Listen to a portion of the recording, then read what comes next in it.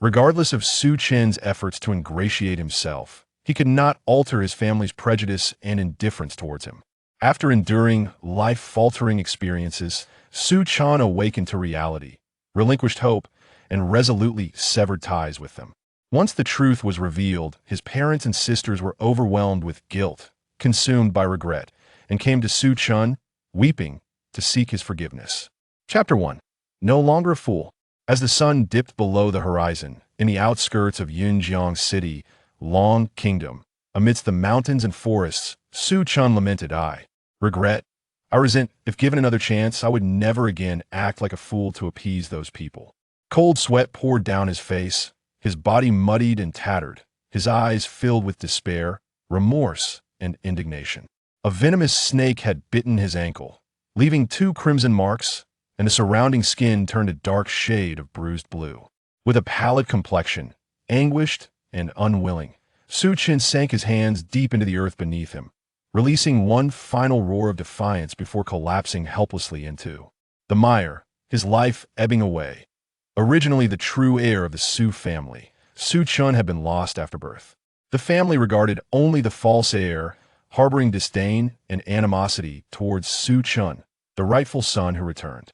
Yearning for familial affection and connection, Su Chen had consistently sought their approval, enduring various forms of prejudice, disdain, and hostility from his parents and sisters. Even when the foster son plotted against him with slander and deceit, Su Chen tirelessly endeavored to prove himself, sacrificing everything for his family. He had sought medical assistance for his sister, endured pain, and even donated bone marrow, all in hopes of gaining their recognition and love, only to find himself in despair. At that moment, the Su family was preoccupied with lavishly celebrating the birthday of the foster son, neglecting to remember that it was also Su Chen's birthday. To avoid causing discomfort to his family, the aggrieved Su Chen left home, only to be unexpectedly bitten by a venomous snake, facing imminent death. He had attempted to call for help from his parents and sisters, but they were too engrossed in the celebration to answer. As his phone battery died, Su Chen, with his ankle darkened and bruised, lay on the ground, gazing despairingly at the sky. In his final moments, memories flashed through his mind like a slideshow. It was in this instant that Su Chen realized that no matter how hard he tried to please them or how much he compromised himself, he could not change the family's attitude towards him. His so-called familial bond was merely his unreciprocated sentiment. Stripped of the illusion of familial connection, Su Chen felt as though his acceptance by the Su family was akin to a conspiracy. The veil was lifted, revealing the true, ugly faces of some people. In his waning moments, Su Chen finally perceived their true nature. Just as the venom began to take hold and his consciousness faded, an ethereal old man, clad in a flowing white robe and possessing a striking resemblance to Su Chen, appeared. Before him, it is fate that I encounter a descendant so akin to my visage as my time draws near.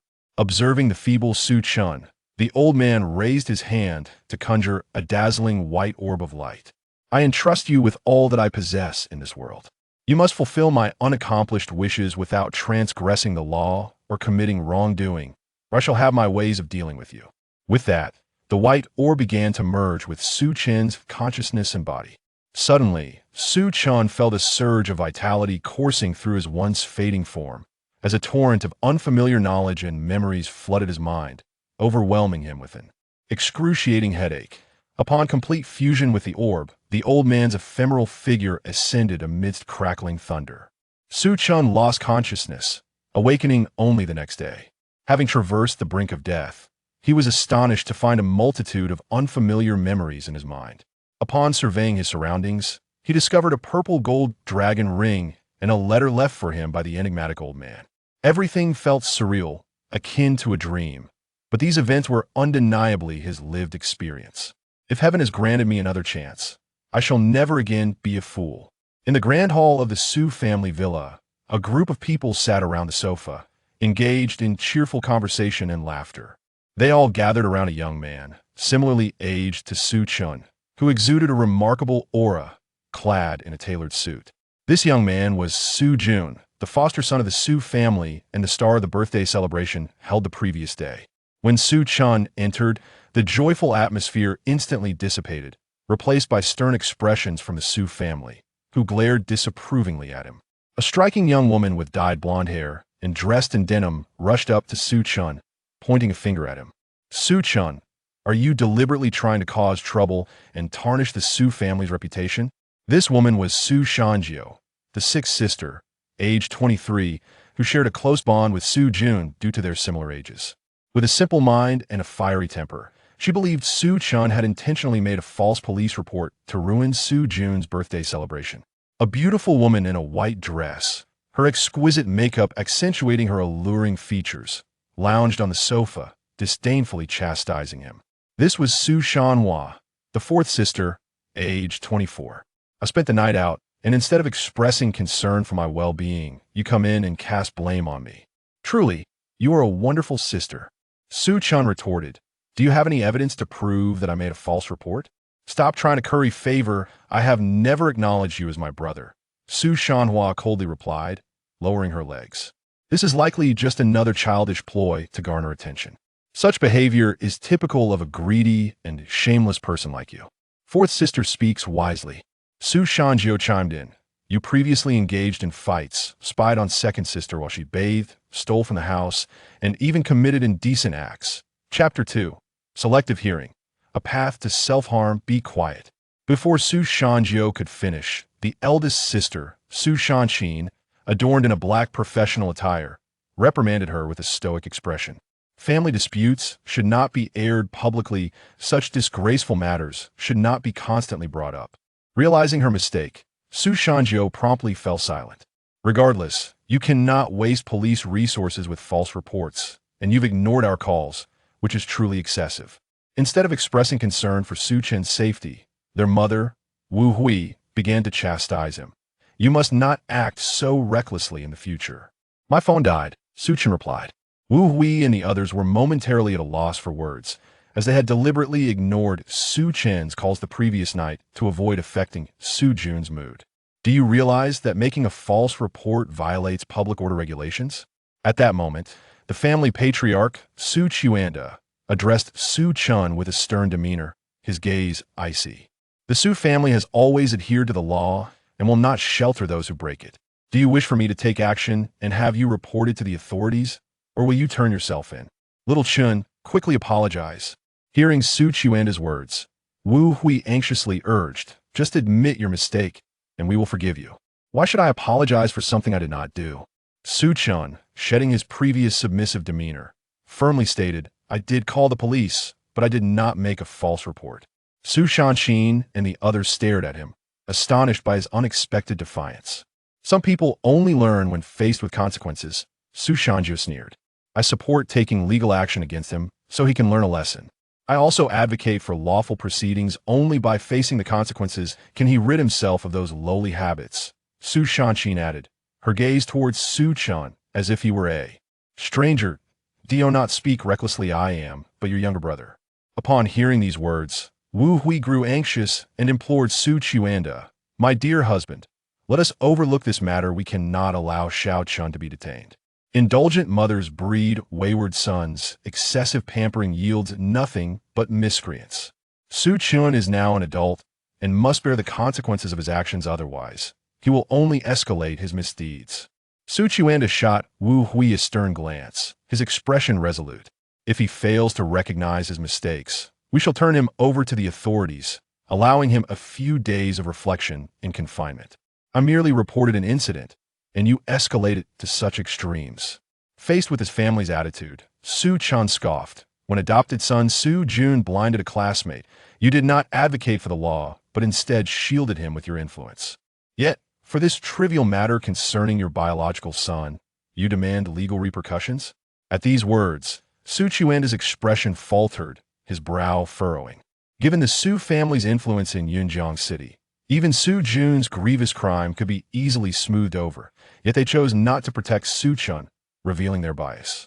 The master has proclaimed that Xiao Jun is the fated lucky star of our Su family. You are unworthy of comparison. As the others fell silent, Su Shanjiao jumped up and exclaimed, moreover, Xiao Jun was young and naive at the time, while you are now of age and must be accountable for your actions. At a bunch of biased fools. Su Chen cursed under his breath, unwilling to elaborate further, and rolled up his right pant leg. Then observe clearly whether I have lied.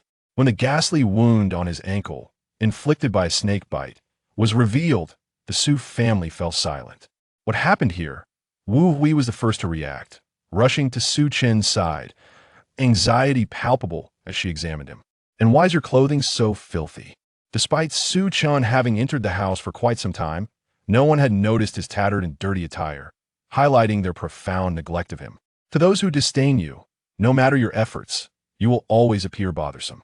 Even a minor injury to Su Jun would elicit immense concern from the Su family. Yet upon witnessing Su Chen's snakebite, they deemed it an overreaction, exhibiting a remarkable double standard. Does Miss Lu's words imply a desire for my demise? In response to Su Shanjiao's sarcastic tone, Su Chen shifted his demeanor, speaking self-deprecatingly. Indeed, if I, the biological son of the Su family, were to perish, then Su Jun, as the adopted son, would be the sole heir, fulfilling your desires. Precisely your death will be preferable. Su Shanjiao nodded without hesitation, her lack of thought evident. In my heart, there is only Xiao Jun as my brother. Do not speak such nonsense. Upon hearing Su Shanjiao's words, Su Shanqin immediately admonished her, though she too held disdain for the streetwise Su Chen and favored Su Jun. However, wishing for Su Chen's death was undeniably excessive. Both Xiao Jun and Xiao Chen are my sons and your brothers. Should you utter another word, beware of my hand. Wu Hui stepped forward, grasping Su Chen's hand, casting a furious glare at Su Shanjiao, then turning her attention back to Su Chen with genuine concern. Xiao Chen, where did you go yesterday to end up like this? Brother Chen, I understand you harbor grievances against me, believing I have usurped your affluent life, your status, and the affection of our parents and sisters. So you are merely seeking our sympathy through self-harm. Su Shanjiao glared at Su Chen, her voice rising in accusation. You are utterly shameless. Su Shanqin and her sisters initially experienced a moment of realization, followed by expressions of disdain and contempt, firmly believing Su Jun's words. Witnessing how easily Su Jun's casual remarks swayed his sisters, Su Chen felt a wave of helplessness and self-mockery.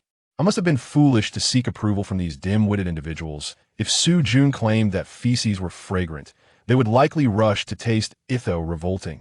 Su Chen had grown accustomed to being the target of Su Jun's unfounded slanders. Regardless of the absence of evidence, the Su family held unwavering trust in Su Jun. In the past, Su Chen would fervently defend himself, yet ultimately, whether or not he could prove his innocence only deepened the family's disdain for him. Even if Su Chen managed to clear his name, a few tears from Su Jun, accompanied by a feigned apology, would lead the Su family to forgive him while reproaching Su Chen for being petty and overly serious. For instance, even now, Su Chen had proven he was indeed bitten by a snake and had not reported a false alarm.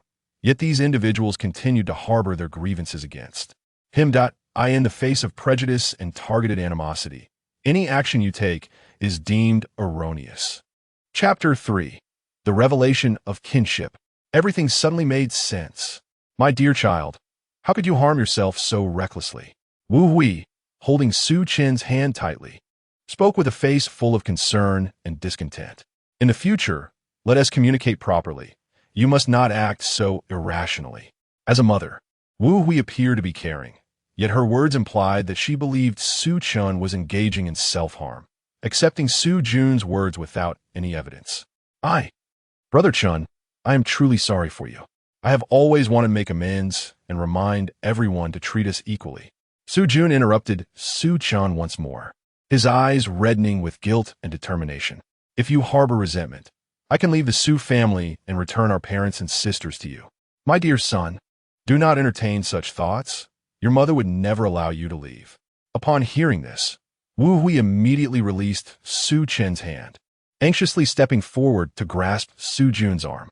The Su sisters also encircled Su Jun, whispering words of comfort, while Su Shanjiao glared at Su Chen in anger several times.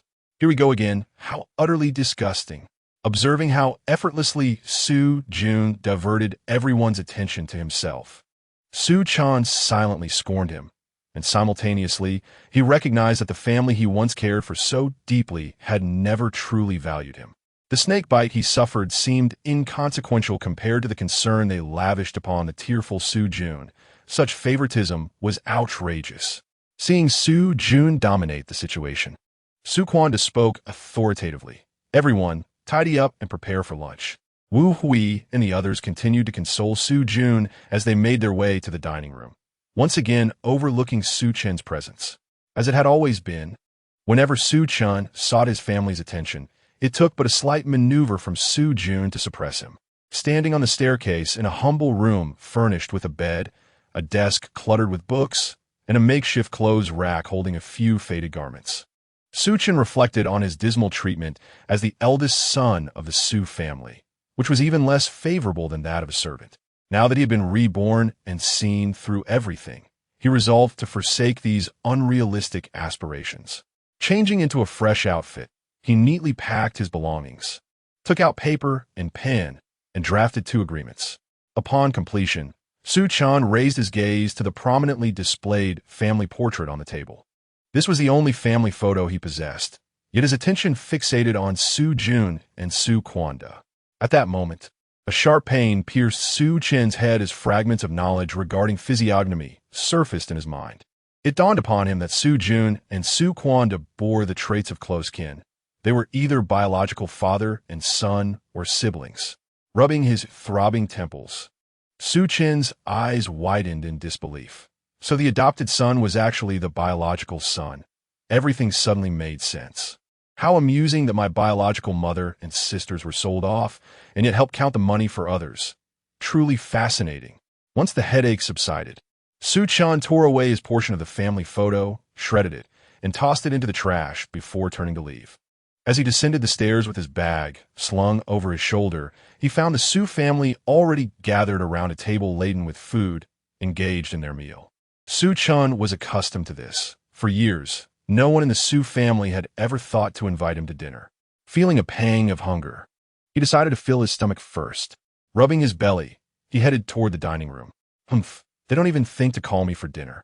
Do they expect someone to fetch me? As soon as Su Chen entered the dining room, Su Chen let out a stern, discontented snort. Having gone so long without food, Su Chen disregarded Su Chen's disapproval, placed his bag on an empty chair, and sat down. Picking up his chopsticks to devour the food voraciously, it looked truly delectable. The Su family members at the table were taken aback by Su Chen's behavior. In the past, he would not dare to touch the food without permission, only consuming a couple of dishes placed before him. Yet now, he not only ignored Su Chen's words, but also indulged in a feast without regard for others, which was utterly out of character. How outrageous! Your father is speaking to you. Seeing Su Chen dismiss Su Chen, Su Shanjiu snapped back. How can you treat our father's words as mere nonsense? The moment those words left her mouth, the Su family members exchanged incredulous glances at Su Shanjiu. This girl, lacking both brains and decorum, dared to speak such things, inadvertently scolding Su Chen as well. If you think someone just let out a fart, I must say it's my first time witnessing someone fart with their mouth. I'm quite enlightened. Su Chen retorted, his mouth full of food, not bothering to lift his gaze. You. Su Shanjiu's complexion shifted, and she quickly glanced at Su Chen. Dad, I didn't mean it that way. I was standing up for you. Your manners are atrocious, crude, and vulgar. Lacking any semblance of upbringing, you are not even a fraction of what little June is. Knowing issue Shan Yu was lecking in bit. Su Chen did not hold her accountable, but looked at Su Chen with disdain. Indeed, you are a wild child raised without proper guidance, displaying all the vices of the lower class. Mr. Su, with your refined upbringing, do you not know that one should not speak while eating or sleep while talking? Su Chen swallowed his mouthful of food and raised his head to look at Su Chen, responding earnestly. The Su family members were left in utter shock. In the past, Su Chen would never dare to retort against anyone from the Su family, especially not in front of Su Chen. Yet today, he seemed as if he had taken a dose of gunpowder, ready to confront anyone who crossed his path. It was utterly wild. I am your father, and you, an uncultured scoundrel, dare to defy me. Su Chen seethed with rage, his expression darkening as he began to curse. I grew up in an orphanage. The mere fact that I have not gone astray is a miracle. It would be odd for me to possess any refinement. Su Chen shot a glance at Su Kwanda, continuing to eat while sneering. Moreover, it is the father's responsibility to educate the son. Perhaps you should first assess whether you are a qualified father before chastising me. Su Chen was not without temper. On the contrary, an orphan who had relied on the kindness of others to survive and attend university would have perished long ago if he lacked spirit. Previously, he had been overly concerned with the feelings and opinions of his kin, enduring everything. But now he had no desire to please anyone and no longer felt the need to endure. You. Su Kwanda was rendered speechless.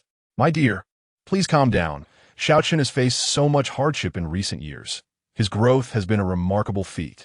Wu Hui sought to soothe Su Kwanda's temper while casting an annoyed glance at Su Chen. Su Chen, no matter what, you cannot disrespect your elders. Apologize to your father. Wu, madam, may I inquire what I have done wrong? Su Chen asked with keen interest. I was lost at birth, grew up in an orphanage, and all the education and resources that should have been mine were devoted to nurturing Su Jun. Yet now, Mr. Su dares to discuss upbringing and compare me with Su Jun.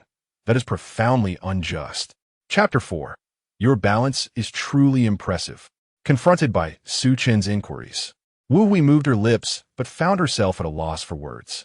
Ultimately, the root of Su Chen's turmoil lay in the failings of his parents. Su Chen, you no longer even refer to your parents as such, she lamented. The eldest daughter, Su Shanshin, could no longer tolerate Su Chen's blatant disrespect towards their parents and admonished. What do you intend to do, rebel?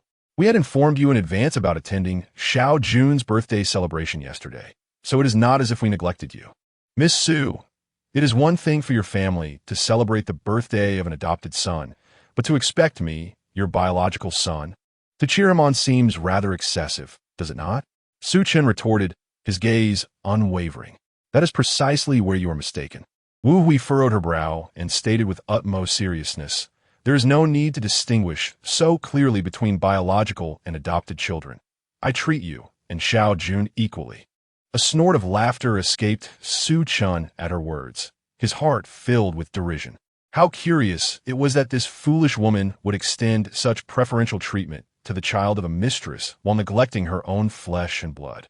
What would her reaction be when she eventually learned the truth? What are you laughing at? Wu Hui inquired, her irritation evident. Madam Wu, your extravagant preparations for your adopted son's birthday, while completely disregarding that yesterday was also my birthday, is indeed quite amusing, Su Chen replied, slowly raising his gaze to meet Wu Hui's, disappointment evident in his eyes. Your balance is truly impressive. Upon hearing this, all present, save for the oblivious Su Shangjiu, felt a chill run down their spines. It dawned on them that Su Chen and Su Jun shared the same birthday, a fact they had all conveniently forgotten. Su Chen continued, you have never noticed that I am always absent when Su Jun celebrates his birthday, have you? The unfairness of this treatment has deeply affected me. Yet to avoid dampening the mood, I have chosen to hide away every year on my birthday. The Su family has never realized this, highlighting just how little I am regarded. Had it not been for yesterday's unfortunate incident when the police approached the Su family, they likely would remain oblivious even now. At the core of it all, Su Chen's hardships, being abandoned in the wilderness and bitten by snakes, could ultimately be traced back to the Su family. Little Chen, I am sorry. It was my negligence. I promise to celebrate your birthday alongside Xiao Jun every year from now on. Wu Hui's eyes were red-rimmed. Her face filled with remorse as she apologized and made her vow, still unwilling to relinquish her attachment to Su Jun. Su Chuanda opened his mouth, hesitating, his expression softening slightly, for he too harbored guilt. There is no need for apologies. You need not remember these matters going forward, for there will be no future for us, Su Chen interjected, waving his hand dismissively, preparing to sever ties with the Su family after this meal. If you do not speak up, how would we know when your birthday is? Su Shangjiu mocked, seizing the opportunity as their parents were cornered by Su Chen. Moreover, as someone who has lingered at the bottom of society since childhood, what qualifications do you have to compare yourself with Xiao Jun? He is a destined prodigy, a prominent young talent in Yunjiang City, holding a significant position in the family business, while you're nothing but a disgrace, lecherous, and shameless. With a sudden crash, Su Chen slammed his chopsticks onto the table and coldly declared, "Since I no longer intend to endure, let us speak plainly today." The sudden outburst startled the Su family once more, all regarding Su Chen with expressions of disbelief. Su Jun, who had remained silent, furrowed his brow, sensing an inexplicable crisis from Su Chen's transformed demeanor. Su Chuanda's fury ignited as he shouted, "You insolent wretch! Who gave you the audacity to behave so disruptively at the dinner table?" "And you, Su Shangjiu." Su Chen ignored Su Chuanda, scanning the room. "If you accuse me of being immoral, lecherous, and shameless, then please present your evidence. This is outrageous. He is ignoring me again." Su Chuanda's face flushed with rage as he pointed at Su Chen, nearly losing his temper, his authority as the head of the family, and a father crumbling away. "Calm down, everyone," Wu Hui quickly interjected, attempting to pacify Su Chuanda. "Let little Chen express his grievances, for he has endured much injustice. Those items we sisters lost must have been stolen by you," Su Shangjiu declared with disdain, fixing an accusatory gaze on Su Chen. "You must have sold them for money or given them to your equally lowly girlfriend. You are nothing but a thief. What evidence do you have to accuse me of theft?" Su Chen retorted, unflinching. "The facts speak for themselves, requiring no evidence. Xiao Jun lacks for nothing. Whatever he desires, we provide. Only someone like you would resort to such petty thievery." Su Shangjiu scoffed, turning to the others. "Would you not agree? Do you also believe this?" Su Chen regarded his sisters with keen interest. Su Shanqin, Su Shanqi, and Su Shanhu remained silent, tacitly accepting Su Shangjiu's accusations. I did not." The previously silent fifth sister, Su Shanshi, finally spoke up, her voice faint. "I have little material desire, never purchased luxury items, and I have always worked from home, so I would not lose anything." Su Shanshi and Su Shangjiu were twins, both 23 years old. But malnutrition in the womb had left Su Shanshi frail and sickly since childhood. A few years ago, she had battled acute leukemia, nearly succumbing, and her introverted nature made her reticent. Due to her health and personality, she remained home after graduation, writing novels. It was unexpected for the fifth sister, who had never spoken to him before, to voice her opinion now. Although she did not side with him, her fairness was a welcome contrast to the others. Su Chen felt a sense of quiet satisfaction. His previous act of donating bone marrow to her was not in vain. Though she did not defend him, her commitment to fairness was 1,000 times better than the others. It appeared the eldest, second, and fourth sisters had also deemed him a thief. There was little point in attempting to explain himself. In the past, when falsely accused, Su Chen had strived to defend his innocence, but in the face of prejudice, no explanation held value, leading him into the awkward predicament of self-justification, rendering him even more pitiable and ridiculous. "Do not call the police," Wu Hui exclaimed in agitation. "Our family does not lack for those items. If they are lost, let them be. There is no need to involve the authorities."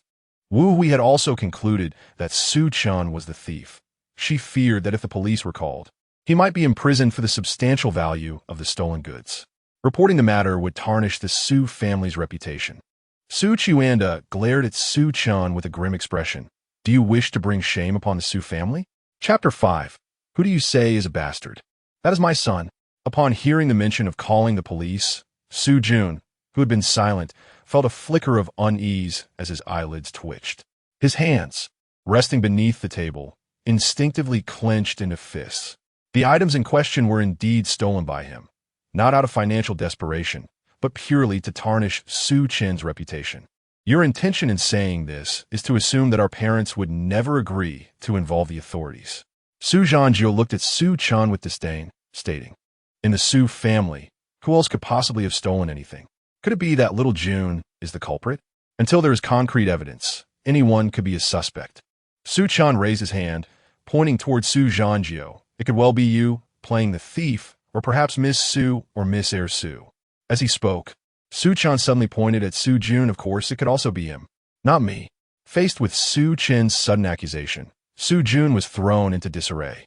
Hastily shaking his head, "I lack nothing. How could I possibly steal? Su Chen and Su Chi exchanged puzzled glances, sensing something was amiss with Su Jun's reaction. Chengge, I know you harbor biases against me and dislike me, but you cannot wrongfully accuse me. Realizing he had lost his composure, a look of grievance and defiance crossed Su Jun's face, his eyes reddening as he pitifully declared, if it would make you and everyone else happy, I could leave the Su family and move out. That expression, that demeanor, those suddenly reddening eyes, and the tears that threatened to fall yet did not, were simply extraordinary. Even some renowned actors might struggle to match Su Jun's acting prowess. Yet the members of the Su family were evidently taken in by this performance, while previously, Su Chen found himself utterly powerless against such tactics. Good son, do not speak nonsense. Wu Hui immediately stepped forward to embrace Su Jun, comforting him with heartfelt words. No matter what happens, you will always be my son. No one can change that, and you cannot leave this home. I cannot bear to be without you. Su Quanda and the Su sisters were incensed to see Su Jun so distressed by Su Chen's actions, firmly believing Su Chen was unjustly accusing him. Su Chen, however, did not afford them the opportunity to speak, smiling as he regarded Su Jun, a man of his word. If you say you wish to leave the Su family, then go ahead and do so. Ideally, disappear from my sight today. Everyone anticipated that Su Chen would, as before, seek to appease Su Jun with apologies and contrition. But unexpectedly, he chose to deviate from the norm. Previously, Su Chen had been overly concerned with the feelings of his relatives, leaving him helpless against Su Jun's theatrics. Now, however, he was indifferent and thus impervious to such tactics. Impudent! Su Quanda slammed his hand on the table, roaring, "Who gave you the audacity to attempt to drive little Jun away?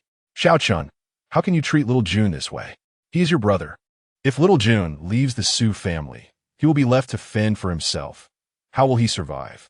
It is not that I cannot accept him. Rather, he cannot accept me." Su Chen replied expressionlessly. "I, as an orphan without parents, have managed to grow from childhood to adulthood. He is now 22 and a promising young talent in your eyes. Leaving the Su family, he will undoubtedly fare better than I did. Do not bring up those old grievances. Your plight is not our fault." Su Quanda's face darkened as he bellowed, "If you continue this nonsense, then don't eat this meal. Get out immediately." Faced with Su Quanda's fury, Wu Hui and the daughters were taken aback. It seemed as though all the blame fell upon me. Su Chen showed no fear, narrowing his eyes as he pointed at Su Jun, who was held in Wu Hui's embrace, and asked, "Mr. Su, tell me, who is truly your biological son, me or him?" Su Chen noticed Su Quanda's eyebrows twitch uncontrollably upon hearing this, and he did not respond immediately, thus confirming Su Chen's suspicions. Although this was a scandalous revelation, it lacked substantial evidence, and voicing it would only lead to accusations of slander against him. Moreover, Su Chen had completely severed ties with the Su family and was no longer concerned about the truth. It no longer mattered to him. "Xiao Chen, do not act this way." As Su Quanda appeared dazed, Wu Hui soothed, "You are all my children. There is no need to draw such clear lines." Su Zhanjiu interjected disdainfully, "Moreover, little Jun is so exceptional, and you. If anyone should leave, it should be you." Su Zhanqin and the others remained silent, clearly disapproving of Su Chen and reluctant to let Su Jun depart from the Su family. Just as the atmosphere grew stifling, Su Jun broke free from Wu Hui's embrace, wiping his tears as he declared, "I only ask that you cease this quarrel with Mom, Dad, and my sisters. I have encroached upon your life. I owe you this. I should have returned it to you long ago. I have grown up now and can live independently. I will leave. Sit down. I am not dead yet. It is not for others to decide the fate of the Su family. Xiao Chun is merely speaking out of anger. Do not take it to heart." Wu Hui comforted Su Jun, turning her gaze to Su Chen, her eyes filled with sorrow. "What exactly do you wish to achieve?" "He simply wants to drive little Jun away. It is too cruel." Su Zhanjiu glared furiously at Su Chen, while the other sisters were expressions of disgust and anger. "Very well, let us cease this commotion." Su Chen suddenly smiled, looking at Su Quanda and Wu Hui, enunciating each word. "Today, either Su Jun, the adopted bastard, leaves the Su family, or I, your biological son, sever ties with the Su family. You choose. Who do you say is a bastard? That is my son. Upon hearing Su Chen's words, Su Quan erupted, seizing the bowl before him and hurling it violently at Su Chen's face. With a loud crack, the porcelain bowl struck Su Chen's forehead, shattering upon impact. Blood immediately spurted forth, trickling down Su Chen's brow. No one anticipated that Su Quan would suddenly resort to such violence against Su Chen. The bowl shattered, and had it struck Su Chen's eye, it could have caused him to go blind, leaving him with a lifelong disability, a truly brutal act. The women were left pale with fear, rendered speechless. Husband, how could you treat Xiao Chen so harshly? Wu Hui cried out in distress, frantically blaming Xiao Chen. Are you all right? Call for an ambulance. At that moment, Wu Hui felt Su Jun trembling violently in her embrace, gripping her clothing tightly. She quickly bent down to comfort him. Do not be afraid, son. Do not be afraid. Hurry. Call for an ambulance. Su Zhanqin and the others, now aware of the situation, began to call out anxiously. Su Quan felt a pang of regret for his impulsiveness. Su Chen's words regarding the bastard had cut deeply. But before he could express his remorse, Su Chen exploded with fury. There is no need for your feigned concern here. Su Quan, you initiated this. Su Chen bore the pain, ignoring the wound on his forehead, allowing the blood to flow. His eyes glinting with cold fury as he glared at Su Quan and slowly rose. Chapter 6. Did you come back to me because of my marrow? The pain is excruciating. Yet, Su Chen found that the agony from his injured forehead paled in comparison to the suffering he endured from the snake venom and the despair of uncovering the true faces of his loved ones. The pain inflicted by his biological father rendered him even more lucid. In the presence of Su Quan, whose face was smeared with blood and who showed no reaction to his injury, Su Chen's demeanor was unsettling. However, rather than expressing concern or offering an apology, Su Quan feigned calmness and demanded, "What do you intend to do?" Su Chen's gaze was icy, filled with wrath, and his terrifying appearance, drenched in blood, struck fear into everyone present. I initially planned to finish this meal before revealing everything. Su Chen stood up, placing his hands on the table, and coldly declared, "Since I can no longer eat, then let none of us eat." With that, he forcefully overturned the dining table. Crash! Accompanied by the clattering of dishes and food. The guests around the table gasped and recoiled in shock. "Mother, be careful." Su Jun instinctively shielded Wu Hui, who had stumbled over a chair in her panic, using her body to cushion Wu Hui's fall. To the onlookers, Su Jun appeared as a devoted child, sacrificing herself to save her mother, a stark contrast to Su Chen, which only fueled their disdain for him. Appending the dinner table of his parents was hardly an act of a rational person. It was utterly outrageous, a display of poor manners and upbringing. "You wretched boy, do you intend to rebel?" Su Quan, also splattered with food, stepped forward, raising his hand to chastise this unfilial son. "And if I do?" Su Chen tilted his head slightly, narrowing his blood-covered eyes as he coldly glared at Su Quan. "Consider that last act a repayment for your gift of life. I won't hold it against you, but if you dare to lay a hand on me again, try me." Facing Su Chen's seemingly predatory gaze, Su Quan was genuinely intimidated, his hand freezing mid-air, too scared to descend. Everyone present noticed a drastic change in Su Chen's demeanor today. He was disturbingly abnormal.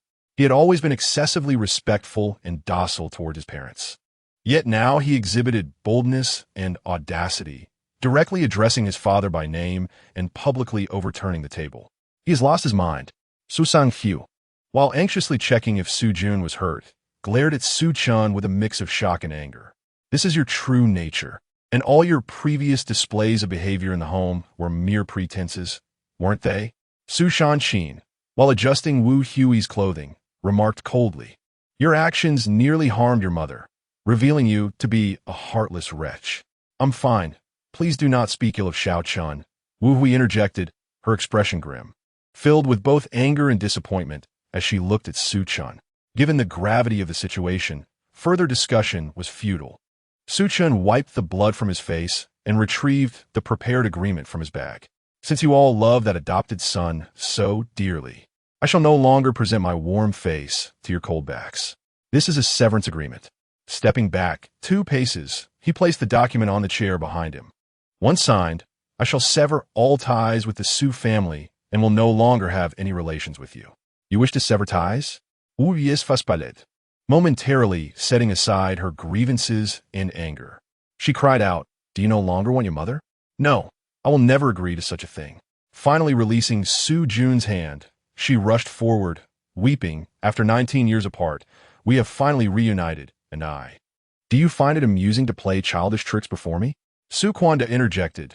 The Su family is a prominent household in Yunjiang City, with assets worth billions. No matter how useless you are, you will one day inherit wealth beyond the reach of ordinary people. Would you truly forsake that? I have never coveted the Su family's fortune. I value only kinship and family. Su Chen replied mockingly, since you believe I am after the Su family's wealth, then it is fitting that upon signing this agreement, I will have nothing to do with the Su family. Are you serious? I don't care. Su Chen glanced at Su Shanqin, his gaze landing on Su Jun. If you refuse to sign this agreement, then expel Su Jun. In any case, the Su family can have me or him, but not both. You must be dreaming. Su Shanjiu shrieked, gritting her teeth. Ultimately, he merely wishes to drive away Xiao Jun. If that is the case, I support severing ties with him. After all, I have never considered him family. Enough. The bond that Xiao Jun and we share after over 20 years cannot be replaced by you. Your blood relation to us cannot substitute for the sibling bond between Xiao Jun and us. Besides, you and Xiao Jun are not on the same level. Xiao Jun is infinitely superior to you. If you insist on this, it is merely self-degradation. Except for Su Shanshi, who remained silent due to her nature. The others expressed their opinions. Xiao Chun, why must you act this way? Wu Hui cried, tears streaming down her cheeks. Xiao Jun is your brother. During your years of hardship, he was my only companion. If you drive Xiao Jun away, are you not condemning your mother? At this point, they all believed Su Chen was merely putting on a show to force Su Jun out, dismissing his worthiness to be compared with Su Jun. There is nothing more to say. Su Chen, weary of the dialogue, took a pen and signed his name on the agreement, then handed it to Su Kwanda. Sign it, and I will leave. You may continue your blissful lives. Husband, do not sign. Wu Hui exclaimed in agitation. Xiao Chen, why must you force your mother? You only see our lack of love for you. Yet you fail to recognize our sacrifices, nor do you see that Xiao Jun receives more affection because of his superiority. You only wallow in self-pity and self-destruction. Su Kwanda did not take the agreement, his expression darkening. If we did not love you, why would we have searched for you all these years? Upon hearing this, Su Shanshi's expression changed drastically. What marrow? Wu Hui and the others were left bewildered. This was a secret known only to Su Chen and Su Kwanda. Chapter 7. Severing Ties. Subtle reminders. Although his sisters held no affection for him at the time, the attitudes of their parents, Su Chuanda and Wu Hui, towards him were commendable. Subsequently, Su Chuanda informed Su Chen that his fifth sister, Su Shanshi, had developed acute leukemia and required a bone marrow transplant from a close relative to survive. Immersed in the joy of family reunion, Su Chen, without a moment's hesitation, proceeded with the bone marrow matching process and donated his marrow to Su Shanshi to care for his family and protect Su Shanshi's feelings. He agreed to keep the secret from Su Chuanda. However, due to the inherent biases and arrogance of the Su family, and under the malevolent influence of Su Jun, Su Chen's standing within the family plummeted. Under the pressure from his family and the self-doubt instilled in him, Su Chen believed he had not done enough, compelling him to ingratiate himself further, ultimately leading to, "Is it you who donated the bone marrow?" Su Shanshi, pale-faced, suddenly rose, staring at Su Chen with intense emotion. Yes, Su Chen hesitated for a moment before nodding. Mr. Su was concerned that you would feel guilt and self-reproach, which could harm your mental and physical health. So he asked me to keep this secret. How could it be?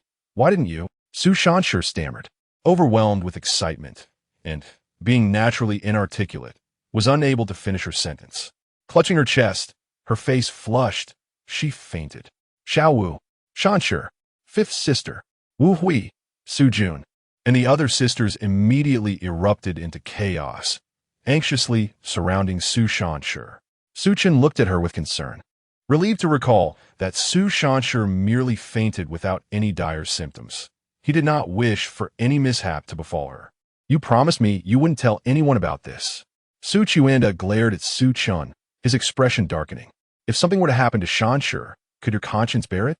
I have sacrificed so much for Miss Su Wu, yet you and the entire Su family still do not regard me as human. Are you qualified to speak of conscience?" Su Chen retorted fearlessly, sneering, "Moreover, I have decided to sever ties with you. Why should I care about her life or death? Why did you not inform us of such an important matter?" Wu Hui, with tears streaming down her face, called out in guilt. Su Shanquin and the others looked at Su Chen with complicated expressions. Had they known about this matter earlier, they might have treated him with more kindness and understanding. "Because Mr. Su did not allow me to say." Su Chen pouted, waving the agreement in his hand. "But now that you know, are you planning to sever ties with me? Or will you let Su Jun leave the Su family?" Upon Su Chen's inquiry, Wu Hui and the others fell silent. Even knowing that Su Chen had donated bone marrow to Su Shanshi, they could not abandon Su Jun for his sake. "Brother Chen, please do not make things difficult for everyone." Su Jun stepped forward, resolutely stating, "You are the true heir of the Su family, and you have sacrificed so much for Fifth Sister. I, as an outsider, do not deserve to remain in the Su family. I will pack my things and leave."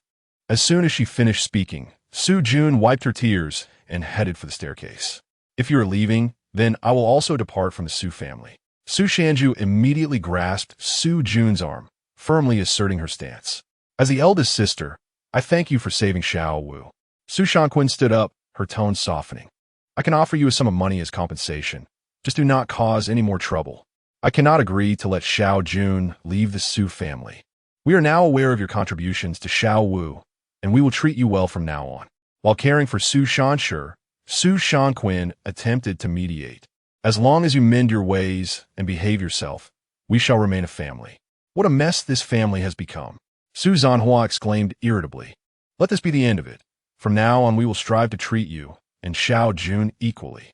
Hearing these words, Su Chen shook his head in self-deprecation. Indeed, no matter what he had done for these individuals, it could not alter Su Jun's position. It was utterly disheartening. "Rip up this agreement, and I will act as if nothing has happened." Su Chen took a deep breath, coldly regarding Su Chen. "Otherwise, do not blame me for disregarding our blood ties." "Such nonsense," Su Chen impatiently urged. "Mr. Su, as the head of the family, can you not be so indecisive? Sign the agreement quickly, and we will part ways amicably. Fulfill your wish. I shall consider you as never having been my son." Su Chen ceased his endless chatter, signing the document while coldly stating, "Su Chen, leaving the Su family will be the greatest mistake of your life. You will surely regret it." As Su Chen received the signed agreement, a smile graced his lips. He would no longer have to grovel to this family. "This cannot be. This is wrong. I am the one who should leave." Upon seeing Su Chen sign the document, Su Jun cried out in agitation, breaking free from Su Shanju and hastily ascending the stairs. In the next moment, Su Jun misstepped, tumbling to the ground and rolling down the staircase. Xiu Yun, seeing her tumble down the stairs, Wu Hui, who had initially approached Su Chen in an attempt to persuade him, immediately cried out and rushed to Su Jun, embracing her as she lay on the floor. Su Shanquin and Su Shanju, along with others, anxiously surrounded Su Chen. "Damn it, no wonder I cannot compete with this brat. He is truly ruthless to himself." Su Chen's lips twitched. He realized Su Jun had intentionally fallen down the stairs to draw everyone's attention. How cruel. Su Chen, with an expressionless face, looked at Su Chen with cold disdain. "You have turned this once harmonious family into such a state. You may leave now. Mrs. Wu, you have raised your adopted son to resemble Mr. Su so closely in both appearance and demeanor." Su Chen nonchalantly picked up his backpack, casting a meaningful glance at Wu Hui, who was cradling Su Jun in a heartbroken embrace. "You are indeed an exceptional adoptive mother." Wu Hui and the others were entirely focused on Su Jun, paying little heed to Su Chen's words. Only Su Shanquin, possessing a strong logical mind as a doctor, sensed the underlying meaning in Su Chen's statement and casually inquired, "What do you mean by that? Get out," without granting Su Chen a chance to respond. Su Chuanda's face turned pale with fury as he shouted, "Get out of the Su family this instant, and never let me see you again." "Farewell, then," Su Chen shrugged, turning to leave. Out of respect for Wu Hui's kindness in raising him, he subtly hinted at the deeper implications of his words. Whether Wu Hui could grasp their significance was left to her own fate. Chapter 8. The Legacy of Medicine. Su Jun has run away from home. As she gazed at Su Chen's departing figure, Wu Hui, holding Su Jun, was in tears, reluctant to let go, and did not rise to pursue Su Chen. Lying in Wu Hui's embrace, Su Jun's face was etched with pain as she weakly reminded, "I am merely an outsider. I'm the one who should leave. He is your biological son. You are not an outsider. You are my son, just like my own. Mother, you need not worry about me. Please go after Chengge." Hearing this, Su Jun felt a surge of anger, though her face feigned concern and understanding. The Su sisters exchanged bewildered glances, none of them anticipating such upheaval today, leaving them somewhat at a loss. "What are you chasing after?" At that moment, Su Chuanda coldly interjected, "Since that ungrateful child has severed ties with us, none of you are permitted to seek him out. It is easier to descend into extravagance than to return to frugality. I shall see if he can endure the life of the underclass after becoming accustomed to the opulence of the Su family. Someone tidy up the scene." Su Chuanda shook off the remnants of food splattered on him and turned to ascend the stairs.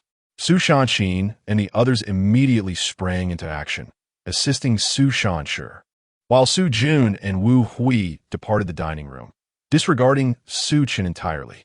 At Jiangdong Medical University, in the male dormitory of the traditional Chinese medicine college, Su Chen sat at his desk, tending to a wound on his forehead in front of the mirror. Although it stung, the pain served as a reminder to keep his distance from that family. It was worth it. Just then, his phone, charging nearby, rang unexpectedly. Upon seeing it was a call from his elder sister Su Shanqin, Su Chen unhesitatingly declined to answer and promptly blacklisted all members of the Su family. His actions today were no mere ploy. He was resolutely severing ties with the Su family. "I have grown up as an orphan and have successfully entered medical school with commendable grades. Without family, I can still thrive," he declared, placing his phone down with determination. "These past years, my energy has been consumed by the Su family and that woman, which has indeed hindered my studies. I must now concentrate on my education." Su Chen positioned a hefty stack of medical textbooks before him, but before he could delve into them, his phone rang once more. Who did I forget to blacklist? Irritated, Su Chen picked up the phone and was momentarily taken aback by a call from someone named Na Baobei. If I can forsake familial ties, what does a failed romance even matter? Ultimately, he pressed decline, gritting his teeth as he blacklisted Na Baobei and closed his eyes in anguish. After a few deep breaths, Su Chen composed himself, switched off his phone, and opened his books, ready to study. As the words from a medical text filled his vision, a sudden, excruciating headache seized him, plunging him into an unknowing, profound state. Seated in his chair, Su Chen's eyes glazed over as his hands flipped through the pages of the textbooks at an astonishing speed. Upon finishing the books, a torrent of esoteric medical knowledge surged into Su Chen's mind, as if etched deep within his soul, granting him an innate understanding. Meanwhile, having completed their grooming, Wu Hui and her three daughters, Su Shanqin, Su Shanqi, and Su Shanhua, gathered in the living room to discuss matters concerning Su Chen. How infuriating! Not only did Su Chen hang up on me, but he also blacklisted me, Su Shanqin said, her expression darkening as she set down her phone. He is truly adept at this game of feigned distance. Little Chen is genuinely intent on severing ties. I have to call him personally. Wu Hui, with red-rimmed eyes, anxiously searched for a phone. Mother, let him throw his tantrum. Moreover, he maliciously intends to drive away little June, so we cannot indulge him. Wu Hui murmured uneasily. Little Chen has wandered for 19 years. I cannot allow him to leave this home again. Now that he has chosen to leave on his own, I find it rather relieving. Little June is sensitive. If he believes that Su Chen's return means we no longer love him, it would deeply sadden him. Su Shanqin furrowed her brow and cautioned, The main issue is Su Chen's questionable character. He has always been of lowly status and seeks to show off before us, competing with little June. Not only would little June be put off, but I also cannot stand his obsequious demeanor. Even if I set aside the years of sibling affection, if forced to choose between Su Chen and little June, I would undoubtedly favor little June. Su Shanqi solemnly chimed in. Little June is obedient, diligent, elegant, and a gentleman, while Su Chen, I find him utterly irksome. In truth, this sentiment strikes at the heart of the matter, even disregarding years of emotional bonds. Comparing the orphaned wild child Su Chen with the privileged and cultured Su Jun, most would naturally prefer Su Jun regardless of how you perceive it. I am Su Chen's biological mother. After such a hard-fought reunion, I cannot bear to see him wander again. Wu Hui wiped away a tear and resolutely stated, I already owe little Chen a great deal, and he even donated marrow for little Wu. I cannot. Are you suggesting that little June should leave the Su family? Su Shanqin interrupted Wu Hui, rubbing her temples in exasperation. I never said that. Little June is dear to my heart. I would never allow him to leave. Wu Hui quickly shook her head, defiantly declaring, they are both my sons. They should be able to coexist peacefully. I insist, you must accompany me to find Su Chen right now. Just then, as the three Su sisters grappled with their predicament, a servant from the Su family suddenly rushed in, holding a letter and exclaiming in panic, young Master June and 6 Miss have run away from home. Chapter 9. The serpent is a carefully orchestrated murderer. While others busy themselves with their morning routines, Su Jun left a heartfelt letter, expressing genuine emotions and considering the perspective of Su Chen from the standpoint of maintaining familial harmony before departing with Su Shanjiu from the Su household. Upon learning of Su Jun's departure, Wu Hui was as anxious as an ant on a hot pan, instantly casting Su Chen aside. Su Shanqin and the others were equally flustered, incessantly attempting to contact Su Jun and Su Shanjiu, while their dissatisfaction and anger towards Su Chen grew. Had it not been for Su Chen's antics, their beloved little June would not have left home. Su Quanda unreservedly ordered the mobilization of all resources to search for Su Jun, declaring that should any misfortune befall her, Su Chen would pay a grievous price. Wu Hui and the others tacitly supported this, vowing that if anything happened to Su Jun, they would never forgive Su Chen. In stark contrast to the indifference surrounding Su Chen's departure, Su Jun's exit stirred the Su family into a frenzy. That evening, aside from Su Shanshi, the rest of the family frantically scoured the city for Su Jun and Su Shanjiu. Late at night, on the balcony of a lavishly furnished apartment near the bustling commercial district of Jiang City, Su Jun stood bare-chested, cigarette in mouth, cursing, "You are useless. I spend so much money on you every month, yet you can't even handle a trivial matter. You were supposed to seduce Su Chen's girlfriend, but you haven't made any progress. This time you promised me a venomous snake that would surely kill him, and yet he returned unscathed, severing ties with the Su family and thwarting my plans. What good are you to me?" On the other end of the line, a voice tinged with grievance protested. The venom of the viper ranks among the top 5 most toxic snakes. If a person is bitten and not treated promptly, death is inevitable. You said Su Chen was indeed bitten. Logically, he should be dead by now. As for his girlfriend, she has lost interest in him. Give me a little more time, and I will ensure he wears the green hat. You better not disappoint me again, or I want all the money you've taken from me back, unchanged. Su Jun warned fiercely. Understood, came the uncertain reply. Should I look for an opportunity to take action against Su Chen? Let us hold off for now, Su Jun contemplated, squinting. Although Su Chen didn't die this time, his sudden madness and decision to sever ties with the Su family presents an opportunity. If he manages to leave the Su household, I won't need to deal with him anymore. What about my plans to undermine him? Hearing this, the other party became anxious. You decide. Su Jun smirked coldly, teasingly saying, I've heard Su Chen's girlfriend is quite the beauty. Can you really afford to let go of such a prize? Huh. You know me well, Su Xiao, came the lewd laughter from the other side. In that case, I will remain dormant for now. Await my command. After taking a long drag from his cigarette, Su Jun ended the call. Little did Su Chen, the victim of the snake bite, realize that his sudden injury was not an accident, but rather meticulously plotted murder by Su Chen. Consequently, while the rest of the Su family remained oblivious to the fact that Su Chen would be out on his birthday, Su Chen was fully aware. Su Chen's unusual behavior and the announcement of his marrow donation to Su Chen sure made Su Chen feel threatened. Thus, he penned a letter and left home before anyone could react, aiming to thwart Su Chen's scheme. Su Chen had managed to win the affection of everyone in the Su family over the years, and even after the true heir, Su Chen, returned, he still commanded their unwavering loyalty, proving he was anything but a simpleton. Not only was Su Chen plotting against Su Chen within the Su household, but he had also positioned spies around Su Chen, thoroughly investigating his every move. To Su Chen's dismay, the snake had failed to claim the life of that scoundrel, allowing him to impose a choice upon the Su family through severing ties. With narrowed eyes, Su Chen gazed into the distance, sneering, "Unfortunately, Su Chen, you are far from being my match.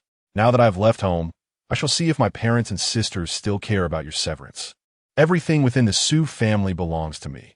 Even as Su family's biological son, you shall not take anything from my grasp. Little June, you should smoke less. It's bad for your health," chided Su Shanjio, emerging from the bathroom wrapped in a towel, drying her damp hair. "All right, I understand." Su Chen quickly extinguished his cigarette, shedding his previous malevolent demeanor for his usual innocent facade, and playfully lifted Su Shanjio into his arms as he opened the floor-to-ceiling window. "Sixth sister, my heart aches. I'm quite agitated." Su Shanjio cast a flirtatious glance at Su Chen, and soon they were entangled together. The affection and indulgence Su Shanjio displayed towards Su Chen stemmed not only from their childhood companionship, but also from their increasingly intimate relationship. After graduating from middle school, Su Chen and Su Shanjio were sent abroad by the Su family as exchange students, initially intended for mutual care in a foreign land.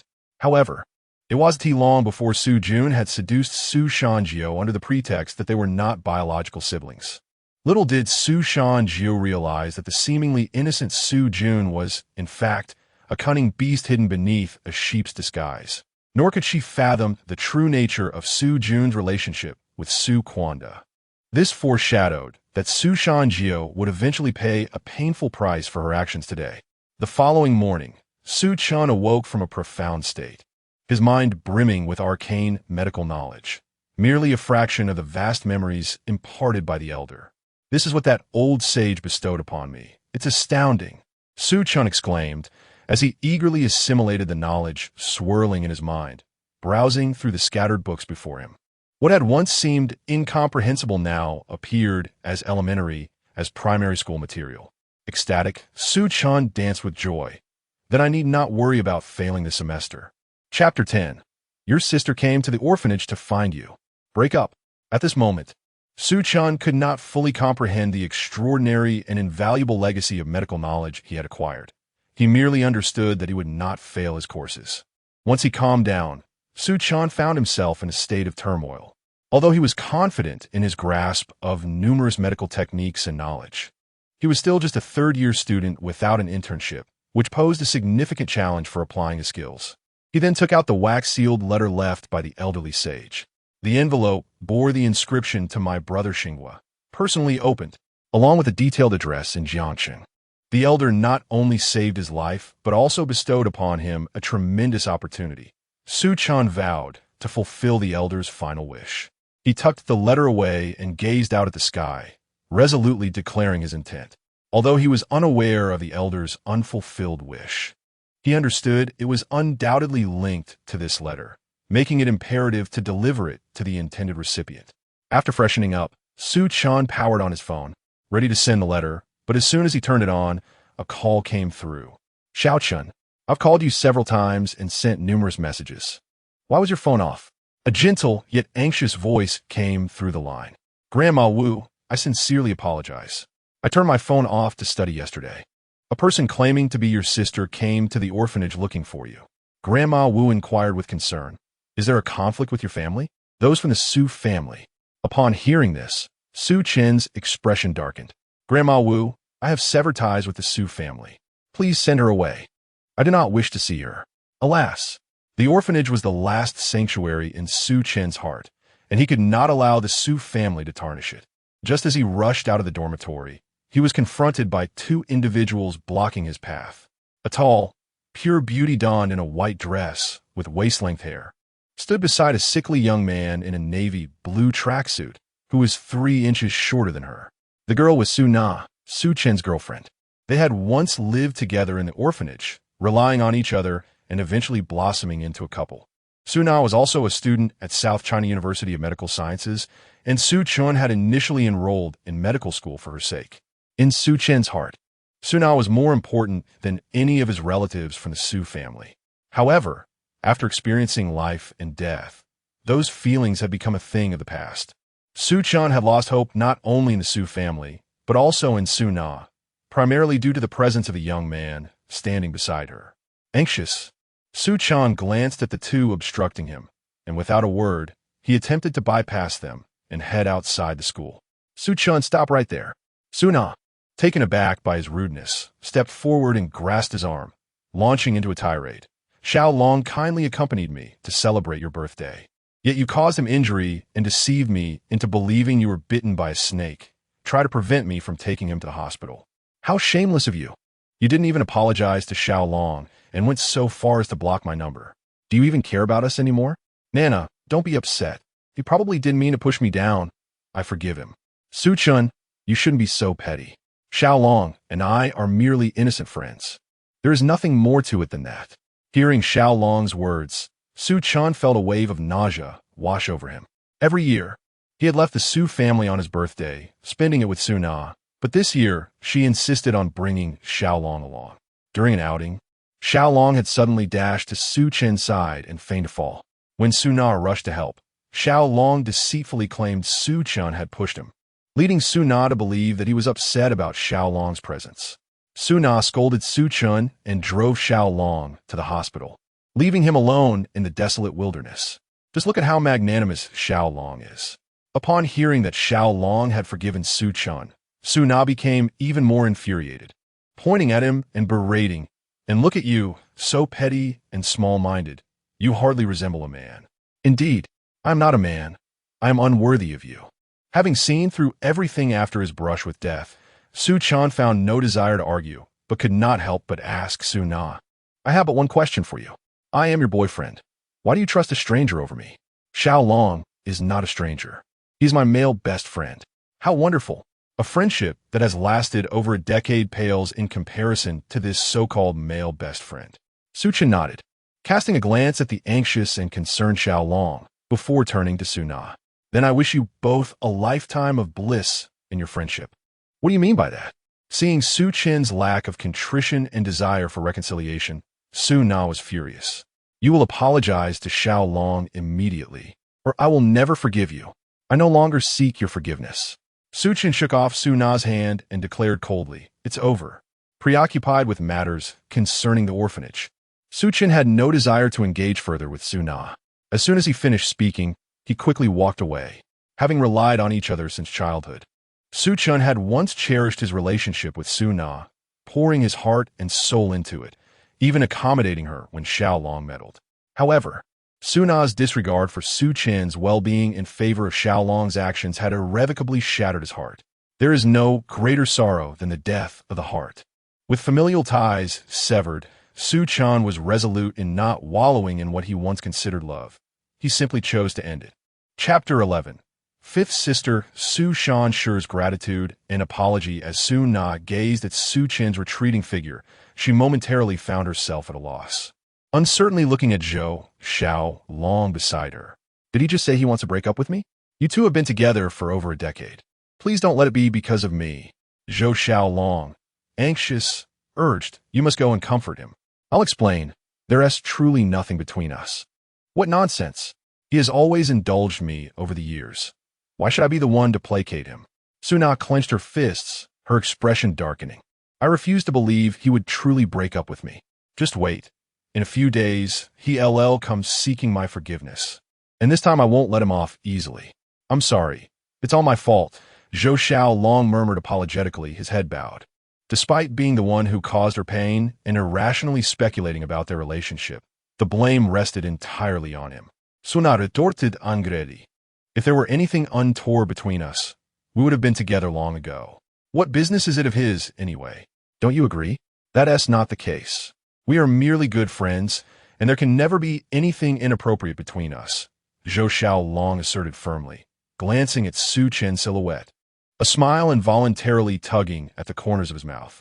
In the suburbs, at the Silver Mirror Lake Orphanage, Su Chen exited a taxi, burdened with an armful of purchased items.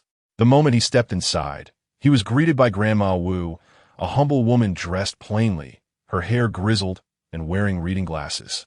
"Good day, Grandma Wu. How have you been lately?" Su Chen greeted warmly, exchanging pleasantries with the elder who had cared for him as he grew up, and then inquired sharply, "Where is she?" "She is sitting over there," Grandma Wu replied. Following her, Su Chen was taken aback to find the introverted and socially anxious fifth sister, Su Chen, seated beneath a tree, her hair disheveled, face pale, thick glasses perched on her nose, anxiously clutching a laptop. As the joyous cries of children erupted, a group of youngsters, previously gathered around a lovely woman, rushed toward Su Chen. "Brother Su Chen, you haven't visited us in ages. Did you bring me any stationery? I want spicy strips." A dozen children of varying ages surrounded Su Chen, playfully vying for his attention. "I have gifts for everyone."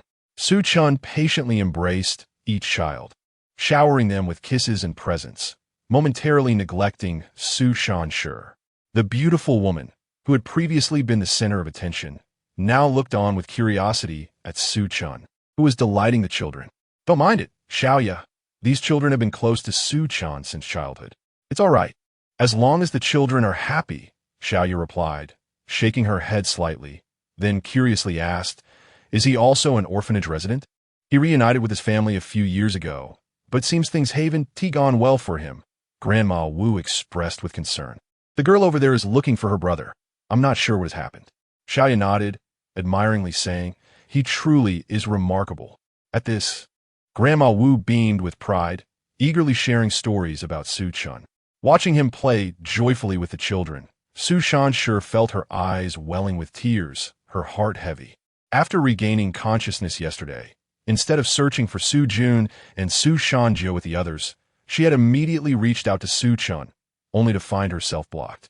Although she knew Su Chen was studying at a medical university, she was unaware of his specific major and could not find him there. Fortunately, she recalled him mentioning he had grown up in the Silver Mirror Lake Orphanage, prompting her to come here. With Su Chen absent, Su Chen waited through the night, gaining insight into his past life and upbringing. The stark contrast between his experiences here and their life at the Su family was undeniable, especially the absence of familial affection. Many things relied on the kindness of benevolent strangers, making the journey to adulthood incredibly challenging.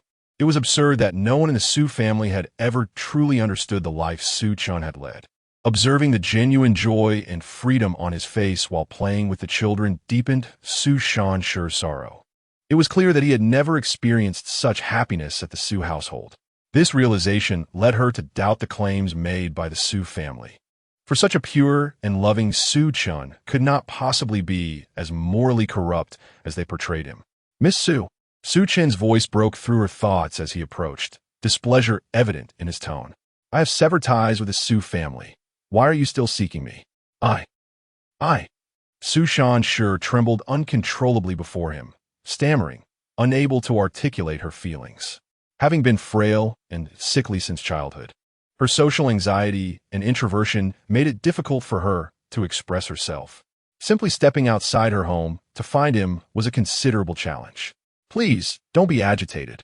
Speak slowly," Su Chen said, recognizing her distress and reluctantly setting aside his prejudices, understanding that communication was essential. "I came to apologize and express my gratitude." After a moment of composure, Su Chen managed to speak. "You wish to thank me for the bone marrow donation, but why do you feel the need to apologize?" Su Chen inquired, narrowing his eyes as he scrutinized her, pondering the myriad of ailments afflicting her.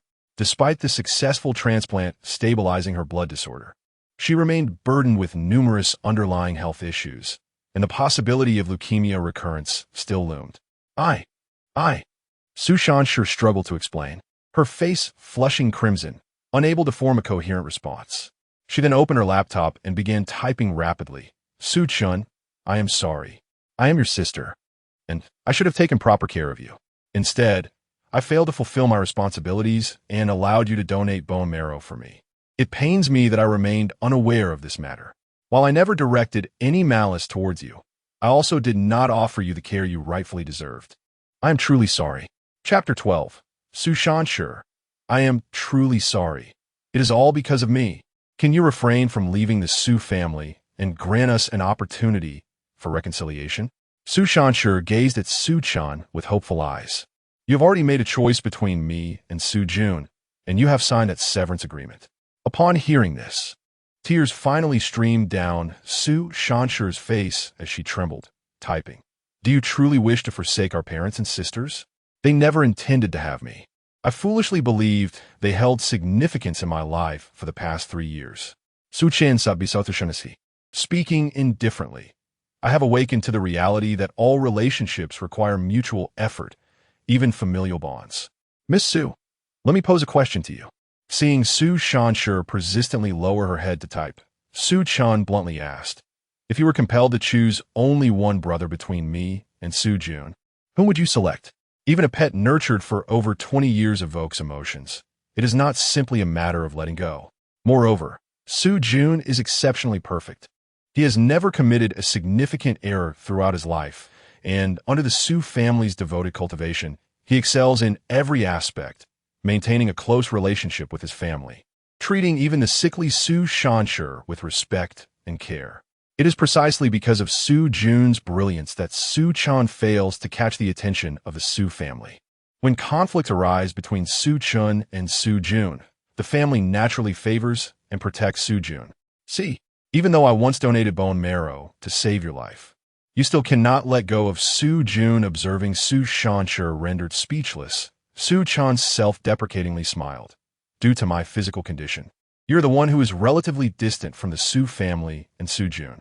If you feel this way, it is needless to say how the others perceive me. Even as your blood relative, nothing I do can compare to Su Jun's position in your hearts.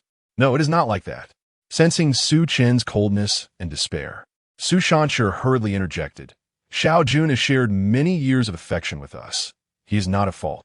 Your assertion that he is blameless implies that all the injustices and differential treatment I endured within the Su family were entirely justified. Su Chen coldly interrupted Su Chen. Su Jun accused me of stealing, claimed I spied on my sister while she bathed, and subjected me to various slanders and injustices. You all firmly believe these accusations and subjected me to scorn and humiliation. Am I simply meant to endure this suffering and indignity? I understand the profound bond you share with Su Jun. I comprehend your protection and affection for him. I have never sought to replace Su Jun, nor have I wished to contest anything with him. I merely desire the familial love and care that I rightfully deserve. I do not seek equality, yet I cannot accept such blatant favoritism. I long for peaceful coexistence, yet Su Jun consistently plots against me, and you all only rally behind him, insulting and punishing me. It is disheartening. Regardless of how fervently I yearn for familial affection and a sense of belonging, faced with such relatives, perhaps it is better to sever ties altogether. Has he truly suffered so much injustice within the Su family? Su Chen, with red-rimmed eyes, gazed at the disappointed Su Chen, and her heart began to waver. Although she had severed ties with the Su family, the words that had long been trapped within Su Chen's heart were finally released, granting him a sense of relief. It was only in addressing the uniquely challenging Su Chen that Su Chen felt compelled to express so much. Had it been any other member of the Su family, he would have deemed it unnecessary to utter a single word. Like the children here, I, as an orphan, have yearned for kinship and family ever since I became aware. Thus, in the past few years, I have tolerated everything, hoping to integrate into the family. I have always believed that my inadequacies led to their deep-seated prejudices against me. At this point, Su Chen pondered, squinting his eyes and speaking. I have long been puzzled by how one could be so biased toward an adopted son while treating a biological son with such disdain. Now, I finally understand. Su Chen had ascertained that Su Jun and Su Qianda shared a close kinship. Thus, with Su Chuan's schemes and Su Jun's cooperation. The family's affection towards Su Jun becomes entirely reasonable. I am sorry. It is all because of me. This forms a closed loop. It clarifies why, after your recovery, I became the object of scorn and disdain. My existence had become a hindrance, devoid of utility. Although donating bone marrow incurs limited physical harm, it ultimately carries some negative consequences. Su Chuanda was unwilling to risk himself or his daughters and dared not allow Su Jun's true identity to be revealed. Thus, the most suitable candidate was the discarded Su Chen. I truly did not know. I am sorry. Weeping uncontrollably, Su Chen found herself at a loss for words. If what Su Chen said were true, then all the grievances and injustices he faced over the years were a direct result of her actions. She was the root cause of his suffering. It turns out you are the source of my pain. Yet if you allow me to completely relinquish my obsession with kinship and family, then we can consider ourselves even. Su Chen drew a deep breath, stood up, and shook his head. I've said all that needs to be said. Do not seek me out again. I no longer wish to have any ties with the Su family. Please, grant me an opportunity. I will make amends for you. As Su Chen turned to leave, Su Chen grasped his arm tightly and handed him a bank card. This is my entire savings for $1,630,000, all for you. Su Chen disdainfully brushed Su Chen. No, I wish to repay and rectify my wrongs. Susansi hidily explained. There is no need for that. Su Chen adjusted his clothing and resolutely turned away. Initially, Mr. Su provided me with $100,000 as a university expense. I will now consider this payment as compensation for my bone marrow. We owe each other nothing and shall never meet again. Xiao Chen. Just as Su Chen was about to depart, he suddenly heard Su Chen emit a cry of despair from behind him.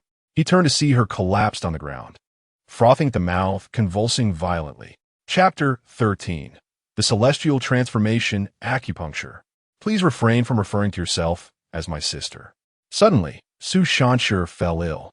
Su Chen, without a moment's hesitation, rushed forward, gripping her jaw with his left hand while placing his right hand over her pulse to commence a diagnosis.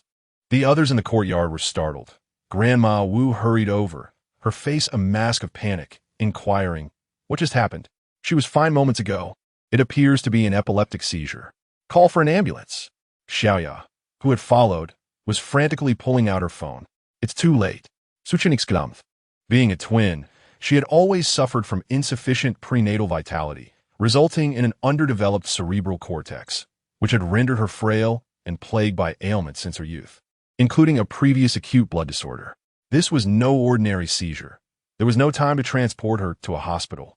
With a grave expression, Su Chen commanded, "Find something to prevent her from biting her tongue." The severity of the situation weighed heavily on him. She cannot afford to have any complications. Hearing this, Grandma Wu's face turned ashen. The orphanage was already struggling. If a life were lost here, it could plunge into ruin, leaving the other children in dire straits. "Here, take this." Xiaoya, maintaining her composure, handed a handkerchief to Su Chen. "I can treat standard seizures, but given what you just said, her condition is too complex for me to assist. What should we do now?" As Su Chen reached for the handkerchief with his left hand, the delirious Su Chen suddenly clamped down on his hand. "Grandma Wu, please find me a set of silver needles." Ignoring the pain of Su Chen's bite, Su Chen anxiously continued. Her current state could very likely lead to complications. If her brain becomes inflamed or if her blood disorder recurs, it could be life-threatening. I have no choice but to treat her on the spot. We don't have any silver needles. Grandma Wu shook her head in despair, her face pale, and began pacing anxiously. "I have some," Xiaoyao exclaimed as she retrieved a set of silver needles from her bag, casting a doubtful glance at Su Chen. "I heard you're a medical student, but are you certain you can save her? We might as well treat a dead horse as if it were alive." Despite having inherited medical knowledge, this was Su Chen's first formal treatment, and he felt a twinge of uncertainty. "For needles, all at once." Xiaoya gasped in astonishment as Su Chen, in spite of the excruciating pain from his restrained left hand, deftly executed 4 precise needle insertions, an accomplishment that even many seasoned traditional Chinese medicine practitioners would struggle to achieve. Then, An even more astonishing scene unfolded before Xiaoya's eyes. Su Chen's right hand moved like lightning, fluidly administering 4 needles in rapid succession, and soon Su Shanchu's head was adorned with numerous silver needles, her convulsions and contorted expression visibly relaxing. Su Chen proceeded to needle her chest and abdomen, and soon Su Shanchu was completely calm, releasing her grip on Su Chen's left hand. All done. That was close. Su Chen exhaled deeply, collapsing onto the ground, wiping the cold sweat from his brow as he explained. This was triggered by her emotional distress and mental breakdown. She is fine now. Is this what you learned at school, Xiao Cheng? Grandma Wu gazed at Su Chen in disbelief, her heart swelling with admiration. Indeed, the esteemed medical university produces remarkably talented students. That cannot be true. Even professors from the medical school cannot perform such miraculous acupuncture techniques. Xiaoya shook her head, her curiosity piqued. What is the name of this technique? It is called the celestial transformation acupuncture. Celestial transformation acupuncture. Xiaoya murmured, her eyes sparkling with intrigue. Who did you learn it from?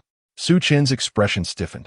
He could not divulge that the technique had been imparted to him by an ancient sage. No one would believe such a tale, so he forced himself to say, I learned it at school.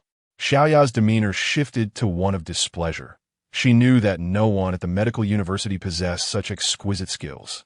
However, recognizing Su Chen's reluctance to elaborate, she tactfully refrained from pressing further. Did I hurt you? Just then, the now conscious Su Shanchu noticed the bloodied hand of Su Chen and cried out in distress. I'm so sorry. I hurt you again. Don't move. I'll remove the needles. Su Chen ignored her concerns and apologies, his expression stoic as he extracted the silver needles from her body. Once she regained her mobility, Su Shanchu sat up, tears streaming down her face as she looked at Su Chen with guilt and remorse. Xiao Cheng, thank you for saving my life again. I have severed ties with you. Please do not refer to yourself as my sister any longer. Su Chen interrupted her impatiently, shaking the blood from his left hand as he coldly stated, I merely wish to prevent any incidents that could disrupt the orphanage. I would have acted to save anyone in this situation. Now that you are fine, please leave to avoid any further episodes that may frighten the children. Xiao Cheng, don't be like this. I implore you to give me a chance to make amends. I promise to treat you well from now on. Seeing the bloodstains from the bite on Su Chen's hand filled Su Shanchu with sorrow, but what shattered her heart was his indifferent demeanor. I'm not interested. I simply wish for you to cease disturbing me in the future. Su Chen organized the needle pouch and stood up, looking down at Su Shanchu from a height. I do not want any further entanglements with the Su family. Do not speak of today as events to anyone. Consider this your recompense to me. He believed that aside from Su Shanchu, no one else remembered the Silver Mirror Lake orphanage, and he wished to keep it undisturbed. I promise I won't tell anyone. You may leave now. After hearing Su Shanchu's assurance, Su Chen gestured toward the door. Su Shanchu wanted to say more, but feared provoking his anger, so she could only stifle her sobs as she gathered her belongings and exited. Why has that girl suddenly become so articulate? Grandma Wu inquired, puzzled, as she observed Su Shanchu's forlorn figure. Her previous speech impediment was primarily due to psychological factors, but it was exacerbated by her brain condition. I just happened to help her just a bit. At least her episode today confirmed that the medical knowledge in my mind is genuinely effective. What a pity. Chapter 14. How could one forcefully seize an innocent young man? Gazing at Su Shanchu's forlorn figure, Xiaoya hesitantly inquired of Su Chen. It has nothing to do with me. Su Chen replied, frowning slightly as he glanced in the direction Su Shanchu had departed, before turning his attention back to Xiaoya. It was then that he noticed the extraordinary elegance of the woman before him. Her graceful stature, eyes shimmering like autumn waters, and an ethereal beauty that left him momentarily entranced. It is quite rude to regard someone with such a gaze, Xiaoya retorted, casting a disapproving look at Su Chen. Her captivating eyes left him feeling flustered. I apologize. Su Chen hurriedly averted his gaze, attempting to steady his thoughts as he extended the silver needles and handkerchief to Xiaoya. I never expected you to be so indifferent to your own sister, yet still shy, Xiaoya said with a teasing smile, accepting the handkerchief. Now please extend your left hand. What for? Su Chen instinctively raised his left hand. I have no shortage of silver needles at home. Consider this set a gift from me. As she gently bandaged Su Chen's wound with a handkerchief, she added, if I am not mistaken, you likely do not possess your own set of silver needles at school. Indeed, I do not have any. However, this set of silver needles appears quite valuable. I cannot accept your generosity without offering something in return, Su Chen replied, glancing at the silver needles with a hint of desire. Perhaps I should purchase them from you. Money is no object for me. Thank you. Su Chen expressed his heartfelt gratitude as he observed his bandaged left hand. Xiaoya's concern, as a stranger, far surpassed that of his former lovers and family. No need for thanks. I am Su Chen. May I inquire your name? Unable to contain his curiosity, Su Chen broke the silence. You may call me Xiaoya. I have severed ties with the Su family, she replied, sensing Su Chen's reluctance to divulge more. Are you an orphan as well? With Xiaoya showing no intention of leaving. Su Chen awkwardly sought to strike up a conversation. The moment the words left his mouth, he regretted it. The topic felt exceedingly awkward. Really? Then how come I have never seen you before? Su Chen perked up. I have grown up here and know nearly everyone. Seeing Su Chen take her lightly, Xiaoya responded playfully, but I was quite young back then, and you were even younger. Even if we had crossed paths, you might not remember. Actually, I am also a student at the medical university. Is that true? Su Chen regarded Xiaoya with suspicion, observing that she appeared older than him. I am in my 3rd year, so you must be. Is it a crime to pursue a doctorate? Xiaoya interrupted with a hint of annoyance. I'm 25 this year, in the prime of my life. How could I be considered old? I never implied you were old. Su Chen stammered, bewildered. His comment was simply an observation that Xiaoya was older than him, which was not erroneous. It seemed age was an irrefutable taboo for women. How perplexing. Just then, Xiaoya's phone rang abruptly. What? You must do everything in your power to save him. I will be there immediately. Upon answering the call, her expression shifted dramatically as she rushed out. What has happened? Su Chen watched Xiaoya's retreating figure in confusion. The awkward conversation had concluded, leaving him relieved as he contemplated the silver needles while approaching Granny Wu. Granny Wu, is Xiaoya truly from our neighborhood? Xiaoya is. Before he could finish, he was abruptly pulled into a taxi by Xiaoya. What are you doing? Su Chen said nervously, glancing at Xiaoya seated beside him. How can you brazenly abduct an innocent young man in broad daylight? I'm not in the mood for jokes, Xiaoya replied with a serious demeanor. I am aware of your exceptional medical skills. My grandfather is gravely ill, and I hope you can assist in his treatment. Should you succeed in saving him, I shall grant you any request you desire. Any request? Upon hearing this, Su Chen instinctively glanced at Xiaoya's chest, purely out of male instinct, devoid of any lewd intentions. Pervert. That does not include such unreasonable demands, Xiaoya declared, crossing her arms in a protective manner. You misunderstood. I absolutely meant no such thing. Su Chen quickly averted his gaze, firmly declaring, How do you know I misunderstood if you had no such intentions? Xiaoya glared at him fiercely. Indeed, men are all the same. I will do my utmost. Feeling utterly helpless, Su Chen hastily changed the subject, although he remained unaware of the full situation. Considering Xiaoya's gift of silver needles and her care in tending to his wound, he decided he would do everything in his power to help. However, Su Shanshi had always lived in her own little world, never paying attention to Su Chen's affairs. Yet after this encounter, she realized how much she owed him. The 2 occasions he had saved her life were beyond repayment. Xiao, where have you been? What happened?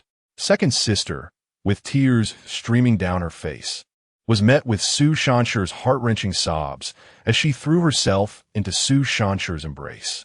Chapter 15. Su Shanshi. Su Chen must have peeked at me while I was bathing. Do not cry, do not cry. Upon hearing this, Su Shampa abruptly pushed Su Shanshi away. Why do you think I want to find Su Jun?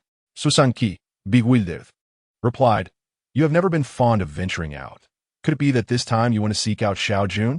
Su Jun merely ran away from home, accompanied by the 6th sister. They are both adults and financially independent. Why is it that everyone rushed to find him, yet no one seeks out Xiao Chun? Wiping away a tear, Su Shampa retorted, gritting her teeth. Xiao Chun has severed ties with us, possesses little money, and has suffered injuries inflicted by our father. Should we not be more concerned about him? What has come over you? Su Shanqi gazed at the unusually agitated Su Shanpa with confusion. Xiao Jun is our brother. Xiao Chen is also our brother, and he is our blood relative. Su Shanpa interrupted in a surge of emotion. Clearly, the situation with Xiao Chen is far worse. Yet why does everyone only care for Su Jun while neglecting Xiao Chen? How have you become so articulate? I may be introverted and not particularly eloquent, but I'm not a fool. Su Shanpa managed a bitter smile. Xiao Chen is right. He has endured injustice and discrimination in this family, and he is truly aggrieved and suffering. You met with Su Chen. Hearing this, Su Shanqi's expression soured. She had not anticipated that Su Shanpa, in her fragile state, would venture out for Su Chen, nor that she would behave so erratically after their encounter. Xiao Wu, although I am unaware of what Su Chen said to you, do not trust that despicable character. Su Shanqi placed her hand firmly on Su Shampa's shoulder. Even if he shares our blood, he has grown up outside. A crude and uncultured opportunist. You are naive and could easily be deceived by him. He has forsaken us, and there is no need for him to deceive me. Su Shanpa, filled with urgency, grasped Su Shanqi's hand and moved toward the room where Su Chen had previously resided. You are hurting me. Uncertain of Su Shanpa's intentions, Su Shanqi reluctantly reminded her. Su Shanpa pulled Su Shanqi into Su Chen's room, revealing a cramped, windowless, and rudimentary space. Why is Su Chen's room in the house no better than that of a servant? Su Shanpa was taken aback by the sight.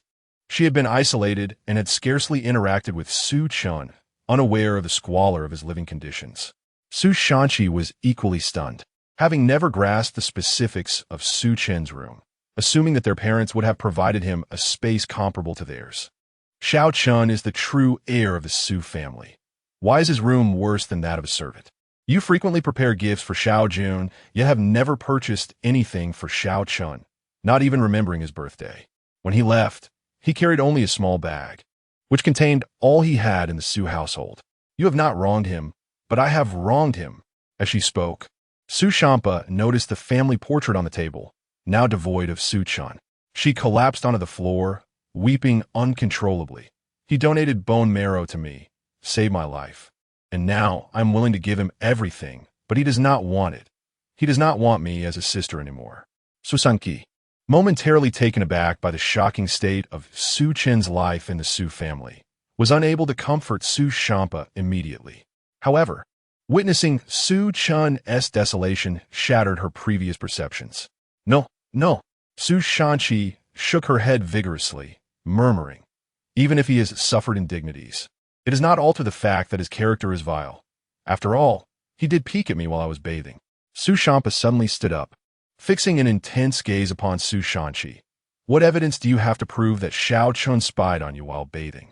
Observing Su Shampa's frenzied demeanor, Su Shanqi instinctively touched her right chest. Su Chen knows I have a scar here. I'm certain no one else knows about it. Not even you or our parents, yet he does. Furthermore, Xiao Jun claimed to have seen Su Chen lurking outside my bathroom, which substantiates that he indeed peered at me. Ultimately, you possess no evidence to assert that Xiao Chen spied on you. You merely accepted Xiao Jun's one-sided account. Su Shanpa furrowed her brows, analyzing. Your bathroom is within your room. I do not believe Xiao Chen would dare ascend the stairs to invade your privacy. I also do not trust that, given Xiao Jun's concern for you, he would remain indifferent if he saw Xiao Chen entering your room to spy. Why did he not intervene or raise an alarm then? Su Shanqi felt overwhelmed. As the scar on her chest was a source of deep embarrassment and humiliation she never wished to discuss. Thus, when Su Chen mentioned it, she momentarily lost her composure. Coupled with Xiao Jun's words, Su Shanqi became convinced that Su Chen had indeed spied on her while bathing, even going so far as to slap him twice. Indeed, as Xiao Chen had said, you can determine his guilt based solely on Xiao Jun's word. Su Shanpa shook her head sorrowfully. I cannot imagine how many times Xiao Chen has been wronged over the years. That is not how it is. After the incident, I provided Su Chen with an opportunity. Su Shanqi quickly elucidated. I asked Su Chen in front of everyone how he knew about my scar. Yet he simply denied Xiao Jun's accusations without offering a specific explanation, which clearly indicated guilt. Could it be that Xiao Jun is lying? Could it not be that Xiao Jun is the one deceiving us? Su Shampa murmured quietly, having had little interaction with Xiao Jun. She genuinely did not know if he would lie. Xiao Jun would certainly not lie, at least not to his family. Xiao Chen would not deceive me. I will find a way to prove that Xiao Jun is lying. Chapter 16. Su Jun deceived me. It's all Su Chen's fault. Xiao Wu. What is the matter with you? Are you having another episode? Upon witnessing Su Chen suddenly leave, Su Shanqi anxiously called out. But Su Chen paid no heed and ascended the stairs. Standing alone in Su Chen's room, Su Shanqi felt a pang of discomfort. Blood is thicker than water, and seeing her younger brother living in such a manner inevitably weighed on her heart. After a prolonged silence, she once again caressed her right chest, gritting her teeth, and declared, regardless of the circumstances, the fact remains that Su Chen's act of invading my privacy and exposing my scar is unforgivable. Crouched in the dim corner of the room, Su Shan clutched her chest, sobbing incessantly, unable to conceive a means to substantiate Su Jun's deceit. She lamented not discovering sooner that Su Chen had donated bone marrow, regretting her failure as an elder sister to bestow upon him the care he deserved, and regretting her previous self-imposed isolation, which deprived her of meaningful communication with Su Chen. Perhaps otherwise, she might have unearthed the trials he endured much earlier. In the throes of her anguish, nearly suffocating, as she rolled on the floor and collided with the desk, a stack of pink notes cascaded down from the table. Sister, you must ensure you eat well at night. Read one note. Sister, please don't be disdainful. Today's dish is medicinal porridge, which is greatly beneficial for your health. Sister, keep it up. After consuming my porridge, I assure you, your creativity will flow, and your new book will sell splendidly. Each note bore a sweet, heartwarming message. It was unclear when these notes began appearing at Su Shan's doorstep, accompanied by a box of delectable, healthful medicinal porridge, ensuring that the night owl rider would not go hungry, and deeply moved her. Upon seeing these notes, Su Shan was momentarily stunned. She had previously assumed that Su Jun was behind all, and had even expressed her gratitude directly. Yet now, she recalled that Su Chen, being a practitioner of traditional Chinese medicine, possessed a greater understanding of medicinal cuisine. She picked up the notes and dashed outside. Su Shanqi had come to realize that Su Chen had indeed suffered unfair treatment within the Su household, or rather, she had always known. However, she did not perceive this as a wrongdoing. After all, Su Chen had grown up in the streets, exhibiting poor character, and paled in comparison to the admirable Su Jun, who not only excelled, but shared over 20 years of camaraderie with them. Her bias seemed entirely justified. Knock, knock, knock. Just as Su Shanqi began to feel drowsy, she was abruptly awakened by a fervent knocking at the door. Little aunt, I have to work tonight. Do you wish to exhaust me? Upon opening the door, Su Shanqi lamented as she beheld the exuberant expression of Su Shan. What do you want now? I need to see the surveillance footage. Just the footage from Friday night will suffice. Su Shan clutched the notes in one hand while pointing toward the end of the corridor where the cameras were situated. Can we look another day? I'm utterly exhausted right now. Su Shanqi yawned, her voice lacking vigor. What if there's an operation tonight? I can't afford to be in this state. I need to see it now. I must see the footage. Su Shan's fist clenched, her agitation causing her to pace. Calm down, calm down. I'll help you check the footage. I'm truly frightened by your fervor. Not wishing to provoke Su Shan further, Su Shanqi quickly reassured her and ushered her into the room, retrieving her phone to access the surveillance system. Originally, the Su household lacked surveillance cameras, but they were installed after a series of thefts. The system linked Su Shanqi's phone to Su Shanqi's office computer. Here, take a look. I really need to sleep. Su Shanqi handed her phone to Su Shan and collapsed onto the bed. Su Shan accepted the phone, rapidly scanning the recorded footage, her breaths becoming increasingly rapid. Just as I thought, I knew Xiao Chen would not deceive me. Just as Su Shanqi's consciousness began to blur and she was on the brink of slumber, Su Shan suddenly shrieked with excitement, startling Su Shanqi awake. You nearly scared me to death. Are you trying to prevent me from sleeping? Su Shanqi exclaimed in annoyance, sitting up, exasperated. You said Su Jun would not lie, but he deceived me. He's been lying to me all along. Su Chen sure spun around, presenting the phone to Su Chen. Look at this. What does this mean? Su Chen furrowed her brow, and soon saw on the surveillance footage that around 2 in the morning, Su Chen stealthily ascended to the second floor, leaving a food container at Su Shan's door before departing. Su Chen then handed the notes to Su Chen. It calls me sister. I initially believed Su Jun was responsible for these gestures, considering I had never interacted with Su Chen. Hearing this, and observing Su Chen delivering items to Su Chen in the video, Su Chen recognized that something was amiss, her expression turning grave. Though I am socially anxious, the medicinal porridge and these notes have provided me immense encouragement and warmth during my darkest days. I cannot turn a blind eye to this. Su Chen continued thus. I gathered the courage to thank Su Jun in person, yet he did not clarify the truth. Instead, he told me that these were merely duties of a brother, urging me not to take it to heart. He deceived me. He shamelessly claimed Su Chen's contributions as his own.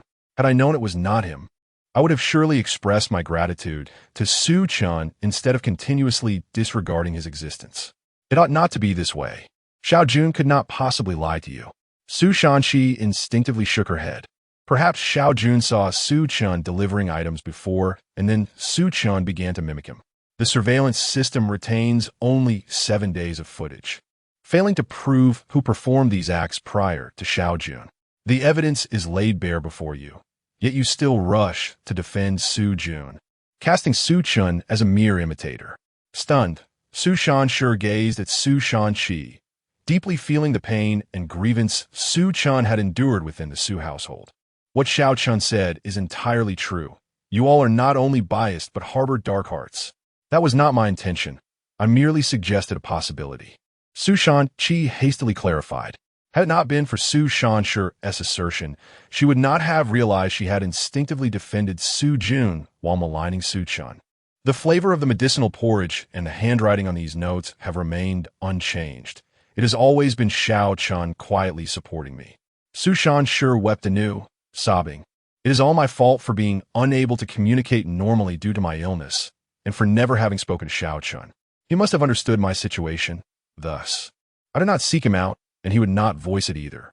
Yet, until last Friday, he persisted in delivering these to me, and I have wronged Su Chen. I am inhumane. Do not be this way. Your health is fragile. You cannot afford to be so agitated and cry. Su Chen quickly embraced Su Chen. All of this is Su Chen's fault. Had he been clearer, how could you have known these deeds were his? Chapter 17. Why blame the minor official? The elderly man, weary and worn, exclaimed, Su Chen, on what grounds do you accuse the minor official? Upon hearing Su Shan's words, Su Chen erupted in anger, shoving Su Chen aside and retorting, it was clearly Su Jun who deceived me, usurping the minor official's achievements. Shouldn't the blame lie with that charlatan, Su Jun? Su Shan's expression stiffened. Some matters had become habitual. The minor official had managed to conceal even his marrow donation for an extended period, always prioritizing others over himself. I believe this is not an isolated incident within the Su family. Wiping her tears, Su Chen carefully tucked away the notes and rose, looking down at Su Chen seated on the bed. You all insist that Su Jun would never lie, yet he deceived me regarding such a significant matter. Su Jun is not as virtuous as you imagine. I despise him. With that, Su Chen turned and fled. Su Jun indeed lied. Su Chen stared vacantly at the doorway through which Su Chen had vanished. Did that mean everything Su Jun had previously stated could also be a fabrication? When enveloped in blind trust, one can only perceive what they wish to see. Reflecting on this, Su Chen felt the scar on her chest, once healed, throb with pain, her mind swirling. Could Su Jun truly have falsely accused Su Chen of spying on me while bathing? But how would Su Chen know I bore a scar? At Jiangcheng Central Hospital, Su Chen followed Xiaoye to the ICU. Through the visitation glass, Xiaoye gazed tearfully at the elderly man, frail and emaciated, with a wrinkled face and an oxygen mask. How tragic! Observing Xiaoye's silhouette, Su Chen shook his head in sympathy. After all, Xiaoye was an orphan. and this elderly man was likely her only kin in this world. The ICU expenses were exorbitant, and with Xiaoya still in school, the financial burden was overwhelming. Had I known, I should have extracted some funds from the Su family before departing. At that moment, several doctors exited the ward. "How is my grandfather?" "I am truly sorry," one middle-aged doctor in a white coat replied, removing his mask with a heavy heart. "We had done all we could." "What do you mean?" Xiaoya, her back turned to Su Chen, suddenly seized the doctor's collar, her demeanor transforming into one of icy fury. Her gaze ferocious like a beast. "We genuinely have done our utmost. Is there really no hope left?" Xiaoya pressed, gritting her teeth in denial. "I regret to say, we have exhausted every effort to sustain Elder Yun's life, but..." The middle-aged doctor, unable to adjust his attire, shook his head. "Barring any miracles, Elder Yun is unlikely to survive the night." Hearing this, Xiaoya's delicate hands tightened around the doctor's collar, veins prominent. "Otherwise, Xiaoya, you must remain calm." Worried she might act rashly towards the doctor, Su Chen quickly stepped forward to advise her. "By the way, you have medical knowledge. Please help my grandfather." Upon hearing Su Chen's voice, Xiaoya finally regained her composure, releasing the doctor and pulling Su Chen into the ward. None of the doctors present dared to intervene. The middle-aged doctor, drenched in sweat, felt a wave of relief wash over him. Is it so simple to gain access to the ICU? Though perplexed, Su Chen dismissed the thought and entered the ward, where the sight of the elderly man left him dismayed. It was evident why the doctors deemed him beyond saving. He exhibited the signs of impending death, utterly depleted. "You must find a way to save my grandfather," Xiaoya implored, her eyes red-rimmed with urgency. "I'll assess the situation, but I cannot guarantee success," Su Chen replied, swallowing hard as he approached the elderly man's right side, lifting the blanket to feel for his pulse. To his shock, the man was missing his right arm, the wound indicating it had been severed years ago by a sharp instrument. Glancing at Xiaoya, Su Chen moved to the left side of the elderly man, placing his hand on the arm with the intravenous line to check for a pulse. The doctors who had entered the ward frowned at Su Chen's actions. While they were unaware of his identity, they had already concluded that the patient was unsalvageable. And Su Chen's behavior was unsettling. Goodness, why must I encounter such challenging cases right at the outset of my career? Su Chen lamenti di interneti. Dealing with Su Chancher's frail state was already taxing, and this elderly man's condition was 1,000 times worse. "What is the situation?" Xiaoya inquired anxiously from beside Su Chen. The doctors were correct. The elder suffered multiple life-threatening injuries in his youth. Although he survived, numerous old ailments remain untreated. Xiaoya's complexion turned pale as tears brimmed in her eyes, while the doctors exchanged glances of resignation. "However, I have a method to stabilize the elder's condition temporarily and preserve his life, after which we can proceed with gradual treatment." At that moment, Su Chen shifted his tone, casting a weary glance at Xiaoya. "As for how long the elder may live, that will depend on his fate moving forward." "Nonsense.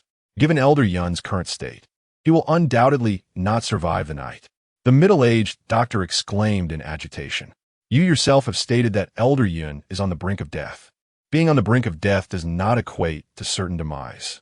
The numerous old ailments within the elder are akin to impurities in lamp oil. As long as we can filter out these impurities, some lamp oil can still be extracted," Su Chen asserted earnestly. "At the very least, it can secure the elder's life for the time being." "Who are you to make such bold claims?" The doctor questioned with displeasure. "Are we not a team of esteemed experts, and yet you presume to know better?" The other doctors quickly averted their eyes, none daring to meet Xiaoya's gaze. "Proceed with the treatment. If you can preserve my grandfather's life, I will ensure you are generously rewarded." With a reassuring pat on Su Chen's shoulder, Xiaoya declared with determination, "Given the circumstances, even if things go awry, I will not hold you accountable." Chapter 18. A chance encounter with second sister Su Shanxiu. "I require 10 sets of silver needles and a surgical kit." In response to Xiaoya's trust, Su Chen refrained from idle chatter, rising to wash his hands at the sterilization pool while articulating the necessary items. With a mere glance from Xiaoya, the doctors in the ward immediately set about preparing what Su Chen needed. Even if they doubted Su Chen's ability to snatch life from the clutches of death. They dared not voice their skepticism and were reluctantly transformed into his assistants. Once everything was in place, Su Chen commenced the treatment for the elderly gentleman, his hands deftly inserting 10 silver needles into the critical acupoints surrounding the old man's heart. First, I shall seal the heart meridian, then address the old man's lingering ailments one by one. The expertise was evident from the onset.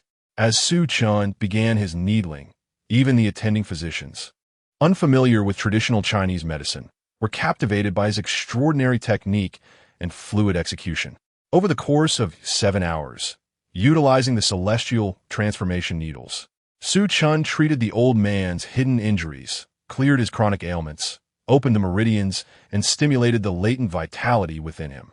Exhaustively, after nearly depleting 10 sets of 490 silver needles, he finally completed the treatment. This endeavor was akin to a monumental surgical operation. While the assisting doctors took turns to rest, Su Chen tirelessly attended to every detail, nearly collapsing from fatigue. As he removed the needles from the old man's body, various instruments surrounding the bed indicated a rapid improvement in the elderly gentleman's condition, trending toward stability. A miracle, indeed. The vital signs of elder Yun had returned, with data reflecting a state akin to that of an ordinary person, his heart rate comparable to that of youth. The physicians huddled before the instruments, engaged in astonished discussion. "What's the status?" Xiaoya anxiously inquired of the perspiring, pale-faced Su Chen. "Are you all right?" "I'm fine, just a bit weary," Su Chen replied, wiping his brow with a smile. "I have succeeded in my mission.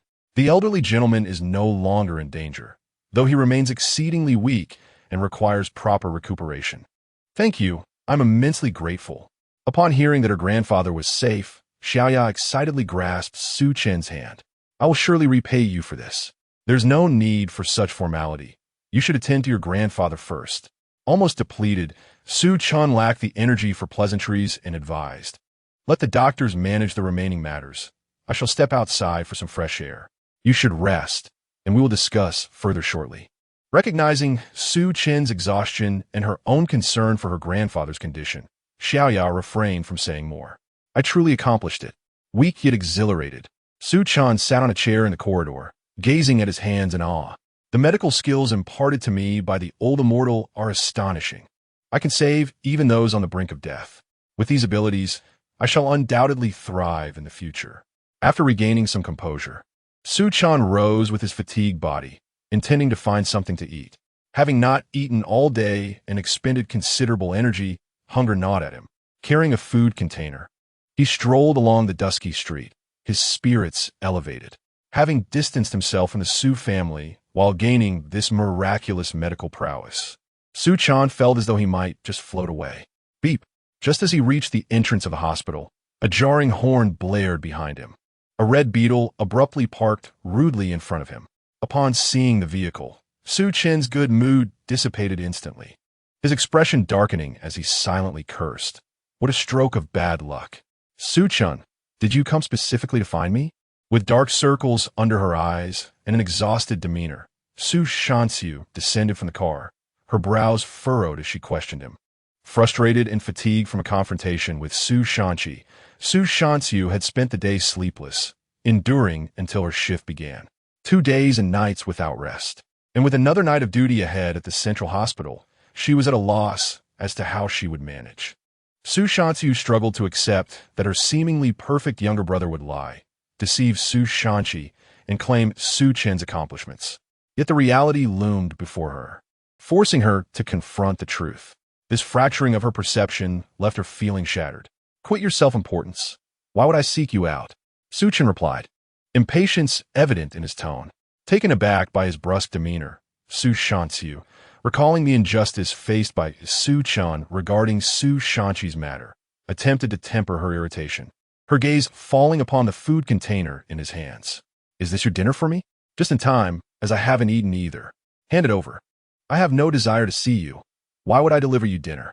Su Chen retorted, placing the food container behind him with disdain. "Even if this meal were fit for a dog, I wouldn't offer it to you." Fortunately, Xiaoya was not present. Otherwise, one could only imagine her reaction to this exchange. "Su Chen, that's enough." Seeing his lack of deference, Su Chen adopted a stern expression. Father only signed that agreement out of anger. It should not be taken to heart. Me apologize? Have you lost your mind? Su Chen regarded her as if she were a fool, shifting his stance to bypass the car and depart. I cannot be bothered with you. Stop right there. Su Chen blocked his path, demanding, are you truly intent on severing ties with us? And what of it? If that's the case, why did you seek out Xiaowu? Su Shanxiu's expression turned icy. What did you say to her? She seems transformed, continuously defending you. I did not seek her. She came to me. Learning that Su Shanxi was now advocating for him, Su Chen frowned slightly. As for what transpired between us, you may inquire with her. Step aside. Good dogs don't block the way. Do not be so arrogant. Su Shanxiu's frustration boiled over. While it is true you faced injustice over the meal incident, all the distasteful acts you committed within the Su family warrant our disdain. You have only yourself to blame. Just the fact that you peered at me while I bathed is inexcusable. Su Chen scrutinized Su Shanxiu for 5 seconds before shaking his head and muttering, what a brainless individual, hopeless. Chapter 19. An explanation of voyeurism. The harsh truth.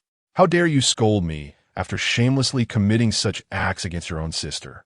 In the face of Su Chen's insults, Su Shanxi raised her hand and struck Su Chen's face. You truly deserve a slap. In the past, I foolishly allowed you to bully me without retaliation, but now that we are no longer related, should you lay a hand on me again, do not expect me to be courteous. Su Chen seized Su Shanxi's wrist and forcefully shook her off, declaring solemnly, furthermore, I have never spied on you while you bathed, nor would I stoop to such a base act. If you had not done so, how would you know I bear a scar? Su Shanxi steadied herself, pointing to her right breast. I have never divulged this matter to anyone.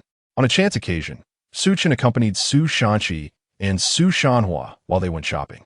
When Su Shanhua found a low-cut sheer gown suitable for Su Shanxi and suggested she try it on, Su Chen instinctively reminded her that she could not wear such revealing attire due to the scar on her chest. Su Chen intended this as a kind gesture, but Su Shanxi exploded in anger, not only breaking down in tears publicly, but also slapping Su Chen twice. Subsequently, Su Jun accused Su Chen of having spied on Su Shanxi while she bathed, and Su Chen was unable to provide a reasonable explanation, leading everyone to believe it was true. From that moment on, Su Chen bore the stigma of having peeped at his sister while she bathed. Are you silent? Merely avoiding the truth? Upon seeing Su Chen's silence, Su Shanxi questioned through gritted teeth. I can only tell you that I have never spied on you. Nonsense. If you have the courage, clarify your position.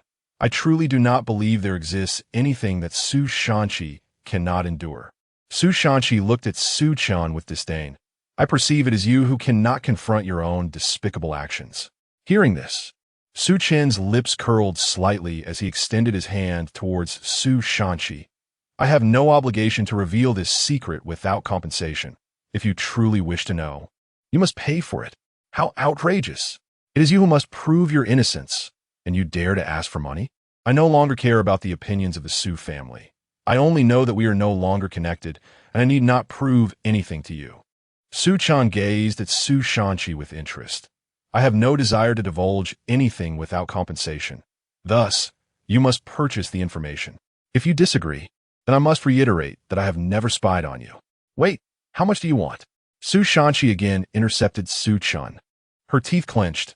I must discover what trickery you are playing today. Ever since discovering that Su Jun lies, Su Shanxi has been pondering whether Su Jun's claim about Su Chen spying on her while bathing might also be a fabrication. This matter concerns her greatest secret, and she is eager to learn Su Chen's response. 1 million. Su Chen raised a finger, not genuinely wishing to continue the conversation, but rather hoping to deter her with the price. Deal. Provide me with your bank details. Su Shanxi nodded without hesitation. Truly, as a daughter of the Su family, money is no object. Su Chen was momentarily taken aback. 1 million is a substantial sum for many, yet for the Su family, it is hardly significant, considering Su Shanxi could easily produce millions. Enough of the small talk. I am determined to expose your vile nature today. While transferring the funds, Su Shanxi declared, if you cannot provide me with a reasonable explanation, then you are a beast who has spied on his sister, and I shall never look kindly upon you again. Su Chen stared blankly at the bank notification on his phone, surprised by Su Shanqi's obsession with the incident. She was truly digging her own grave. Speak. Su Shanqi put away her phone, lifting her chin and looking at Su Chen with pride. In the past, I was overly considerate of your feelings, never mentioning that incident. Su Chen took a deep breath, placed his phone in his pocket, and regarded Su Shanqi with a complex expression. Now that we are no longer related and you have paid, I have no obligation to shield you. Spare me the nonsense and get to the point. Su Shanqi urged impatiently. Su Chen turned to face the hospital behind him and began to speak. Upon hearing this, Su Shanqi's eyes widened in terror, her face paling as she covered her right breast. Impossible. How could you know what happened that day? I was concerned for someone who ventured out alone at night amidst a storm, so I braved the rain to meet her after work. However, by the time I arrived, she had already left in her car, and I could not catch up on my electric bike, merely following behind. It turned out that her vehicle collided with two motorcyclists en route. At this point, Su Chen turned to the trembling, ashen-faced Su Shanqi. Do I need to elaborate on what happened next? You are the one who saved me? Su Shanqi gazed at Su Chen in disbelief, stammering her inquiry. It was indeed you who rescued me. Although I encountered a torrential downpour on my first late shift, I did not think much of it, as I was driving and theoretically safe. Normally, such a traffic accident would not be a grave concern, but the two men on the motorcycles were not of good character and, upon seeing that Su Shanqi was a striking beauty, harbored ill intentions. Seizing the opportunity during the downpour when the streets were deserted, they dragged Su Shanqi to a park to assault her. Just as Su Shanqi was about to be stripped and violated, a figure in a raincoat rushed in and grappled with the two villains, allowing Su Shanqi to escape unharmed. Little did she know, the very person who had saved her was Su Chen, whom she held in utter disdain. When I arrived, you were already exposed and pinned to the ground, and I witnessed one of the scoundrels bite a piece of flesh from your chest. Su Chen lowered his shirt, calmly gazing at the on-edge Su Shanqi. This is why I know you bear a scar on your right breast that cannot be revealed to others. Are you satisfied now? Chapter 20. Su Shanqi's complete breakdown at the age of 26. Su Shanqi found herself utterly shattered. The traumatic incident that haunted her occurred 2 years prior, when she had just embarked on her professional journey. Such an experience, even without the culmination of violation, left an indelible mark on a vibrant 24-year-old girl. The scars of that ordeal rendered her acutely sensitive, each reminder conjuring the specter of her past nightmare. Thus, when Su Chen mentioned the scars, her reaction was one of profound distress. Now, upon learning that the person who had risked their life to save her was none other than Su Chen, her world crumbled. Why didn't you tell me sooner that it was you who saved me? She cried, her voice breaking with anguish. Such matters are nightmares that no girl wishes to revisit, intertwining with her reputation and future. Su Chen looked down at her tear-streaked face and said, "Had you reported the incident to the authorities, I would have stepped forward to clarify everything. Yet, you chose not to involve the police or even confide in your family, indicating a desire to keep it concealed. How could I possibly pry open your wounds?" It became clear to Su Shanqiu that Su Chen had been protecting her all along, even when falsely accused of peeping. He had kept this secret. The weight of shame washed over her as she grasped why Su Chen had insisted on denying the accusations without revealing the truth. He had borne the burden of injustice to safeguard his former sister.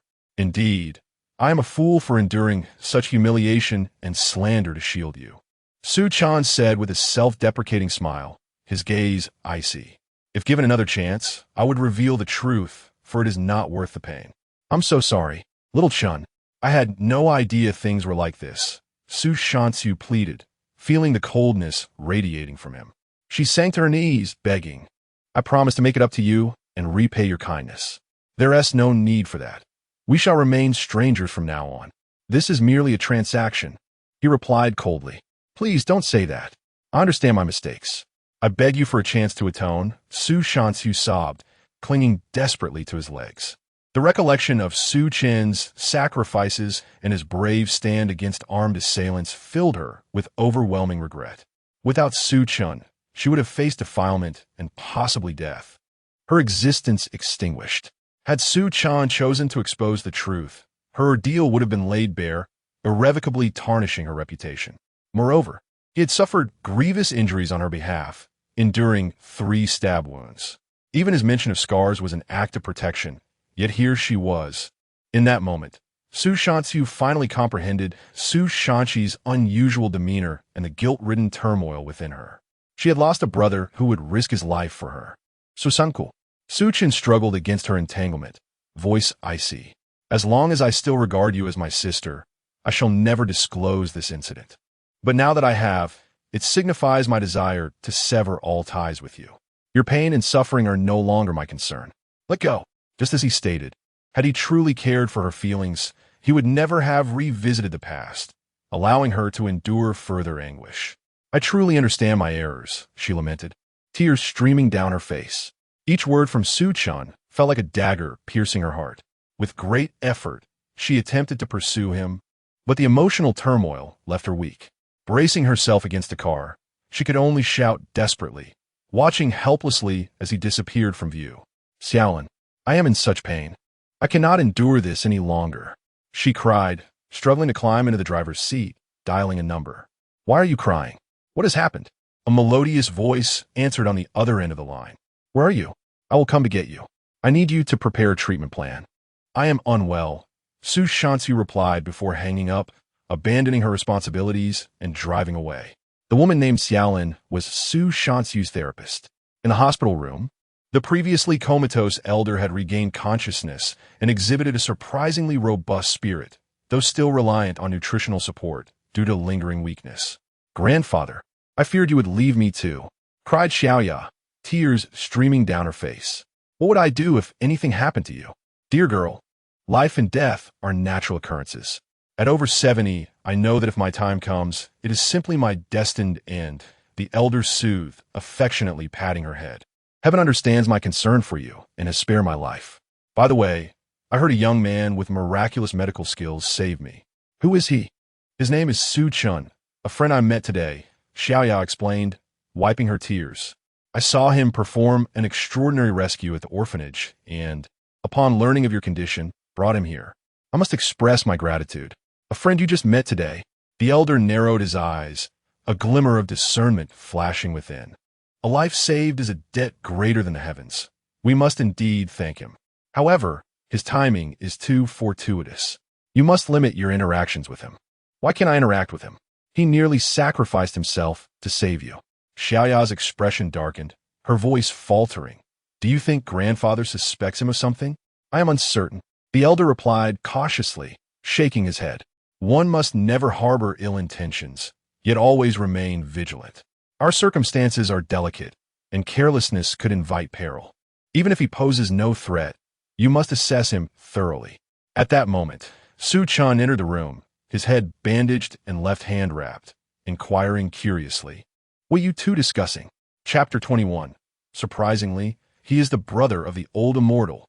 Grandfather, this is the Su Chen I mentioned. Upon seeing Su Chen enter, Xiaoya hurriedly introduced him. Do not be deceived by his youth, his medical skills. Brother, before Xiaoya could finish her sentence, the elderly man exclaimed in astonishment. Brother? Su Chen murmured, instinctively glancing at Xiaoya's chest. Indeed, Xiaoya was quite well endowed, but it was rather inappropriate for a grandfather to make such a comment about his granddaughter.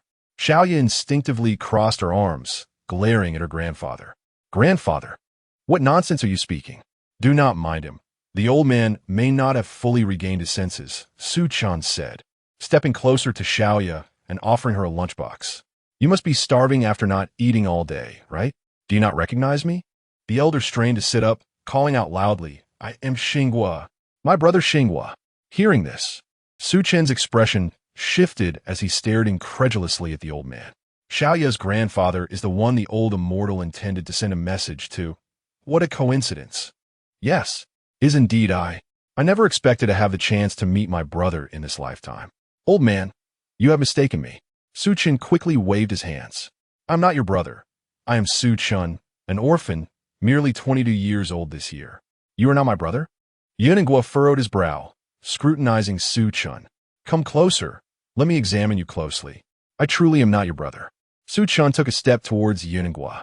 But before he could finish, Yin and Guo suddenly grasped Su Chen's neck with such force that it rendered him breathless. Who sent you? Someone with a resemblance so striking to my brother. MMM. Nearly choking, Su Chen's face turned crimson as he flailed his arms in a desperate struggle. Yet, the elder's grip was astonishingly strong like a vice, leaving Su Chen powerless to escape. Grandfather, please let him go. He can save your life. Xiaoya, realizing the situation, rushed forward to intervene. If you wish to interrogate him, you must allow him to speak. Better to wrongfully kill than to let a guilty one escape. Yinguo barked, tightening his grip, prepared to end Su Chen's life. Just then, he caught sight of the purple gold dragon ring on Su Chen's hand. How could my brother's hidden dragon token be in his possession? As Su Chen felt death looming, Yinguo finally released his grip. Cough, cough. Once freed, Su Chen clutched his neck, coughing violently as he gasped for air, internally cursing. I never imagined Xiaoya's grandfather to be so unhinged. It was utterly terrifying. Are you all right? Xiaoya glanced at her grandfather in confusion before hastily moving to support Su Chen. Young man, where did you acquire that ring? Yuningguo's gaze was fixed intently on Su Chen. His concern for his own safety was overshadowed by his desire to uncover his brother's fate. You see, after regaining his composure, Su Chen nearly uttered a curse but restrained himself. This ring was given to me by an old immortal. Old immortal? Where is he now? Yuningguo inquired, a hint of urgency in his voice. I already mentioned he is an old immortal. Naturally, he has ascended to immortality. You dare to mock me? I speak the truth. Su Chen, frightened, took a step back, exclaiming, before ascending, the old immortal left me a letter, addressed to my brother Xinguo. Where's the letter? Yuningguo's eyes brightened, eagerly demanding, I am the recipient. Quickly, hand it over. Su Chen retrieved the letter from his pocket, but did not immediately present it to the elder. Instead, he turned to Xiaoya. What is your grandfather's name? My grandfather's name is Yuningguo. Anguo, then you are not the recipient. Su Chen hastily clutched the letter to his chest, watching Yun and Guo warily. My true name isn't Xinguo. This name was changed later. You truly are the one the old immortal sought to find. Once confirming the address, Su Chen tossed the letter to Yuningguo. Grasping the letter like a treasure, Yuningguo commanded, You two leave. Do not allow anyone to enter. Xiaoya, remember to bring the food with you. As Su Chen and Xiaoya stood by the observation window, they watched Yun and Guo anxiously open the letter, only to alternate between sobbing and joyous laughter. Xiaoya, did your grandfather have a mental illness before this? Observing the man's erratic behavior, Su Chen rubbed his sore neck, uncertain. No, I have never seen my grandfather like this. Xiaoya shook her head, concern etched on her face. I believe you ought to arrange for a mental health evaluation for the old man. Having nearly been choked to death, coupled with Yun and Guo's current frenzied state, I prefer not to be in the presence of such a madman. I apologize. You saved my grandfather, yet he treated you so poorly. I express my apologies on his behalf. Xiaoya looked remorsefully at Su Chen. Once my grandfather stabilizes, I will certainly repay you well. There is no need for formality. Just take good care of your grandfather. Su Chen smiled, raising his left hand. Consider this handkerchief and the set of silver needles as my reward. As soon as he finished speaking, Su Chen turned with a flourish and strode away. Xiaoya wished to see him off, but was concerned for her grandfather's condition and could only watch him leave. Once Yun and Guo finished reading the letter, Xiaoya quickly entered the ward, asking with concern, Grandfather, are you all right? Who is this brother you mentioned, and what did the letter say? I am fine. Do not ask anything. Yun and Guo tucked the letter beneath his pillow, shifting the subject. Where did that young man go? He was frightened by you and has already left. Xiaoya looked reproachfully at her grandfather. Regardless, he saved your life, and you should not have treated him that way. Indeed, it was my fault. I was too sensitive. Yun and Guo nodded, a hint of guilt apparent. The debt of life-saving is as great as the heavens. You must repay him properly. I will visit him at school tomorrow. How much do you think I should give him, grandfather? Seeing that Yun and Guo no longer harbored animosity towards Su Chen, Xiaoya let out a sigh of relief. Offering money is too pedestrian. Yun and Guo's eyes sparkled with determination. As for the matter of compensation, you must heed my arrangements. Chapter 22. Su Shanchu's Challenge. The weekend has concluded, and the students, having enjoyed their leisure, have returned to their dormitories. The sight of you all gathered to watch films is quite distasteful. From the lewd expressions of the trio, Su Chen could easily discern their activities. "Come over and join us, we have something new," called out a bespectacled, short, plump boy who clutched a roll of toilet paper. Without lifting his head, this was Tang Lei, the third in the dormitory hierarchy. Lu Jia, tall and slender with well-defined muscles, teased with a mischievous grin. "Could it be that you've finally had a revelation and managed to claim your first blood this week? If that were true, then the youngest should certainly acquire more practical knowledge. Come join us in learning." Another boy, squatting between Lu Jia and Tang Lei, robust and muscular with dark skin and a rugged appearance, lewdly chimed in. His name was Su Chen, the eldest among them, older than Su Chen and the others. "I broke up with Su Na." "Huh?" Upon hearing this, the three boys simultaneously looked up at Su Chen, their faces a mixture of surprise and concern. "What happened to you?" Su Chen exclaimed, springing to his feet. "Could it be that Su Na and that Zhou Xiaolong are truly together? Did Zhou Xiaolong do this to you?" Lu Jia shouted with anger. "That is utterly unacceptable. We will avenge you. I will immediately rally people in our class." Tang Lei tossed aside the toilet paper and grabbed his phone, ready to mobilize others. Feeling the warmth of his friend's concern, Su Chen felt a surge of gratitude. The camaraderie among classmates was far more genuine than the coldness of familial ties or the deceit of love. Over the past 3 years, Su Chen and the others had taken great care of Su Chen, an orphan, yet he had neglected these good brothers in favor of family and romantic entanglements. He vowed to make amends. "My injuries are unrelated to anyone, nor to the breakup." Su Chen smiled and waved his hand dismissively, boldly declaring, "Thank you, my dear brothers, for your care and support over the years. Tonight, I shall treat you all to supper. Let us drink and chat. To my adoptive father, I bow in respect." The trio erupted in cheers, shutting down their computers and dressing hastily. "Sons, there will be enough barbecue and beer. We won't return until we are inebriated." Observing their exuberance, Su Chen laughed heartily. In the dormitory, the one who treats is considered the father, though regrettably, his previous thoughts and expenditures have been directed towards the Su family and Su Na, leaving little room for such generosity. As Su Chen hosted his roommates for a hearty feast, turmoil brewed within the Su household. In the living room, Su Chuanda and his wife, along with Su Shanqin, Su Shanhu, and Su Shanjiao, surrounded Su Jun, offering incessant comfort and counsel, fearful that their precious child might truly leave the Su family. With tear-filled eyes, Su Jun feigned disinterest in competing with Su Chen for anything, professing that he would rather depart from the Su family than cause discord among them. Witnessing Su Jun's apparent selflessness, the family grew even more sympathetic toward him. Meanwhile, Su Shanjiao vehemently placed all blame on Su Chen, leading the charge in verbal condemnation. No one dared to counter this sentiment. Instead, they expressed their unwavering support for Su Jun, vowing he would never leave the Su family. As Su Jun's emotions began to stabilize and the family atmosphere returned to harmony, Su Shanshi descended the stairs. "Xiao Jun, look how much your entire family cares for you." Wu Hui gently grasped Su Jun's hand, reassuring him. "Even your fifth sister has come to check on you." "Fifth sister, I am sorry. It is my fault for causing you concern."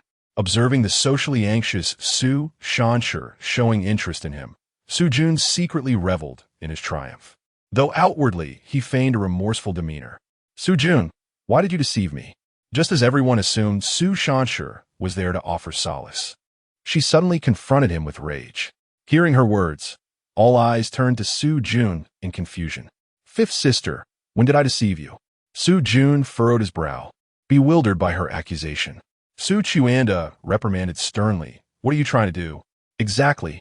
Xiao Jun is so obedient and sensible. He would never lie to you."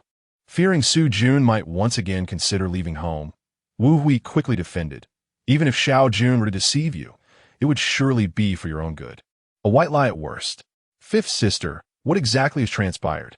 Su Shanxue, the eldest sister, expressed greater concern for Su Shanshi's situation. Despite feeling uncomfortable in front of so many people, Su Shanshi mustered her courage, recalling the injustices endured by Su Chen, and directed her inquiry toward Su Jun. It was clearly Su Chen who brought me the medicinal porridge, yet you deceived me into believing it was you. Why did you claim credit for Su Chen's efforts? Upon hearing this, Su Jun's expression shifted. He had not anticipated Su Chen would be aware of the matter. What medicinal porridge? Noticing Su Jun's change in demeanor, Su Shanjiao quickly interjected. Did Su Chen say something to you? You mustn't listen to his fabrications. He is deliberately sowing discord between us. Why have you fallen silent? Su Chen disregarded Su Shanjiao's remarks, fixating intently on Su Jun. Everyone says you are incapable of lying, yet you deceived me and took credit for Su Chen's merits, making me grateful to you for so long. You are nothing but a fraud. Observing the agitated Su Chen, Wu Hui grasped Su Jun's hand tightly while inquiring with concern. Mother, I cannot fathom why fifth sister is suddenly treating me this way. Su Jun then fixed his wounded gaze upon Su Chen, fifth sister. You cannot suspect me just because Brother Chen donated bone marrow for you. Once again, Su Chen's name surfaced, and Su Shanjiao seethed. That scoundrel. While ostensibly severing ties with us, he secretly stirs conflict between fifth sister and Su Jun. Su Shanjiao spat through clenched teeth. He is a despicable and insidious villain. It is apparent he is preying on a naive and socially inept fifth sister. Su Shan added with disdain, cursing him. Su Shanqin sat silently, her head bowed, fiddling with her phone, appearing as an outsider to the heated discussion. No, that is not the case. I have evidence that proves the one who delivered the porridge was Su Chen, not Su Jun. Seeing everyone defend Su Jun while denigrating Su Chen, Su Chen produced her phone and opened the downloaded surveillance video. Su Jun truly lied to me. Upon hearing that video evidence existed, Su Jun panicked. If this matter were exposed, his carefully constructed facade would shatter. Chapter 23, Beaten. Irrefutable evidence cannot deter me. Upon watching the video presented by Su Chen, the members of the Su family fell into a profound silence. Indeed, it was a minor official delivering porridge to the fifth sister. Su Chen squinted, his brow furrowed, his expression sour. He deliberately appropriated the merits of the minor official, concealing the kindness shown to me by him. Su Shanjiao exclaimed in indignation. He is not as perfect as he appears. Such words from fifth sister wound me deeply. Su Jun's eyes reddened, his lips pressed together in grievance. Although the person delivering items in the video is Brother Chen, it was I who delivered porridge to you prior to that. When Brother Chen learned last week of my delivering porridge, he claimed to empathize with my exhaustion and offered to take over the task. I never anticipated that he would falsely claim prior deliveries as his own and speak ill of me in front of fifth sister. Su Jun had indeed forgotten the existence of surveillance, but he was aware that the recordings would automatically overwrite after 7 days, hence his attempt at an excuse. It was evident that Su Chen was up to mischief. Finding Su Jun's reasoning plausible, Su Shanjiao shouted in fury. That scoundrel not only usurped Su Jun's credit but also slandered him, provoking discord. How despicable. Now I see. Wu Hui nodded in realization, offering comfort. Fifth sister, do not blame Brother Chen. He merely seeks your affection. That is not the case. To her astonishment, despite the truth laid bare, these individuals continued to unconditionally defend Su Jun. Su Chen trembled with rage. Brother Chen never mentioned the porridge deliveries to me. It was only today that I sensed something amiss and reviewed the surveillance to uncover the truth. Every time he brought me porridge, he included a note of encouragement. At this point, Su Chen produced those heartwarming notes from her pocket, fixing her gaze on Su Jun. Since you claim to have delivered these items, we can simply compare handwriting to determine the truth. If the handwriting matches, I shall apologize immediately. If not, you are nothing but a liar. Upon hearing this, Su Jun's hands trembled involuntarily on his lap, panic overwhelming him. Stand firm, Su Jun. Just write a few words for fifth sister to quell her doubts and reveal Brother Chen's true nature. Su Shanjiao, filled with unwavering trust in Su Jun, promptly retrieved paper and pen from her bag. The others watched intently, awaiting Su Jun's self-justification. Such an imbecile, utterly devoid of intellect. Hearing Su Shanjiao's words, Su Jun secretly cursed, recognizing that had she any sense, she would not have been so easily deceived. Forget it. Taking a deep breath, Su Chen shook his head bitterly. Fifth sister is aware that brother Chen donated bone marrow for her. Coupled with whatever he has said, she now harbors unwavering trust in him. No matter my actions, she has branded me as a bad brother, and I do not wish to contest with brother Chen. If so, all blame rests on me. I am the one who appropriated brother Chen's merits. I am indeed a liar, and for that, I am sorry, fifth sister. At this point, tears genuinely streamed down Su Chen's face, his demeanor radiating profound grievance and hurt. In response to Su Chen's performance, Su Chen nearly spat blood in fury. It appeared that he was admitting fault, yet his words conveyed a tone of resignation to injustice, a willingness to be wronged, making it implausible for anyone to believe he was a true villain. Finally, Su Chen comprehended why Su Chen had failed to outmaneuver Su Chen over the past 3 years. Su Chen's acting skills, cunning, and scheming far surpassed those of the antagonists in her novels, utterly terrifying. Indeed, upon witnessing Su Chen's demeanor, Wu Hui and the others felt immense sympathy, especially upon hearing that Su Chen intended to leave the Su family. They hurriedly offered kind words of consolation. I do not require your apologies. Su Chen's chest heaved violently as she held up the notes. You need only compare the handwriting. Enough. At that moment, Su Chen bellowed in anger. Xiao Jun has clearly stated that it is Su Chen who has appropriated his credit. He has been coerced into accepting Su Chen's slander. What more do you seek? Wu Hui glared reproachfully at Su Chen. A late-night snack and a few tattered notes. What does it matter if they were delivered by Su Chen? Must you be so pedantic? As Su Shanjiao comforted Su Chen with gentle strokes on his back, she admonished, if it comes to it. I will order takeout for you every night. Cease this uproar. Do not speak ill of fifth sister. While sniffling, Su Chen empathized. Fifth sister merely knows of brother Chen's marrow donation. Her guilt leads her to trust him implicitly. She is not at fault. You are insincere. Susansi ayetativ. Stormed to Su Chen, slamming the notes and pen onto the coffee table. I only wish for everyone to know the truth and seek justice for brother Chen. You must write something now. I told you to stop. Did you not hear me? Su Chen suddenly rose, slapping Su Chen across the face. That ungrateful child, Su Chen, has severed ties with us. Yet you still endeavor to make things difficult for Xiao Jun. Had I known you were so unreasonable, I would have. Struck across the face, Su Chen fell to the ground, incredulous as she gazed at Su Chen high above her and the others on the sofa. At that moment, she finally grasped the indignities and hardships that Su Chen had endured within the Su family. The entire family mindlessly indulged and defended Su Chen, rendering even irrefutable evidence futile. Even as the beloved daughter of the Su family for 23 years, she too faced a slap for merely questioning Su Chen. Such bias was intolerable. Fifth sister's health has always been fragile. How could you lay hands on her? Wu Hui, regaining her senses, rushed towards Su Chen, her heart aching. Fifth sister, are you all right? Su Shanquin and Su Shanhua quickly approached to support their tearful sister. In this muddled world of right and wrong, you shall surely regret this. Su Shanchu rose, breaking free from her mother and sister support, crying out as she ran upstairs. Father, how could you strike fifth sister? If punishment is to be meted out, let it be upon me. Fifth sister, it is all my fault. I have wronged you. Heartbroken, yet inwardly smirking. The entire family will defend me. Irrefutable evidence cannot sway me. It seemed that upon learning of Su Chen's bone marrow donation, Su Shanchu had already taken a side. Nevertheless, it mattered little.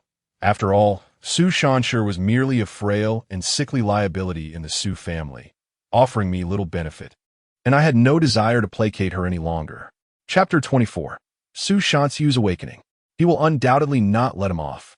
This matter ends here. After Su Shanxu left, Su Chuanda cast a decisive glance at the remaining few. After all this commotion, you should all rest early today. I will go check on Xiao Wu. Wu Yi, concerned for Su Shanxu, hurried up the stairs. Mother, I will accompany you. I will surely plead for Sister Wu's forgiveness. Su Jun immediately stepped forward to support Wu Hui. with Su Shanju following closely behind. Eldest sister, I don't understand. Su Shanhua expressed her confusion to Su Shanquin in the living room. Clearly, as long as Xiao Jun compares the handwriting, the truth will be revealed, and the misunderstanding with Xiao Wu will be resolved. Why won't he agree? Perhaps he is hurt, Su Shanquin replied slowly, her expression complex as she gazed upstairs. Perhaps Xiao Jun believes that fifth sister is deliberately causing trouble because she knows Su Chen donated bone marrow for her, hence his reluctance to cooperate. I can understand fifth sister's desire to repay Su Chen for saving her life.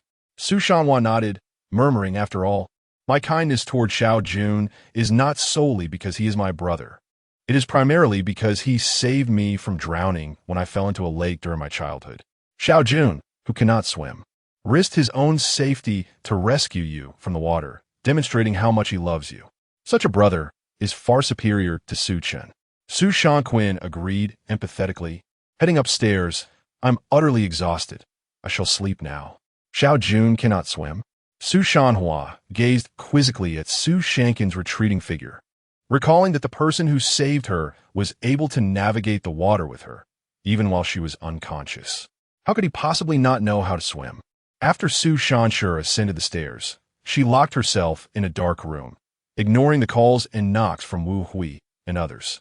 Overwhelmed with despair, Su Shanshur curled up in a corner, weeping uncontrollably.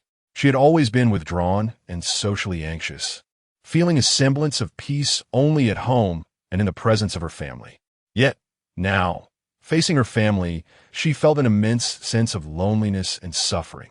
The thought of Su Chen enduring such torment for 3 entire years in this environment shattered her heart, especially realizing that she had previously overlooked Su Chen, who had been willing to donate bone marrow for her. For the sake of that insidious and hypocritical Xiao Jun filled her with shame and regret.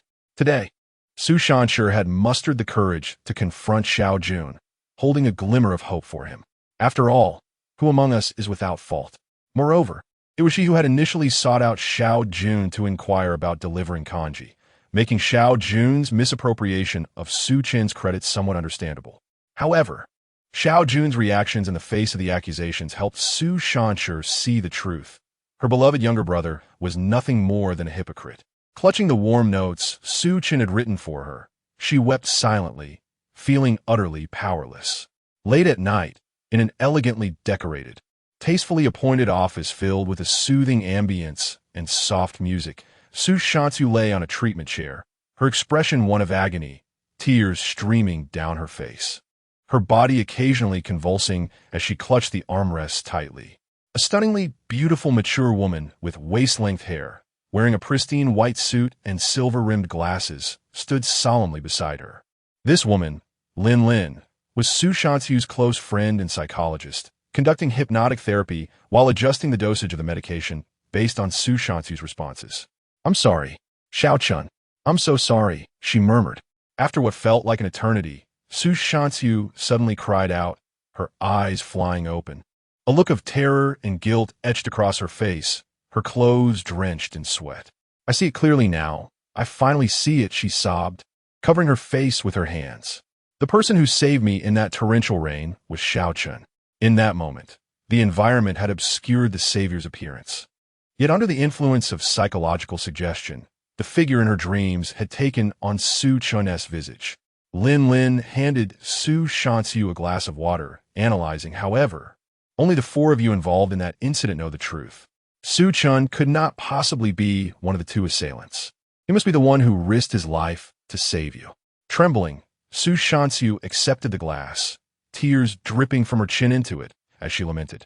Not only did Xiao Chen save me, but he also endured slander and blame to protect my reputation and feelings, while I treated him so poorly, never regarding him as family. After 2 years of treatment, the events of that time no longer significantly affect you, Lin Lin sighed, expressing her helplessness. However, based on your performance during tonight's hypnosis, your greatest psychological issue has now transformed into guilt and self-blame regarding Su Chen. If this issue remains unresolved, your mental state may never achieve health. What should I do? Su Shansu gripped the water glass tightly, gazing at Lin Lin with hope. Xiao Chen has severed ties with us. He does not wish to see me again, not even granting me a chance for atonement. I have gathered a rough understanding of the situation from your mumblings during sleep. Lin reflected thoughtfully. You previously mentioned your two brothers. Su Chen had gone to great lengths to ingratiate himself with your family, yet he suddenly severed ties with such resolve. I suspect he must have endured unimaginable trials, leading to his newfound clarity after surviving. If I were in his shoes, having my family's affection usurped by a false son while bearing so much prejudice and grievance, I would have cut ties with you within 3 days, not 3 years. Honestly, I cannot fathom why the Su family favors the adopted son while treating the biological son so harshly. It defies logic. If we were to choose between Xiao Chen and the exceptional, obedient, and deeply affectionate Su Jun, who would he prefer? Su Jun? Have you considered that someone might have led you to believe that Su Chen was utterly unworthy? Lin adjusted her glasses, reminding her. For instance, you once thought Su Chen was of poor character for peeking at you while bathing, but that might not be the reality. Are you suggesting Xiao Jun? Su Shanxiu suddenly realized, murmuring, could it be? Xiao Jun has always been well-behaved and sensible. He has always been the beloved one in the Su family. Why would he target Xiao Chen? The Su family possesses assets worth billions, and Su Chen, being of Su lineage, naturally posed a significant threat to Su Jun, who is merely an adopted son, especially since only one heir can inherit the family fortune. Lin regarded Su Shanxiu with rationality. The mere act of Su Jun falsely accusing Su Chen of peeking at you while bathing is sufficient proof that your seemingly perfect younger brother is far from virtuous. I am certain that there are many instances where Su Jun has misled you.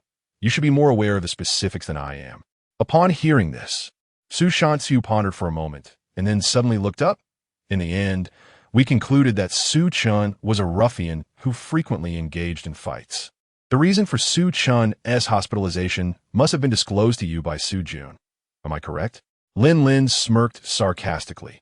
In truth, Su Chen was hospitalized due to being stabbed by assailants while saving you, and he could not explain himself amidst the slander and accusations. How dare Su Jun do this?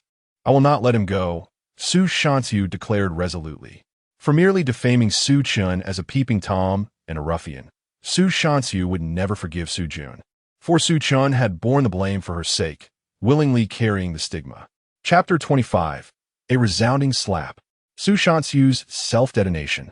On the following morning, as the sun rose, the second sister returned from work just in time for breakfast. Upon seeing Su Shanxiu, Su Jun immediately stood up, brimming with warmth as she approached to take Su Shanxiu's backpack and slippers, remorsefully stating, I sincerely apologize for my impulsive departure from home, which caused you worry. With a sharp crack, Su Shanxiu unexpectedly raised her hand and delivered a stinging slap to Su Jun's face. Stunned and reeling, Su Jun, who had never before faced such an assault from her sister in over 20 years, was momentarily speechless. Are you insane? Why did you strike Xiao Jun? Rushed over Su Zhanjiu, who, seeing her beloved man harmed, supported Su Jun while furiously confronting Su Shanxiu. What on earth are you doing, second sister? Wu Yi, accompanied by Su Shanquin and Su Shanhua, hurriedly approached to soothe Su Jun's face, their expressions filled with concern. Su Chuanda, sitting silently with a sullen face, placed down his utensils, yet remained motionless. It's all right. My sister must have her reasons for striking me. Su Jun, covering her face, looked earnestly at Su Shanxiu and continued, If I have erred in any way, feel free to punish me. I assure you, I will harbor no resentment. That was your request. Su Shanxiu, showing no mercy, struck Su Jun again with her palm, delivering a series of resounding slaps. The crisp echoes of the slaps rang out with fervor, and had it not been for Wu Hui and the others intervening, she showed no intention of stopping. While Su Shanxiu once relished Su Jun's obedient demeanor, it now repulsed her. The thought of how Su Chen had risked his life to save her, only to be maliciously slandered by Su Jun, filled her with a burning desire to annihilate Su Jun. Second sister, what madness has overtaken you? Are you trying to kill Xiao Jun? Su Zhanjiu, heartbroken at the sight of Su Jun's swollen cheek, questioned in fury. He claimed that no matter how I struck or scolded him, he would not complain, So naturally, I must fulfill his request. What has Xiao Jun done to provoke such wrath from you? Wu Yi, tightly embracing Su Jun, glared angrily at Su Shanxiu. What did you do to incite your second sister's fury?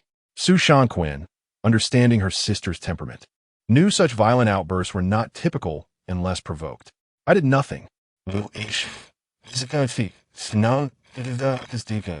Realizing that if they knew of his intimate encounter with Su Zhanjiu, they might indeed strike him down. Why did you slander Xiao Chun, claiming he peeped at me and spread rumors about him fighting with ruffians? Su Shanxiu seethed. You, who are adored by all in the Su family. Why can you not tolerate Xiao Chen? Is it because of Xiao Chun again? Hearing this, Wu Hui and the others felt overwhelmed. Second sister, I am unaware of what you are saying. Relieved that Su Zhanjiu's matters had not been exposed, Su Jun sighed, feigning confusion and grievance. Continue your act. Su Shanxiu broke free from Su Shanhua's grasp, asserting, I have learned that Su Jun falsely accused Xiao Chun of spying on me while I bathed.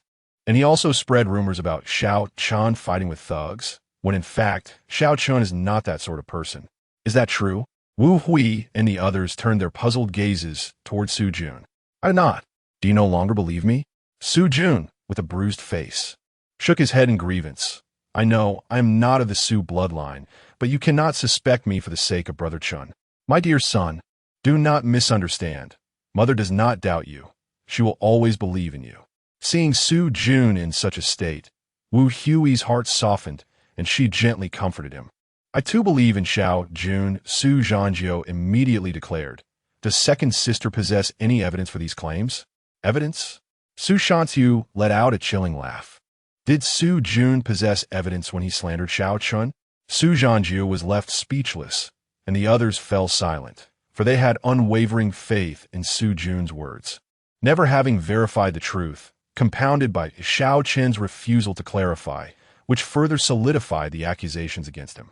Xiao Chen had once mentioned that his injuries were sustained while bravely intervening to assist others.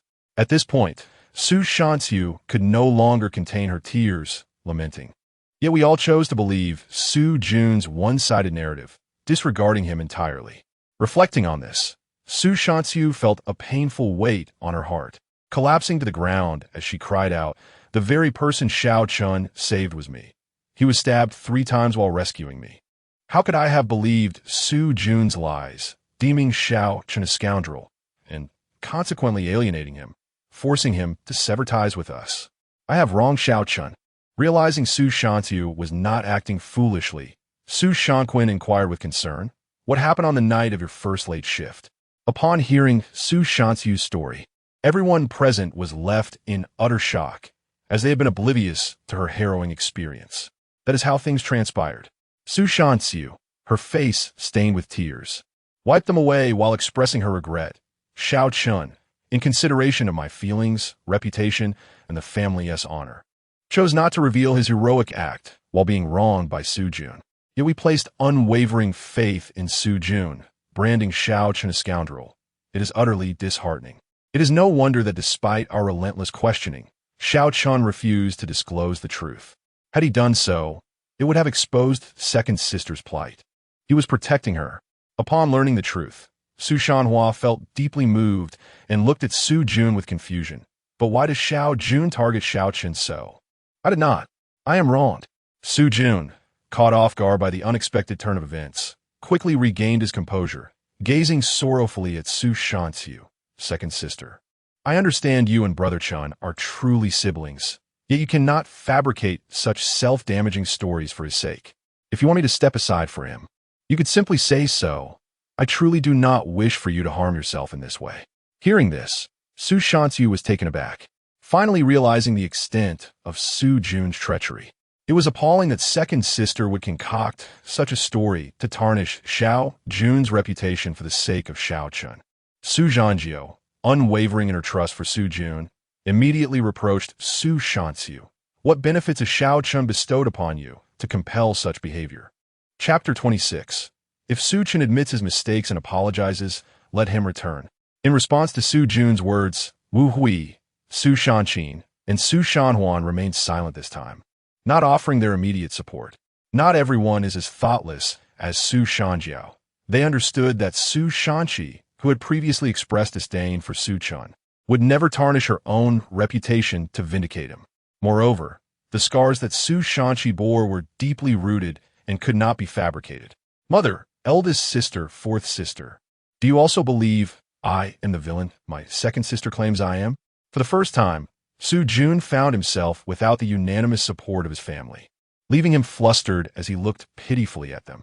My son, it is not that we do not trust you, but rather that your second sister would not lie about such matters, Wu Hui replied, though her eyes still brimmed with affection for Su Jun. What do you mean? Upon hearing Wu Hui's words, Su Shanjiao exclaimed, if your second sister cannot lie, does that mean little Jun can? Of course he would lie. At that moment, Su Shan, wearing pajamas and with disheveled hair, rushed down the stairs, shouting, I have proven that Su Jun deceived me and misappropriated Xiao Chen's achievements. He is nothing but a deceitful, shameless liar. With a resounding slap, Su Shan struck Su Jun across the face. Witnessing Su Shanqi's assault on Su Jun filled Su Shan with a sense of exhilaration, as she felt it was a way to vent her anger on behalf of Su Chen. Wah, fifth sister hit me too. Confused by yet another slap, Su Jun clutched his face and began to cry. I have documentation of my injuries and psychological treatment following the incident. After Su Shan fled, Su Shanqi spoke again. If you do not believe me, I can present all the complete evidence. Enough. At that moment, Su Qianda, who had remained silent, slammed the table with a grim expression. Su Shanqi, do you wish to make public the incident where you nearly faced violation, thereby bringing disgrace to the Su family? I only wish for you to know the truth and to clear Xiao Chen's name. We already know the truth, but none of you are permitted to speak of this matter henceforth. Su Qianda issued his command unequivocally, his gaze sternly fixed on Su Jun. Though your actions are not heinous, your scheming to frame Su Chen is still disappointing. Husband, what do you intend to do? Upon hearing this, Wu Hui quickly shielded Su Jun. Little Jun is young. Mistakes are inevitable, and he can correct them in the future. Understanding he could no longer maintain his facade, Su Jun quickly knelt. I am sorry. I realize my mistakes. I only love you all too much and fear losing you. As he confessed, he wept profusely. Little Jun has recognized his errors. He simply lacks a sense of security, and Su Chen's unwillingness to explain also bears some blame. We cannot place all the fault on him. Following this incident, all misunderstandings were unraveled, which, in fact, proved to be a positive outcome. Su Shanhuan joined in to plead for leniency. Little Jun's behavior is a result of your indulgence. He must be taught a lesson. In response to his family's pleas, Su Qianda angrily declared, I announce that from today onward, Su Jun's allowance will be halved until he reforms. He then turned to Su Shanqin. Ensure he is assigned more tasks at the company, so he invests his energy in work and has no time for mischief. I am willing to accept the punishment. Su Jun stated without hesitation, I will certainly follow the eldest sister's arrangements and strive to create value for the company. Though Su Qianda's punishment seemed severe, it was, in reality, a mere gesture. Su Jun's monthly allowance was 200,000. Even halved, it remained substantial, and with his newfound employment, the punishment was virtually inconsequential. However, in the eyes of Wu Hui and the others, Su Jun had never faced criticism or punishment, leading them to perceive Su Qianda's actions as quite harsh. But what about Xiao Chen? Su Shanqi fixed her gaze intensely on Su Qianda. Xiao Chen has borne the stigma of false accusations for so long, eventually being compelled to leave the Su family. We must provide him with an explanation, mustn't we? At her words, a flicker of resentment crossed Su Jun's eyes as he knelt on the ground. After all the effort to expel Su Chen from the family, it seemed the victory was slipping away, and he had begun to harbor hatred for Su Shanqi. Regardless, Su Chen's open defiance and the way he overturned the dining table are grossly inappropriate. Following such a disturbance, no one had the heart to continue dining. Except for the eldest daughter, Su Shanqin, who remained to dine with Su Qianda. The others found excuses to leave for upstairs. Victorious, Su Shanqi hurried to find Su Shan recounting the events that had transpired. You are celebrating too soon. Su Chen sure replied, her expression devoid of emotion. Su Chen will no longer grant us any chances. Father's punishment of Su Jun does not compensate for the grievances and injustices Su Chen has faced in the Su family over the past 3 years. Ultimately, he still favors Su Jun. I truly do not comprehend. Su Chen is the biological son of the Su family, yet everyone seems to favor an adopted child. Su Chen sure lamented, unable to hold back her tears. I have no right to judge you all. After all, I had also treated Su Chen poorly.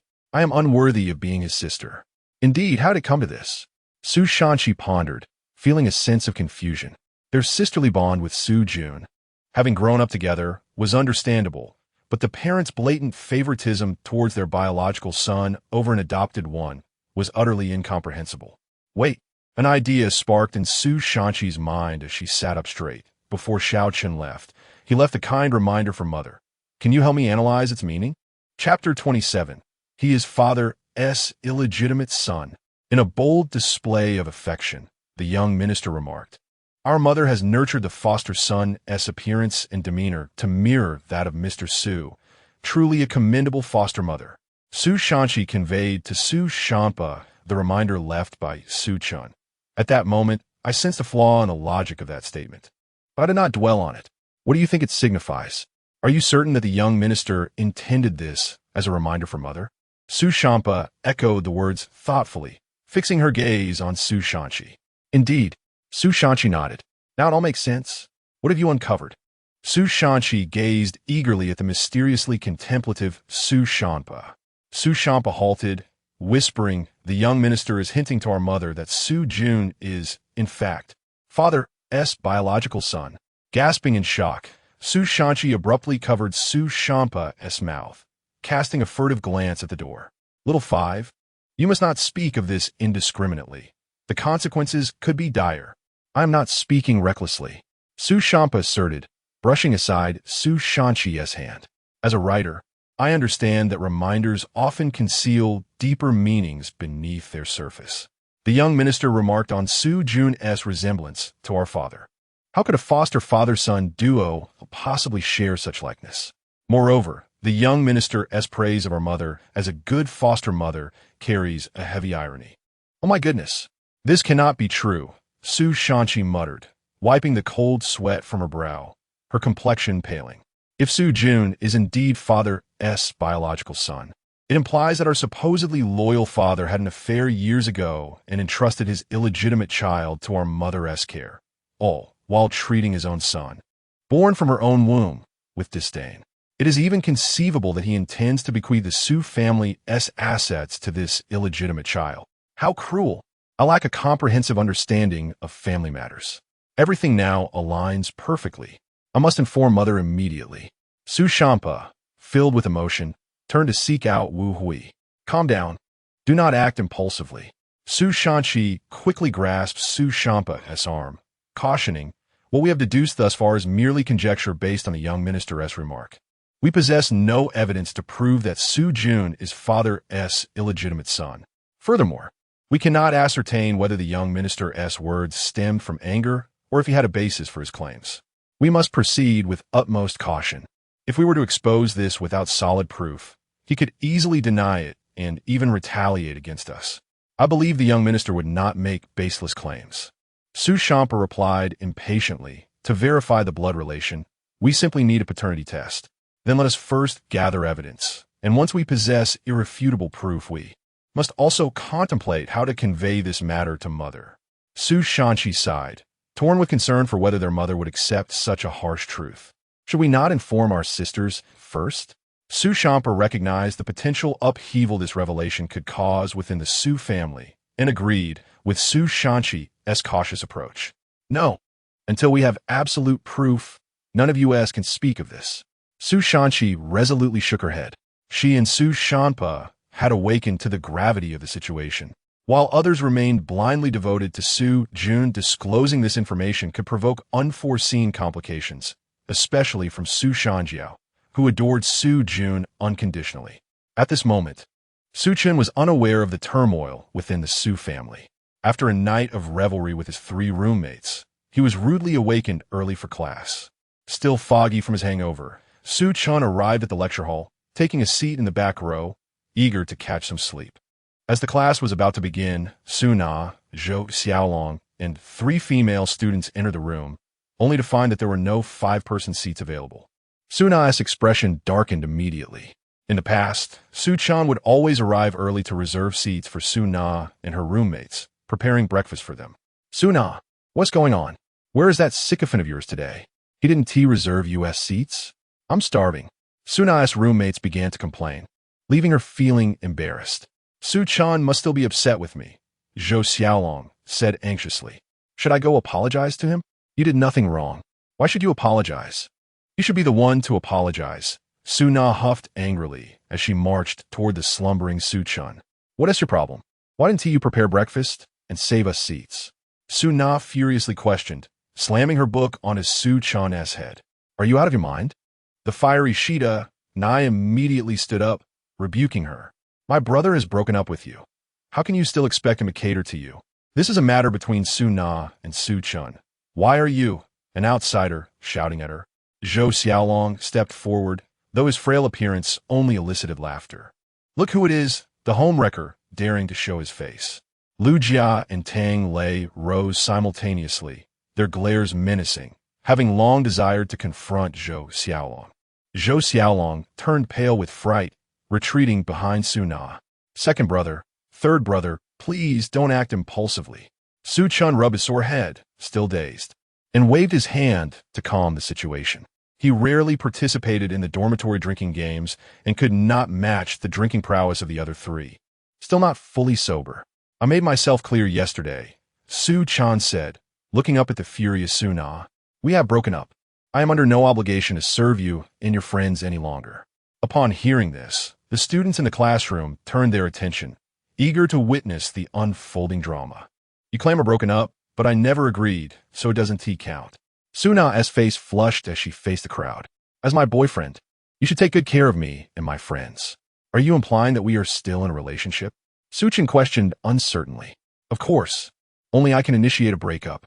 Su Na declared proudly, commanding, you need to go by me. Before she could finish, Su Chen abruptly stood, wrapped his arms around Su Na's head, and kissed her fiercely. Chapter 28. The arrival of elder sister Su Shanshin. No one could have anticipated that Su Chen, who had previously shown boundless indulgence and forbearance toward Su Na, would suddenly transform into a figure of fierce passion, publicly kissing her without warning. It was utterly shocking. Su Na, too, was taken aback. The man she had always regarded as her white moonlight, one who had never dared to act inappropriately, was now brazenly taking advantage of her in front of an audience. At that moment, Su Chen resembled a beast unleashed, and regardless of how much she struggled, she found herself unable to escape his grasp, gritting her teeth to prevent his tongue from invading her mouth. Yet ultimately, she succumbed. How outrageous! What a disgrace! Witnessing Su Na being forcefully kissed by Su Chen, Zhou Xiaolong's face flushed with fury, his fists clenched as he prepared to intervene. Zhou Xiaolong, what do you intend to do? Lu Jia firmly placed a hand on his shoulder. What business is it of yours if that couple is sharing a kiss? Only our Na'vi youngest brother has merely held Su Na's hand after dating for so long. Tang Lei also stepped in front of Zhou Xiaolong. If my girlfriend forbade me from touching her, I would instantaneously break up with her. Though Zhou Xiaolong was desperate to act, he lacked the courage to confront Lu Jia and Tang Lei's obstruction, instead looking helplessly towards Su Na's roommates for support. Su Chen, you must release Na at once, or I will report this to the counselor. Witnessing Su Chen's disgraceful behavior, Su Na's 3 roommates began to voice their disapproval. Silence! Bellowed the towering Shurdanai. You parasites only know how to enjoy Su Chen's services, yet you fail to advise Su Na to treat him well. Now, you dare meddle in their relationship. How shameless. Indeed, as professionals, we all know Su Na and Su Chen are a couple, so it is entirely reasonable for them to share a kiss. The students in the classroom erupted in uproar, some snapping photos, others applauding in approval. They all recognized how subservient Su Chen had been to Su Na in the past, and witnessing his resurgence brought them joy. Moments later, Su Na, nearly breathless, forcefully pushed Su Chen away, gasping as she scolded, "You scoundrel! How dare you treat me this way? It is utterly disrespectful." "Disrespectful?" Su Chen retorted. "My previous restraint was out of a desire to protect our relationship, but since you have disregarded it, I see no reason to continue being sentimental." At this moment, Su Chen felt an overwhelming sense of exhilaration. He had fulfilled his duties as a boyfriend, yet had never experienced the privileges that came with the role. Now that he wished to break up, and Su Na resisted, he felt compelled to show her what it meant to be a boyfriend, channeling years of pent-up frustration. Wiping his mouth, Su Chen menacingly warned, "If you don't want to break up, then tonight, prepare a hotel room for me." You cad. Su Na shouted in embarrassment and anger. "If you want to break up, then so be it. You will surely regret this." With that, she covered her face and fled to a seat, burying her head on the desk in tears. Zhou Xiaolong glared at Su Chen before moving to comfort Su Na. "All right," someone called out, and the classroom erupted into thunderous applause, a cathartic release for all. "How does it feel, youngest brother?" "Refreshing," Su Chen replied, rubbing his head and exhaling contentedly. Lu Jia, draping an arm over Su Chen's shoulder, praised him. "I've always said you needed to stand firm before Su Na. Today, you finally grasped that women should not be coddled. Stop spouting nonsense. Don't lead the youngest astray." Shi Denai shot a warning glance at Lu Jia. "He hasn't even sobered up. Without alcohol, he wouldn't have this courage. Give him a moment. Su Chen, come outside." Just as Su Chen was about to sit down, a melodious voice rang out, drawing everyone's attention to the classroom door.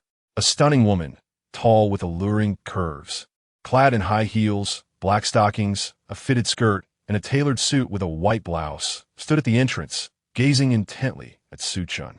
No wonder the youngest brother suddenly wanted to break up with Su Na. It appeared he had found a new target. What a magnificent figure! The so-called campus beauty, Su Na, seemed like a mere sprout in comparison. Had it been me, I would have chosen the latter as well. The boys in the classroom buzzed with excitement over the unexpected beauty, while Shi Denai and the others exchanged knowing glances and gestures towards Su Chen. What brings Su Shanqin here? Unlike the others, Su Chen felt a wave of annoyance and irritation, rising to walk towards her. Su Na, her tears forgotten, gazed incredulously at Su Shanqin. She had never truly believed that her childhood friend Su Chen would really break up with her. But seeing such a stunning woman approach him made her realize he was not jesting. Stepping outside the classroom, Su Chen furrowed his brow. Addressing Su Shanqin, "I have severed ties with your family. What do you want from me?" Su Shanqin's expression was impassive, her tone cold. "Since you have left the Su family, why are you still discussing matters with Su Shanshi and Su Shanshu?" Witnessing Su Chen kiss Su Na and detecting the scent of alcohol on him only deepened her disappointment and disdain. "Firstly, I have never sought out anyone from the Su family. Secondly, what I discuss with Su Shanshu and the others is none of your concern. And everything I said is the truth.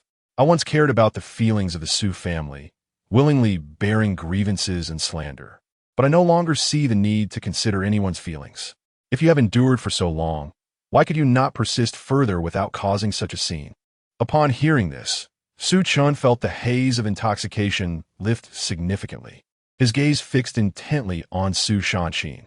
"You knew all along about the injustices and biases I faced within the Su family?"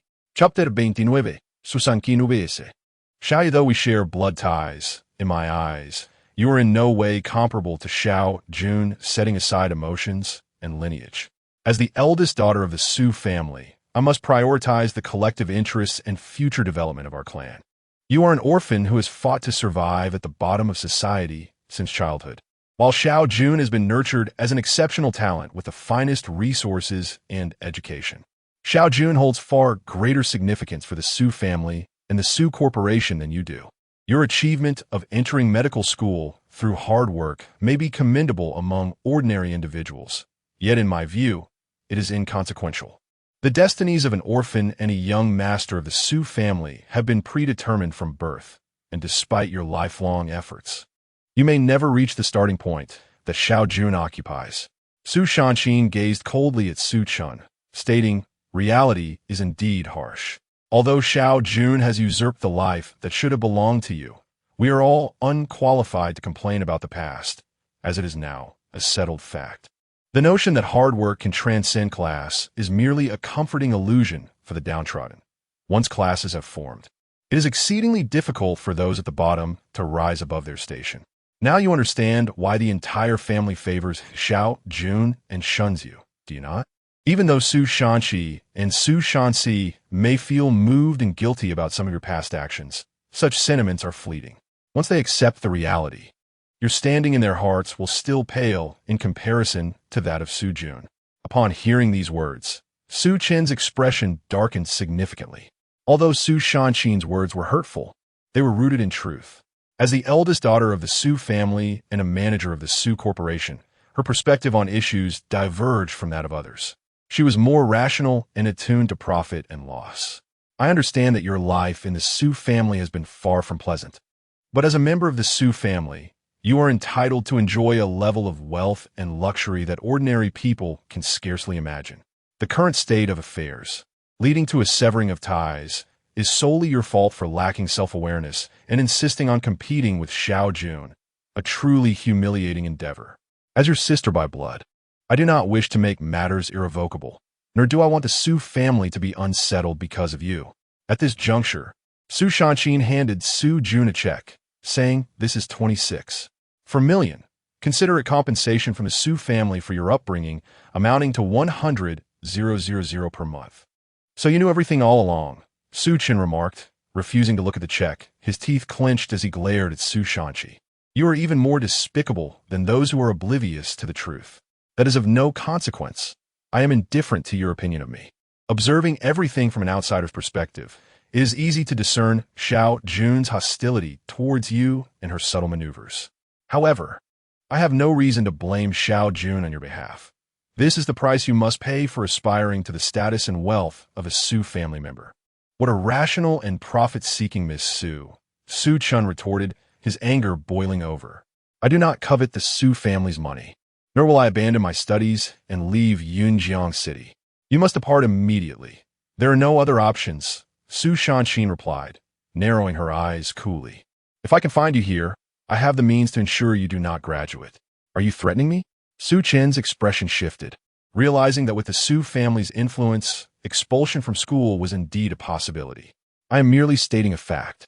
Su Shanqin adjusted her attire and declared, "Accepting the money and leaving is your only escape. Otherwise, not only will I make it impossible for you to remain here, but I also possess the capability to eradicate the Silver Mirror Lake Orphanage from Yunjiang City." "You dare!" Su Chen's anger surged at the mention of the orphanage. Such audacity for Miss Su. Just then, Su Chen felt an arm slip around his. "Xiaoya." Turning, Su Chen beheld Xiaoya, clad in a pure white dress, having appeared beside him unannounced. "My heavens! Another stunning beauty has arrived," the onlookers whispered. "Look, she is embracing Su Chen's arm. Their relationship must be extraordinary." Fortune seemed to favor Su Chen, flanked by both an enchanting elder sister and a pure yet alluring classmate, far surpassing Su Na. No wonder he sought to end his previous relationship. As Xiaoya's presence drew attention, the students outside, who had been monitoring the situation, erupted in excitement. Witnessing the closeness between Xiaoya and Su Chen, Su Na's face turned ashen, tears streaming down her cheeks. "Who are you?" Su Sanqin inquired, eyeing Xiaoya with suspicion, her disdain for Su Chen growing. Clearly, he is not a good person. Having just forcefully kissed a classmate, he now stands with yet another woman in a familiar manner. What a scoundrel! You intend to expel Su Chen from school while plotting against the Silver Mirror Lake Orphanage? Xiaoya teased, gazing at Su Shanqin with amusement. As a second-tier family in Yunjiang City, what gives you the audacity to be so arrogant? Knowing I am part of the Su family, why do you meddle? Who on earth are you? Upon hearing Xiaoya dismiss the Su family as merely second-tier, Su Shanqin recognized the gravity of the situation and cautiously inquired. The Silver Mirror Lake Orphanage and Su Chen are both covertly supported by the Tianyan Group. Do you truly wish to challenge them, Su family? Xiaoya tilted her head slightly, smiling as she posed the question to Su Shanqin. Upon hearing the name of the Tianyan Group, Su Shanqin's complexion drastically altered. The Tianyan Group was on par with Yunjiang City's elite families, its shadowy controllers shrouded in mystery and rumored to possess provincial connections. a force that the Su family could not hope to confront. More critically, the Su family was seeking collaboration with the Tianyin group. Securing a project from them would elevate the Su family to the ranks of the elite. To reduce Su Chen's lifetime achievements to this paltry sum is a gross underestimation. As Su Chen grappled with the shock, Xiaoya cast a glance at the check in Su Chen's hand, stating, 30 years east of the river. 30 years west of the river. Do not underestimate the young and impoverished. I can assure you that Su Chen's future accomplishments will render the entire Su family insignificant. And as for that Xiao Jun you hold in such high regard, she is unworthy to even shine Su Chen's shoes. What farce! Su Chen looked down her nose at Xiaoya, disdain evident in her demeanor. Were you to speak so boldly? I could bring the Su family to bankruptcy within 3 days. Do you believe me? At Su Chen's insolence, Xiaoya's expression turned icy, her eyes gleaming with a sharp, cold light. Chapter 30. The ambition of Su Chen. Is she planning to seek a hotel room? Faced with the sudden shift in demeanor and presence from Xiaoya, Su Chen became utterly flustered. Moreover, her uncertainty regarding Xiaoya's relationship with the Tianyin group rendered her hesitant to provoke Xiaoya further. No wonder you have become so assertive. It turns out you have allied with powerful figures. Su Chen forced herself to regain her composure, avoiding eye contact with Xiaoya and instead diverting her gaze to Su Chen to change the subject. You are mistaken. It is I who is clinging to the younger student. What do you mean? Su Chen, oblivious to the internal strife of the affluent families, inquired with confusion. You speak nonsense. Su Chen's expression shifted slightly as she defensively retorted. I am merely stating facts. You can only deceive this naive younger student. Attempting to mislead me is far from simple, Xiaoya scoffed, explaining. The reason your sister is so protective of her adopted son and dismissive of you is that she aspires to become the future head of the Su family. No matter how outstanding Su Jun may be, he remains merely an adopted son of the Su family, devoid of any legal rights to inheritance. She could expel Su Jun from the Su group at any moment. Conversely, despite your shortcomings, you are recognized as the biological son of the family head, possessing an unassailable legal claim to inheritance. This is precisely why she insists on your departure from Yunjiang City. Otherwise, you would have severed ties with the Su family, and she would have no need to go to such extremes. Is that so? Su Chen, realizing the gravity of the situation, cast a glance at Su Chen. This aligns perfectly with your rational and detached approach to matters. I had no idea that Miss Su harbored such ambitions. You are spouting absurdities. Su Chen had long perceived the injustices and grievances Su Chen faced within the Su family, yet she refrained from clarifying matters for him, primarily because she did not wish to relinquish her grip on the power of the Su group. As the eldest daughter of the Su family, Su Chen had assumed responsibility for the company's operations at an early age, diligently managing and running the business. Unlike her sisters, who pursued their own careers, she had devoted everything to the Su family.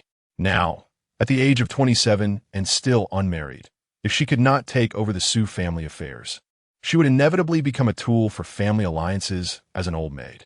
Furthermore, power is an addictive force. Su Chen would not easily relinquish it. As the biological son of the Su family, Su Chen posed a far greater threat to Su Chen than merely an adopted son without legal rights, which was the primary reason for her exclusion of him and her desire to expel him from Yunjiang City. I have often heard tales of the ruthless rivalries among the wealthy, yet today I truly comprehend their harsh realities. Su Chen gazed at Su Chen's distressed figure, secretly mocking. I am genuinely curious how Su Chen will feel when she discovers that Su Jun is, in fact, the biological son of Su Chuanda and also possesses rights to inheritance. Having met your sister in person, I can now understand why you chose to sever ties with the Su family.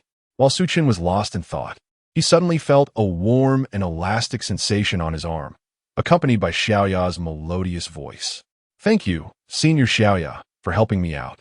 Thanks to your treatment, my grandfather is now in excellent condition. Xiaoya's cheeks flushed slightly, and after letting go of Su Chen, she lowered her head and softly added, It was my grandfather who asked me to express his gratitude to you. It is a relief to hear that the old man is well. Su Chen exhaled, responding confidently. As for the thanks, there is no need. Your gift of silver needles and handkerchiefs has already sufficed. That simply won't do. You saved my grandfather's life, Xiaoya insisted. Looking up at Su Chen. Is your household registration with the Su family or at school? I see. Xiaoya nodded, helping Su Chen adjust his clothing while admonishing. You should head to class. I will come find you later. Remember to bring your ID. With that, Xiaoya turned and dashed away. Why do I need to bring my ID? Su Chen pondered in confusion, muttering to himself. Could it be that Senior Xiaoya intends to offer herself, preparing to accompany me to a hotel? At that moment, the class bell rang. Just as Su Denai and the others were about to inquire about the situation with Su Chen, they were interrupted by the entrance of the teacher, forcing them to hold off their questions. By the time they found a moment, Su Chen had already slumped over his desk in slumber. In the haze of his hangover, Su Chen dreamt of fiercely admonishing the members of the Su family and Su Na, followed by an audacious escapade with Xiaoya at a hotel. I truly am not a competent mother. I have not visited school to see Xiao Chun in the past 3 years. Half an hour later, Wu Hui, supported by Su Jun and Su Shanhuan, alighted from Mercedes-Benz van, her face etched with guilt as she gazed at the school gates. Wearing a mask and sunglasses, Su Shanhuan nonchalantly pouted, grumbling, Mom, why must you drag me along to find Su Chun? I haven't tea-streamed for 2 days. If this continues, I'll lose followers. During her school years, Su Shanhuan had engaged in online activities and had now become a moderately well-known internet celebrity, even invited to serve as the ambassador for Yunjiang City, thus becoming a public figure. I'm sorry, fourth sister. It is all my fault that so much has transpired. Su Jun immediately apologized to Su Shanhuan. That is not what I meant. You are still young, and mistakes are inevitable. Moreover, it is not a grave matter, Su Shanhuan reassured him, her gaze softening as she comforted. The main issue is that Su Chen is too petty. Do not speak ill of Xiao Chen. He has genuinely suffered injustice. Wu Hui reminded, then took Su Jun's hand, instructing, Son, you should apologize to Xiao Chen. You are brothers, and there is no need for a misunderstanding to escalate to this extent. Do not worry, Mother. I truly recognize my mistakes. This time, even if I have to kneel and bow, I will certainly seek forgiveness from Brother Chen. Chapter 31. A violent confrontation with Su Jun.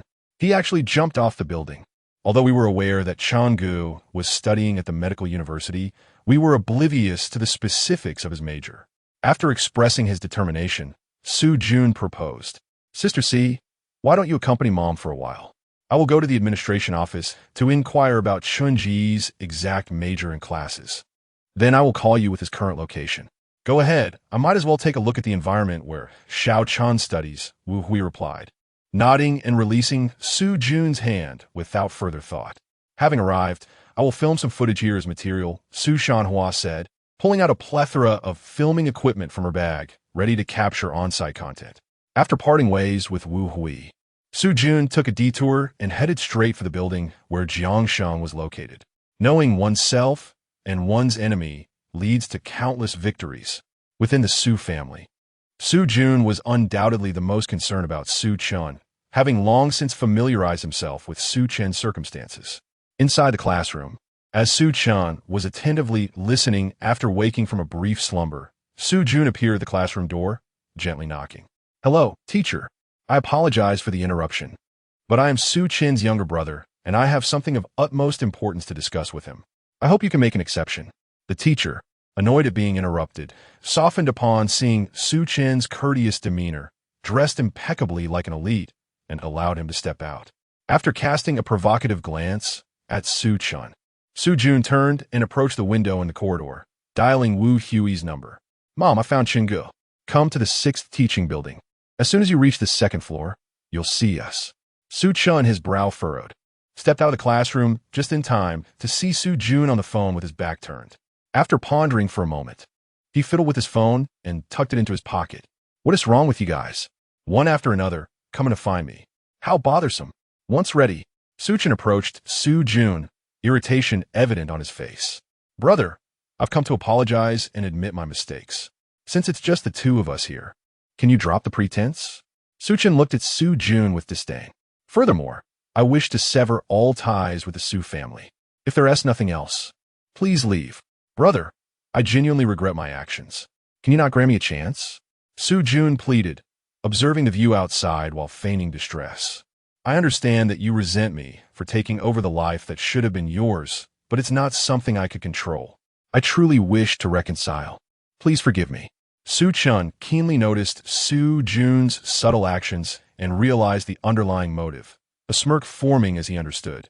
There were indeed others coming, and this fool was merely staging a performance for their benefit. Su Chen had previously often shown vulnerability in front of Su Chen whenever family members appeared, and if Su Chen exhibited any hostility, it would lead the family to believe he was bullying Su Chen. Even when Su Chen recognized the trap, Su Chen would still resort to self-harm to mislead others into thinking he was being bullied by Su Chen, truly embodying the role of a scheming adversary. Brother, if you're still unsatisfied, then go ahead and hit me. As long as you can forgive me, I will accept anything. Seeing Su Chen remain silent, Su Chen adopted a desperate demeanor. I only ask that after you strike me, you cease the quarrels with the family. If you have grievances, direct them at me. Although Su Chen had previously managed to provoke Su Chen into physical retaliation, he was unprepared for this sudden and forceful assault.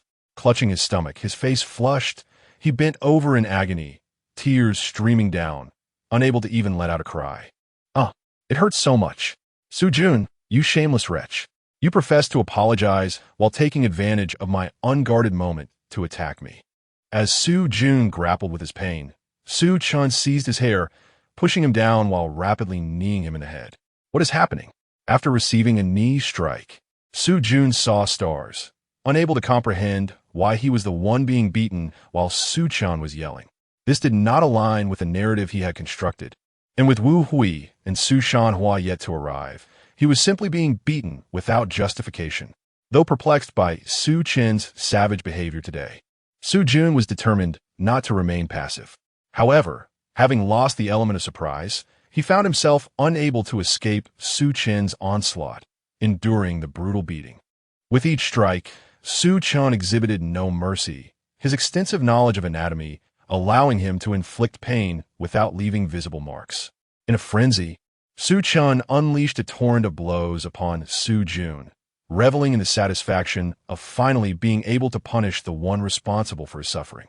Su Chen could no longer afford to pay attention to the outside, while Su Chen noticed Wu Hui and Su Shanhua hastily approaching, prompting him to halt and distance himself from Su Chen. You scoundrel, I will kill you. Su Chen, curled on the ground, finally regained his composure, propping himself up as he cursed through gritted teeth. I was wrong, I was wrong. I will never again vie for the position of the Su family's young master. Please spare me. As Su Chen adjusted his clothing, he regarded Su Chen with a mocking gaze, his tone dripping with feigned fear. You dare to pretend with me? If I don't eliminate you today, I'm not Su Chen. With bloodshot eyes, Su Chen, resembling a wounded beast, roared as he lunged at Su Chen. Unfazed, Su Chen merely pointed towards the stairwell. Glancing in the direction Su Chen indicated, Su Jun's face paled as he spotted Wu Hui and Su Shanhua appearing. Suddenly realizing why Su Chen had ceased his assault, though his body ached, Su Chen noticed there were no visible injuries on his face. And with Su Chen no longer attacking, he could not frame Su Chen for the beating he had received. Su Chen, do you think you can outmaneuver me like this? As Wu Hui and Su Shanhua drew closer, a flicker of madness crossed Su Jun's eyes as he swiftly retreated towards the window. Mom, Sister C, save me. Help me. In the next moment, Su Chen screamed as he toppled backward, his body tumbling out of the window. Holy crap, that son of a gun actually jumped. How ruthless. Su Chen, taken aback, instinctively rushed to the window, staring in disbelief at Su Chen, who had fallen from the second floor into the greenery below. Uncertain of his fate, Su Chen could hardly fathom that Su Chen would resort to jumping off a building to frame him. It was sheer madness.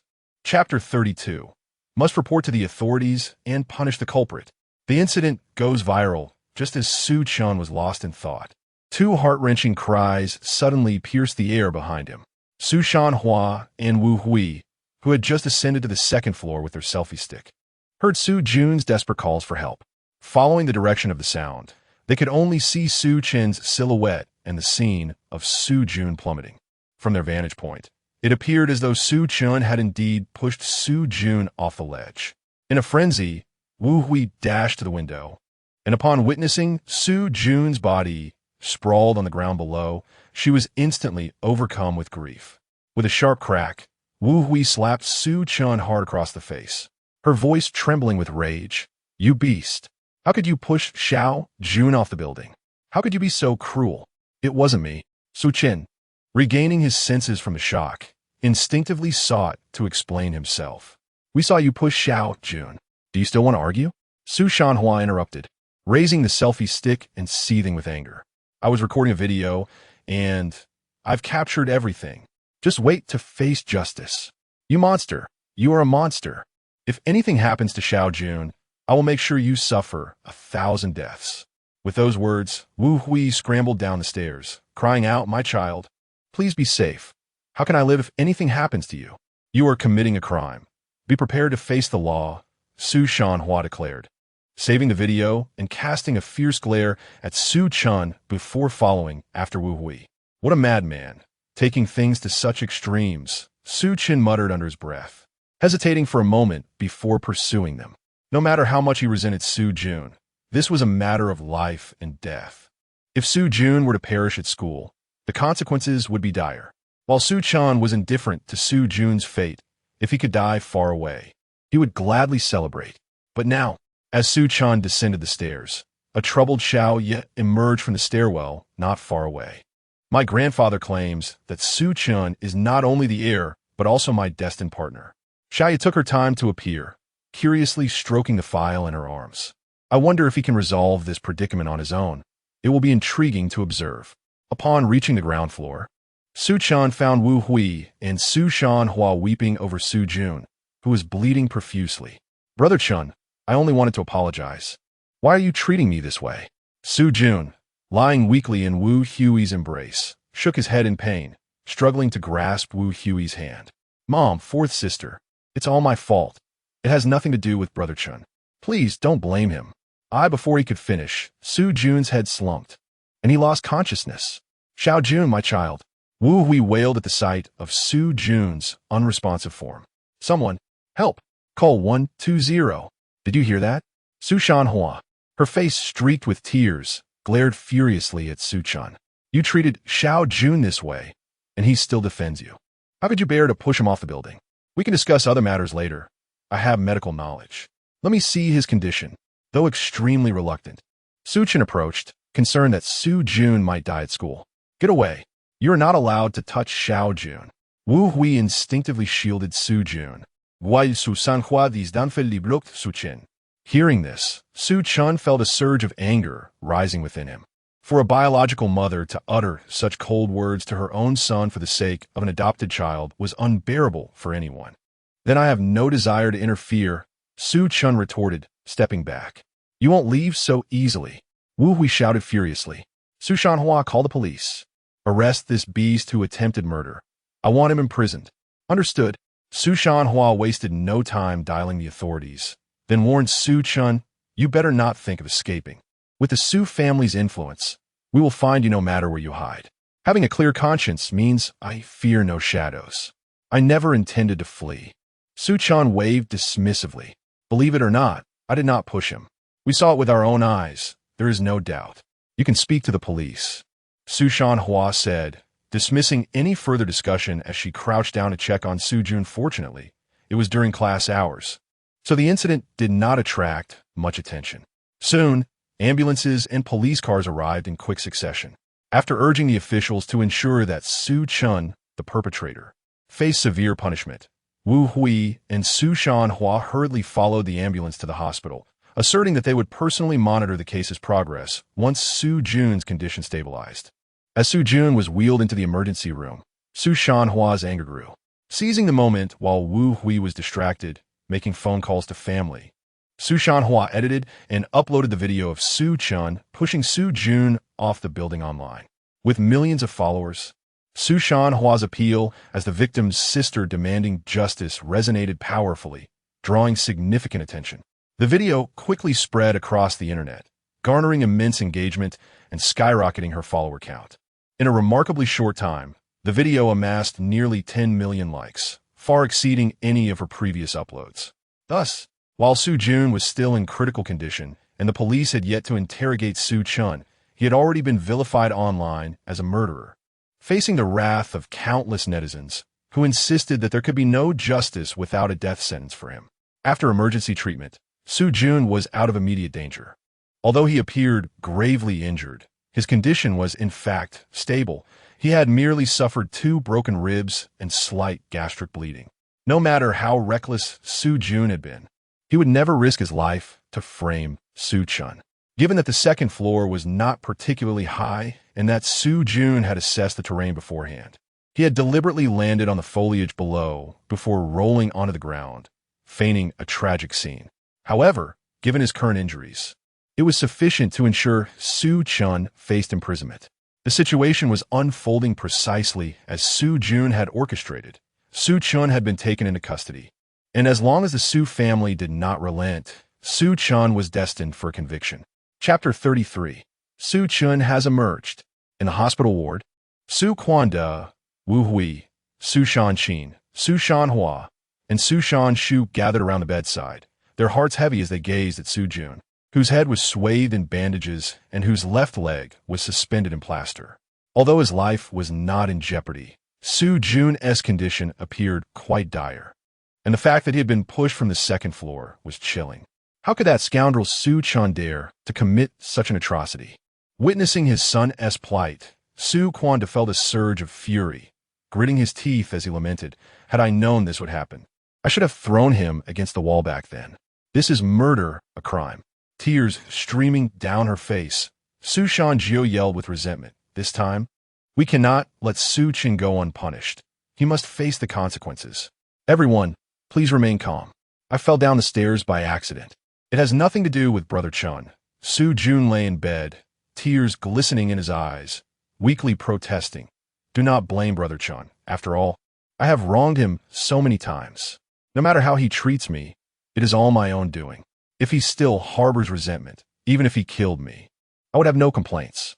No, we absolutely cannot condone his actions."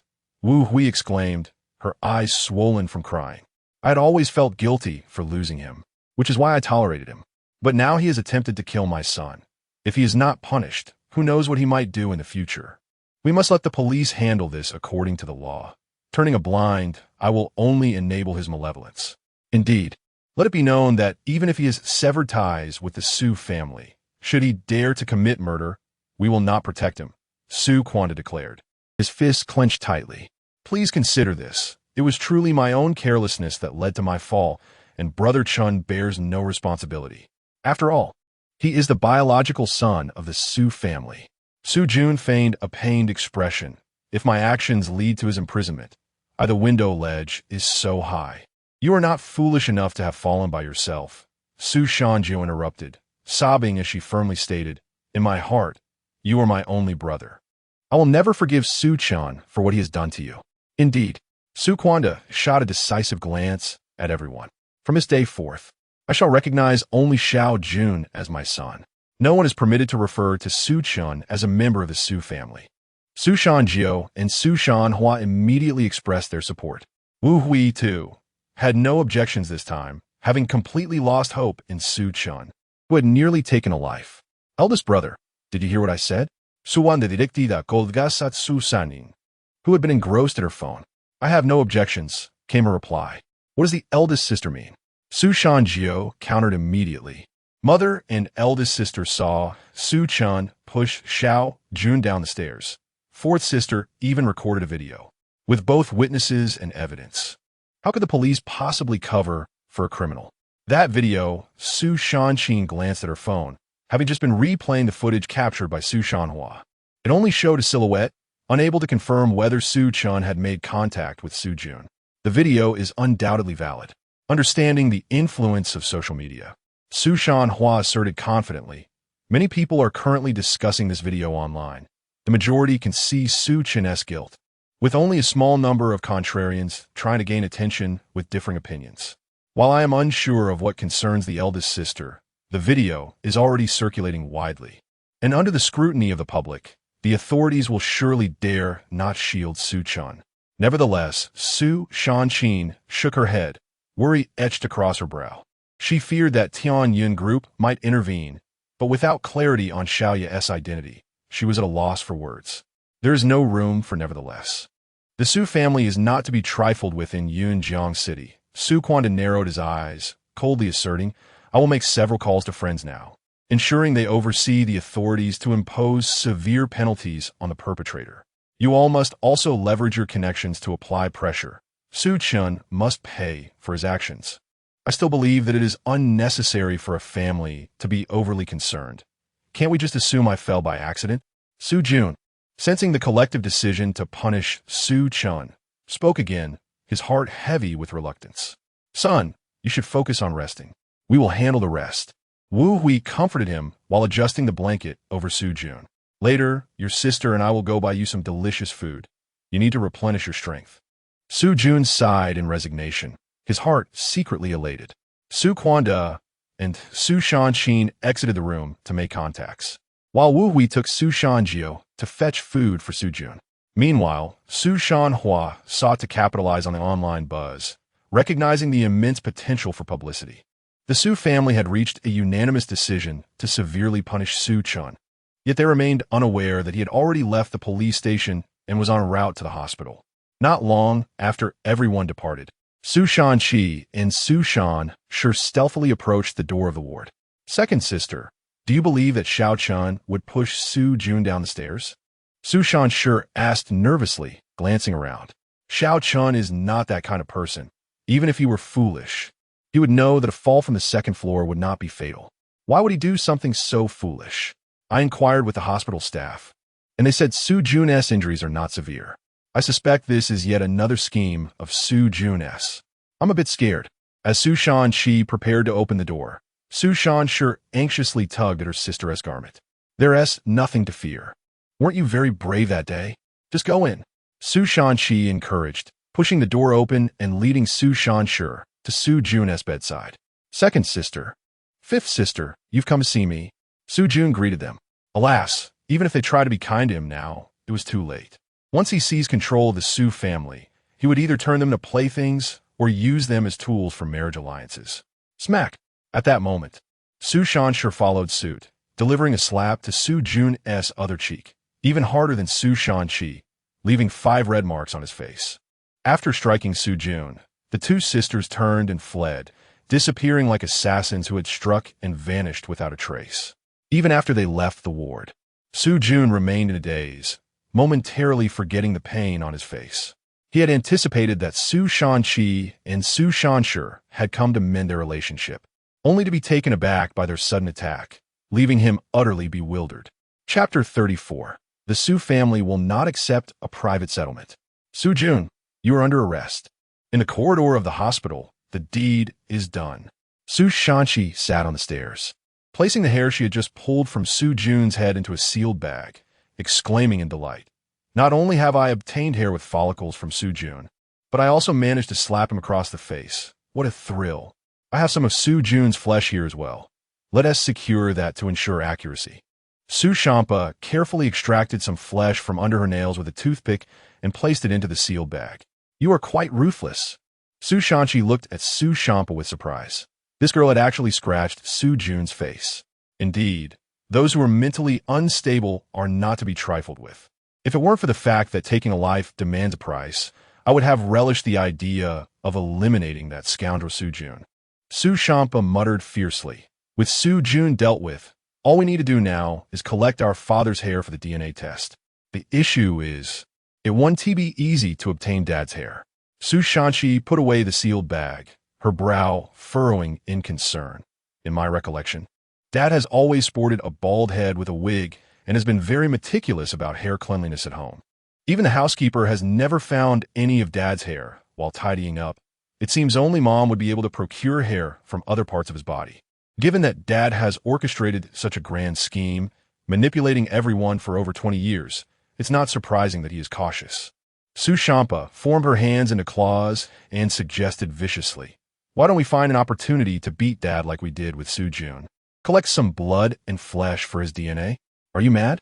That is our father, the esteemed head of the Su family. I dare not lay a hand on him. Su Shanqi glared at Su Shanpa with disbelief. Were you once socially anxious or a social terrorist? You are utterly insane. Then what do you propose we do now? Su Shanpa asked, conflicted. Just then, led by Su Chuanda, the members of the Su family stood at the door of Su Jun's hospital room, glaring at Su Chen with eyes filled with fury, ready to pounce had it not been for the female police officer standing in front of him. Unfazed by the hostile gazes of the Su family, Su Chen remained calm and turned to the female officer. Officer Mu, the truth is now apparent. The police can proceed with their duties. There is no need for me to meet this family. And I left in such haste that I didn't even request a leave of absence, which will cost me academic credits. Rest assured, the police will explain the situation to the school afterward. Officer Mu Zili adjusted her uniform and displayed her badge. Hello, I am an officer from the Municipal Bureau. My name is Mu Zili, and this is my identification. After confirming her identity, the group entered Su Jun's hospital room. Hearing commotion outside, Su Jun quickly lay in bed, feigning a state of severe illness, disregarding the pain from the slap on his face. Officer, what do you mean by this? Pointing at Su Chen and questioning, you not only released this attempted murderer, but also brought him to see my brother. This surely violates protocol, doesn't it? I am merely following procedure.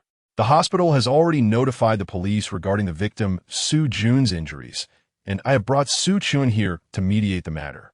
Officer Mu Zili stated earnestly. After all, you are family, and since Su Jun's injuries are not severe, I believe this matter does not necessitate legal proceedings. It would be best to resolve it privately. Absolutely not. Su Zhangji interjected vehemently. The law applies equally to all, and Su Chen's actions constitute attempted murder. We will not agree to a private settlement and demand severe punishment for this scoundrel. I concur. Su Chuanda spoke with a stoic expression. Not only is Su Chen no longer a member of the Su family, but even if he were, we would never shield a criminal. Su Zhanhua chimed in, lifting her phone with a cold smirk. This incident has already gained traction online. If the authorities fail to uphold justice and punish the perpetrator, the police of Yunjiang City can expect to be drowned in public outrage. I agree to a private settlement. Only after Su Chuanda and others voiced their stance did Su Jun, feigning weakness, open his mouth. I believe Brother Chen did not act with intent. Silence. Su Chuanda firmly reprimanded. I have full authority over this matter. You should focus on recovering. You misunderstand. Officer Mu Zili glanced sympathetically at Su Chen, taken aback by the family's harshness towards their own son, and waved her hand. What I mean is, regardless of your meaning, with tears in her eyes, Wu Hui sat by the bed, grasping Su Jun's hand, her voice filled with resentment. Su Chen nearly killed my son. The authorities must impose severe punishment, or he will grow even more deranged. See? I told you they wouldn't agree to a private settlement. Su Chen shrugged with a smile, his demeanor playful. Officer Mu, this is not me causing trouble for the authorities. It's simply that they refuse to mediate. I cannot help it. You will have to proceed with official business. You scoundrel, you have harmed Xiao Jun to this extent and still wish for a private settlement? Dream on. Su Zhangji glared at Su Chen with hatred. This time, we will ensure you rot in prison. Unlike the others, Su Zhanqin remained silent, observing Su Chen's reaction. Noticing Su Chen's smirk, she suddenly felt an ominous premonition but couldn't pinpoint the issue. If that is the case, I will proceed with official protocol. Officer Mu Zili, with a stoic expression, suddenly produced handcuffs from her waist and, before anyone could react, stepped forward to cuff Su Jun's hands. Su Jun, you are under arrest. Officer, you must be mistaken. Su Chen is the murderer. Why are you handcuffing my brother? Indeed, you did not arrest Su Chen, but come for my son instead. Is this how your department operates? Release my brother, or I will expose you online. Once the Su family members realized what was happening, they surged forward, agitated, trying to pull Officer Mu Zili away. They had never imagined that her so-called adherence to procedure would result in Su Jun's arrest. How utterly unjust. Lying in bed, watching his parents demand severe punishment for Su Chen, Su Jun felt an inexplicable joy, finding himself in a bewildering predicament. Su Chen stood aside, arms crossed, chuckling softly. Clear the way. Facing the obstruction from the Su family, Officer Mu Zili shouted angrily. Su Jun is suspected of provoking trouble, maliciously assaulting others, and falsely accusing others. I now represent the authorities in lawfully arresting him. If you dare to obstruct me again, it will be considered interference with official duties, and you will bear legal consequences. Chapter 35. A shocking revelation of recorded evidence. Faced with the commanding presence of Officer Mu Zili, Su Chen furrowed his brow and retreated, acutely aware of the futility of confronting the police. Impossible. My son is clearly the victim. How could he possibly commit the crimes you allege? Wu Hui, in a fit of rage, resembled a furious mother tiger. Had it not been for Su Chen restraining her, she might have lunged at the officers. There must be a hidden agenda. It is utterly absurd that the police would arrest a victim. Su Zhanji lay sprawled over Su Jun, wailing incessantly. As a police officer, how can you protect the perpetrator and distort the truth? I will ensure your exposure. Meanwhile, Su Zhanhua brandished her phone, capturing Officer Mu Zili on video, declaring, "The entire internet is watching this incident. Your audacity is astonishing." With a semblance of composure, Su Chen issued a stern warning. My son is undoubtedly the victim. Your focus should be on apprehending the true culprit. If this matter remains unresolved, I will pursue it to higher authorities. Once it was confirmed that Su Jun was in handcuffs, Mu Zili stood, producing a voice recorder from his pocket. The recorded conversation between Su Chen and Su Jun began to play. Are you all insane? One after another, you come to bother me. Ah, that hurts. Su Jun, you shameless wretch, you feign an apology while sneakily attacking me. Su Chen, you scoundrel, I will kill you. Do you think you can outmatch me? I have immersed myself in this situation. You have no chance of turning the tide. Mother, fourth sister, help. Upon hearing the dialogue from the recording, the Su family stood in stunned silence. Su Jun's face drained of color, his lips quivering as he grappled with the reality that his prior conversation with Su Chen had been recorded and presented to the police. As the playback concluded, all eyes turned towards Su Chen, who was barely containing his amusement. Indeed, it was I who recorded it, Su Chen declared, hands in pockets, a triumphant smile gracing his features.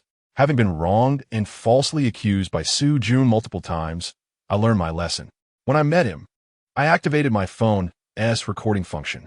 I had previously stated that I did not push Su Jun down the stairs.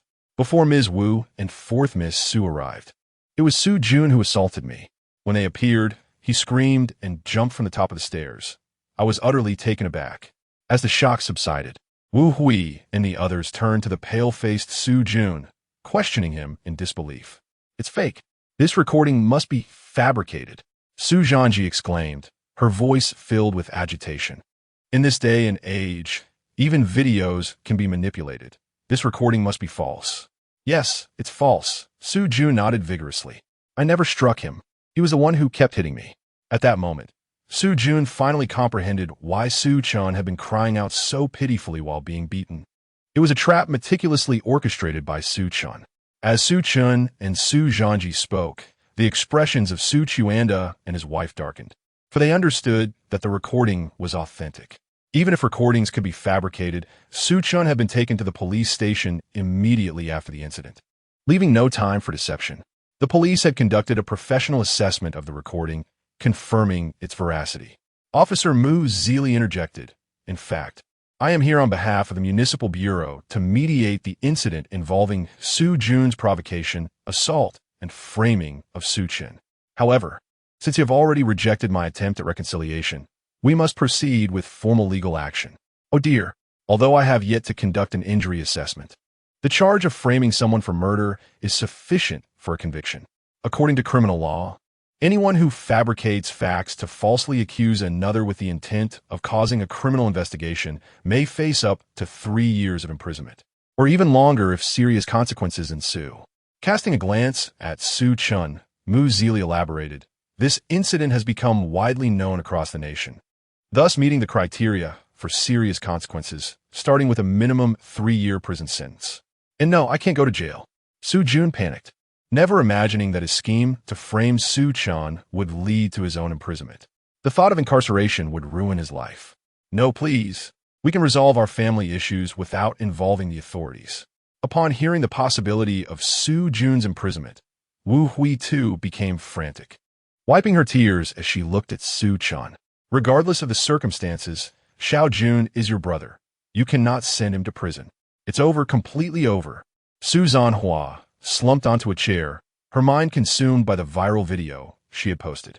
The earlier excitement over the video's popularity was overshadowed by the chilling realization of its potential backlash.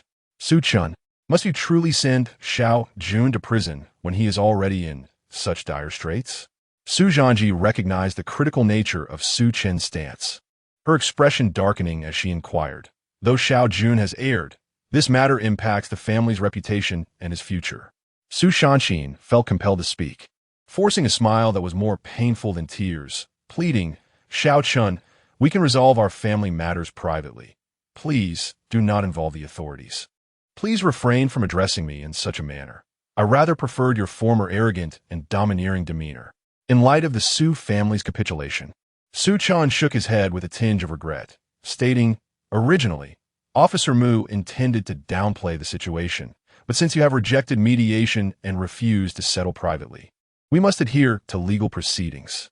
At this point, Su Chen cast a disdainful glance at Su Chuanda. Moreover, Mr. Su, you just fervently claimed that I am no longer a member of the Su family, so do not speak of familial ties to me. It disgusts me. Xiao Chen, you are my child, born after 10 months of pregnancy. How can you be so heartless towards your mother? Wu Hui rose to grasp Su Chen's hand. If Xiao Jun truly goes to prison, it would break my heart. You were not so sorrowful when you sought to imprison me. Now that it is your adopted son, you wish to act as if your heart is breaking? How laughable. Su Chen recoiled from Wu Hui's touch, his revulsion evident as he retorted, I am not like you, wishing to dismember your biological son and send him to prison. He pointed at Su Jun. You claimed he is your only son, yet he is about to become a criminal. Chapter 36. Su Jun, infuriated, spits blood and faints. It is not like this. Both you and Xiao Jun are my sons. Feeling Su Chen's indifference and the chill of his heart, Wu Hui tearfully explained, I love you dearly. I am your biological mother. Yet, Xiao Jun means a great deal to me as well. I have come to realize how significant Su Jun is to you. The more she spoke, the more anger and disappointment surged within Su Chen. When I was wrongfully accused by Su Jun and faced imprisonment, you, as my mother, not only failed to defend me, but seemed eager to condemn me to ruin for his sake. Now that the truth has emerged and Su Jun has received his just deserts, you come to plead for her mercy. Someone like you does not deserve to be my mother. I am sorry. I know Xiao Jun has made mistakes, but he is still young and should not face prison. Wu Hui, filled with shame, lowered her head, only to resolutely raise it again, pleading, I kneel before you to acknowledge my wrongs and to apologize on behalf of Xiao Jun. I beg you, show leniency and forgive him once more. As her words fell, Wu Hui truly knelt before Su Chen, crying out, your brother is still so young. If he goes to prison, his life will be ruined. I implore you, spare him. Mother. The unexpected sight of Wu Hui kneeling in apology for Su Jun shocked the 3 sisters of the Su family, who rushed forward to support her, angrily shouting at Su Chen, how can you allow our mother to kneel before you? Are you not afraid of divine retribution? Mother, do not kneel. All of this is my fault. I am willing to accept punishment. Please do not demean yourself in this manner. Su Jun, overwhelmed with emotion, rolled off the bed, crawling towards Wu Hui, unsure if his display was genuine or merely an act. Ignoring her children's objections, Wu Hui kept her head bowed, persistently pleading for Su Jun. Witnessing Wu Hui's desperate actions for Su Jun, Su Chen closed his eyes in anguish, his heart feeling as though it were being torn apart. When he was wronged, Wu Hui did not stand by him. Instead, she was determined to see him imprisoned. Yet now, she was begging on her knees for Su Jun's mercy. Su Chen realized that there was no comparison between his and Su Jun's standing in Wu Hui's heart. In the past, had Su Chen encountered Wu Hui in such a state, he would have surely softened and acquiesced to her every demand. However, the more desperate she became. The clearer it became to Su Chen just how lowly his position was in Wu Hui's eyes. "Mr. Su, given the circumstances, do you not wish to say something?" Su Chen ignored the kneeling Wu Hui, opening his eyes expressionlessly to gaze at Su Chuanda. Knowing that Wu Hui, who was so easily deceived, could go to such lengths for Su Jun, Su Chen was certain that Su Chuanda would not remain passive. "What must I do to secure Su Jun's release?" Seeing that even Wu Hui's kneeling as a mother could not sway Su Chen, the composed Su Chuanda understood that pleading would be futile and instead adopted a negotiating stance. Truly, as the head of the Su family, he remained calm under pressure, unperturbed as a mountain. Noticing Su Chuanda's unyielding demeanor, Su Chen could not help but admire his cunning and composure. "State your terms directly." Su Chuanda, maintaining his stoic expression, added, "as long as they are not excessive. I will do my best to accommodate you. I require you and Su Jun to acknowledge your faults, issue apologies, and provide compensation." Su Chen put forth his demands plainly. "I have endured 3 years of a life worse than that of a pig or dog in the Su household. I must seek justice for myself. Unfilial son." Su Chuanda clenched his fists tightly, initially intending to demand an apology from Su Chen for the Su family. He was unprepared for Su Chen to turn the tables, demanding an apology from the family instead, which was a grave insult. "We will apologize and are willing to provide you with money, as long as you do not hold Xiao Jun accountable. What do you say?" Wu Hui, rising from the ground, passionately proclaimed, "Mother apologizes to you. Mother recognizes her mistakes."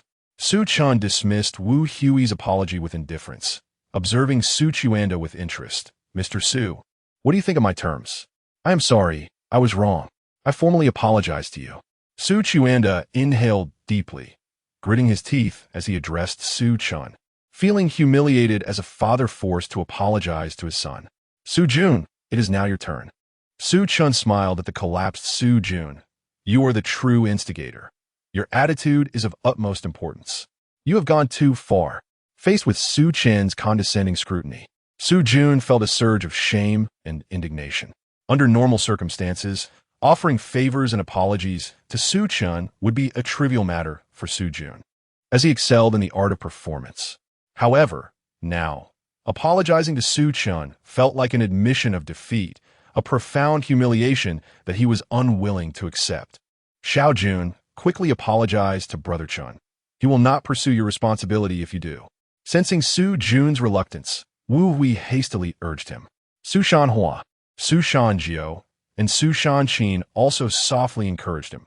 Even their father had bowed his head, making it unnecessary for Su Jun to maintain his defiance any longer. "Officer Mu, it appears the involved party does not recognize his own errors." Su Chen shrugged and turned to Mu Zili. "Since he is unwilling to acknowledge his mistakes, you may proceed with the official proceedings." Su Jun, you would do well to consider whether you wish to accept Su Chen's proposed terms of reconciliation. Mu Zili solemnly warned, "This matter has escalated far too much, and the entire nation is now watching. If it goes to court, even the Su family cannot shield you." "Brother Chen, I am sorry, all of this is my fault. I have been in the wrong." Realizing he had no other options, Su Jun suppressed his humiliation and began to apologize. Glancing at Mu Zili with reluctance, "I have apologized, but what about the fact that he assaulted me previously? What evidence do you have to prove that I assaulted you?" Su Chen retorted irritably, "The recording clearly shows you were the one attacking me. You are talking nonsense. Most of my injuries were inflicted by you." Su Jun shouted in fury, "You staged the recording to frame me." Su Chen immediately turned to Mu Zili for assistance. "His injuries were clearly sustained from falling off a building and have nothing to do with me. You." Realizing that his injuries from the fall had mingled together, rendering it impossible to prove that he had been assaulted, Su Jun found himself at a loss. Overcome by anger and despair, he spat blood and fainted. Su Jun's plan to frame Su Chen for the assault had failed. Not only had his leap been in vain, but he had also been unjustly beaten by Su Chen, leaving him feeling utterly humiliated, as even bleeding felt like a small price to pay. "Are you satisfied now?" As Wu Hui and the others frantically tended to the unconscious Su Jun, Su Chuanda inquired expressionlessly, "What sum do you desire?" Name your price. The young lady of the Su family had already prepared the funds. Su Chen grinned at Su Chen. Since Officer Mu is here as a witness, let us draft a settlement and compensation agreement, stating that this money is to compensate me for all these years, to prevent you from accusing me of extortion later. Chapter 37. Why not just bite to death? Is my granddaughter beautiful? Under the witness of resolutely, Su Chen reached a reconciliation with the Su family and signed the settlement agreement.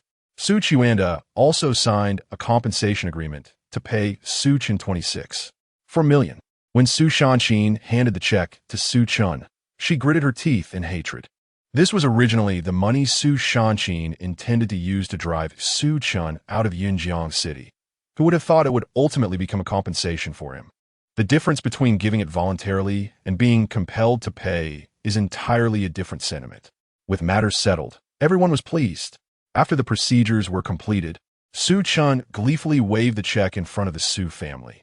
I toiled for 3 years for the Su family and only received a mere 100,000 in living expenses, yet now, having severed ties with the Su family, I walk away with over 20 million. How ironic. You have brought things to this point. Henceforth, you shall have no connection with the Su family, Su Chen remarked darkly, casting a disdainful glance at the self-satisfied Su Chen. The Su family will soon issue a notice expelling you from the family, and your losses will not be limited to this. The Su family, possessing wealth in the billions, had Su Chen as a member who could have benefited immensely from dividends in the future. Witnessing Su Chen abandon his identity as a family member for a mere 20 million and revel in it, Su Chen felt nothing but contempt. Do as you wish.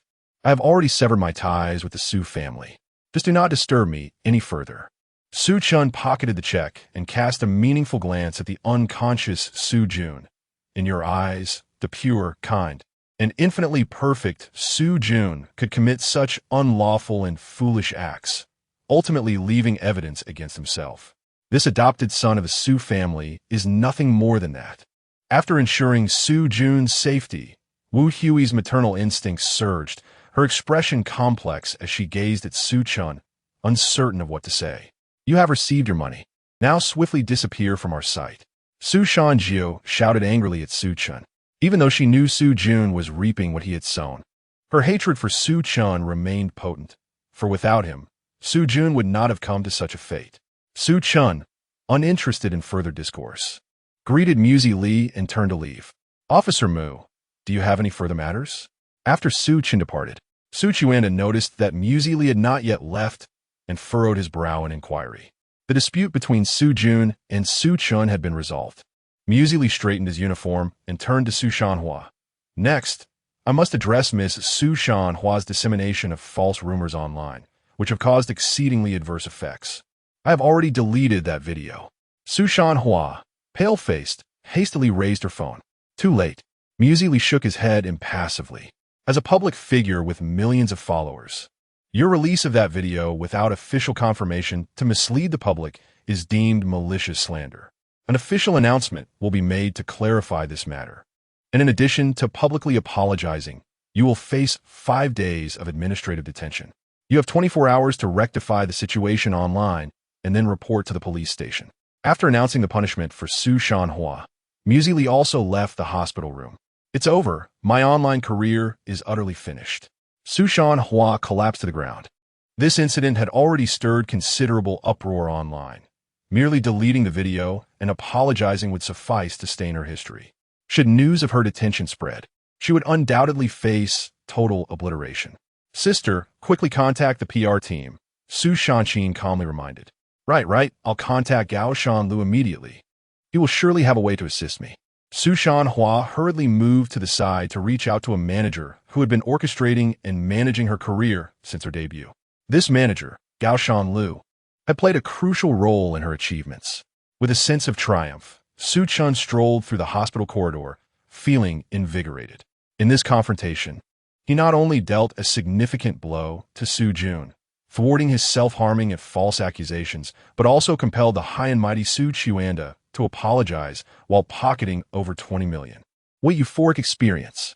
As Su Chen strode out of the outpatient building with an air of indifference, he suddenly heard Xiao Ye's voice. Turning around, he saw Xiao Yu pushing the elderly Lord Yun, seated in a wheelchair, standing not far away. Old Master, Senior Xiao Yu, what brings you here? Su Chen quickly approached them with warmth. You managed to turn the tides using your own capabilities and escape unscathed. Impressive. Lord Yun regarded Su Chen with admiration, reflecting on his astuteness. Truly worthy of being chosen by my eldest grandson. Even before awakening, you exhibit such wisdom. Once you awaken, you will undoubtedly be extraordinary. I have been following you since school, Xiao Yu explained with a smile. Upon hearing you encounter trouble, my grandfather insisted on coming to see if he could help. I didn't expect you to resolve the issue on your own. Truly remarkable. Thank you for your concern, Old Master. I was simply wary of Su Jun's schemes, which is why I recorded the conversation in advance. Otherwise, I might have been sent to prison. Su Chen expressed his gratitude, then touched his chest with a sense of lingering fear. If Su Jun had indeed attempted to frame him with a suicide accusation, it could have ended perilously had he not recorded the evidence. I've gathered the details of the incident. Lord Yun squinted, curiously inquiring. That adopted son of the Su family attempted to frame you by jumping off a building, indicating he is a treacherous character. In that case, why not just eliminate him directly and let him face imprisonment? It's not that simple. Su Chen shook his head helplessly and quietly replied. Recording can only serve as supplementary evidence in court, not direct proof, and I have no other evidence or witnesses. If this escalates to court, given current judicial practices, the likely outcome would be a presumption of innocence, making it impossible to convict Su Jun. Moreover, the Su family, being a prominent clan in Yunjiang City, possesses a formidable legal team. If I were to push them too hard, they may retaliate, placing me in jeopardy. It is wiser to capitalize on the chaos within the Su family to gain something while venting my frustrations. You understand the law? Xiao Yu looked at Su Chen in surprise. I took a criminal law elective. Very well. Thoughtful and discerning. You, my young friend, are destined for greatness. Grandfather. Upon hearing this, Xiao Yu's cheeks flushed, and she stomped her foot in playful annoyance, reluctantly casting Su Chen a glance before turning to leave. What just happened? Su Chen was momentarily bewildered, unable to comprehend Xiao Yu's sudden shyness. Young man, do you find my granddaughter beautiful? Just as Su Chen was puzzled, Lord Yun suddenly posed the question. Chapter 38. A Flash Marriage. The utterly frustrated Su Shan Hua. How delightful. Ha ha, no worries. Old Master Yun did not appear angered, chuckling as he waved his hand. Everyone possesses a desire for beauty, especially considering how exceptional my granddaughter is. It would indeed be strange if you harbored no thoughts at all. I truly did not mean it that way. It was purely admiration. Su Chen hurriedly clarified, feeling a sense of helplessness. I have been influenced by the 3 beasts in my dormitory and have learned their ways. Old Master Yun's tone grew grave as he stated solemnly, I intend to betroth Xiao Yu to you as your wife. Do you accept? Su Chen widened his eyes in disbelief, instinctively reaching out to touch Old Master Yun's forehead. Are you out of your mind, old man? I'm not jesting. Old Master Yun brushed aside Su Chen's hand. Thank you for your kind intentions, but I am not planning to marry at this moment. Realizing that Old Master Yun was serious, Su Chen also became serious and lamented. I have lost all hope in familial and romantic love. I fear I will never have the capacity to love again. Xiao Yu is such a remarkable person. I cannot jeopardize her happiness. Xiao Yu is in the same situation as you. Old Master Yun gazed tenderly in the direction Xiao Yu had vanished. I wish to find her a suitable match before I depart from this world. Otherwise, she may never fall in love with anyone throughout her life.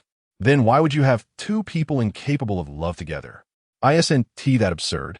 Su Chen retorted with annoyance. I did not suggest that you date. I'm suggesting that you marry directly. Old Master Yun smirked mischievously. I believe Xiao Yu will make a competent wife, and you ought to be a responsible man. A flash marriage, indeed? While other grandfathers are fearful of their granddaughters marrying the wrong person, Old Master Yun is directly finding a flash marriage partner for his granddaughter. Such audacity. Indeed, you two shall go get your marriage certificate this afternoon. Old Master Yun fixed his unwavering gaze upon Su Chen. Marrying my granddaughter is one of the wishes of my late brother. If you are a man of your word, do not refuse. Is that true? Su Chen regarded Old Master Yun with skepticism. I still do not understand the relationship between you and the old immortal. Nor do I know what the letter specified.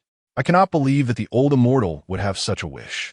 This right arm of mine was severed years ago while saving my elder brother. Upon hearing this, Su Chen's expression turned solemn. If old Master Yun was indeed the savior of the old immortal, then he would be his benefactor. My elder brother originally came to find me, but he encountered you on the way. To save you, he had to depart early, stating that you would fulfill his wishes in his stead. Without giving Su Chen a chance to respond, old Master Yun continued. As an old man nearing the end of his days, I require nothing from you. I merely hope you will marry Xiaoya and protect her throughout her life. I am willing to protect Xiaoya for eternity, but must we marry? Su Chen gazed at old Master Yun with inner conflict, feeling somewhat inadequate. I am just an orphan without background. I am unworthy of such an exceptional woman like Xiaoya.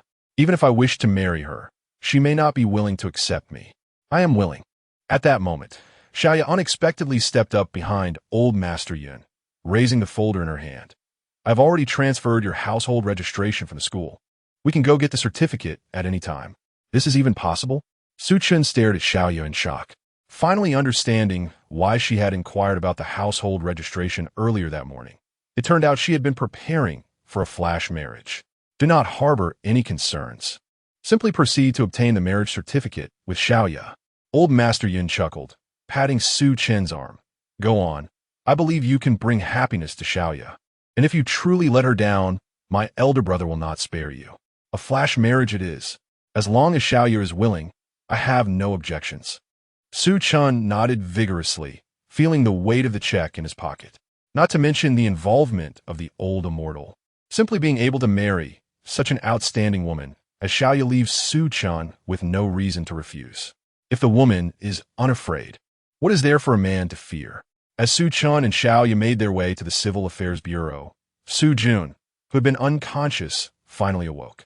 Upon opening his eyes, Su Jun seized the opportunity to cry and apologize before anyone else could speak, rendering those like Su Chuanda, who had intended to scold him, unable to reprimand him further, instead offering him comfort.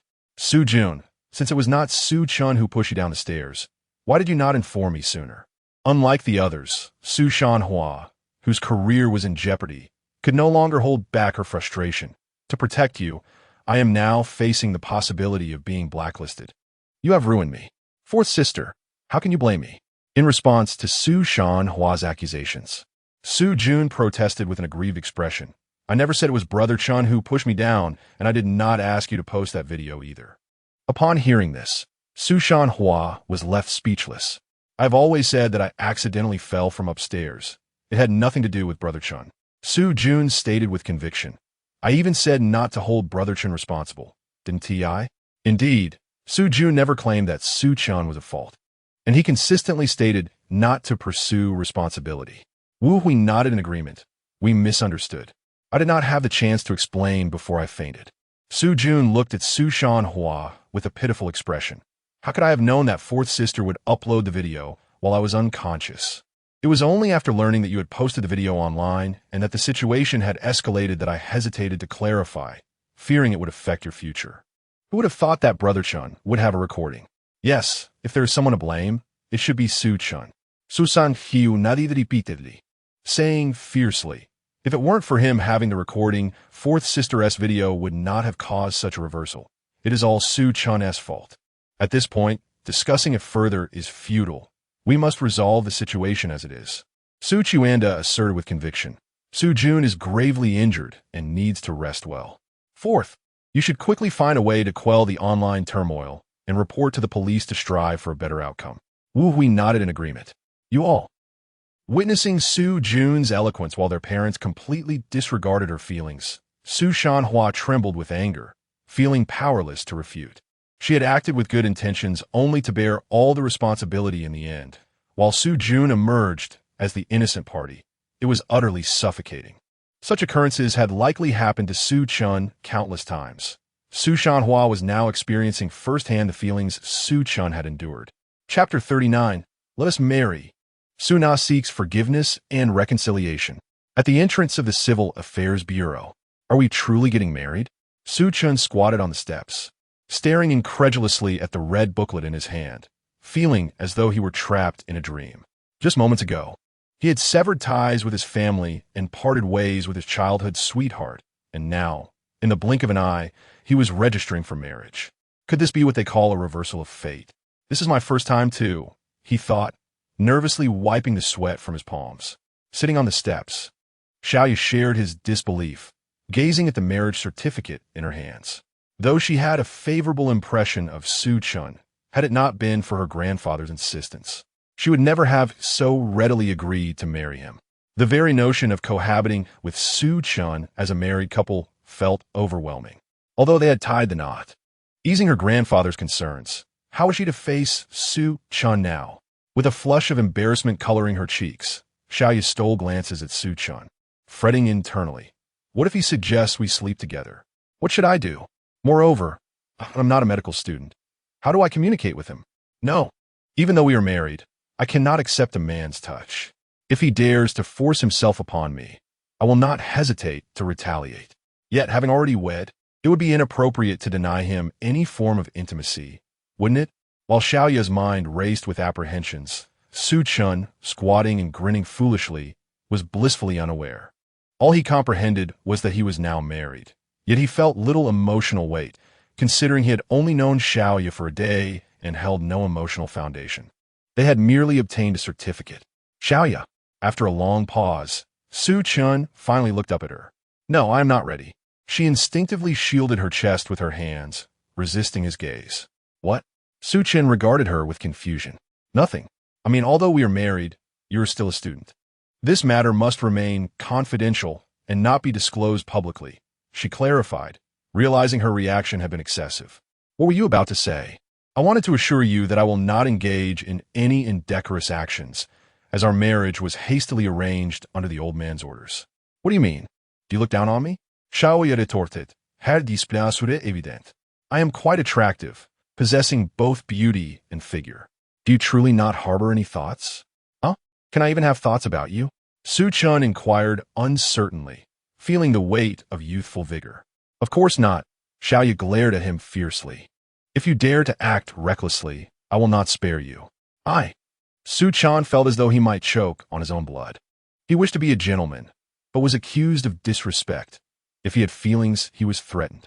It was all too much. Forget it. Let's take our time and allow things to unfold naturally.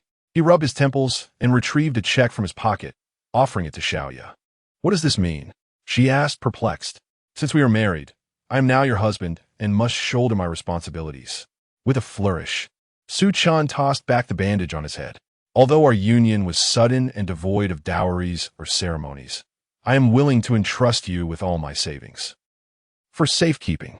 Are you serious? Xiaoya's expression turned complex as she regarded him. She had investigated Su Chen's circumstances. 2 million was indeed a substantial sum for him at present. It is only natural for a husband to earn for his wife. Su Chen assertively pressed the check into her hands. Moreover, since I promise to protect you, even without a marital bond, I will ensure your financial security. You are pursuing your doctorate and have not yet entered the workforce. While the old man's hospital expenses are considerable, you must be in need of funds. I intended to support you yesterday, but I was so terrified by the old man that I completely forgot. Perhaps grandfather was right. You might indeed be a suitable husband. As Xiaoyu caressed the check in her hands, she nodded at Su Chen. Indeed, a man with wealth can transform even a fierce tigress into a docile kitten. Feeling the warmth of Xiaoya's gentle gaze, Su Chen mused inwardly. Fortunately, in addition to this check, I also have the 100,000 I earned from Su Shanqi. It seems a man must always maintain a little reserve after marriage. By the way, just as Xiaoyu was touched by Su Chen's willingness to share his entire fortune, he suddenly declared gravely, "This money is considered my premarital property. I am merely entrusting it to you for safekeeping. If we happen to divorce in the future and you're not in need, you must return it. Go die." At his words, all of Xiaoya's earlier sentiment shattered. She shot him a glare before storming off in anger. The atmosphere in the back seat of the taxi was exceedingly awkward. Before registering their marriage, Su Chen and Xiaoya had enjoyed pleasant conversations, but now they found themselves at a loss for words, too restrained even for intimacy. more awkward than strangers. When the vehicle came to a halt, Su Chen exited first and courteously opened the door for Xiaoya. "Thank you. You're welcome." This, indeed, was what they termed mutual respect. As Su Chen and Xiaoya kept a respectful distance of 1 meter while entering the school gate, a cheerful female voice suddenly rang out. Su Na rushed towards them, her expression frantic, aiming straight for Su Chen. Zhou Xiaolong followed closely behind, his face darkened with displeasure. "Stop! Do not approach me."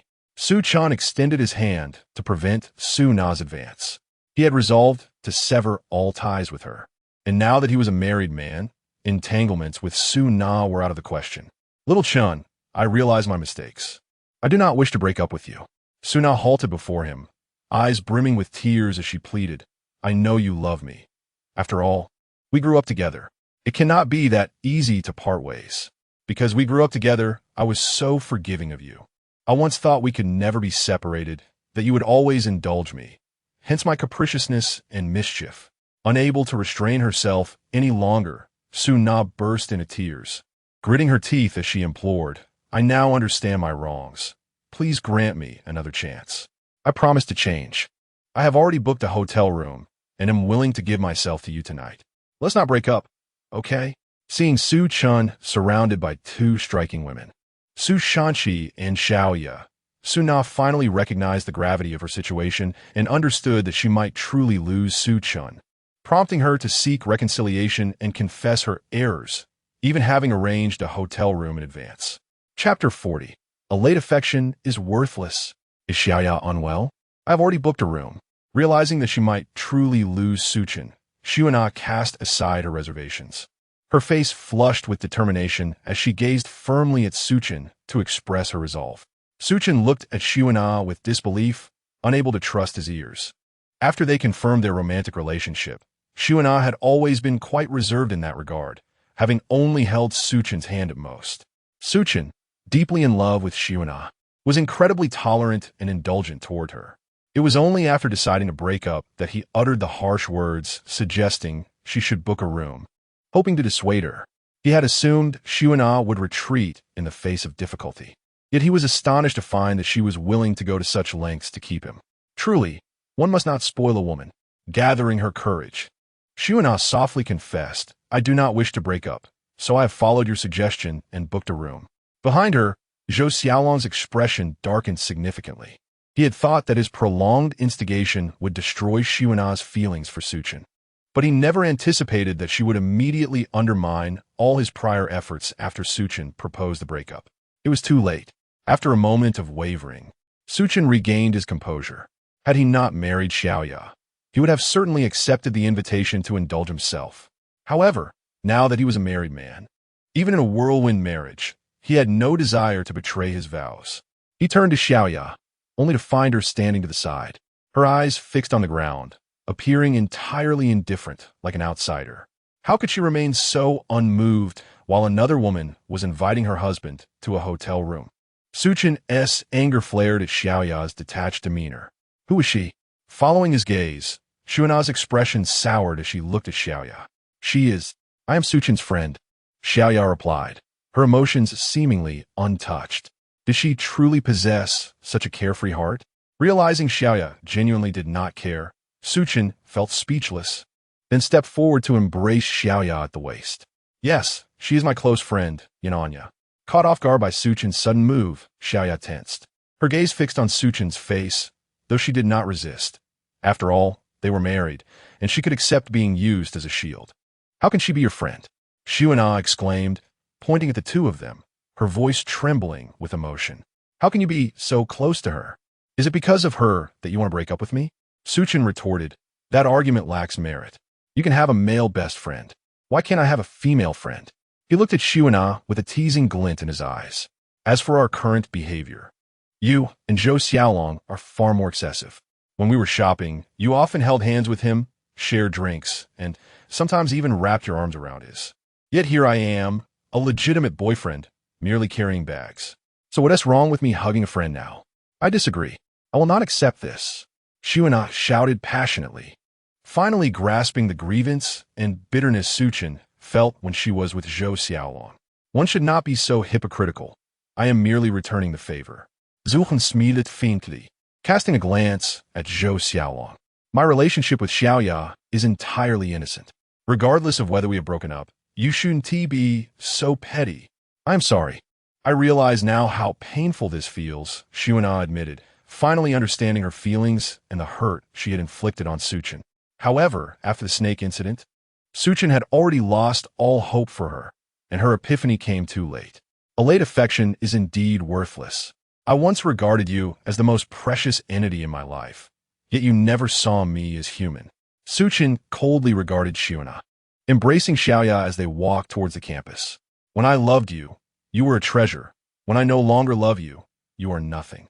Brother Chen, I truly understand my mistakes now. Please give me another chance. Xiaoya cried out, gazing at Su Chen's retreating figure. The Su Chen who loved you has already been lost, slain by a snake on the mountain. Why has this happened? We were once so good together.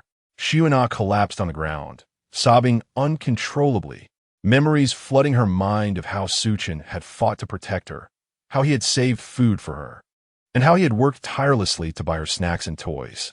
He had truly treated her well. Nana, please don't do this. Su Chen breaking up with you is his loss. Zhou Xiaolong consoled her insincerely, moving closer. This is all your fault. Otherwise, Brother Chen would never treat me this way. Xiaoya shot up, distancing herself from Zhou Xiaolong, shouting hysterically. What does this have to do with me? Zhou Xiaolong looked at her, feeling wronged. Yet his anger simmered beneath the surface. Xiaoya had never vented her frustrations on him before. I apologize. I should not have said that. After speaking, Xiaoya abandoned Zhou Xiaolong and walked away alone. What a wretched person. She has already been cast aside by Su Chen, yet still dares to treat me like this. Once Xiaoya was out of sight, Zhou Xiaolong's expression morphed into one of malice. I will have you in bed sooner or later. Having distanced herself from Xiaoya's view, Xiaoya pushed Su Chen away in dissatisfaction, seemingly resistant to close contact with a man. Sister, aren't you even a little upset seeing another woman invite your husband to a hotel? Su Chen glared at Xiaoya, questioning her. Why should I be upset? Xiaoya replied earnestly. We had a whirlwind marriage without an emotional foundation. You are free to associate with whomever you choose. I do not wish to interfere. Hearing this, Su Chen instinctively scoffed. Are you out of your mind? Chapter 41, Social Apathy. Sever his limbs. You've noticed it, haven't you? In response to Su Chen's remark about her condition, Xiaoya did not argue but nodded, acknowledging, indeed, with your medical expertise, you should be able to discern my issues. I suffer from social apathy, a character and psychological dilemma. She added casually, I was merely jesting. Did you take it seriously? Su Chen gazed at Xiaoya with a puzzled expression. I have only heard of social anxiety and social butterflies. What is this social apathy you speak of? Is the diagnosis provided by my psychologist? Frankly, I have no interest in delving into the specifics. Xiaoya shrugged and replied nonchalantly, You may understand it as me being inherently indifferent, emotionally detached, disinterested in social interactions, and devoid of a need for friendships. I care only for a select few, like my grandfather. My interactions with others are merely superficial, including with you. Is that even considered a disorder? Su Chen's lips twitched slightly. It was indeed a psychological and character issue, and no wonder his medical acumen could not reveal it. Rather than a malady, it seemed more like a profound clarity in this chaotic world. Xiaoya chuckled, looking at Su Chen curiously. My grandfather mentioned that having experienced so much, you might eventually become like me. Su Chen found himself at a loss for words. After losing hope in familial and romantic love, it was indeed a challenge for him to open his heart to others. What a misfortune for my 2 million deceased. After a brief silence, Su Chen lamented inwardly. I thought that by relinquishing my savings, Xiaoya would be deeply moved, yet she displayed no emotional shift. So she truly has an ailment. By the way, noticing Su Chen's silence, Xiaoya stated earnestly, the reason I refer to you as a friend rather than a spouse is to ensure you are not hindered from your evening rendezvous with Suna. Do you truly not mind my dalliance with other women? Su Chen felt utterly helpless. It was no wonder old Master Yun had predicted Xiaoya might end up solitary. Her current state made it exceedingly difficult for her to fall in love. Should I even care? Xiaoya adusted herdides. Abbeiding unfazit. You have already declared that if I encounter my destined partner in the future, you would willingly divorce to facilitate my happiness, so naturally. I will not be stingy with you. Are you certain you feel no discomfort whatsoever? Su Chen gazed at Xiaoyu in disbelief. This marriage felt frivolous, almost absurd. Of course. Xiaoyu smiled, casually inquiring, are you planning to seek out Su Na this evening? If you truly don't mind, I shall indulge myself. Su Chen fixed his gaze intensely on Xiaoyu. I am 22 and have never been with a woman. I am the only one in my dormitory who is still a virgin, constantly looked down upon by them. I have long desired to know what a woman feels like. Oh, then you should go, Xiaoyu nodded, adding, remember to take precautions. After all, we are married. It would be quite troublesome if you were to father a child outside. What have I married into? Seeing Xiaoyu genuinely indifferent, Su Chen felt utterly dejected. I am hungry. Let us head to the cafeteria. I have matters to attend to, so I cannot accompany you for dinner. Noting the cafeteria nearby, Xiaoyu shook her head. Enjoy your evening. Do not bear any psychological burdens. Good luck. Su Chen's lips twitched, internally cursing. I curse your grandmother's legs. Xiaoyu, I was merely jesting.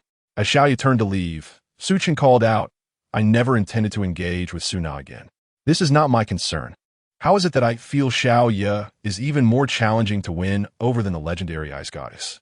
Watching Xiaoyu's beautiful silhouette depart, Su Chen furrowed his brow in frustration. An iceberg can still thaw, but how does one penetrate the depths of social apathy? After bidding Xiaoyu farewell, Su Chen chose not to visit the cafeteria, but instead contacted 3 of his roommates to go out for barbecue. While waiting, he began researching social apathy online.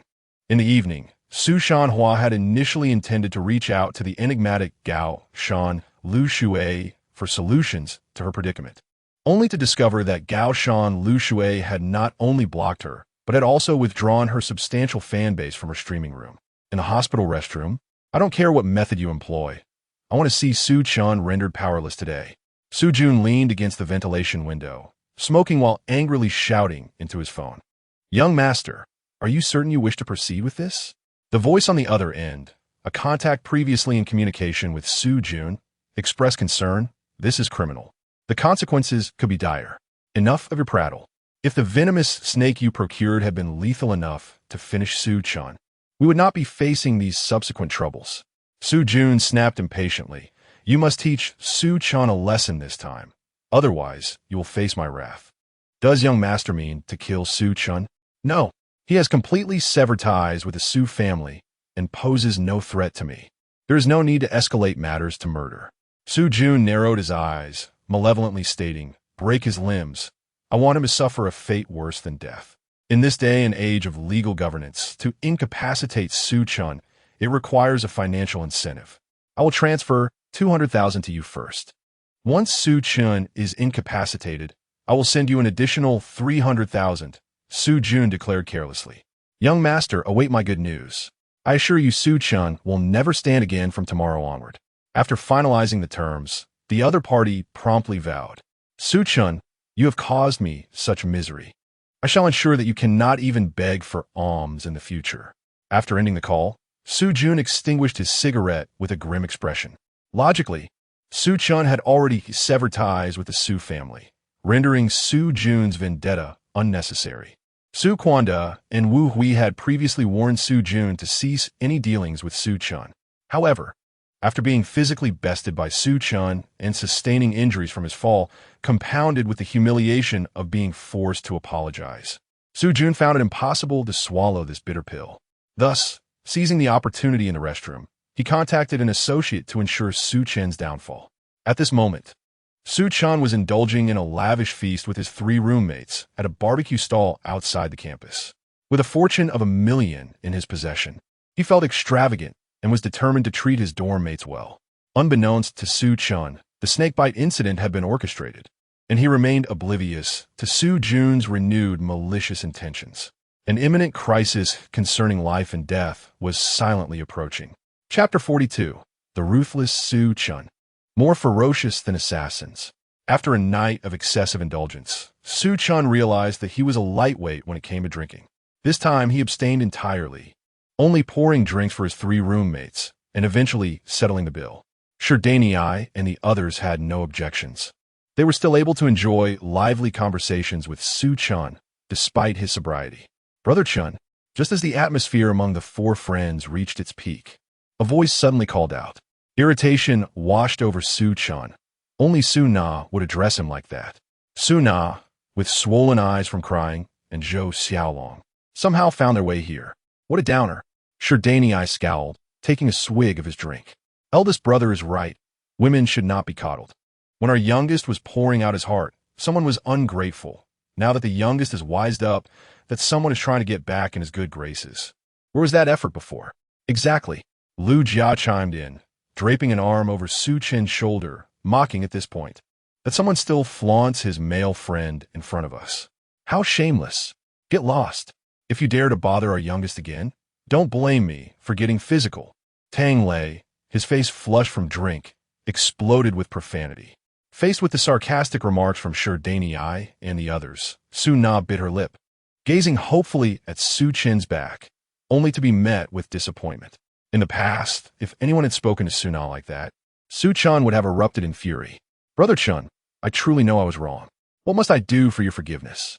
Su Na, aware of her egregious mistakes, clutched Su Chen's shirt, pleading tearfully. Don't touch me. If you're eating, go sit elsewhere. If not, keep your distance so you don't ruin my appetite. Su Chen's cold demeanor made Su Na's tears flow uncontrollably as she sobbed and moved to a nearby table. Waiter, bring me some drinks. Nana, you can't handle alcohol. What are you doing? Zhou Xiaolong, attentively handing Su Na a napkin, asked with concern. Mind your own business. I want to drink today. Su Na glared at Su Chen's back, gritting her teeth. I might as well drink myself to death. After the waiter delivered the beer, Su Na, without even using a glass, began to drink straight from the bottle, tears streaming down her face. Younger brother, Su Na's drinking style is too intense. Sherdani nudged Su Chen's arm. I bet after 2 bottles, she'll be completely wasted. I'm not worried about her getting drunk. I'm worried that Zhou Xiaolong might take advantage of her in that state, Lu Jia remarked. Her brow furrowed as she observed Zhou Xiaolong's overly attentive behavior toward Su Na. A man could easily see his ulterior motives. You should do something about it, Tang Lei added, equally concerned. Though these three were displeased with Su Na and Zhou Xiaolong, they were still students, and their inherent sense of justice made them uneasy about Su Na's safety. It's none of my business. Seeing Su Chen's indifference, Sherdani and the others exchanged glances and decided to say nothing further. Even if something were to happen to Su Na, it would be her own doing. Before Su Chen and his friends could finish their drinks, Su Na had already gotten herself thoroughly intoxicated, her face flushed and her mind hazy. After settling the bill, Zhou Xiaolong attempted to lead Su Na away. I'm not drunk. I want to keep drinking. Woo, I refuse to believe that Brother Chen really doesn't care about me anymore. Su Na wailed, flailing as Zhou Xiaolong helped her up. Before leaving, Zhou Xiaolong shot Su Chen a peculiar glance. You're really not going to intervene? Sherdani and the others looked anxiously at the direction Zhou Xiaolong and Su Na were heading. She brought this upon herself. Su Chen gritted his teeth, fists clenched, ultimately refraining from stopping them. Instead, he pulled out his phone and sent a message to Su Na's parents, leaving the rest to fate. After the commotion, Su Chen and his friends lost their appetite for food and drink, gathering their belongings in preparation to leave. That's him, just as Su Chen was about to rise. 3 burly men clad in black, form-fitting athletic vests sprinted toward them from a distance. The foremost of the trio, a muscular giant with a scarred face, brandished a metal baseball bat and swung it violently toward the back of Su Chen's head. Watch out, younger brother. Sherdani reacted first, leaping up to shield Su Chen. With a dull thud, the bat struck Sherdani's back instead, sparing Su Chen from a potentially fatal blow. Damn it, Lu Jia cursed as she grabbed a charcoal grill and hurled a handful of burning coals at the scar-faced man and his companions. Though small in stature, Tang Lei showed no fear, seizing a long bench to strike at the 2 men behind the scar-faced thug, with the full support of his roommates. Su Chen avoided being swiftly dispatched by the sudden attackers. Are you okay, boss? Su Chen pushed himself up, anxiously inquiring about Sherdani, who was rubbing his back. I'm fine, just a bit sore. As Su Chen stood, he raised his voice, reminding everyone that once they were inside the school, the attackers would dare not follow.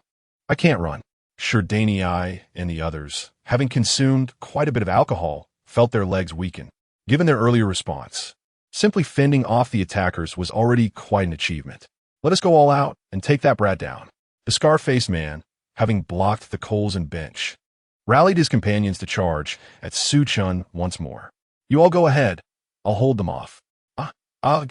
Before the four thugs could reach Su Chen, he abruptly grabbed a skewer from the table and began to flail wildly while emitting sounds akin to a barking dog. The unexpected display startled both the attackers and his roommates.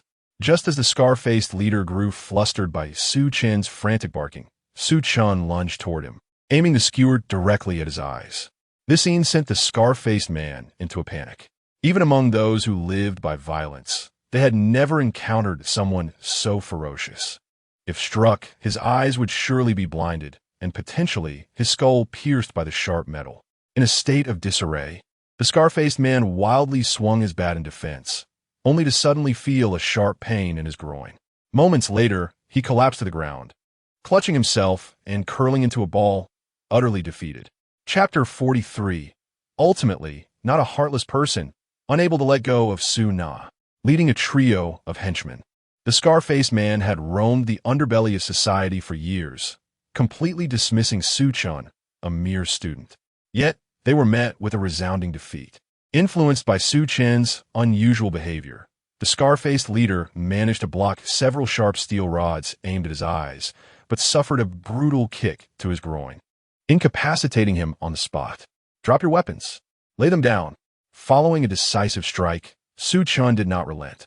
He continued to shout at the remaining two henchmen while relentlessly kicking the fallen scar-faced man's head, exhibiting a frenzied demeanor. Brother Scar. The other two henchmen gasped in horror as they witnessed their leader collapse in pain. Ugh! Before they could react, Su Chen spat a glob of phlegm into one henchman's face while hurling a steel rod at the other, then without hesitation, turned to flee. Don't just stand there, run! He shouted anxiously to his stunned three roommates as he made his escape.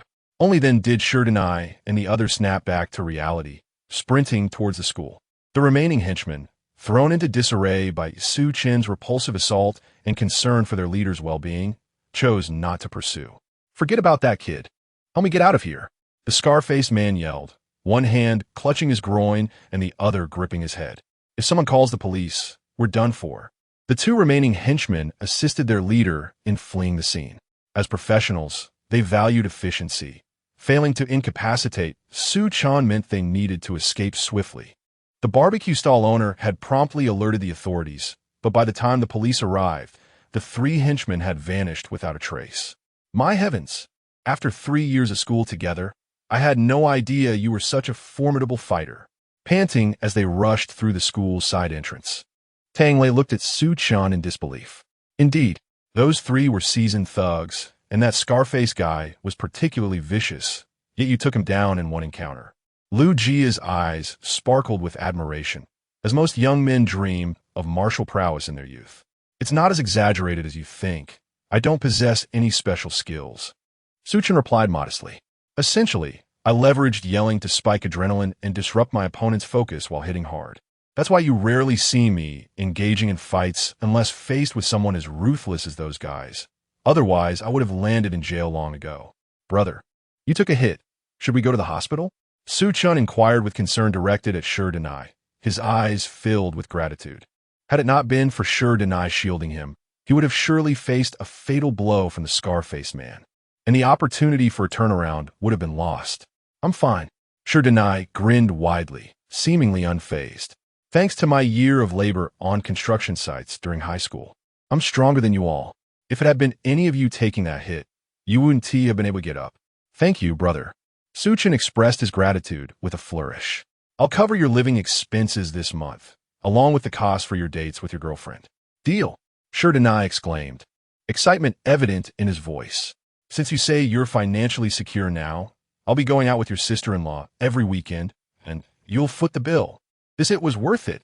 Most students faced financial constraints, particularly when it came to the expenses of dating, so Su Chen's approach to gratitude greatly pleased Su Chen. Lu Jia and Tang Lei looked on enviously at Su Chen, regretting their slower reactions. By the way, do you have any grievances with those guys? After the excitement faded, Su Chen asked Su Chen with concern. They came to kill you. How did you offend such vicious people? I don't know them. Su Chen's brow furrowed slightly, his expression turning cold. But I have a hunch as to why they are after me. Why? Su Chen and the others inquired eagerly. It's nothing, Su Chen chuckled, shaking his head. This matter doesn't concern you, and as long as I stay away from school for a while, I'll be fine. Su Chen suspected that Su Jun had sent someone to retaliate against him, and he wished to keep his roommates uninvolved. Those henchmen were merely pawns in a larger scheme. For now, he was uncertain how to counter Su Jun's desperate tactics and could only remain at school, hiding. What puzzled Su Chen was how those henchmen seemed to know his every move. Those henchmen might still be nearby. It's too dangerous for you to go out like this. Dándole urgida anxiously. Forget about him, Su Chen sighed, taking a deep drag from a cigarette. Ultimately, our little brother isn't a cold-hearted person. He still cares for Su Na. Tang Lei and Lu Jia exchanged glances, choosing to remain silent. If Su Chen were truly a heartless scoundrel, they would not have treated him so well. In a dim alley outside the school, a resounding slap echoed. You bastard, how could you deceive us? The scar-faced man, legs apart and a fierce expression on his face, struck Zhou Xiaolong hard. You said the target was just an ordinary student, but that kid fought dirtier than we did. Do you call that an ordinary person? If it weren't for my skills, I could have been blinded. Even so, he kicked me right in the family jewels. The question that had puzzled Su Chen was now answered. Su Jun and those henchmen had been able to track him so precisely because Zhou Xiaolong had been leaking information. Chapter 44, The Ugly Truth. A brick from Su Chen. I have never witnessed Su Chen's prowess. I was unaware of his capabilities. After receiving a slap, Zhou Xiaolong nearly stumbled, clutching his face in grievance. Scarface, you are renowned in the underworld. Surely that boy cannot rival you? Indeed, he is no match for me. Scarface replied solemnly. Yes, it's all my fault. Zhou Xiaolong nodded repeatedly, cautiously inquiring, when will you complete the task and deal with that scoundrel Su Chen? The alarm has already been raised. Even the police are alerted. That boy will not leave the school easily now, Scarface stated matter-of-factly. My brothers, and I need to lay low. This matter ends here. As a professional, Scarface understood that personal vendettas with Su Chen were irrelevant. He was merely a hired hand, and with the situation escalating, he could not afford to place himself in jeopardy. Upon hearing that Scarface intended to retreat, Zhou Xiaolong immediately expressed his dissatisfaction. I have already given you 100,000 as a deposit. Since you have failed to deal with Su Chen, shouldn't you return my money? Slap. In an instant, Scarface's large hand made intimate contact with Zhou Xiaolong's face again, causing him to spin dizzily. According to the rules of the underworld, the deposit was considered a fee for services rendered and was non-refundable regardless of the task's success. The two henchmen stood beside Zhou Xiaolong, brandishing metal bats, their menacing presence causing him to cower. I was wrong, he hastily acknowledged, waving his hands. At that moment, a striking figure appeared at the entrance of the alley, Su Na, inebriated. Stop. Zhou Xiaolong thought about how he might unleash his desires upon Su Na, when Scarface leered and exchanged glances with his two subordinates. Before Zhou Xiaolong could react, he was forcefully pinned to the ground, while Su Na was dragged into the alley by another thug. Let me go, don't touch me. Su Na instinctively struggled against her captors, but her intoxicated state rendered her powerless, her futile resistance only inciting their primal instincts. Scarface, what is the meaning of this? Zhou Xiaolong questioned, bewildered. You may leave, but this woman stays. Scarface licked his lips, adjusting his pants despite the pain. My lineage was harmed. I need this woman to assess my injuries. Consider her your payment for my medical expenses.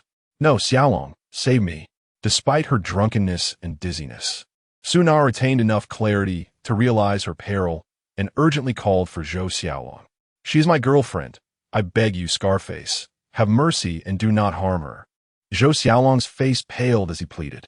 Who do you think you are to negotiate with me? Scarface pressed the baseball bat against Zhou Xiaolong's face menacingly. You'd best leave immediately, or I will incapacitate you first and then enjoy your girlfriend in front of you. And remember, do not call for help. Otherwise, I will kill you. I'm going. Xiaolong, you can't abandon me. You are my best friend. How could you do this to me? Su Na shouted in distress, only to have her mouth covered by a large hand. Endure, Na. These gentlemen will treat you gently. You will find it quite pleasant. Observing the menacing expressions of Scarface and his companions, Zhou Xiaolong managed to force a smile as he rose to his feet. Rest assured, I will not turn my back on you. With that, Zhou Xiaolong turned and fled without hesitation. Muffled cries escaped Su Na as she gazed helplessly at Zhou Xiaolong's retreating figure, tears streaming down her face. She lamented her folly for having severed ties with Su Chen over such a coward. Scarface, this girl is truly a catch. She looks exquisite. I can hardly contain myself. This is a genuine good girl from a respectable family, pure and untainted, far superior to those we usually entertain.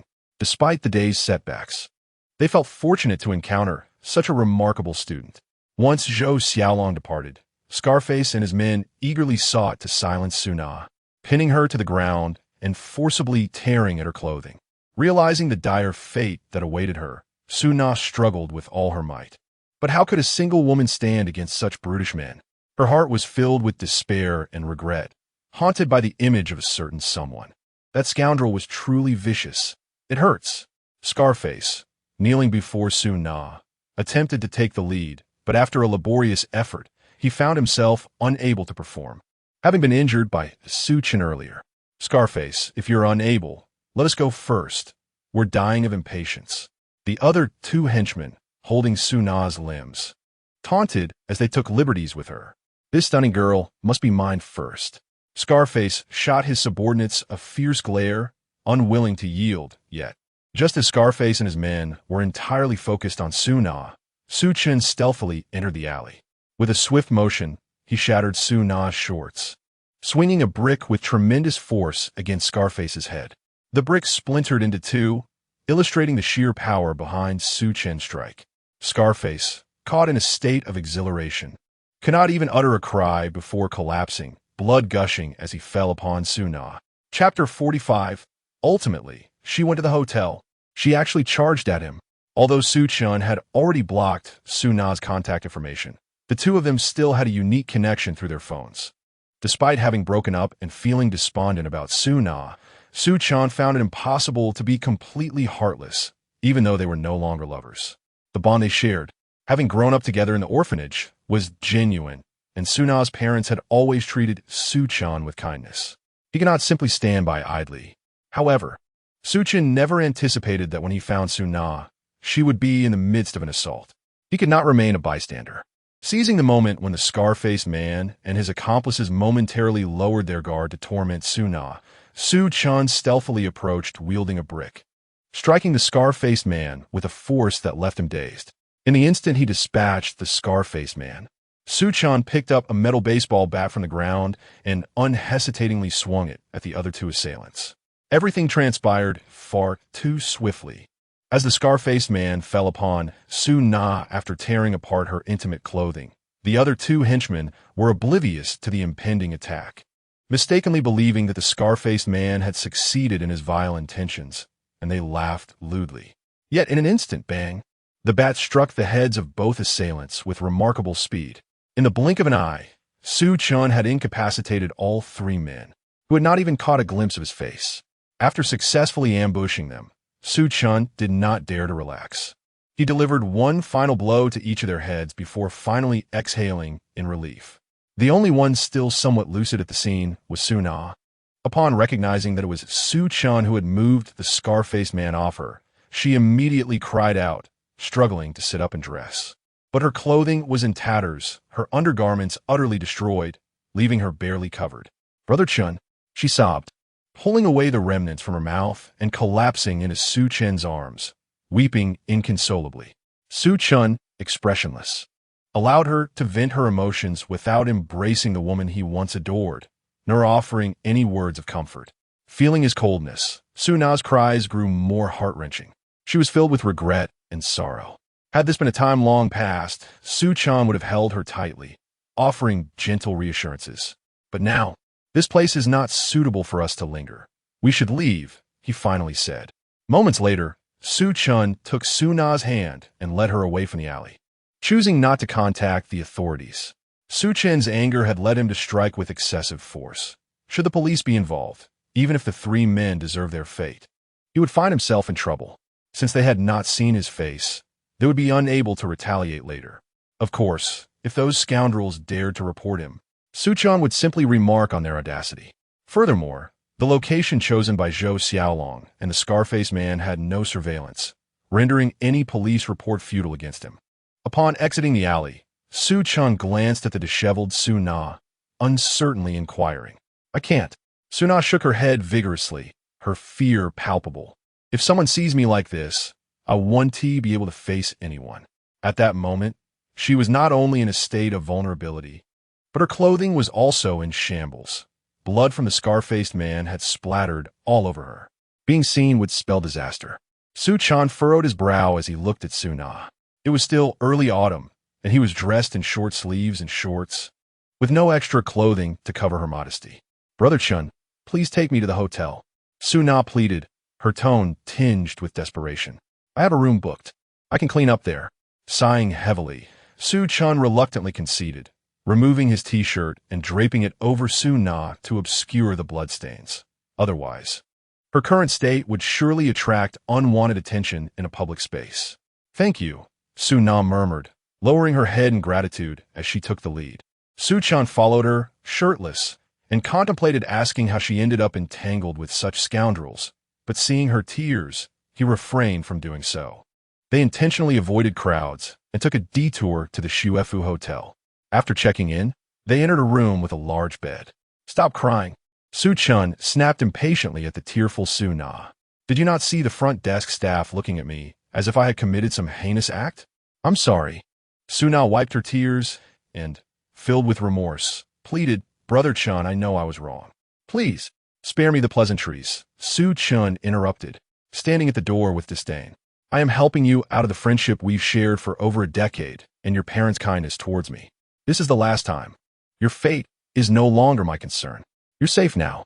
Hurry and give me back my shirt. I can't be parading around bare-chested," he urged, clearly fed up with the attention he had drawn. Su Na, with tear-filled eyes, looked at the indifferent Su Chen and could not help but begin to cry again. "All right, you turn around first." Finally feeling a sense of relief, Su Chen turned his back to her, ready to grab his shirt and leave immediately. However, as he heard the sound of clothing being shed behind him, the image of Su Na's vulnerable state in the alley flooded his mind, igniting a wave of illicit desire within him. In that moment, her appearance stirred a primal impulse he found difficult to suppress. "I'm ready," she announced.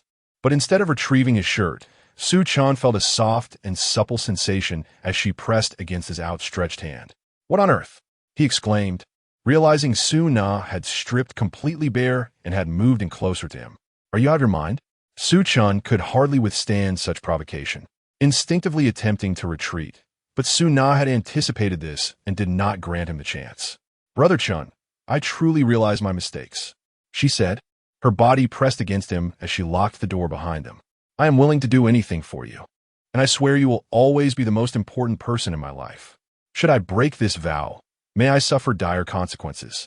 With his back against the door and shirtless, Su Chen felt the warmth of her body against him, his face flushing as he mentally protested. "She actually charged at me. This is a grave violation." Chapter 46. I command you to braid your hair. Confronted with Su Na's audacious plea for forgiveness, Su Chen could no longer suppress the tumultuous fire within him. His mind became a blank slate, the grievances between them forgotten. A seasoned man of the world might have maintained his composure in such a situation, but Su Chen, having remained untouched for over 20 years, was at a stage where fantasies about the opposite sex consumed him, leaving him unable to endure any longer. "You're playing with fire," he thought, clinging to his last vestige of rationality as he abruptly turned and pushed Su Na to the ground. "I truly realize my mistakes. If you forgive me, I am willing to do anything," she pleaded. Observing Su Chen's rejection yet remaining in the room, Su Na sensed an opportunity and immediately knelt, clasping his leg. Seeing Su Na in such a humble position before him sparked an inexplicable sense of empowerment and vindication within Su Chen. Previously, he had felt like a mere dog in her presence, while she had always maintained an air of haughty superiority, even denying him a kiss. The tables had turned now. Su Chen swallowed hard, intending to suggest a shower first. Su Na was not only covered in dirt, but also in blood, and he himself was drenched in sweat from 2 consecutive battles. "Braid your hair," he commanded impatiently, his eyes bloodshot as he unfastened his belt. "What?" Su Na looked at him, momentarily bewildered. "I said braid your hair, braid it." Su Chen almost violently grasped her head, and moments later, he retreated to the bathroom for a shower while Su Na crouched beside the trash can, retching uncontrollably. The recent events had been profoundly humiliating for her, and compounded by the alcohol she had consumed, the outcome was predictable. This was far removed from the intimate encounter she had envisioned. Beyond the physical discomfort, the emotional turmoil was far worse. She had never anticipated that Su Chen would treat her in such a manner, and all of it was a consequence of her own actions. In the past, Su Chen had treated her with utmost reverence, as if she were delicate, respecting her feelings to the point that even a kiss seemed an affront. Yet now, he had disregarded her feelings entirely, acting with reckless abandon, treating her merely as an instrument for his release. This stark contrast left Su Na feeling both anguish and regret. Had she not acted foolishly, Su Chen would not have transformed into this. "Are you all right?" As Su Na began to regain her composure, Su Chen emerged from the bathroom, towel in hand, casually inquiring. "I'm fine as long as you're happy." Su Na quickly donned a smile. Regardless of the circumstances, she had shared an intimate moment with Su Chen, marking a shift in their relationship. "I truly couldn't hold back," Su Chen said, stepping aside to allow her into the bathroom. "You should shower first, and then we can talk. You want to leave while I'm in the shower, will you?" Su Na asked anxiously, fearing that Su Chen might abandon her after his desires were satisfied, rendering her efforts futile. "If you've gone this far, I will ensure you receive an explanation," Su Chen replied, discarding his towel and beginning to dry his hair. "Damn it, was that it in just 3 minutes? Am I truly a quick shooter?" Su Na thought, stepping into the bathroom, while Su Chen lowered his head, inspecting his body. Despite knowing that many boys struggle during their first experience, he found it hard to accept the reality of his own situation. Ultimately, he could not resist temptation. Since they had already crossed that line, venturing further seemed inconsequential. Gazing at the hazy silhouette in the bathroom, Su Chen swallowed hard. However, certain matters must be clarified first. He promptly sent a message to Su Na's parents, assuring them of her safety. Initially, he had no intention of involving himself with Su Na, merely informing her parents about her drunken encounter with Zhou Xiaolong. Now that they were together, he could not allow them to worry. Otherwise, it would lead to complications. When Su Na emerged from the shower, wrapped in a towel and drying her hair, she found Su Chen seated, fully dressed. Panic surged within her. "Brother Chen, are you leaving? I was too impulsive earlier and lost control," he said. "Why?" As Su Na moved, her cascading hair brushed against Su Chen's face, stirring an unsettling sensation within him. "Please, calm down and sit," he urged, gesturing for her to take a seat on the bed opposite him. Su Na appeared freshly cleansed, and he feared that if their passions ignited once more, they would have no retreat. "I will provide you with a reasonable explanation." Su Na bit her lip, reluctantly taking her seat, gazing at Su Chen with yearning and sorrow. Having reached this point, why won't Brother Chen forgive me? The Su Chen who once loved her deeply had perished on that fateful day of her birthday. He pointed to the scar on his ankle, the result of a snake bite. "I was indeed bitten by a venomous snake that day, and you abandoned me for Zhou Xiaolong. Had I not encountered a kind-hearted stranger, I wouldn't have survived to this moment. Furthermore, I did not push Zhou Xiaolong. He fell and framed me. As for you, there is no greater sorrow than a heart that has died. Do you believe I should forgive you? I'm sorry, I didn't know these truths." Su Na wept, realizing the depth of her misunderstanding, especially in light of Zhou Xiaolong's vile behavior that day. It became clear to her why Su Chen had reacted so coldly. He had undergone a profound transformation after facing life and death. "My decision to leave you was influenced not only by the fact that there were no venomous snakes at our picnic spot, but also because I was deceived by Zhou Xiaolong. I was genuinely furious it was all my fault." "What did you say?" Su Chen furrowed his brow, questioning her. "I said it was all my fault." "No, not that part. You mentioned that there were no venomous snakes at our picnic spot. Su Chen's frown deepened as he scrutinized Su Na, muttering to himself, "Indeed, we have frequented that area since childhood and have never even seen a grass snake. How could we suddenly encounter a venomous one? Moreover, the viper she mentioned, known as the Middle Asian viper, was native only to the vast grasslands and could not possibly appear in that location. Someone had deliberately placed that snake in his bag." Prior to this moment, Su Chen had not contemplated such a possibility, as he was unfamiliar with the snake. However, with Su Na's reminder, he recognized it as a Middle Asian viper through inherited memories, realizing that a snakebite was not an accident, but rather a premeditated act. The chilling thought struck him. Someone intended to kill him. Chapter 47. From legitimate girlfriend to mistress. It must be Zhou Xiaolong's doing. Upon hearing Su Chen's analysis, Su Na exclaimed excitedly, "Before we set out that day, I saw Zhou Xiaolong tampering with your bag in the trunk. Moreover, that day he deceived me into abandoning you. He must have intended to harm you. But why?" Su Chen furrowed his brows even tighter. "Although I disdain Zhou Xiaolong, and he has continuously undermined our relationship, he would not resort to murder." "Wait." Su Chen's expression darkened as he turned to Su Na. "Is there any connection between your capture by Scarface and Zhou Xiaolong?" "Those three individuals know Zhou Xiaolong. When I went to confront him, that scoundrel abandoned me to flee alone." The memory of Zhou Xiaolong leaving her to face Scarface and his accomplices ignited a deep-seated rage within Su Na. She finally recognized Zhou Xiaolong's true, vile nature. So that is how it is. It makes sense now, Su Chen realized. No wonder Su Jun was so well informed about my affairs at school. Zhou Xiaolong is merely his lackey. Regrettably, Su Chen possessed no direct evidence linking Su Jun and Zhou Xiaolong to the plot against him. And even if he did, it would be challenging to extract Su Jun through Zhou Xiaolong. It could only be said that Su Jun was indeed insidious, calculating against Su Chen within the Su family and orchestrating Zhou Xiaolong to disrupt the bond between Su Chen and Su Na, purely intent on ensuring Su Chen's misery. "Brother Chen, I have finally seen through Zhou Xiaolong's true colors and realized how foolish I was before." Su Na looked at Su Chen with a pitiful expression. "I promise I will no longer engage with Zhou Xiaolong, and I will find an opportunity to teach him a lesson. Please forgive me, all right? Matters of life and death cannot be resolved with a mere apology." Su Chen shook his head regretfully.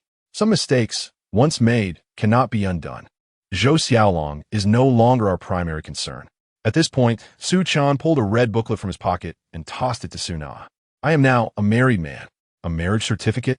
Su Na, still bewildered, picked up the document, her eyes widening in shock. "How could you have married Yananya? You only met her a day ago. This was the request of the kind soul who saved my life. How can this be? I am your childhood sweetheart. How could you marry someone else?" Realizing the certificate was genuine, Su Na burst into tears. She had thought she still had a chance with Su Chen, only to discover he was already married. As the rightful girlfriend, she had unwittingly become the interloper in someone else's marriage. Now you understand the importance of cherishing those before you, lest you lose them forever. Do not come seeking me again. I cannot always uphold my principles. Having said all that needed to be said, Su Chen turned to leave, only to have his hand grasped by Su Na. "Brother Chen, you have no feelings for Yananya. Is there truly no chance for us?" Su Na, now in tears, stammered, "Can you divorce Yananya? My marriage to senior sister Xiaoya is my way of repaying my lifesaver. Unless she requests a divorce, I shall forever remain her husband." Su Chen looked coldly at Su Na. "Even if you now recognize your errors, I cannot grant you a title. It is best for us to part ways amicably. I can forego a title." Before Su Chen could finish, Su Na suddenly shouted in excitement. "I realize this is all my own doing. I deserve the torment and punishment for my foolishness. As long as we can be together, I care not for anything else. Are you certain?" Hearing this, Su Chen felt a stirring within himself. He had not anticipated Su Na would go to such lengths. "You must not be audacious, especially since you are not only the woman I once longed for, but now I bear no responsibility towards you. I have no reason to refuse." Su Chen forced himself to remain composed, sternly warning, "Do you fully comprehend what you are doing?" "I am certain." Su Na nodded, her face flushed with embarrassment. Without a moment's hesitation, She began to style her hair while kneeling before Su Chen. Her only desire was to remain by his side, disregarding all else. The matter had been clearly articulated, and with Su Na persistently pursuing this path, Su Chen found no justification to decline. That night, Su Chen transitioned from boyhood to manhood, while Su Na transformed from girl to woman, albeit with entirely different sentiments. The following morning, having tasted forbidden fruit, Su Chen demonstrated his prowess through several encounters. While Su Na, though inexperienced, exerted her utmost effort to please him, leading to predictable outcomes. Upon seeing Su Chen and Su Na enter the classroom, Su Chen and his companions exchanged knowing glances and smirks from afar. As seasoned observers, they could discern what had transpired the previous night and were eager to gossip. Su Chen refrained from maintaining an intimate demeanor with Su Na. Upon entering the classroom, he bypassed her and made a beeline towards Su Chen and his friends. Su Na lowered her head to seek her roommates. It was evident that they would soon face their roommates' relentless curiosity. Su Chen appeared invigorated and radiant, while Su Na, having transitioned from legitimate girlfriend to mistress, found herself rendered speechless. Chapter 48. Gratitude is in order. For Su Chen, last night was a splendid evening, but for Zhou Xiaolong, it was a nightmarish ordeal. Zhou Xiaolong was too fearful to seek help for Su Na. He was also apprehensive about reporting the incident to the authorities due to his involvement in hiring an assassin. His greatest concern was that Su Na might report the incident herself, which could entangle him in a myriad of troubles. The possibility of Su Na alerting the police was daunting, and even without the charge of hiring a hitman, he could be implicated as an accomplice, which would surely lead to a significant sentence. Zhou Xiaolong's ability to manipulate Su Na demonstrated his cunning intellect. Before any resolution emerged, he refrained from rash actions and instead contacted Su Jun. However, he did not disclose the failure of his plan. Rather, he informed Su Jun that Su Chen had been incapacitated and requested the final payment. Upon hearing this news, Su Jun was overjoyed and immediately transferred 300,000 to Zhou Xiaolong. Subsequently, Zhou Xiaolong fervently hoped that the scar-faced individuals would dispose of Su Na without leaving a trace.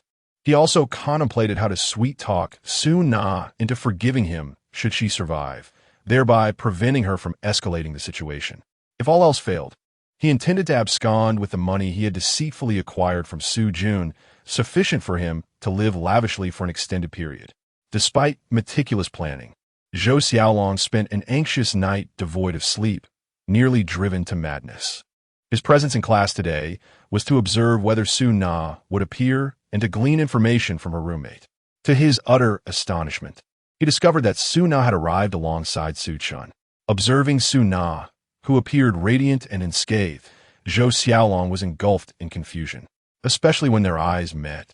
He discerned no signs of anger or resentment in her gaze, further deepening his perplexity. Zhou Xiaolong approached Su Na, only to be met with disdain from his peers. The hot-tempered Su Chen immediately defended Su Chen, while Lu Jia and Tang Lei expressed their desire to teach Zhou Xiaolong a lesson. "Ignore him," Su Chen nonchalantly remarked, resting his head on the table while fiddling with his phone. "In fact, I should be grateful to Zhou Xiaolong. Without his meddling, I could never have truly understood Su Na." Su Chen's sincerity rang true. Had Zhou Xiaolong not interfered, his previous affection for Su Na might have led to a stifling marriage. At the very least, he would never have treated Su Na as he did last night. Now, he felt liberated, free to indulge without concern for Su Na's feelings. If she took issue, she could simply leave. Moreover, Su Chen's indifference toward Zhou Xiaolong stemmed not only from his lack of concern for Su Na, but also from Zhou Xiaolong's potential usefulness. Senior Xiaoya is truly aloof. She hasn't reached out since our wedding day. Not a single message. Su Chen mused, his thoughts drifting to her rather than Zhou Xiaolong and Su Na. Last night, while he was entangled with Su Na, he had worried that Xiaoya might check on him. To his dismay, she seemed entirely unconcerned about her hastily chosen husband. Zhou Xiaolong settled beside Su Na, inquiring with feigned concern, "Nana, do you remember what transpired last night? I was so drunk, I lost consciousness." As Su Na glanced subtly towards Su Chen, she replied flatly, "When I woke up, I was already at the hotel with Brother Chen." Zhou Xiaolong's eyes widened in disbelief, and he feigned worry. He didn't do anything to you, did he? Why does that concern you? Su Na distanced herself from him, expressing impatience. Brother Chun and I have reconciled, and I promised him to keep my distance from you. Otherwise, he might never want me again. Nah, how can you say such heartless things? I am your best friend, Zhou Xiaolong protested. But I can't stand up to the four of them in the dorm. Look at my face. They did this to me. Even if I was beaten, I had no intention of giving you up. I only handed you over to him because he called your family. Pointing to his swollen face, he added, if he bullies you because of this, I will feel guilty for a lifetime. Watching Zhou Xiaolong's performance, Su Na nearly lost her composure, finally understanding why Su Chen often found him repugnant. The revulsion she felt towards Zhou Xiaolong now eclipsed any discomfort from her previous encounter with Su Chen. Regardless of our past friendship, Su Na said, suppressing her disdain, I have reconciled with Brother Chun. I will no longer do anything to upset him, so please maintain your distance. Otherwise, we cannot even remain friends. With that, she switched seats with her roommate, ignoring Zhou Xiaolong entirely. Had it not been for Su Chen's assertion of Zhou Xiaolong's potential value, she would have severed ties immediately. Fuming at Su Na's rejection, Zhou Xiaolong clenched his fists, silently cursing. Yet, if I managed to disrupt their relationship before, I can certainly do so again. If all else fails, I might still seize an opportunity to seduce Su Na while she remains unaware of my true intentions. With Su Na seemingly oblivious, Zhou Xiaolong abandoned thoughts of fleeing and began plotting mischief anew. He had no intention of informing Su Jun. He was the sole informant regarding Su Chen's campus activities. And now that Su Chen had severed ties with the Su family, Su Jun would believe whatever he said. Indeed, the news of Su Chen's downfall reached Su Jun, who took it at face value. He was so exhilarated that he could hardly sleep, and were it not for Wu Hui's vigilant presence in the hospital, he might have impulsively sought out Su Shan to celebrate. Su Jun chose not to share this good news with anyone else to avoid raising suspicion, quietly resolving to see Su Chen's plight with his own eyes after his discharge. That morning, Su Chuanda, in his capacity as head of the Su family, issued a public announcement declaring Su Chen's expulsion from the family. Given Su Chen's unpopularity within the family, this news did not cause much of a stir. However, by noon, visitors began arriving at the school to seek out Su Chen. Chapter 49. The former fiancé, future mother-in-law, and young brother-in-law. In the eyes of the Su family, Su Chen, who had been expelled from the clan and stripped of his membership, was destined to languish at the bottom of society without any prospects. However, on the very day the Su family issued their public statement, Liao Guiqing, the deputy director of the Central Hospital, personally visited Su Chen at his school. Inside the counselor's office, Liao Guiqing, dressed casually and sporting glasses, exuded an air of sophistication as he warmly shook hands with Su Chen. Hello, may I ask who you are? Su Chen inquired, perplexed as he glanced at the counselor who had summoned him. Please do not be rude, Su Chen, the counselor quickly interjected. This is Director Liao Guiqing from the Central Hospital. Not at all. Liao Guiqing waved his hand dismissively. I have met Mr. Su before. I was the attending physician for old Master Yun, involved in the entire surgical rescue process for him. Ah, so you're Director Liao? No wonder you seem familiar. Su Chen recalled the doctor who had negotiated with Xiaoye at the hospital and curiously asked, what brings you to seek me out, Director Liao? There is a particularly challenging patient whose condition we are unable to treat with the current personnel and technology at the Central Hospital. Liao Guiqing looked somewhat embarrassed as he addressed Su Chen. The patient's elder has ties to me, and I do not wish to give up easily. Thus, I thought of your remarkable medical skills. I inquired about you through Miss Yun, who kindly provided me with your contact information and encouraged me to come directly to you. It appears that senior sister Xiaoye arranged this work for me without consulting my opinion first. That is rather excessive. Su Chen recognized the necessity of merging the inherited medical knowledge with practical experience. Even without Xiaoye's prompting, he was eager to heal and save lives. Otherwise, as a student, he would indeed lack the qualifications to treat patients. Very well, if you're willing to make the house call, that is all that matters. Liao Guiqing nodded vigorously, then requested the counselor to arrange for Su Chen to take a leave of absence before leading him away. though confused about the situation.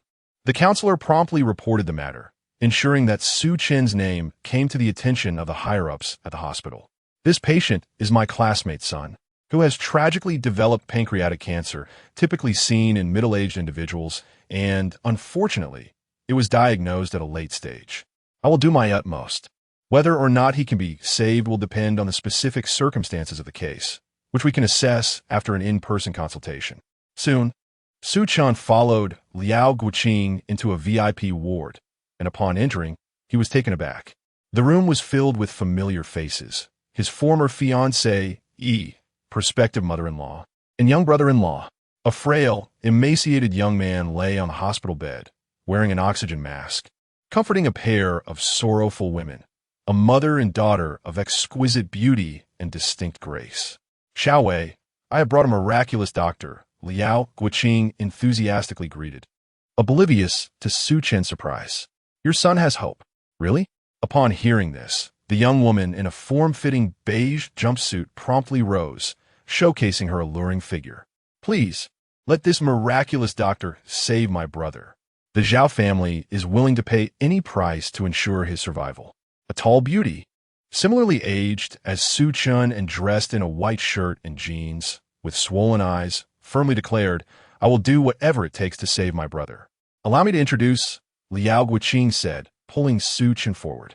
These three are members of the Zhao family from Yunjiang City: young master Zhao Shufu, young lady Zhao Shooting, and their mother, the current matriarch of the Zhao family, Mrs. Yu Yunwei. She's my college classmate, and this is Su Chen. How could you possibly be here? Just as Liao Guoqing was about to introduce him, Zhao Shooting suddenly shrieked, pointing at Su Chen's face. Even with a mask, I can still recognize you, you beast. What a twist of fate. Originally intending to conceal his identity to investigate Zhao Shufu's condition, Su Chen removed his mask and shook his head in resignation. It seems I cannot treat this illness after all. The Zhao family, once a leading clan in Yunjiang City, had established a close bond with the Su family, with the heads of both families having been sworn brothers. Due to the close age between Su Chen and Zhao Shooting, a childhood betrothal had been arranged long before their births. However, after Su Chen fell out of favor, the engagement shifted to Su Jun.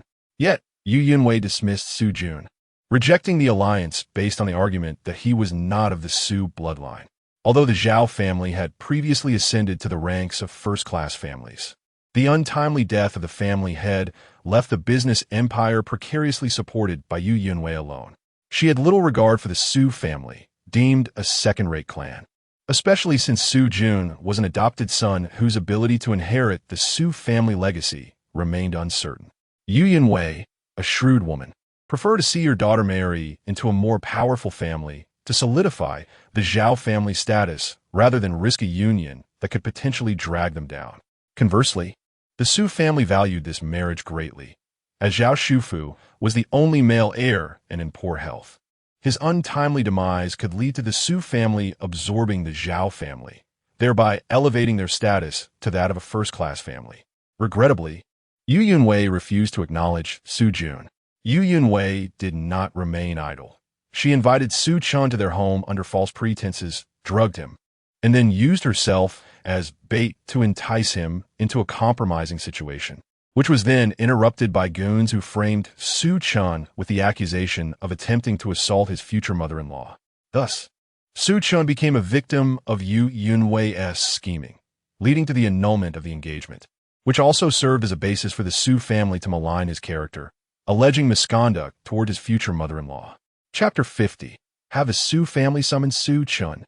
Upon seeing the person who removed his mask was indeed Su Chen, the expressions of Yu Yunwei and the others turned extremely grim. Do you know him? Liao Guoqing inquired, casting a scrutinizing gaze at the group, prompted by Zhao Shooting's words. Uncle Liao, how could you bring the scum here? Zhao Shooting exclaimed fervently. He is the beast who previously harassed my mother. Zhao Shooting, do not slander me. Su Chen retorted with a scowl. Your mother knows the truth of that incident better than anyone. The truth is that you attempted to assault my mother. If it weren't for the Su family's reputation, you would have long been imprisoned. Zhao Shooting coldly scoffed. Yu Yunwei had not disclosed her scheme to frame Su Chen to anyone. Thus Zhao Shooting and Zhao Shufu remained oblivious to the truth. Guoqing, is he the so-called divine doctor you mentioned? Yu Yunwei asked Liao Guoqing, her tone more curious than agitated. After all, it was her machinations that led to the dissolution of her engagement with the Su family, and while her objectives were achieved, it was not a matter to take pride in. Get lost, let him leave. Before Liao Guoqing could respond, Zhao Shufu tore off his oxygen mask, yelling in agitation. Even if I die, I will not have this beast who bullies my mother treat me. Liao Guoqing found himself in an awkward position, completely unaware of the animosity between Su Chen and the Zhao family. However, Su Chen was the only one who could save Zhao Shufu, leaving Liao Guoqing uncertain about how to proceed. Uncle Liao, you must have been deceived by this beast, Zhao Shooting asserted confidently. He is merely a medical student, not a divine doctor at all. If he truly possessed such extraordinary skills, the Su family would not disregard him. Moreover, even if this beast were indeed a divine doctor, I would not allow him to save my brother. I am not the one facing death. I refuse to meddle in this matter. Noticing Liao Guoqing's embarrassment and dilemma, Su Chen disdainfully scoffed. Had I known it was you, I wouldn't have come here even if Director Liao himself had intervened. Farewell. With that, Su Chen cast a sympathetic glance at the ailing Zhao Shufu before turning to leave the hospital room. Alas, do you truly not care for Xiao Fu's life? Liao Guoqing lamented, slapping his knee as he rushed after Su Chen. Fraud, beast, scum. No wonder he is looked down upon by the Su family. Zhao Shooting fumed, cursing incessantly. Yu Yunwei, however, furrowed her brow as she gazed at the doorway. While she was unsure how Su Chen had transformed into a divine doctor, she trusted that Liao Guoqing would not deceive her. Yet, she felt too embarrassed to seek out Su Chen, leaving her to await the outcome. Mr. Su, I apologize. I was unaware of your grievances with the Zhao family. In the corridor, Liao Guoqing sincerely apologized, beseeching, Xiao Fu is a child I have watched grow up, and I share a close relationship with his parents. Old Zhao is gone, and Xiao Fu is the last descendant of the Zhao family. If anything were to happen to him, the Zhao family would face extinction. Director Liao, you witnessed their attitude towards me. Even if I were willing to help, they would not allow me to treat him. Moreover, Yu Yunwei previously drugged me and framed me. I have no intention of saving her son. Su Chen, who held a favorable impression of Liao Guoqing, patiently explained, in light of your reputation as a virtuous physician, I am willing to discuss Zhao Shufu's condition. Although I have not conducted a thorough diagnosis, I can ascertain that his pancreatic cancer has indeed reached an advanced stage, yet there remains a chance for survival. I wish to hear more, Liao Guoqing exclaimed, his eyes gleaming with hope as he looked at Su Chen. Without my intervention, given the current level of medical expertise, the top specialists could use interventional techniques to obstruct the blood vessels surrounding the tumor, followed by a Whipple procedure. Su Chen endeavored to articulate the treatment plan in detail, ultimately adding, if the tumor is removed as described, Zhao Shufu should have a 1% chance of survival. A 1% chance? Initially exhilarated by the treatment plan, Liao Guoqing's expression darkened at the mention of the success rate, the hope now appearing exceedingly bleak.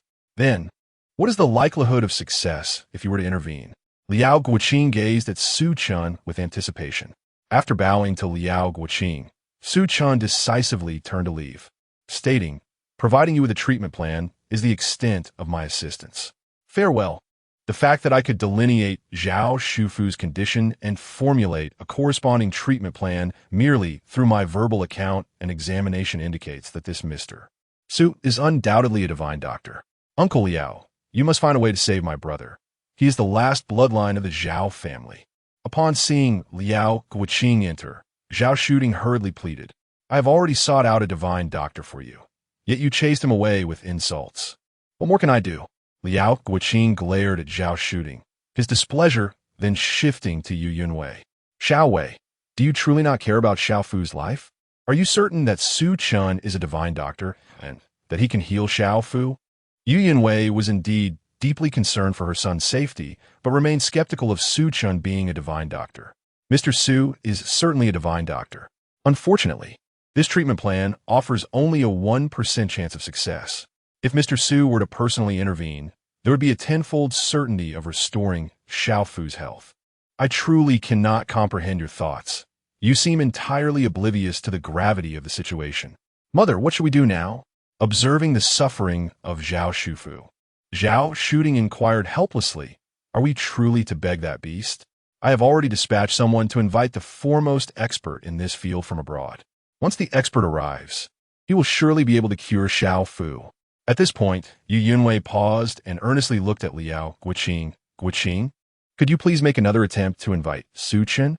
I assure you that this time, we will not treat him disrespectfully. There is no opportunity left. Liao Guiqing shook his head helplessly. Mr. Su is very sensitive to your grievances. He stated unequivocally that he would not treat Xiao Fu. Moreover, I brought Mr. Su here only for him to be insulted by you. How could I face him again? You must find a way to resolve the animosity between you and Mr. Su. I will attend a meeting to discuss the new plan proposed by Mr. Su. Even a 1% chance is preferable to certain death. Mother, what are we to do? Zhao Shooting anxiously looked at Yu Yunwei. We shall approach the Su family and have them summon Su Chen to treat Xiao Fu.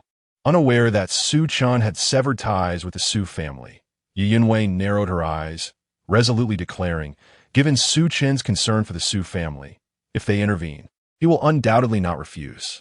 Chapter 51. The Disappearance of Billions in Sight. The Beginning of Regret.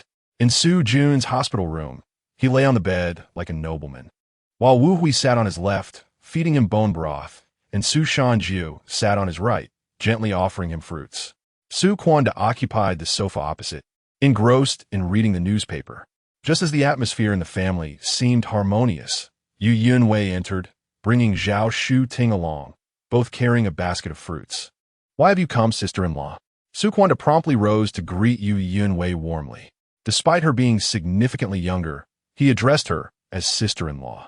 Following the death of the Zhao family patriarch, Yu Yunwei had shouldered the responsibilities of the Zhao family, showcasing her remarkable capabilities alongside her beauty. She was a woman of both grace and strength, and because of her exceptional qualities, she looked down upon the Su family and Su Jun. Furthermore, the Zhao family, once a premier lineage, though now somewhat diminished, still held a stature far beyond that of the Su family, which explains Su Quanda's eagerness and respect towards her. Since the incident involving Su Chen, the relationship between the Zhao and Su families had reached a critical low, which was why Yu Yunwei was unaware of the recent events surrounding the Su family. Now that Yu Yunwei and her daughter had taken the initiative to visit, Su Quanda was filled with a mix of surprise and joy.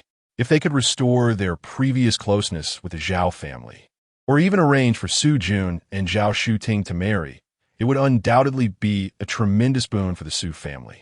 I heard that your nephew Su Jun was hospitalized due to an injury, so I brought Ting Ting to pay a visit, Yu Yunwei remarked.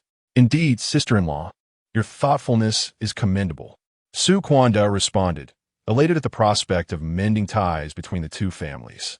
He secretly rejoiced, believing that since it was Su Chen who had caused the rift, Yu Yunwei must be aware of his expulsion from the family, and was thus inclined to repair their relationship.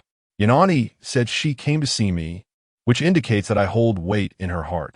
Su Jun thought proudly, feeling a sense of superiority. The Su family had expelled Su Chen, and now the Zhao family was taking steps to mend their relationship, proving that he was far more significant than Su Chen. Indeed, Xiao Jun is like a lucky charm, destined to bring prosperity to our family, Su Shanjiu boasted, raising her head in pride as she flaunted to Wu Hui. That scoundrel Su Chen only brought turmoil. Expelling him was the right decision. Alas, I know Xiao Jun is far superior to Su Chen. Wu Hui sighed, shaking her head. Well, Su Chen is no longer our concern. We shall love Xiao Jun from now on. By the way, I heard that the Su group is interested in the new development project in the eastern part of the city. After some pleasantries, Yu Yunwei suddenly shifted the conversation, smiling at Su Quanda. Coincidentally, that project is currently under the Zhao family's purview. I can facilitate Su family's involvement. Yu Yunwei was a shrewd woman. She understood that to secure help from the Su family, she must first offer substantial benefits, while preventing them from raising their demands once they realized her true intentions. Is that truly the case, sister-in-law? Su Quanda exclaimed with delight. The development project promised considerable profits, and Su family's participation could yield billions, significantly enhancing their standing. Both Su Chen and Su Jun, already involved in company affairs, were equally excited, realizing that the Zhao family was clearly extending an olive branch to the Su family. I would never jest about such matters. However, Yu Yunwei chuckled and then changed the subject. I haven't seen Su Chen in quite some time. How's he faring now? Rest assured, sister-in-law, I have officially expelled that scoundrel Su Chen from the Su family, Su Quanda quickly asserted, eager to take credit. Thinking that Yu Yunwei still harbored resentment over the incident involving Su Chen. Consider Yun Auntie as if Su Chen has perished. He shall never appear before you again. Su Shan Ju kind impromptly. Su Jun, however, could not help but smirk inwardly. That scoundrel's expulsion was merely the beginning. He had been rendered utterly incapacitated by others. Su Chen has been expelled from your family? Zhao Shu Ting suddenly stood up, her expression darkening as she asked. Can you still get in touch with Su Chen to have him do something for us? What does Ting Ting need Su Chen for? Su Quanda looked at the agitated Zhao Shu Ting in confusion. I require his assistance. It's a trivial matter, nothing to worry about. Yu Yunwei interrupted, narrowing her eyes as she inquired. Can you contact Su Chen? We wouldn't keep that scoundrel's contact information, Su Shanjiu said disdainfully. He blocked all our contacts when he left the Su family, as if anyone would want to reach out to him. Is that so? What a pity. Yu Yunwei smiled lightly, then stood up. I have matters to attend to, so I shall take my leave. Will the arrangement for the Su family to partake in the development project still stand? Su Quanda asked anxiously, knowing full well that the project was a reward Yu Yunwei had promised Su Chen in advance. Yet he was reluctant to let it go. Perplexed as to what Su Chen could possibly do for Yu Yunwei that was worth billions. If the Su family can bring Su Chen to assist me, then naturally, the development project will also proceed without issue, Yu Yunwei replied calmly, her eyes narrowing. But if the Su family cannot facilitate Su Chen's assistance, why would I willingly bestow billions upon them? Once her words fell, Yu Yunwei departed with Zhao Shu Ting, leaving the Su family members staring blankly at one another, their expressions filled with disbelief. How infuriating! Yu Yunwei previously despised Su Chen. Why does she suddenly need him now? Su Shanjiu exclaimed in anger. Is that useless Su Chen truly worth so much money? Damn it, billions! That's my money now. Su Jun clenched his fists, his face darkening, filled with regret. Had he known, he should not have let Zhou Xiaolong incapacitate Su Chen. At the very least, he should have waited until after Su Chen had helped the Su family earn this fortune before discarding him. Who among you can still contact Su Chen? Su Quanda shouted, his eyes reddening. To the Su family, billions represented a significant opportunity, now slipping through their fingers due to Su Chen's expulsion, leaving him filled with remorse. In the face of Su Quanda's inquiry, Wu Hui and the others bowed their heads in silence. Not only could they not reach Su Chen, but even if they could, their previous conflicts had left them too ashamed to approach him. At that moment, all present regretted expelling Su Chen from the Su family, and this was merely the beginning of their profound remorse. Chapter 52. The Transformation of Su Na. I do not wish to see you, although Su Chen had no intention of intervening to save Zhao Shufu. He diligently studied methods for treating this illness by combining the medical knowledge inherited in his mind with real-world data in Zhao Shufu's case, which he considered a form of practice, while Su Chen sat at a desk cluttered with books, engrossed in his reading. The sudden ringing of his phone shattered the tranquility of the library. Apologizing awkwardly to those around him, he quickly answered the call. Hello, this is Su Chen. I am your father. I am also your uncle. Before the caller could finish, Su Chen cursed and hung up, but the caller promptly dialed again. I am Su Chuanda. I truly am your father. Upon reconnecting, Su Chuanda, suppressing his anger, shouted, It turns out to be Mr. Su. We have severed our relationship. Please refrain from calling yourself father and do not harass me any further. Recognizing Su Chuanda's voice, Su Chen showed no respect, issuing a warning before hanging up and blocking the unknown number. Subsequently, Wu Hui and Su Shanqin each called Su Chen using different phones. But the outcome was the same. Su Chen granted them no opportunity to speak, hanging up and blocking them as well, much to the dismay of the Su family. Despite their reluctance to contact Su Chen, they were unwilling to part with the lucrative project worth over $1 billion. They attempted to reach Su Chen through unfamiliar numbers, hoping to negotiate, but were met with Su Chen's resolute dismissiveness. It seemed that even if they went to the school to find him, they would be met with a closed door. Reflecting on the Zhao family and the billion-dollar project, the Su family members regretted expelling Su Chen, yet felt powerless. Minutes later, Su Chen's phone rang again, nearly provoking an outburst from him, but upon seeing the caller ID, he calmed down. It was Su Na, whom he had previously blocked. "Brother Chen, where are you?"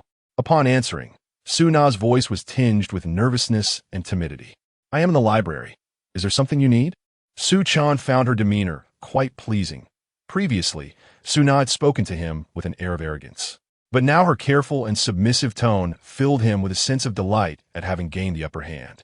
"May I come to see you?" "Sure. Bring me some fried noodles. I haven't eaten yet." Soon, Su Na, adorned with light makeup and dressed in a JK uniform with white stockings, arrived at the library with a takeaway box, instantly capturing the attention of numerous studious onlookers. Seeing Su Na in this state and recalling their activities from the previous night, Su Chen could not help but feel a spark of excitement. He accepted the food, feigning impatience as he asked, "Why aren't you resting in your dormitory? What brings you here?" "Because I wanted to see you," Su Na replied, sitting beside him and softly inquiring, "Have you noticed that I look more beautiful than before? Your skin and aura have indeed transformed significantly," Su Chen responded, scanning Su Na's features in surprise and nodding in agreement. "My roommates said I look more radiant and fair now," Su Na said, touching her face shyly. "They claim it's a result of your influence." "Not so exaggerated." Su Chen shook his head while eating, but it is true that the union of yin and yang can lead to changes in women. Yours is just quite remarkable. I can only say you are quite exceptional. I have witnessed several roommates' transformations into women, but none compare to yours. Su Na gazed at him with sparkling eyes, suddenly placing her hand on his thigh. "All of this is your doing. When did you become so bold?" Su Chen, taken aback by Su Na's advance, nervously glanced around, fearful of being discovered. "I had no idea that being with you would yield such miraculous beauty benefits. Had I known, I would have let you indulge me long ago." Fully aware of her transformation, Su Na now regarded Su Chen as something to covet. "Brother, you are not someone I can have whenever I please. Behave yourself, or there will be trouble if we are seen." Su Chen, feeling restless, warned her quietly while continuing to eat. "Then we just need to avoid being seen," Su Na replied, biting her lip. She gathered her hair and casually tossed a pen on the floor before crouching down. "What are you doing?"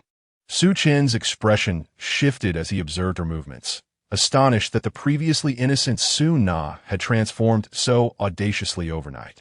"I need to take a sample to see what exactly has caused such a remarkable change in me." Su Na crawled under the table, beginning to fidget with Su Chen's trousers.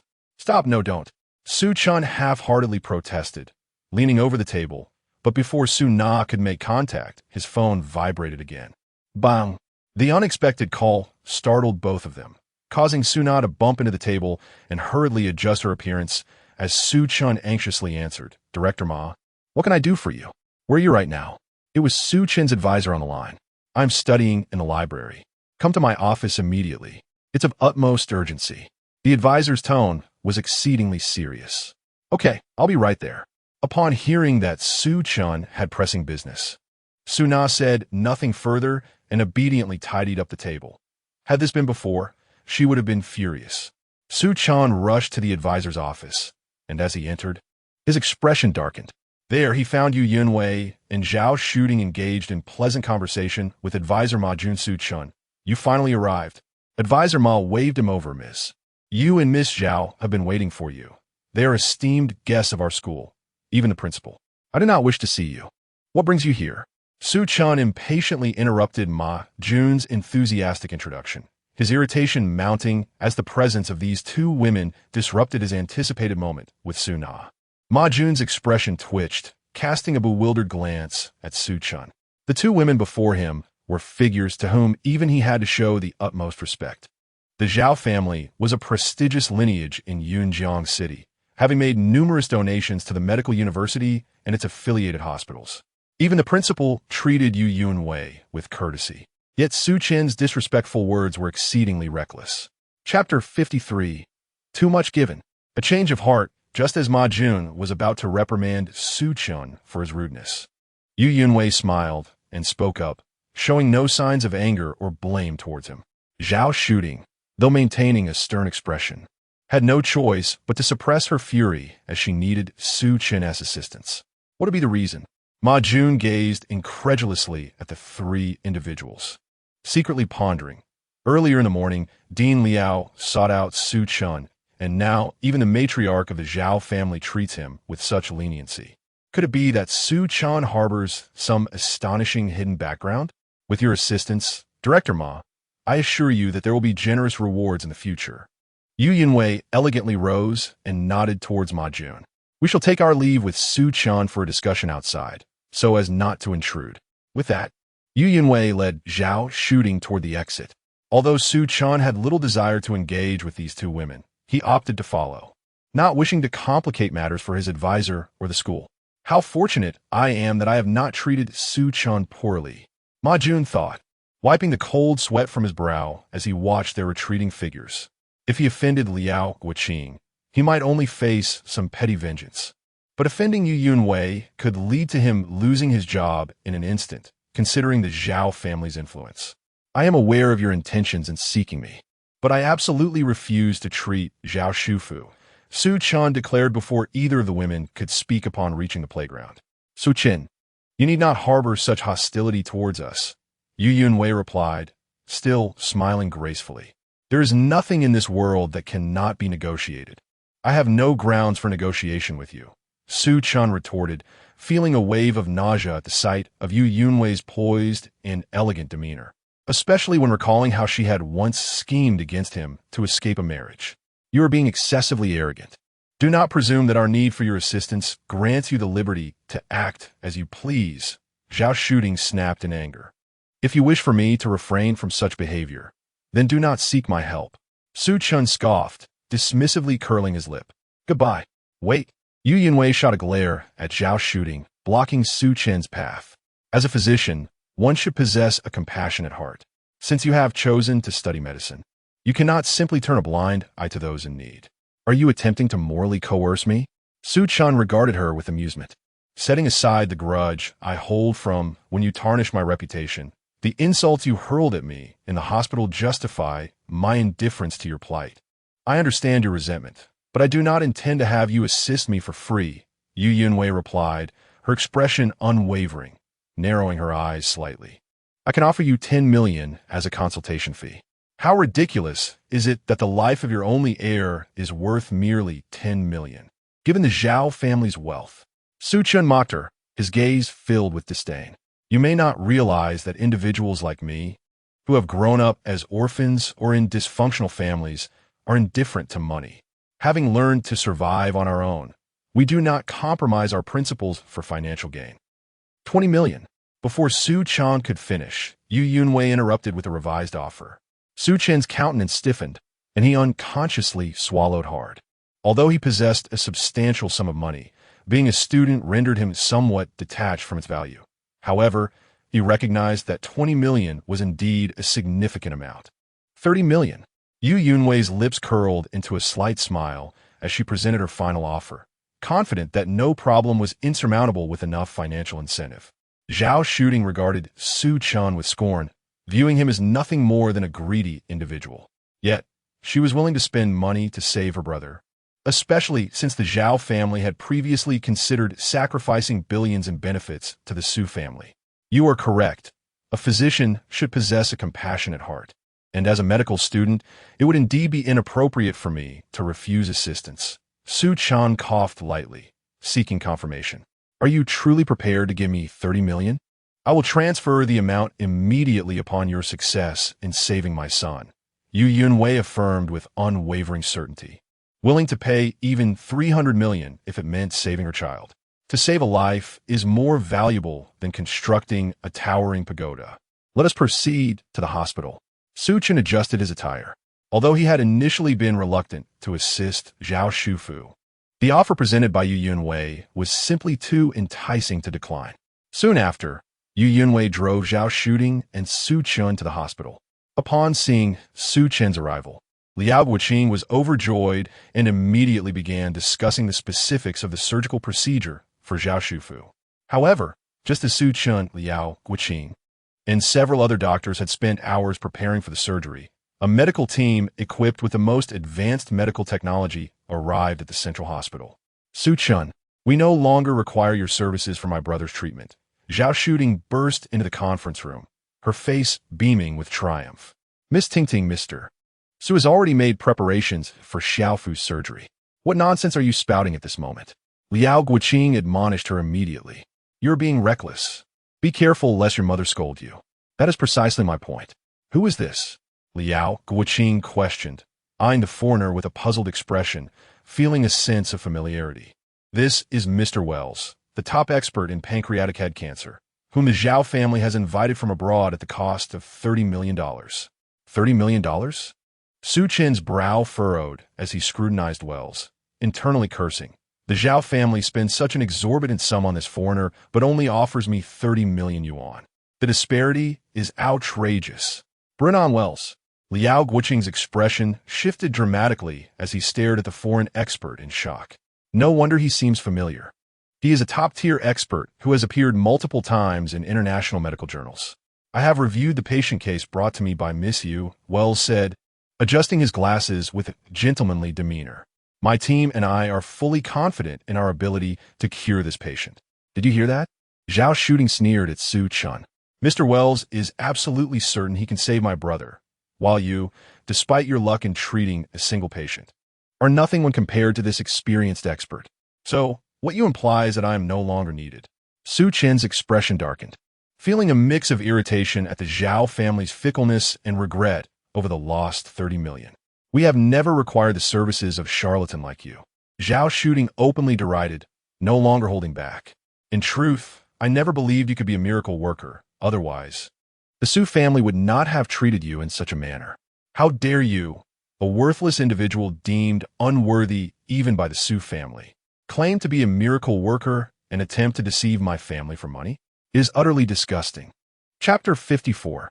Yu Wenwei kneels in submission. Is this your intention as well? Su Chen, unfazed by Zhao Shooting's scorn, inquired of Yu Wenwei with an impassive expression. I simply have greater faith in authority, in Mr. Wells's ability to heal my son, Yu Wenwei replied, maintaining her customary grace without uttering any harsh words. Very well. Then I sincerely hope this Mr. Wells can cure Zhao Shufu. Otherwise, even if you kneel and beg, I shall not be swayed, Su Chen retorted angrily, discarding his work uniform onto the table before striding out, leaving behind a harsh remark. Self-righteous fool, who would seek you out again? May you rot in despair. Zhao Shooting cursed vehemently at Su Chen's retreating figure. Finally liberated from the need for anyone's favor, she unleashed her pent-up disdain and loathing towards him. Liao Guoqing moved his lips, hesitating to speak. While he recognized Su Chen's medical prowess, he too placed greater trust in Mr. Wells's expertise. Refraining from attempting to retain Su Chen, planning instead to seize an opportunity for dialogue later. After Su Chen departed, Wells annulled Su Chen's treatment plan, directing his team to proceed with a more established protocol for Zhao Shufu's care. As night descended upon the school cafeteria, Su Chen sat across from Su Na, his expression grim as he consumed his meal. Having toiled for half a day only to be berated by Zhao Shooting, he was now brimming with frustration.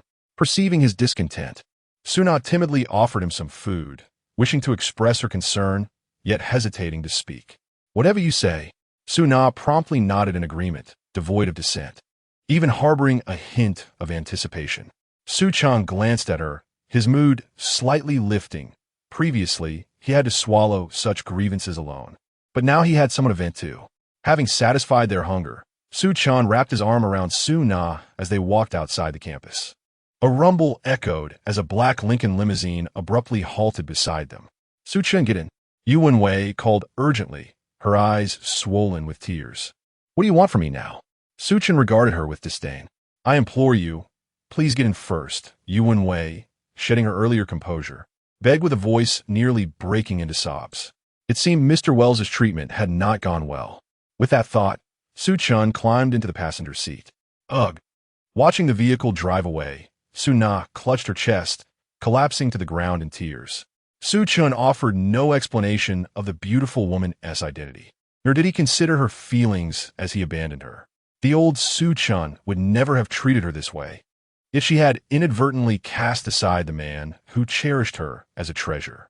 After picking up Su Chen, Yu Wenwei drove hastily toward the hospital. If we do not clarify some matters, even if you take me to the hospital, I would merely become another witness to Zhao Shufu's demise, Su Chen languidly remarked, leaning back in the passenger seat. I'm sorry, I was wrong to doubt you and trust Mr. Wells instead. Upon hearing this, Yu Wenwei could no longer contain her emotions, apologizing while silently weeping. However, due to Zhao Shufu's deteriorating condition, Wells found the situation beyond his treatment capabilities. Any surgery would have a near-zero success rate. Reluctant to tarnish his reputation, Wells promptly returned the deposit, declared Zhao Shufu beyond salvation, and departed with his team. This was precisely why Yu Wenwei sought out Su Chen again. Considering Zhao Shuding's previous contemptuous attitude towards Su Chen, she chose not to bring her along. I had hoped the expert you engaged could seize that 1 in 100 chance to cure Zhao Shufu, but it appears Mr. Wells is not as remarkable as believed. After listening to Yu Wenwei's account, Su Chen felt a surge of satisfaction. You truly lack discernment, having dismissed me twice and missing the opportunity to restore Zhao Shufu's health. You must have a solution, right? Yu Wenwei asked earnestly. If I had a solution, I would not intervene, Su Chen replied coldly, a smirk forming on his lips. Realizing she had irreparably offended him, Yu Wenwei wiped her tears and pressed her lips together, falling silent. This does not appear to be the way to the hospital, Su Chen observed as the vehicle veered into more secluded areas. Nonchalantly, he remarked, if you intend to threaten me, it is futile. I am but an orphan without ties. A barefoot man fears not the one in shoes. Death is merely an inevitability. At that moment, the car entered a deserted park, and Yu Wenwei immediately exited. Before Su Chen could react, she circled the vehicle, opened the passenger door, and knelt before him with a thud. I warned you, even if you kneel and beg. I shall not assist you again, Su Chen said, furrowing his brow as he regarded the kneeling Yu Wenwei with icy resolve. I was in the wrong, but Xiao Fu is my only son, the sole heir of the Zhao family, Yu Wenwei cried, gazing up at Su Chen with tearful eyes. If anything were to happen to him, the Zhao lineage would perish. Please, I implore you, save my son. I am willing to pay any price. While Wu Hui dismissed her own son, Yu Wenwei's willingness to go to such lengths for Zhao Shufu highlighted the stark contrast between the two mothers. Observing Yu Wenwei's tear-streaked face, Su Chen felt a pang of conflicting emotions, especially as he looked down from the car, witnessing her chest heave with each desperate bow. A flame of desire ignited within him. Chapter 55. Half of the family fortune is futile. A repetition of old tricks? Yu Wenwei is undoubtedly an extraordinary mature woman, exuding a charm and allure that starkly contrasts with the naive innocence of young girls like Su Na. Born into a prestigious family, she possesses an exceptional grace, her beauty and skin rivaling that of youth, making this contrast all the more intoxicating. Had it not been for this, Su Chen would not have fallen for her enchanting trap in the first place.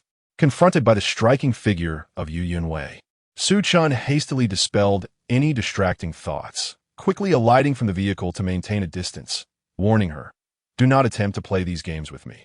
You are not remorseful. You only realize your son's life is at stake. I will not waver in my decision. I have already knelt before you. What more do you desire? Seeing Su Chen's icy demeanor, Yu Wenwei succumbed to despair, sobbing. I admit I once schemed against you, causing you to endure undeserved humiliation. But the past is behind us. While you suffered some indignities and tarnished your reputation, my son is at risk of losing his life. Can you not show him mercy? Such is your contrition? It is utterly absurd. Su Chen's expression grew colder at her words. You orchestrated my downfall, subjecting me to countless insults and slanders. Had your son not been in peril, you would likely never have humbled yourself before me. Why should I save him now? Moreover, I have already granted you an opportunity, which you failed to appreciate. You cannot blame me for my lack of compassion. I am sorry, I was wrong to say that. Realizing her misstep, Yu Yunwei hastily apologized, wiping her tears. I know you are in need of money and have a fondness for it. I am willing to pay to save my son. I can offer 30 million, no, 300 million. Will that suffice? It is too late. Su Chen replied coldly with a smirk. While I do desire wealth, I yearn more for retribution against those who have wronged me. Your schemes have inflicted greater harm upon me than those of Su Jun, and I will not alter my decision. Yu Yunwei's expression darkened as she fixed her gaze on Su Chen, not expecting him to rebuff the allure of money. Regret washed over her. There is no need for you to look at me that way. Su Chen met her gaze calmly, stating, You initially rejected my offer of free treatment and have now missed the opportunity that could have resolved everything for 30 million. You treated me as a fool. Do not blame me for being ruthless. Even a kind deity has limits. If I cannot teach you a profound lesson, I shall not find peace. I am willing to offer half of the Zhao family's fortune as a fee. The Zhao family's assets total nearly 10 billion. Half would amount to several billions. Yu Yunwei pondered for just a few seconds, her gaze now fixed on Su Chen with fervor. Xiao Fu is the only heir of the Zhao family, and I cannot allow anything to happen to him. Otherwise, I would have no way to face my deceased husband. Half a fortune? Truly befitting of a renowned businesswoman in Yunjiang City. Such resolve. Su Chen regarded Yu Yunwei with astonishment, surprised by her willingness to go to such lengths to save her son. Yet, his mind swirled with confusion. Zhao Shooting is the Zhao family's eldest daughter. Why does this woman claim Xiao Fu is the only heir? I will immediately notify my people to prepare the equity transfer contract. If you can save my son today, we can finalize the transfer tomorrow. Upon seeing Su Chen's interest, Yu Yunwei erupted with joy, promising as she entered the car, ready to take him to the hospital. Wait, Su Chen quickly responded. I have not agreed to anything. Your offer of half the fortune is of no interest to me. What do you truly desire? Yu Yunwei, now seated in the car, felt her expression shift as she questioned him in despair. I desire nothing but to inform you that I shall not save your son. Su Chen stood impassively outside the vehicle. I am not the kind of fool who repays malice with kindness. You once ensnared me in a web of injustice, leading to my disgrace. Even if you were to offer me the entirety of the Zhao family's wealth, it could not erase the humiliation I have endured. It is fortunate I have not taken the opportunity to harm your son. Do not expect me to save him.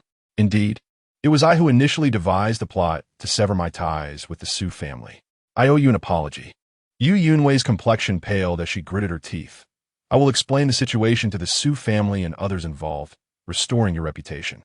I have borne this stigma for far too long, enduring countless grievances and humiliations. Your attempt to clarify the truth now is as ineffective as offering me money. Su Chen scoffed. Furthermore, given the current circumstances, you seek my help. Even if you were to clarify the truth, no one would believe you. They would only perceive it as me taking advantage of your misfortune. Primarily, I have severed ties with the Su family and care little for their opinions. What do you intend to do? Yu Yunwei inquired impatiently. Realizing Su Chen's youthful heart was as hard as granite, she knew she would have to resort to desperate measures.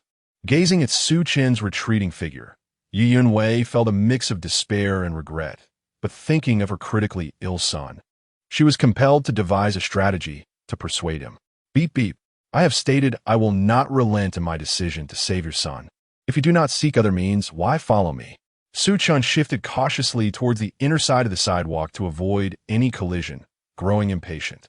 Get in the car. No matter how you plead, my stance remains unchanged. I am unafraid of any tricks you may attempt, Su Chen firmly asserted, then climbed into the passenger seat. His decision to enter the vehicle stemmed from the remote location, making it difficult to hail another ride. Additionally, he was curious to see how Yu Yunwei would further negotiate or confront him. With a click, once inside, Yu Yunwei locked all the windows. What are you doing? Su Chen regarded her expressionless. No one can coerce a physician into providing care, and I am not afraid of your threats. My life is of no consequence to me. But do not act recklessly. Since you are so fixated on the past, let's transform it into reality now. Consider it a form of closure. Yu Yunwei's face flushed as she pressed a button, causing the passenger seat to recline suddenly, leaving Su Chen unsteady as he fell back against the seat. This is a one-time offer. We shall settle our grievances here. Yu Yunwei mounted Su Chen, tearing at his clothing, gritting her teeth. Afterward, I will still offer half of my fortune as medical fees. For Xiao Fu, I will do anything. Please no. I'm not attracted to older women. I agree. Su Chen's voice rose in despair, but his words were cut short as his mouth was silenced. And then, Chapter 56, The Su Family. Leave me alone. In a secluded park, the business Lincoln swayed violently for over an hour before finally coming to a halt, quietly departing from the scene. Upon arriving at the hospital parking lot, Su Chen, his legs somewhat unsteady, disembarked with a look of deep resentment etched upon his face. It is often said that a woman at 30 resembles a wolf and at 40 a tiger. Indeed, these words ring true.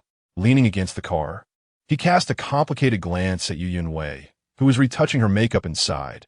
I never imagined I would be entangled with an older woman. I have lost my innocence.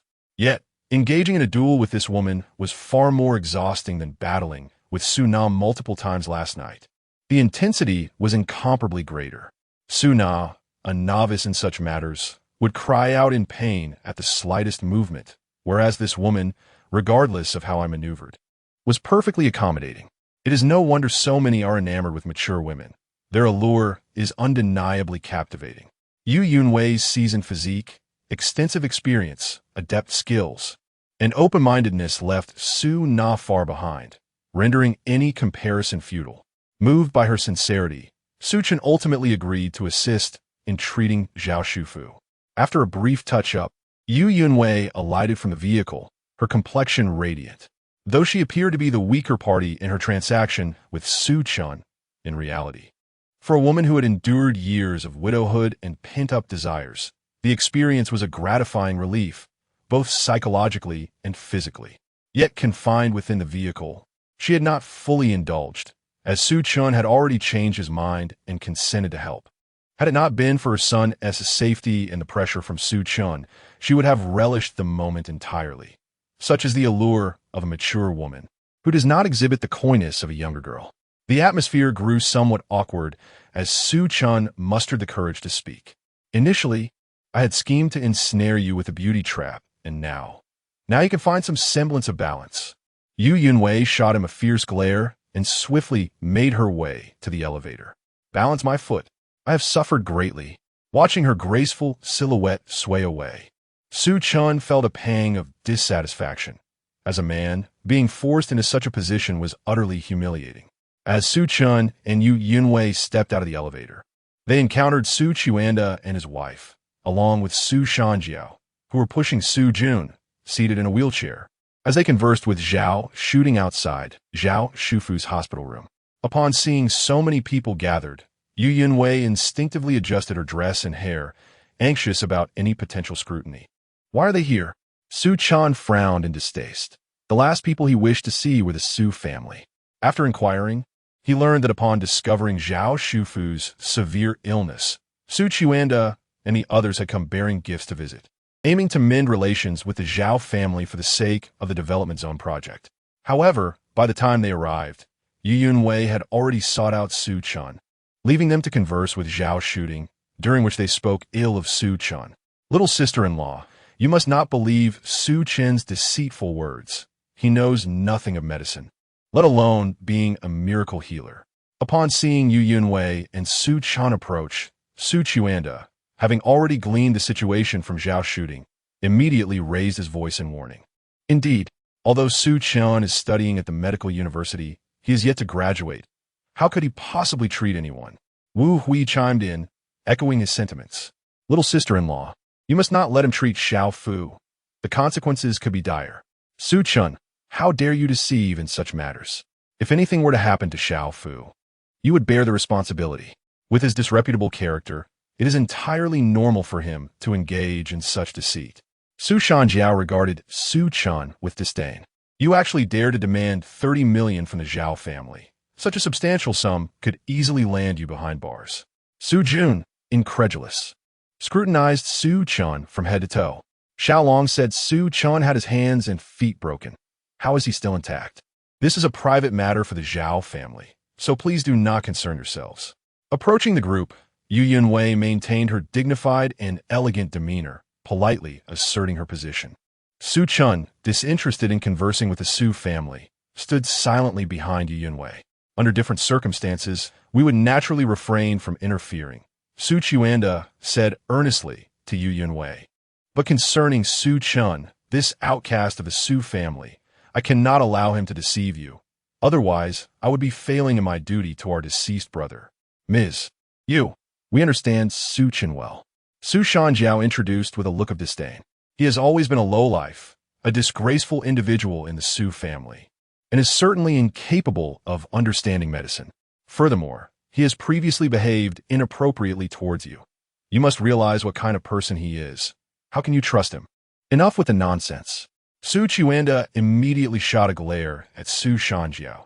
That incident was the root of the discord between the Zhao and Su families, and it was the last thing Yu Yunwei wished to discuss. Ultimately, we are all here for the benefit of the Zhao family and Xiao Fu. Do not let Su Chen delay you. As Su Chen faced the harsh words of the Su family in front of him, Zhao shooting began to waver. Mom, should we reconsider? After all, these people seem to know Su Chen better than we do, and I do not wish for this scoundrel. Be quiet. Yu Yunwei swiftly interrupted Zhao shooting, indifferent to the Su family's words. She feared that her daughter might further alienate Su Chen. Trust is essential in utilizing someone. Regardless of what others say, I have faith in Su Chen's capabilities. I think it's best to reconsider. Su Shanjiao exclaimed, pointing at Su Chen. Look, this trash can no longer maintain his facade now that we have exposed him. Su Chuanda, pleased with himself, observed Yu Yunwei, who, having initially been unaware of the Zhao family's needs, was now eager to present himself well. However, upon learning that the Zhao family intended to seek Su Chen as assistance, he wasted no time in revealing Su Chen's true nature, hoping to impress Yu Yunwei. Everyone's silence. Yu Yunwei, who had previously maintained her grace and poise, finally lost her composure, her face darkening as she admonished. I believe in Su Chen's abilities. I implore you all to remove yourselves from my sight at once. This is for your and Xiao Fu's benefit. Su Chuanda stared blankly at Yu Yunwei, perplexed as to why this astute woman would place such trust in Su Chen, even resorting to harsh words on his behalf. Leave. Yu Yunwei did not hold back, her temper flaring. Having already compromised herself to ensure Su Chen would act, she could not afford for the Su family to drive him away. Not only would her son be in danger, but she would also feel used by Su Chen. Witnessing the usually composed Yu Yunwei lose her temper, Su Chuanda, though reluctant, had no choice but to usher the others away. Wait, I wish to speak with Chenggu privately. Su Jun, who had remained silent in his wheelchair, now shot a dark look at Su Chen. Chenggu, come here for a moment. Chapter 57. Inciting Discord, Using a Blade to Kill. Zhou Xiaolong's retribution has arrived. Aware of Su Jun's confusion, Su Chen did not refuse and leaned closer to Su Jun. How is it that you're here, perfectly intact? I thought you were supposed to have been dealt with? Su Jun clenched his fists tightly, questioning in a voice only the two could hear. It turned out that Zhou Xiaolong had not informed Su Jun of his failure, but rather claimed he had incapacitated me. How delightful. Upon hearing this, Su Chen instantly realized that Su Jun had been deceived by Zhou Xiaolong and remarked playfully, Su Jun, let me share a secret with you. Zhou Xiaolong has always been in my employ. What? Su Jun's eyes widened in disbelief as he gritted his teeth. It's impossible. I've spent so much money keeping him. How could he possibly? Do you not wonder why I can appear here unscathed? Why I wasn't bitten by a snake? And why he managed to steal my girlfriend after all this time? He merely collaborated with me to swindle your money while providing me with intelligence about you. Quite the masterful deception, indeed. Su Chen patted Su Jun on the shoulder, mockingly stating, the reason I recorded our earlier conversation at school was because Zhou Xiaolong tipped me off. You are rather foolish. You, how dare you toy with me? I will not let you get away with this. Isu Yun, upon learning that Zhou Xiaolong had been duplicitous and had swindled him nearly $1 million, turned beet red with rage and, overwhelmed by his anger, coughed up blood. You all witnessed it. I did not lay a hand on him. Su Chen quickly distanced himself from Su Jun, exclaiming dramatically, he is trying to frame me. Xiao Jun. Seeing Su Jun cough up blood, Su Chen and his wife, along with Su Shanjiao, were immediately alarmed and hurriedly urged Su Jun to retreat. Though financially secure, the humiliation of being played like a fool intensified Su Jun's hatred for Zhou Xiaolong, surpassing even that for Su Chen. Later, Su Jun attempted to contact Zhou Xiaolong to verify the situation, but Zhou Xiaolong was preoccupied with reveling in the money he had deceitfully acquired, neglecting his phone. Even if he saw Su Jun's call, his guilt might prevent him from answering. Zhou Xiaolong, your retribution is upon you. Su Chen grinned wickedly at Su Jun, fully aware that Zhou Xiaolong would face dire consequences for incurring Su Jun's wrath. On the other hand, Su Chen planned to exploit Zhou Xiaolong to further ensnare Su Jun, or let Zhou Xiaolong bear the brunt of the revenge from Scarface and others. However, upon unexpectedly encountering Su Jun, Su Chen decided to incite Su Jun to retaliate against Zhou Xiaolong, ensuring that even if Zhou Xiaolong survived, he would undoubtedly lose half of his life, and any fallout would not concern Su Chen. That evening, while Zhou Xiaolong was busy charming two junior female students at a bar, he was suddenly beset by a group of thugs, sustaining considerable injuries and was subsequently hospitalized. Sister Xiaoya. As Su Chen observed the Su family leaving in disarray, he suddenly caught a glimpse of Xiaoya's figure darting around a corner in the hallway. Though Xiaoya was indifferent to Su Chen's affairs, Elder Yun was quite concerned, fearing that the Su family might bully Su Chen, and thus commanded Xiaoya to lend support to him. Seeing that the Su family had not gained any advantage over Su Chen and that Su Jun had coughed up blood in frustration, Xiaoya decided to leave. Su Chen, I trust you will save my son.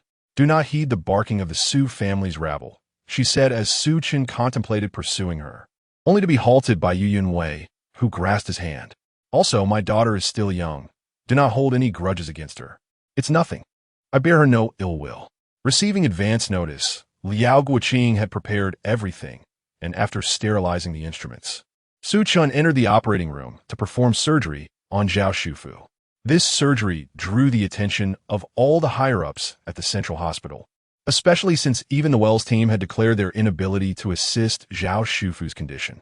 Should Su Chen succeed in the operation, the hospital could proclaim a medical prowess surpassing that of the Wells team, a splendid opportunity for the institution to elevate its reputation. The hospital dispatched professionals to live-stream the entire surgical procedure, allowing the higher-ups and doctors to observe and learn. Yu Yunwei and Zhao Shooting were able to witness Su Chen's surgical techniques firsthand, marveling at his extraordinary medical skills. Employing the towering transformative needle, Su Chen sealed most of Zhao Shufu's bodily functions and compressed the spreading cancer cells as much as possible, integrating previous treatment plans during the operation. Ultimately, amid the astonished gazes of all present, Su Chen skillfully removed the adhesions and successfully excised the tumor from Zhao Shufu's body using silver needles and his hands. Watching Su Chen's fluid operations and remarkable medical prowess, the elderly dean immediately commanded that every effort be made to recruit Su Chen into the Central Hospital's team. Most of the doctors present expressed their agreement, recognizing that retaining such a miraculous physician would undoubtedly elevate the hospital's status both nationally and globally. His medical skills are astonishing. The Su family truly lacks perception. Yu Yunwei stood before the livestream screen, her expression complex as she observed the focused Su Chen in the video. Given everyone's reactions, it seems Su Chen genuinely has the ability to heal Xiao Fu. Zhao Shooting, more concerned about her brother's condition, found it impossible to maintain her anger towards Su Chen. Who would have thought that that scoundrel Su Chen possessed such abilities? It's a pity he lacks character. No matter how skilled he is still a disgrace. Meanwhile, Su Chen and others, though they had not witnessed the surgical livestream, were keenly awaiting the outcome. The Su family remained skeptical of Su Chen's capabilities, hoping that his failure would provide them an opportunity to undermine him in front of the Zhao family and bolster their favor. If anything were to go awry with Zhao Shufu, Yu Yunwei and the Zhao family would undoubtedly seek retribution against Su Chen. The surgery lasted 2.5 hours, concluding with Zhao Shufu's vital signs returning to normal, indicating he had escaped danger, leaving subsequent care to other doctors. As the indicator lights dimmed, Su Chen emerged from the operating room, his face weary. How'd it go? Yu Yunwei and Zhao Shooting immediately approached him with concern. Had I not expended considerable energy on you earlier, I could have completed the surgery half an hour sooner. Chapter 58. Regret Beyond Measure. Do not mention that matter in front of Tingting. Upon hearing Su Chen's words, Yu Yunwei's face flushed crimson, and with a sense of urgency, she quietly admonished. You promised me you wouldn't let anyone know about this. Su Chen awkwardly gestured an okay, having merely spoken from the heart. What are you whispering about? How's my brother? Zhao Shooting, unable to grasp the meaning of Su Chen and Yu Yunwei's conversation, was solely concerned about her brother's safety. I declare the mission accomplished. The patient is out of danger. That's wonderful. That's wonderful. Zhao Shooting immediately embraced Yu Yunwei, laughing and crying simultaneously. Yu Yunwei, overwhelmed with joy, couldn't help but weep, feeling as if a heavy burden had finally been lifted from her heart. Director Yu, I've kept my word. Do not forget the reward you promised me. Su Chen, settling into a chair to rest, reminded her seriously, as he was indeed quite invested in the matter of the considerable fortune worth billions. A mere 30 million. The Zhao family will not default. Zhao Shooting wiped her tears and pulled out her phone, saying, I will transfer it to you right now. And then we will be even. Hearing this, Su Chen looked at Zhao Shooting oddly, realizing that she had no idea what had transpired. Yu Yunwei hurriedly intervened, saying to Zhao Shooting, Ting, you need not concern yourself with the reward. I shall take care of this matter. Then, turning to Su Chen, she added, I will notify you to come to the company to collect your payment once everything is prepared. Very well. Su Chen nodded, closing his eyes to rest, holding onto the video of Yu Yunwei and himself, unperturbed by the thought of any trickery. As Su Chen rested, Yu Yunwei and her daughter anxiously awaited the emergence of Zhao Shufu from the operating room when an elderly gentleman, with graying hair, wearing a uniform and spectacles, approached, accompanied by several doctors. This elderly gentleman was the director of the Central Hospital, here to extend an invitation to Su Chen to join the institution, offering a plethora of enviable conditions, including expedited graduation, assistance in obtaining a medical license, and even the establishment of a specialized department for him. Faced with such generous terms, Su Chen thoughtfully declined, citing his status as a student.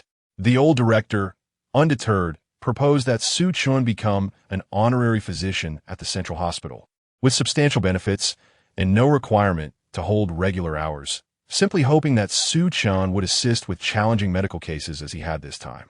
Given such sincerity, Su Chen found it difficult to refuse and ultimately acquiesced.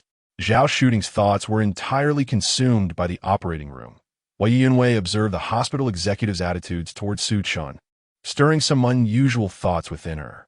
In Su Jun's hospital room, disbelief filled the air. Did Su Chen truly cure Zhao Shufu? How could that be? I find it hard to believe that Su Chen's medical skills are so remarkable, yet the truth is undeniable. Su Shanjiao shook his head in discontent. The entire hospital is abuzz with the news that Su Chen has cured a disease that even the Wells team could not manage. I can't believe we were unaware of his extraordinary medical talents all along. Darling. At this, Wu Hui excitedly turned to Su Qiuanda. Perhaps the Zhao family might reconsider Zhao Shooting's engagement to Su Chen, don't you think? Hearing this, Su Jun's expression darkened intensely. He had long desired to replace Su Chen in marrying Zhao Shooting. If he wed Zhao Shooting, he would have the chance to usurp the entire Zhao family. But now that Su Chen had become their savior, even if the engagement could not be restored, the Zhao family would undoubtedly be grateful to him, something he did not wish to see, right? Su Qiuanda glowered at Wu Hui, his face contorted with displeasure. That ungrateful child has already been cast out of the Su family. He is in no way connected to us. No matter how skilled he is merely a doctor. Wu Hui, unwilling to concede, attempted to defend Su Chen. Though that may be true, after all, blood is thicker than water. Mother, please stop. Little June still needs to rest. Su Shanjiao quickly interrupted Wu Hui, wanting to spare Su Jun any further distress. Little June, do not dwell on this. You will always be a wonderful son to your mother, and nothing can change that. Realizing she had been overly concerned about Su Chen, Wu Hui hastily retracted her words, assuring Su Jun. Su Jun forced a faint smile, his expression tinged with disappointment as he sincerely expressed his feelings. Wu Hui and Su Shanjiao promptly comforted him, steering the conversation away from Su Chen. How outrageous! That boy has concealed his abilities so deeply. Seizing a moment of solitude, Su Chuanda left the hospital room, retreating to the stairwell where he began to kick the wall in frustration. If I had known he possessed such medical expertise, I would never have expelled him from the Su family. Though he claimed indifference, Su Chuanda felt an overwhelming sense of regret. As the head of the Su family, he understood better than anyone the unimaginable value a skilled physician could bring to their lineage. A doctor capable of curing even terminal illnesses like Su Chen would be revered wherever he went. Wealthy and powerful individuals inevitably confront the realities of life and death, and associating with a divine healer serves as a safeguard for their longevity, naturally leading them to cultivate relationships with such practitioners. Su Chuanda envisioned the vast and influential network Su Chen could potentially develop. If leveraged correctly, the Su family could ascend to become a premier aristocracy in Yunjiang City or even a prominent national family. However, with the severed ties between Su Chen and the Su family, all these prospects slipped away, leaving Su Chuanda consumed by regret and fury, feeling as though his insides were twisted with remorse. After conversing with the school administration, Su Chen excused himself, citing fatigue. Originally, he had intended to check on old Master Yun and Xiaoya, but reflecting on his recent irresponsibility toward his wife and recognizing his own exhaustion, he ultimately decided against it. In the now darkened girls' dormitory. Chapter 59. Have you lost your mind again? After a brief morning routine, Su Chen nestled into his bed, delighting in the video he had captured of himself and Yu Yunwei in the car. He finally understood why so many eccentrics were enamored with filming. The pleasure of admiring one's own creations was indeed a unique experience. Thus, Su Chen drifted off to sleep, lost in self-indulgence.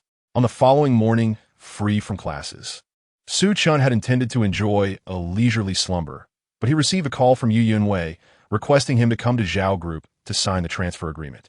Given the stakes involved, amounting to billions, Su Chen excitedly jumped out of bed to freshen up. Suna had not slept a wink the previous night and had sent Su Chen a flurry of messages around 3 or 4 in the morning. By around 10 o'clock, Su Chen arrived at the entrance of Zhao Group in a taxi. Gazing up at the towering Zhao building, he could hardly contain his excitement. Signing the equity transfer agreement would mean that half of this grand edifice would belong to him. Just the thought of it filled him with exhilaration. Su Chen, what are you doing here? As Su Chen dreamt of a promising future, he was unexpectedly confronted by Su Shanqin, impeccably dressed in professional attire. Where I am is none of your concern. Su Chen was taken aback by the chance encounter with Su Shanqin, feeling rather deflated. Even though you have been expelled from the Su family and I am no longer your elder sister, I still hold the position of general manager at Su Group, and you ought to show me some respect. Seeing Su Chen, who had once been excessively deferential and obsequious towards her, now treat her with such disdain, Su Shanqin was infuriated. Su Chuanda and the others would not share tales of Su Chen's newfound glory. Thus Su Shanqin was oblivious to the happenings at the hospital and completely unaware that Su Chen had become a benefactor of the Zhao family. She had come to visit, having heard that Yu Yunwei was back at work and knowing that the Su and Zhao families still had some business collaborations, while also wishing to secure some development projects for the Su family. The general manager of Su Group is nothing to be esteemed. I see no need to treat you with courtesy. Upon hearing Su Shanqin's words, Su Chen scoffed, his disdain for her having surpassed that for anyone else, especially since she had been a mere bystander while he had been wronged by the Su family. In the past, the disparity in their statuses and his respect for his elder sister would have made Su Chen feel inferior and anxious in her presence. However, now that he was on the verge of acquiring half of the Zhao family's wealth, Su Shanqin appeared to him as nothing more than a pitiful creature laboring for the Su family, or rather, for the future of Su Jun.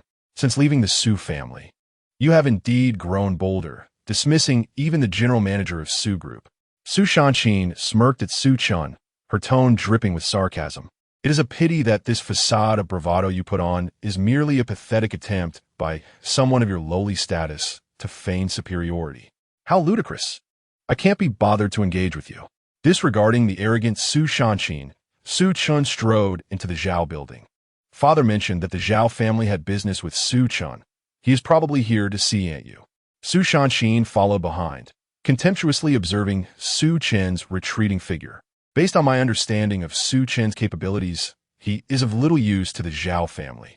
Perhaps Aunt Yu intends to retaliate against him for his past misdeeds now that she has learned he has been expelled from the Su family. How amusing that Su Chen remains utterly oblivious. I am Su Chen, here to see your general manager Yu. Upon entering the lobby, Su Chen directly informed the beautiful receptionist of his purpose. So you truly have come to see Aunt Yu. Do you have an appointment, sir? The polite receptionist inquired. I have no appointment, but Aunt Yu sent for me. You may call to verify. This missive of Su Chen explained with a smile to the receptionist. I have an appointment. Su Chen cast a disdainful glance at Su Chen. Hello, I am Su Chen, general manager of Su Group, and I have made a prior appointment. Ah, it is Ms. Su. Indeed, we have a record of your 15-minute appointment to meet the chairman. The receptionist, after checking the computer, warmly informed Su Chen. Please hold for a moment. Someone will escort you upstairs once the appointment time arrives. See, this is the difference in decorum and status that you can never attain. Su Chen looked at Su Chen with triumph, her contempt for him unabashed. What about me? Su Chen frowned slightly, uncertainly addressing the receptionist. I apologize, sir, but without an appointment, I cannot arrange a meeting for you with the chairman, and I do not possess the authority to contact him directly. The receptionist expressed her sincere apologies. But Su Chen hesitated, feeling it unnecessary to put the receptionist in a difficult position. He took out his phone to message Yin Wei. Lower-class individuals will forever remain ignorant of the rules of high society. It's quite laughable. Su Chen mocked Su Chen. This illustrates the disparity between you and Xiao Jun. Had it been him, he would never have recklessly shown up unannounced, but would have been thoroughly prepared. Su Chen, you are truly insufferable. Initially inclined to ignore her, Su Chen could no longer restrain himself, retorting, have you run out of your medication lately? Has your mind gone awry again? How do you know? Su Chen looked at Su Chen with suspicion. In her years of relentless dedication to Su Group, Su Chen had acquired numerous ailments, the most severe being neurosis and migraines. Thankfully, Su Jun had procured for her a miraculous remedy a couple of years back, sparing her from suffering, but she was nearing the end of her supply from Su Jun. Of course, this matter was known only to Su Chen and Su Jun. Thus, Su Chen's mention of it left her utterly astonished. Chapter 60. Just wait. The Zhao family is willing to fully submit. I possess a wealth of knowledge, yet I find myself disinclined to share it with you. Observing the astonished expression on Su Chen's face, Su Chen let out a cold smile. That miraculous remedy was something he had bravely sought from the esteemed professors at the school. Mr. Su, the chairman has called and requested that I personally escort you to meet her. At that moment, the front desk attendant, who had just received a phone call, respectfully greeted Su Chen with an inviting gesture, this way, please. To think I, a mere subordinate, have been given precedence. It appears that your position as the general manager of the Su Group is not as formidable as one might assume. Su Chen cast a mocking glance at Su Chen before striding confidently towards the elevator. How could this be? Su Chen felt a wave of confusion wash over her as she inquired of the front desk. What about my appointment? The attendant, maintaining her customary politeness and professionalism, replied. Please wait a moment, Ms. Su. As her words fell, the attendant warmly ushered Su Chen into the elevator. Why would Aunt Yu treat him with such deference? Surely, it must be an act of revenge. Fuming, Su Chen glared at Su Chen's retreating figure while massaging her temples. Envisioning a scenario where 300 assassins lay in wait upstairs to dismember him. How could that scoundrel possibly know about my mental afflictions? What he said has truly given me a headache. With no other option, Su Chen made her way to the waiting area, retrieving a dark, ceramic bottle from her bag. Yet, upon discovering only a single pill remaining, she hesitated to consume it, fearing that a relapse would render her life unbearable. The attendant escorted Su Chen to the door of the chairman's office on the 33rd floor, knocked, reported his arrival, and then discreetly departed. Upon entering the office, Su Chen was taken aback by the opulence that surrounded him. Not only did Yu Yunwei's office feature a standard business area, but it also boasted a separate fitness zone, an entertainment area, and a refined dining space, complete with an independent bedroom in the back. To sustain the Zhao group, Yu Yunwei often made this a residence, hence the lavish accommodations. After taking in his surroundings, Su Chen's gaze finally settled on Yu Yunwei, seated behind a grand desk in a tailored black suit and white shirt. Her hair cascading down, she had transformed from her previous alluring demeanor into that of a shrewd and capable businesswoman. His eyes inadvertently drifted to her bosom, nearly bursting the buttons of her shirt, causing Su Chen to feel parched, his mind wandering back to the unspoken events of the previous night. This woman is indeed remarkable. Certainly the most impressive I have ever encountered. Cursing under his breath, he pinched his thigh. Damn, it was supposed to be a one-time transaction, and I mustn't indulge in further fantasies. One must uphold their integrity. How about this? It seems satisfactory to me. Unaware that her formal attire continued to provoke Su Chen's imagination, Yu Yunwei intertwined her fingers, resting her arms on the desk, and smiled at Su Chen, who stood at the door. This arrangement is exceptional. You are about to acquire half of the Zhao family's fortune, which will undoubtedly make you quite affluent. Yu Yunwei smiled gently, prompting, "Please lock the door and come over to review the contract."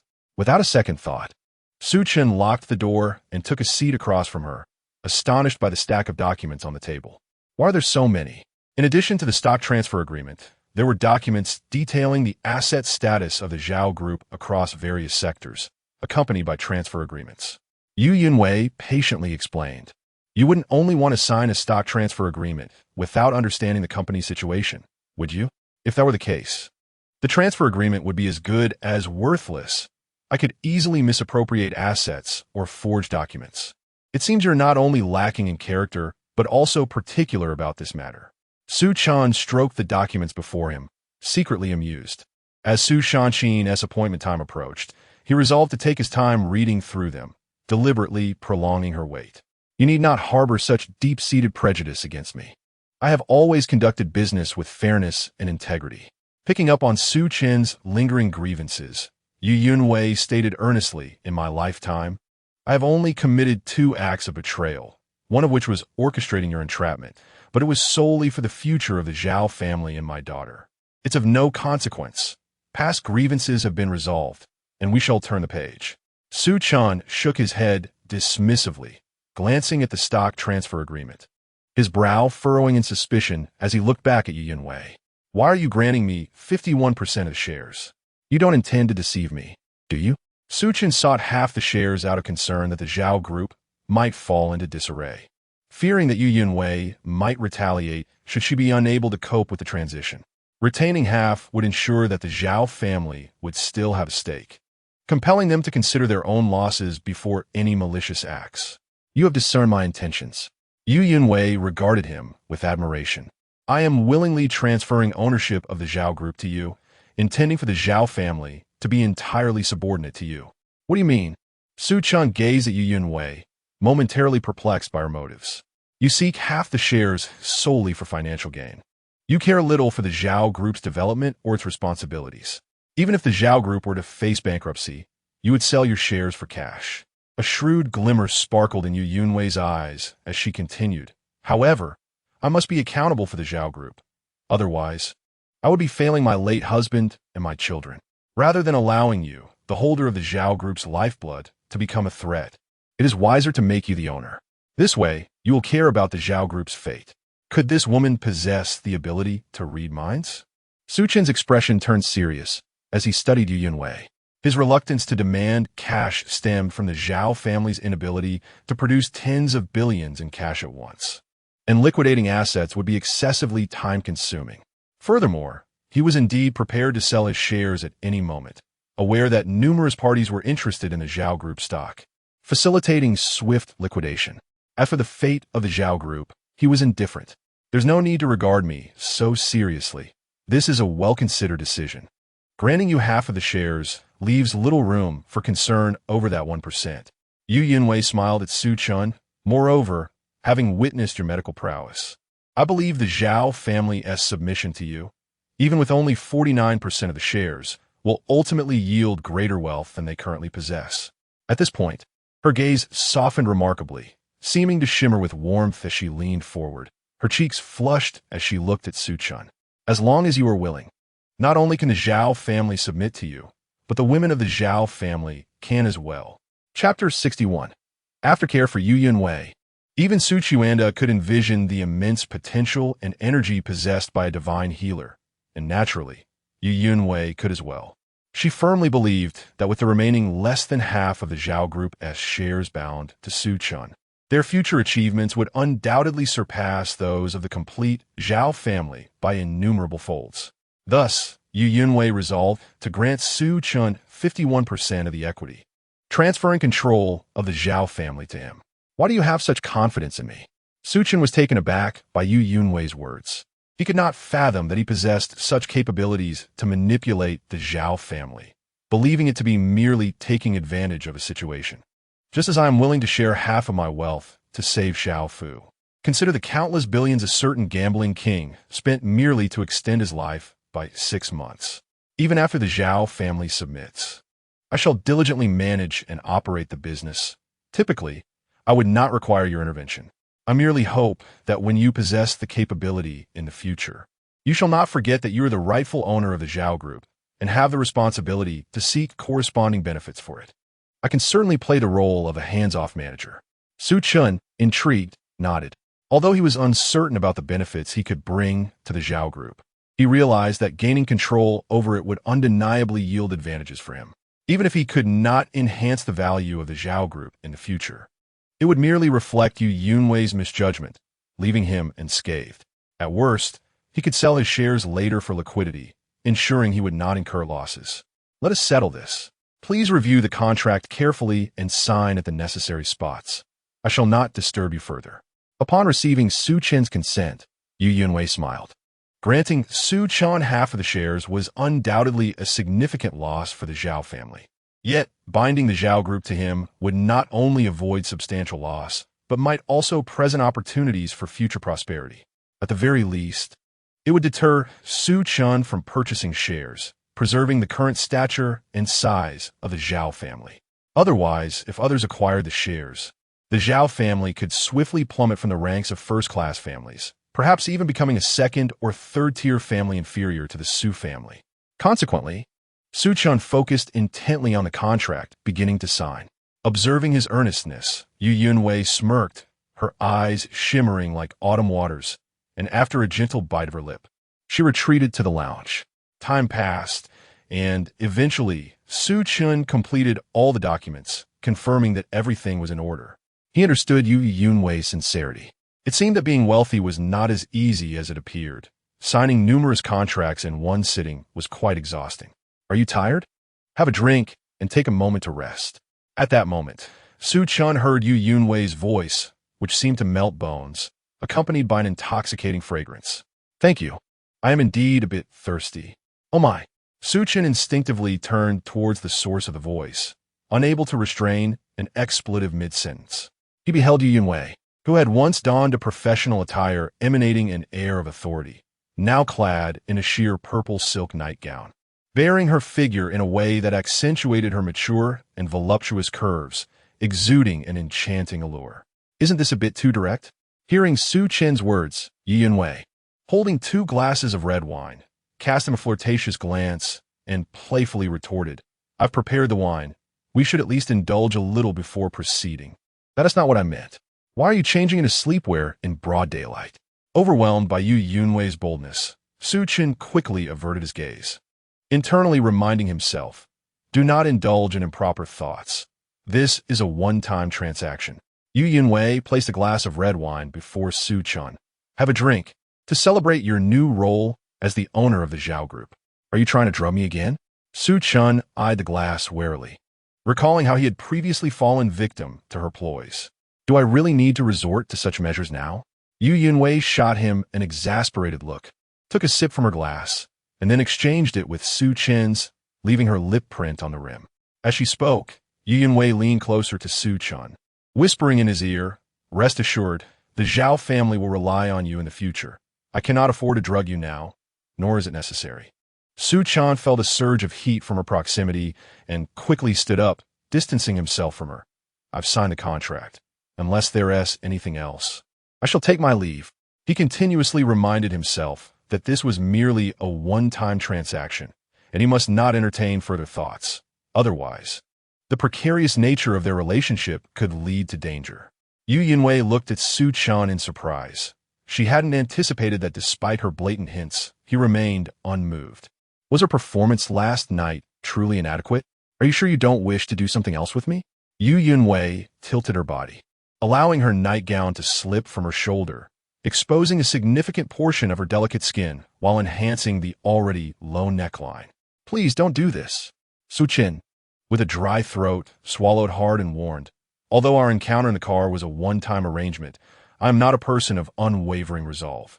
If you continue to tempt me like this, I cannot guarantee what I might do."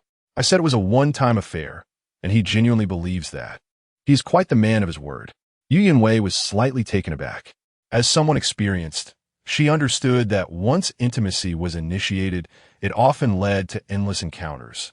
She had never encountered a man who could adhere strictly to a single occurrence.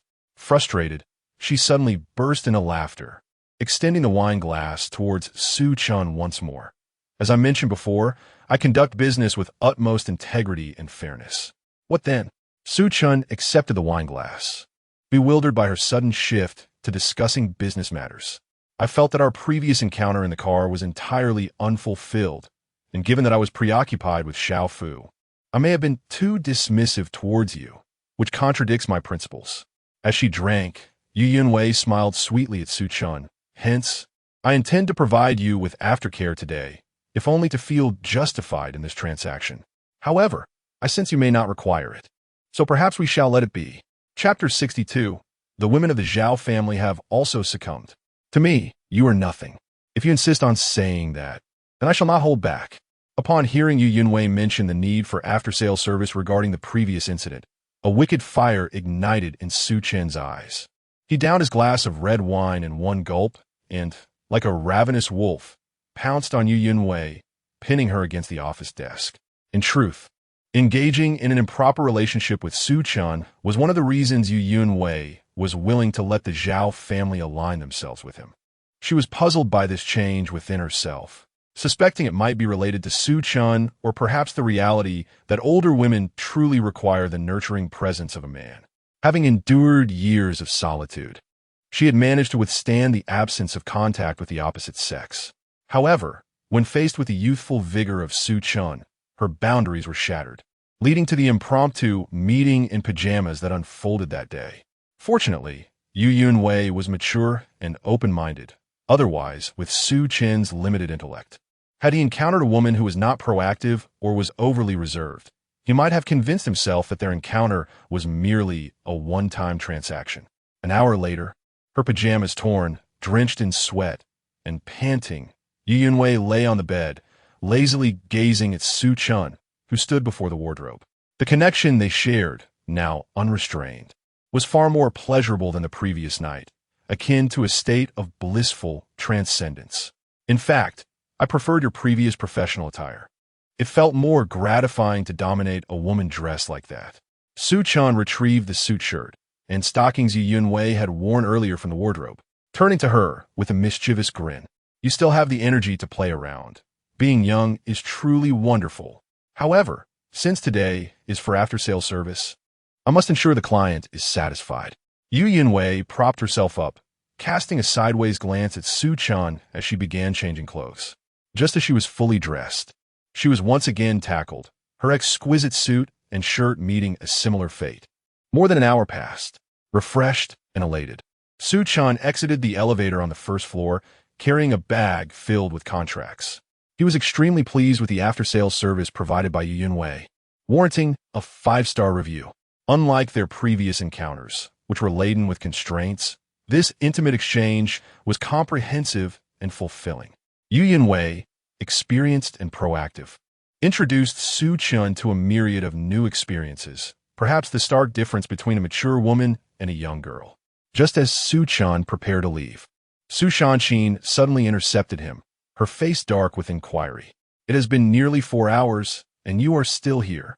Su Chen looked at Su Chen in surprise, having completely forgotten the matter she had been waiting for, likely because Yun Wei had forgotten as well. "Did General Manager Yu not teach you a lesson?" Seeing Su Chen looking exuberant and radiant, showing no signs of distress, Su Chen felt a wave of disappointment. "General Manager Yu and I should consider ourselves to have exchanged quite the lessons. It was rather intense." Crazy. Witnessing the repulsive expression on Su Chen's face, Su Chen could not fathom that he had been with Yun Wei, exclaiming in disgust, "What on earth did you discuss with General Manager Yu for so long?" "None of your business." Su Chen scoffed, dismissively curling his lip. "Your position as the general manager of the Su Group holds no significance here. Not only did I cut in line, but you have also waited in vain for so long without seeing General Manager Yu. How amusing. Do not be so arrogant." Su Chen asserted confidently, "I have an appointment. General Manager Yu is about to see me. If you manage to see her today, I shall perform a headstand while washing my hair." Su Chen coldly smiled, fully aware of Yun Wei's current state. She was utterly exhausted, like a puddle of mud, likely asleep in satisfaction without a care to meet Su Chen. "I apologize, Manager Su." Just as Su Chen was about to retort, the receptionist hurried over, bowing apologetically. "The chairman just notified us that today's meeting with you has been canceled. Please come back another day. This is against protocol." "How can this happen?"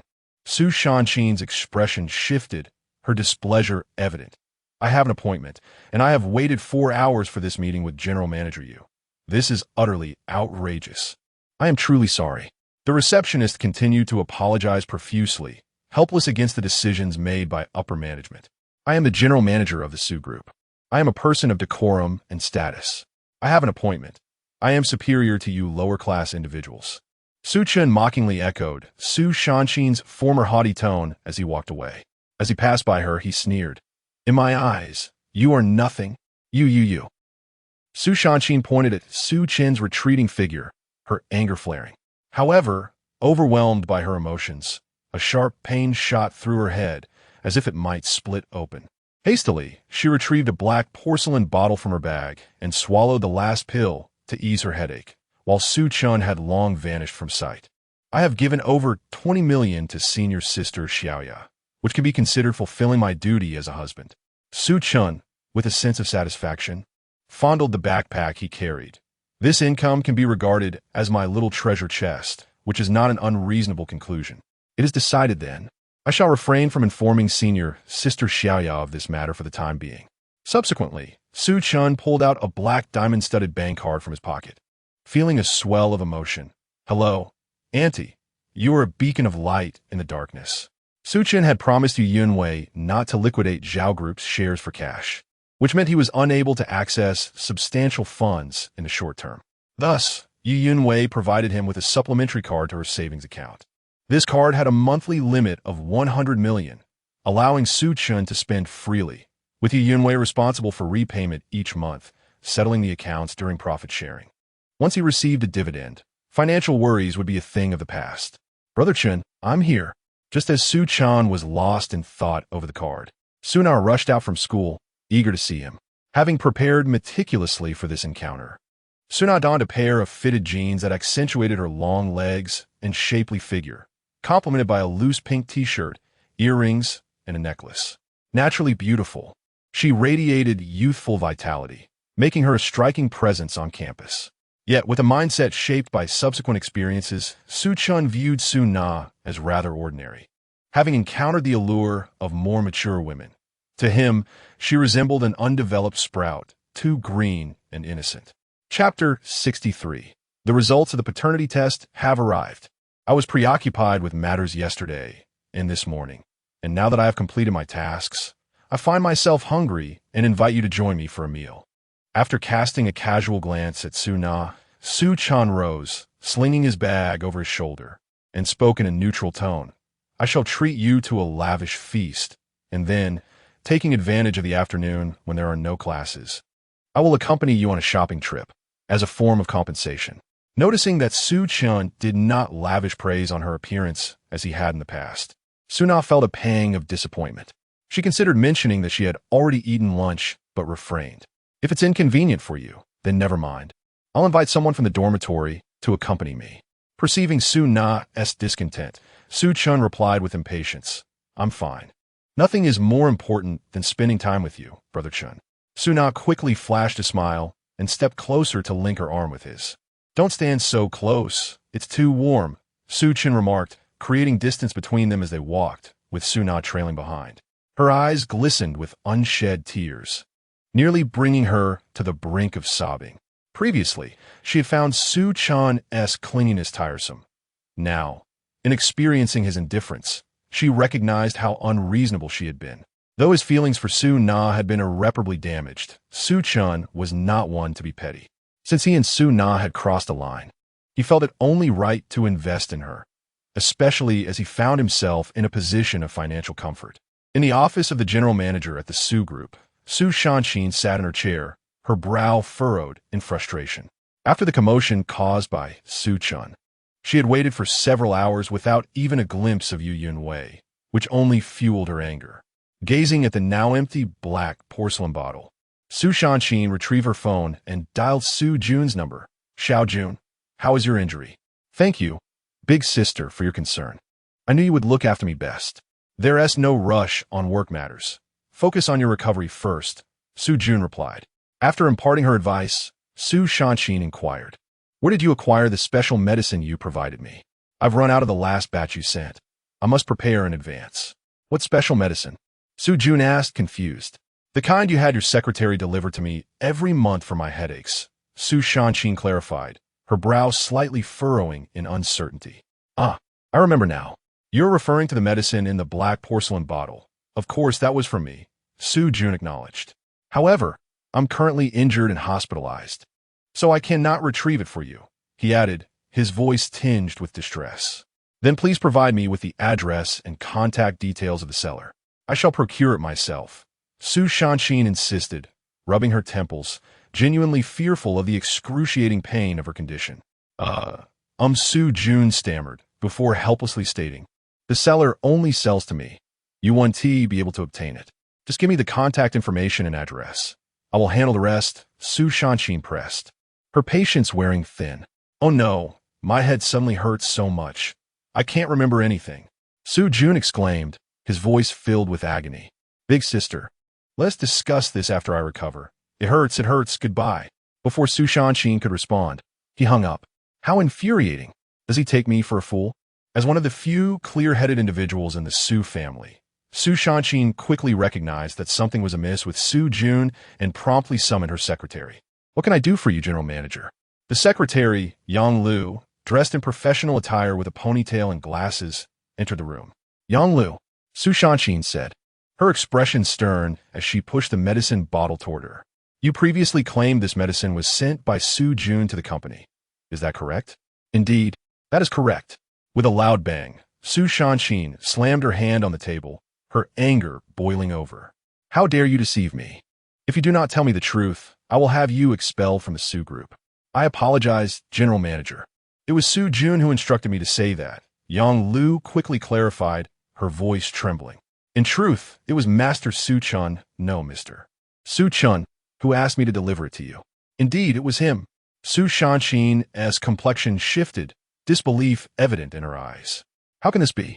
Su Chen had always viewed Su Chen as having no value to her. His presence in the Su family had been perceived as a threat.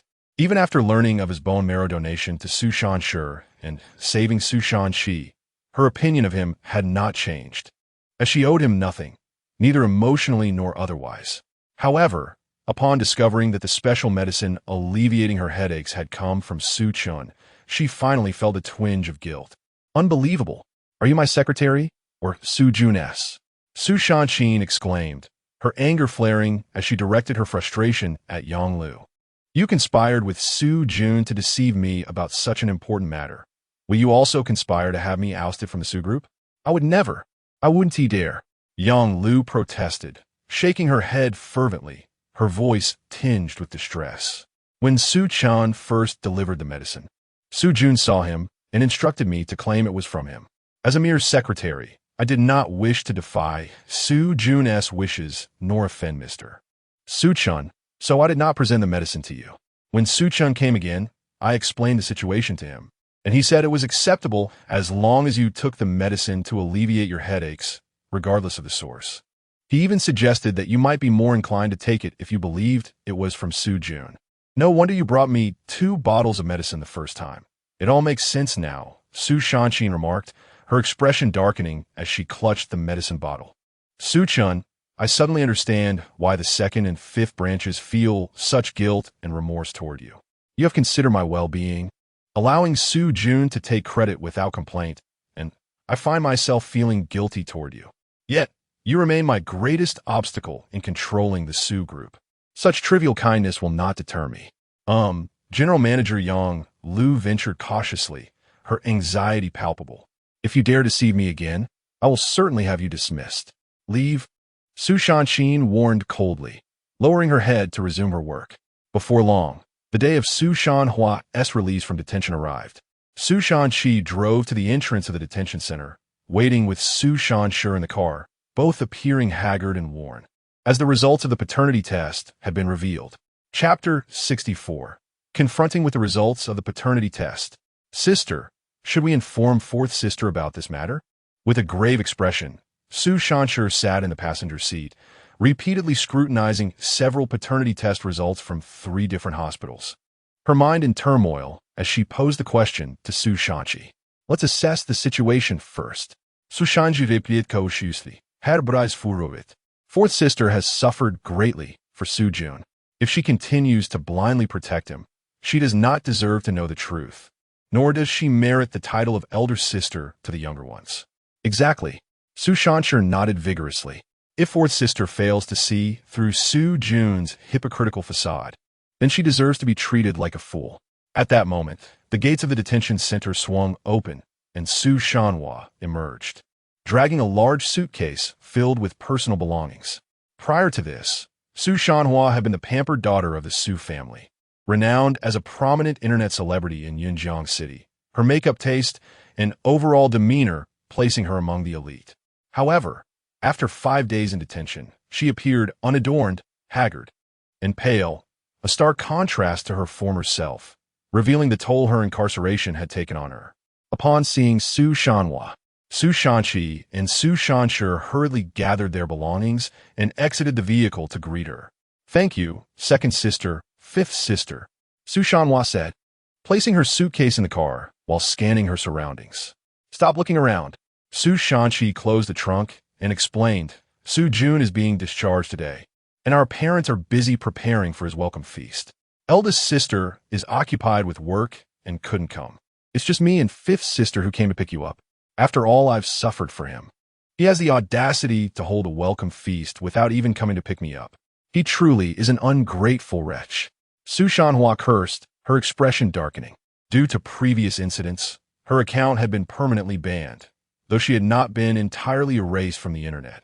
It was evident that any attempt to re-emerge in any capacity would subject her to public scorn, effectively ruining her career. 4th sister, do you now see Su Jun's true nature? Su Shanshi asked, her gaze fixed on Su Shanhua with uncertainty. During my time in there, I reflected deeply. Su Shanhua inhaled sharply, bitterness lacing her words. Our entire family doted on Su Jun to such an extent that I indulged him without limits.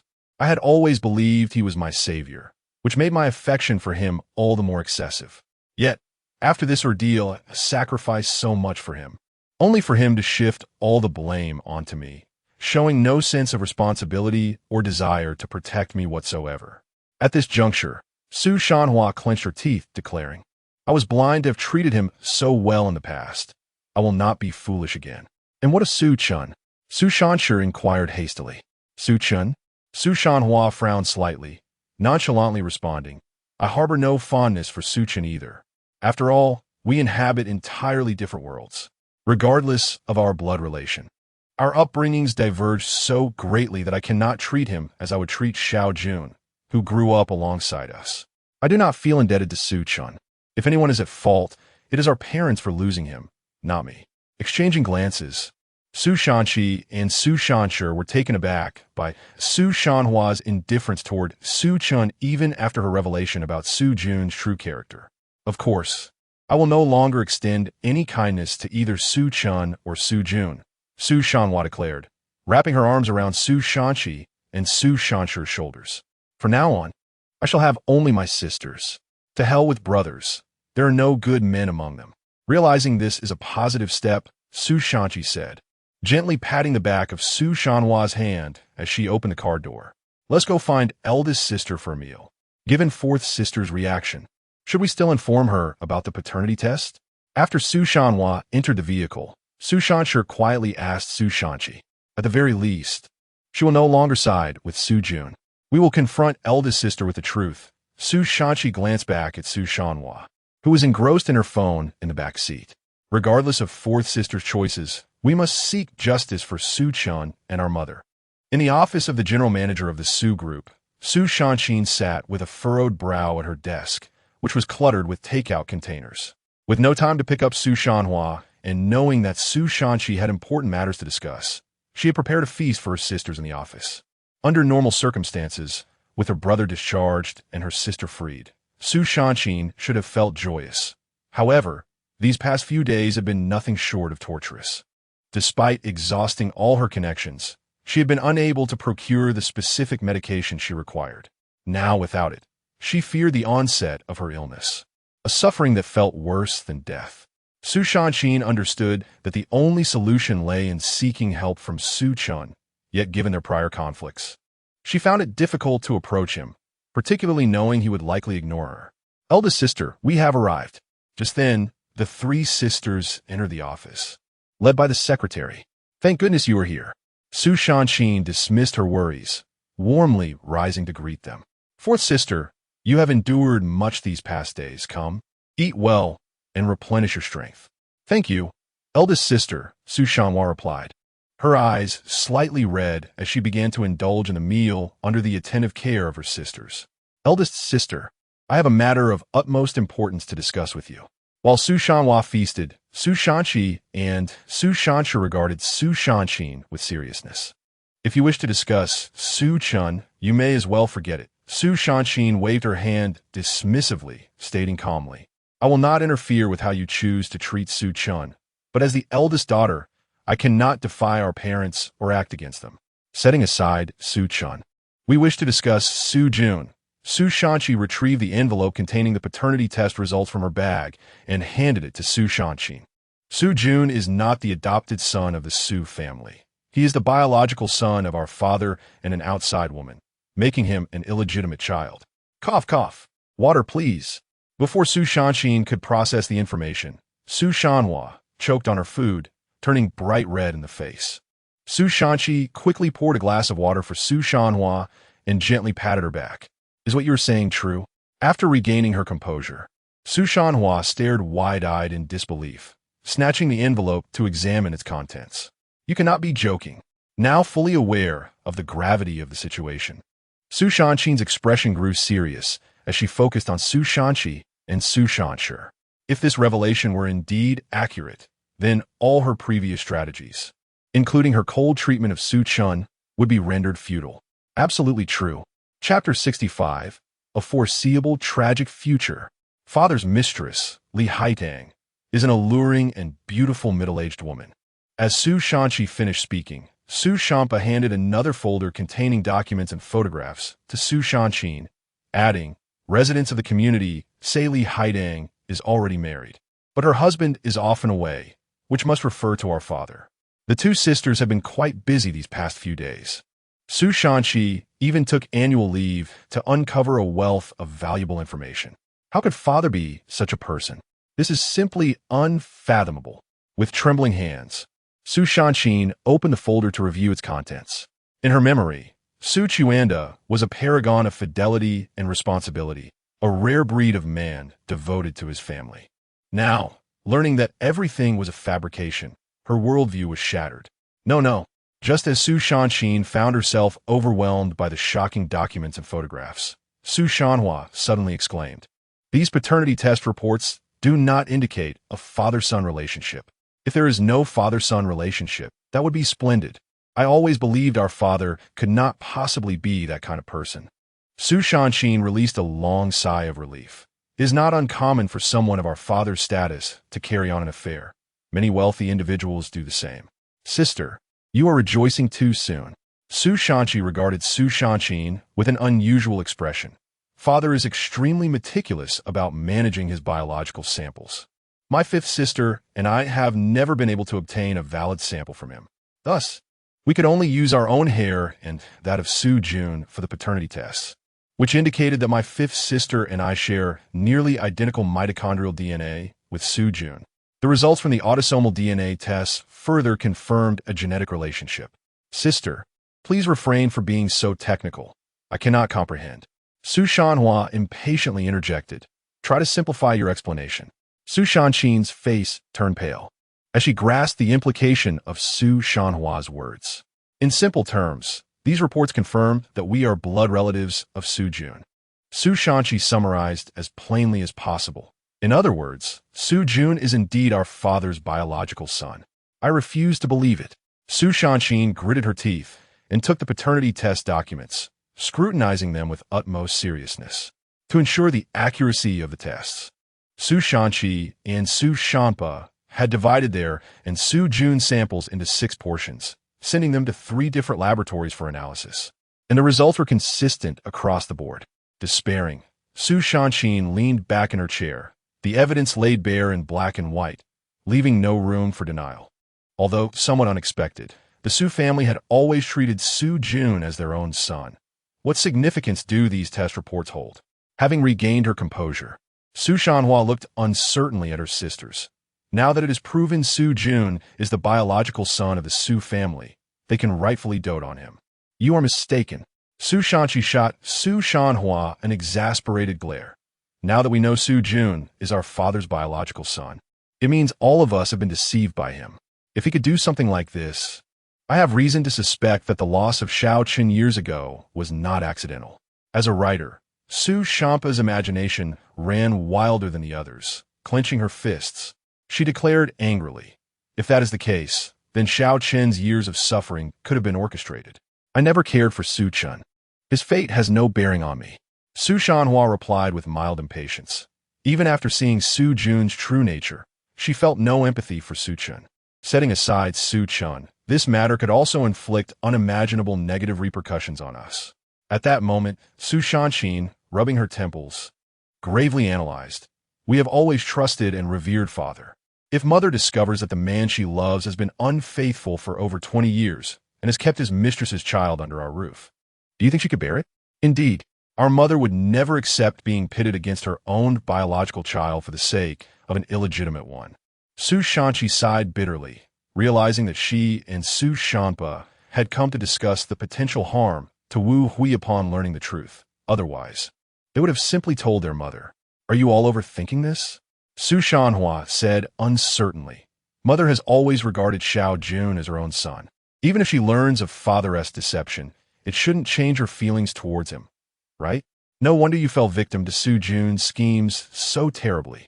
How did someone with your intellect become popular online? Su Chen shot Su Chen an annoyed look.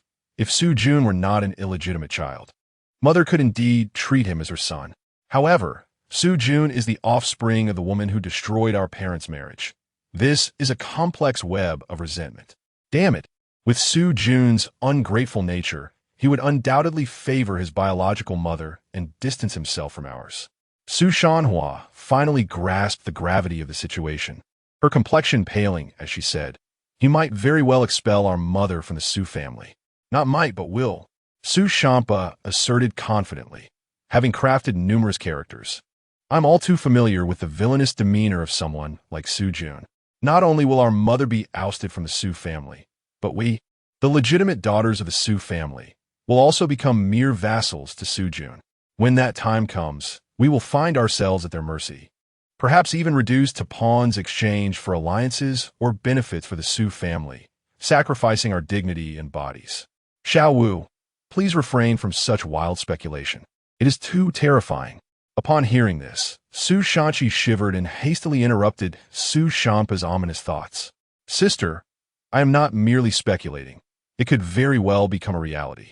Su Chen replied earnestly, all of us sisters are beautiful. If someone were to offer enough benefits to the Su family in exchange for our companionship, do you think Su Jun would refuse? At this statement, both Su Chen and Su Shanhua fell silent. Given their current understanding of Su Jun, he would certainly be capable of such treachery for personal gain. If Su Jun were merely an adopted son, I could easily eliminate him from the equation with my years of effort. However, seeing that he has now become our father's biological son, not only does he possess legitimate inheritance rights, but he's also favored by our grandparents, making it nearly impossible for me to prevent him from inheriting the family leadership. Chapter 66, Su Chen feliz. Hurry to find Su Chen. Sister, what should we do now? Su Chen inquired, anxiously upon seeing Su Chen rendered helpless. Both she and Su Chen merely sought to uncover the truth and bring justice for Su Chen and their mother, never contemplating the far-reaching implications of their actions. You've stirred up so much trouble, and now you turn to me for solutions? How would I know what to do? Su Chen lamented, vigorously rubbing her temples. Once this matter is exposed, our family will be irrevocably shattered. By the way, how did you suddenly decide to investigate the relationship between Su Jun and Dad? I recalled the last piece of advice Xiao Chen gave us the day he severed ties with us. After discussing it with Wu Mei, I realized he was hinting that Su Jun is Dad's biological son. Su Chen confessed candidly. How malicious. Upon hearing this, Su Chen's anger flared, her teeth gritting as she exclaimed, he is miserable himself, and he wants everyone in the Su family to suffer too. Sister, how can you blame Xiao Chen? Unable to tolerate Su Chen's accusations, Su Chen retorted angrily, he is the greatest victim in this entire affair. And he spoke the truth. Su Jun is indeed Dad's son. We have all been deceived. I was merely speaking casually, but my head. Su Chen's words were abruptly halted as she toppled her chair, clutching her head in agony and rolling on the floor. Overwhelmed by the distress, Su Chen could no longer bear it and succumbed to her illness. Sister, what is wrong? Quick, call an ambulance. The sight of Su Chen in such torment terrified Su Chen and the others. Going to the hospital is pointless. Hurry to find Su Chen. I'm in excruciating pain. Su Chen cried out, pounding her head with her fists. We can't reach Xiao Chen. It's the weekend. Even if we go to the school, we won't find him, Su Chen said, her hands flailing as she attempted to relieve Su Chen's pain while shaking her head in desperation. Veu Mei, you were the first to see Su Chen. Do you have his contact information? Su Chen wanten, to Su Chen is he. I. Su Chen hesitative, her lips moving but no words coming out. She knew where Su Chen would be today, but she had promised him not to disclose his whereabouts. Veu Mei, please take me to find Su Chen. I can't endure this any longer. Su Chen pleaded, banging her head against the ground in desperation. He goes to the Silver Mirror Lake Orphanage every weekend. He should be there now. Seeing her sister's suffering, Su Chen finally relented and revealed Su Chen's location. In the courtyard of the Silver Mirror Lake Orphanage, Su Chen delightedly accompanied Grandma Wu, who wore reading glasses, teaching her how to scroll through short videos and watch live streams. Previously, Su Na would only show kindness to Su Chen while at the orphanage, but now she could sense that he only softened his demeanor here, as this was the place where they had grown up together. In times of financial struggle, Su Chen had scrimped and saved to buy gifts for the children. Now that he was prosperous, he had brought a truckload of supplies for the orphanage, along with transferring 800,000 yuan that he had cunningly acquired from Su Chen. In recent days, aside from being invited to treat some complicated cases at the central hospital, Su Chen spent his time attending classes, reading, and teasing Su Na, living quite comfortably. He had visited Old Master Yun once and encountered Xiaoya, yet their relationship remained as indifferent as ever, marked by mutual respect. Old Master Yun cared deeply for Su Chen, preparing 2 large boxes of historical texts for him to study. Su Chen was baffled as to why the elderly gentleman insisted that a medical student delve into history, especially since he had stated that upon discharge, he would assess Su Chen's insights and understanding of these historical works. This demand nearly drove Su Chen to despair, feeling overwhelmed. Su Chen, come quickly, we need help. Just as Su Chen was amusing Grandma Wu, the Su sisters burst into the courtyard, shouting and clamoring. How annoying. Why are they here again? Su Chen's expression hardened, betraying his disdain. Regardless of the situation, they are your sisters. You should at least check on them. Grandma Wu remarked, having recognized Su Chen. Sure. She patted Su Chen on the shoulder and turned to the other side. You don't need to worry about me. I can manage watching videos myself. These are quite entertaining. With a curt nod, Su Chen stood up and approached the Su sisters. His face darkened. Su Shanqi and Su Shanhuan supported Su Shanqin, who was clutching her head in agony, her expression contorted by pain. Xiao Chun, I didn't mean to reveal your whereabouts. Su Shanshi said nervously, lowering her head in apology. Sister suddenly fell ill. She said only you could help her, so I. This place is not welcoming to you. Please leave immediately. Interrupting Su Shanshi, Su Chen spoke impatiently. As for Su's condition, it has become a recurring issue. She'll get used to the pain. Just endure it, and it will pass. No, please. Su Shanqi pushed her two sisters aside and knelt before Su Chen. Xiao Chun, I already know you have prepared special medication for me. I beg you to give it to me. I can pay for it. The pain is unbearable. I can't take it anymore. What medication? Su Shanqi, Su Shanhuan, and Su Shanshi exchanged bewildered glances. None of them were aware of any medication. Miss Su certainly knows everything. You even know about the medication I prepared for you. Su Chen's expression grew colder, his disdain for Su Shanqin intensifying. Previously, I arranged for her special medication to spare her from suffering. But after severing ties with the Su family, I no longer have a sister, and thus, I will not expend effort seeking out medicine for you. I have none. You should hurry to the hospital. No, I only recently learned that the medication was from you. I always thought it was Su Jun who sent it. Su Shanqin, her head throbbing, explained with a quavering voice, I'm sorry, I was wrong before. I apologize to you. Please forgive me and in my suffering. It dawned on Su Shanqi and her sisters that Xiao Chun had once done so much for their elder sister. They gazed at the disheveled Su Shanqin, who had previously claimed she owed Su Chen nothing, but now. Xiao Chun, I know your medical skills are exceptional. While assisting the agonized Su Shanqin, Su Shanshi implored, even if you no longer recognize her as your sister, could you treat her as an ordinary patient? I beg you to save her. Chapter 67. The exorbitant medical fee. The high mountain and flowing water turns out to be Su Chen. If I were to encounter an ordinary patient, I would undoubtedly intervene. In response to Su Shan's earnest plea, Su Chen coldly pointed at Su Shanqin. Yet this elder sister of yours, fully aware of the injustices and humiliations I have endured at the hands of the Su family, has consistently chosen to turn a blind eye, observing with indifference. She is far more despicable than the other deceived members of the Su family. Had she been willing to voice the truth she witnessed, my suffering would not have been so dire. Why should I assist her now? At this juncture, Su Chen firmly declared, even if she were to suffer excruciating pain before me today, it would serve her right. Let her suffer, that wretch. Little brother, I am sorry. I realize my mistakes now. It was all my fault. I apologize. Su Shanqin, at that moment, comprehended the extent of the harm her previous actions had inflicted upon Su Chen. She wept profusely, kneeling on the ground, continuously apologizing. Whether out of genuine remorse or unbearable pain, she could not discern. Su Shanqi and the others were taken aback, realizing that Su Shanqin had long been aware of the indignities Su Chen faced within the Su family, though they could not fathom why she had remained silent. Seeing their elder sister in such anguish compelled them to plead on her behalf. Su Chen, regardless of the circumstances, she is your blood-related sister. How can you be so heartless and refuse to help her? Observing Su Chen's unwavering stance, Su Shan Ua erupted in anger. Hearing her words, Su Shanqi and Su Shanshi exchanged incredulous glances.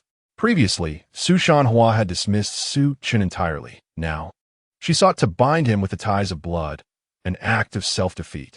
You have never regarded me as family, hence you are unqualified to speak of blood ties. Indeed, Su Chen retorted sharply at Su Shanhua. Especially since you have consistently sided with Su Jun against me, you possess even less right to lecture me. Su Shanhua's face flushed with indignation, yet she found herself at a loss for words. Realizing the implications behind the gazes of Su Shanqi and Su Shanshi, she felt a wave of embarrassment. Having never considered Su Chen a brother, she was now attempting to manipulate him with the concept of familial bonds, a rather ludicrous endeavor. Brother, if you have the means, please assist this sister. Just as the atmosphere reached a stalemate, Su Na timidly interjected. Regardless of anything, she is still your elder sister. And we study medicine to save lives? We cannot. Silence. Su Chen coldly interrupted Su Na. This matter does not concern you. Speak again, and I will have you leave. Su Na's eyes reddened instantly, on the verge of tears. Witnessing Su Chen's callousness toward Su Shanqin stirred a sense of shared sorrow within her. She knew Su Chen had once held his family in high regard, often mentioning his sisters. However, seeing him become so mercilessly detached after their betrayal filled her with trepidation regarding her attempts to mend his heart. However, Su Na also felt a flicker of relief that they had already crossed a physical threshold, allowing her to slowly make amends from that foundation. Little brother, you have quite the temper to dare shout at Nana. At that moment, a stern voice chastised him. Upon hearing it, Su Chen instinctively felt a twinge of guilt. Quickly donning a smile and awkwardly addressing Grandma Wu, who reclined in a bamboo chair. I did not. It was these individuals causing a ruckus. Enjoy your time. I will attend to this matter shortly and join you. Regardless of the past or present, Grandma Wu, who had raised Su Chen, held a significant place in his heart. He refrained from worrying her, maintaining his previous relationship with Su Na while at the orphanage. It is indeed quite noisy. If you can assist, please do so. Otherwise, when will this end? Grandma Wu sighed. Do not regard her as your elder sister. Treat her as any ordinary person. We cannot allow her to create trouble at the orphanage. Understood. Su Chen nodded vigorously, bowing to Grandma Wu. As he turned, his expression darkened, casting a disdainful glance at Su Shanqin. Since Grandma Wu has spoken, even if I wish to ignore you, I cannot allow you to perish here. However, let me make it clear, I will alleviate your pain, but you must pay me for my services. With a fierce determination, Su Chen demanded an exorbitant fee, 100,000, not a cent less. In Su Chen's perspective, requesting such a sum to relieve Su Shanqin's pain was already a substantial fee. His earlier demand for half of the Zhao family's wealth was merely a response to their coercion, as he had initially intended to help when Liao Guoqing first summoned him. Witnessing this exchange, Su Na and the Su sisters exchanged glances filled with a glimmer of hope, seemingly having discovered a way to reopen Su Chen's heart. Grandma Wu was indeed his Achilles heel. Su Na promptly bounded over to Grandma Wu, playfully coaxing her, offering a shoulder massage. As Grandma Wu acknowledged Su Na as Su Chen's partner, winning her favor would at least ensure that Su Chen would not dismiss her entirely. The Su sisters quietly contemplated how to leverage Grandma Wu as a means of reconciling with Su Chen, yet their immediate priority remained to care for Su Shanqin. I will transfer the money for my sister right away. Seeing Su Chen finally relent, Su Shanqi swiftly retrieved her phone to initiate the transaction. Upon receiving the notification, Su Chen began to massage the acupoints on Su Shanqin's head, as the astonished gazes of the Su sisters bore witness. With each movement, the expression of pain on Su Shanqin's face visibly faded, her spirits rapidly reviving. Subsequently, Su Chen produced silver needles to administer acupuncture, observing Su Chen Inés gradual improvement. Su Shanhua shifted her focus from the group and approached Grandma Wu, aware of the rift between Su Chen and the Su family. Su Na opted to concentrate on her massage for Grandma Wu, avoiding any interaction with Su Shanhua, lest it upset Su Chen. Grandma, you are so fashionable. You even know how to engage with these youthful trends. Noticing Grandma Wu engrossed in short videos, Su Shanhua initiated a conversation. In fact, I used to be a blogger on this platform with millions of followers. Oof. The Su family has bullied my little brother. I have no desire to associate with any of you. Grandma Wu huffed, refusing to even glance at Su Shanhua. I did not bully. High mountain and flowing water? Just as Su Shanhua attempted to clarify, she caught a glimpse of Grandma Wu's short video account name, her eyes widening in surprise. Grandma, have you always used this ID? What is an ID? Grandma Wu looked up, puzzled, glancing at Su Na. It refers to the name of your online account. Su Na quickly clarified, casting a cold glance at Su Shanhua. Grandma Wu uses little brother's phone. High Mountain and Flowing Water is his ID. He has generously supported you in your live streams, being your most dedicated fan. You should recognize that ID. Is it truly him? Su Shanhua stared in disbelief at Su Chen, who was treating Su Chen, the very individual who had guarded her since her debut, strategized for her, and helped her ascend to prominence as a top influencer. Known as High Mountain and Flowing Water, was indeed Su Chen. Chapter 68. The Savior. Su Shanhua pleads for forgiveness in tears. The girls of the Su family have their quirks. I must distance myself from her. As Grandma Wu, having just sat up, inadvertently directed her tied hair towards Su Shanhua's face, the unexpected happened wait. Upon noticing the pale, yellow hairpin atop Grandma Wu's head, Su Shanhua gasped in astonishment, instinctively reaching for Grandma Wu's hair. Facing this sudden and impudent act from Su Shanhua, Grandma Wu exclaimed, nearly losing her balance. Su Shanhua, what are you doing? Su Na, anxiously supporting Grandma Wu, shouted in anger at Su Shanhua. Su Shanhua. I swear, hearing Grandma Wu's outcry, Su Chen nearly lost his composure, continuing to treat Su Chen while gritting his teeth. If anything happens to Grandma Wu, I will make you pay dearly. Don't be angry, little Chen. I will speak to her. Fearing it might disrupt Su Chen's treatment of Su Chen, Su Shanqi consoled him while reprimanding. Fourth sister, do not be disrespectful to the elderly. What are you doing? Are you out of your mind? Su Shanshi shouted as she rushed towards Su Shanhua, forcefully pushing her away.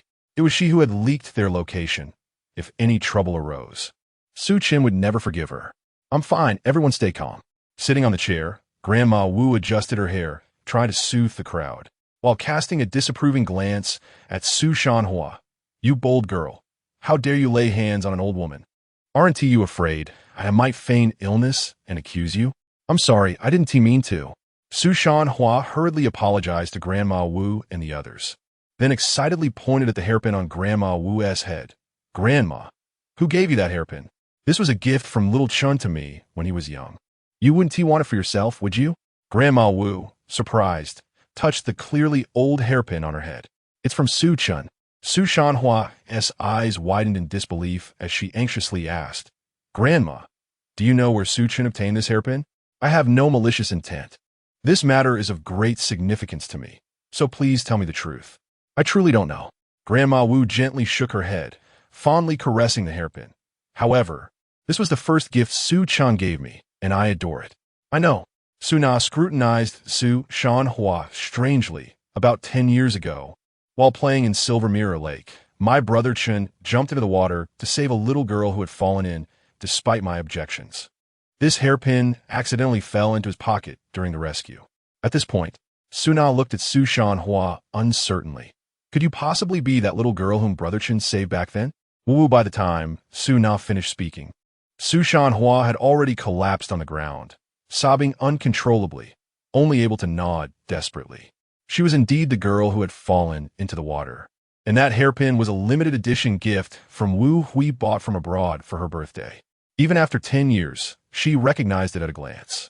Having learned from Su Shanqi that Su Jun couldn't swim, Su Shanhua had already deduced that the person who saved her was Su Jun.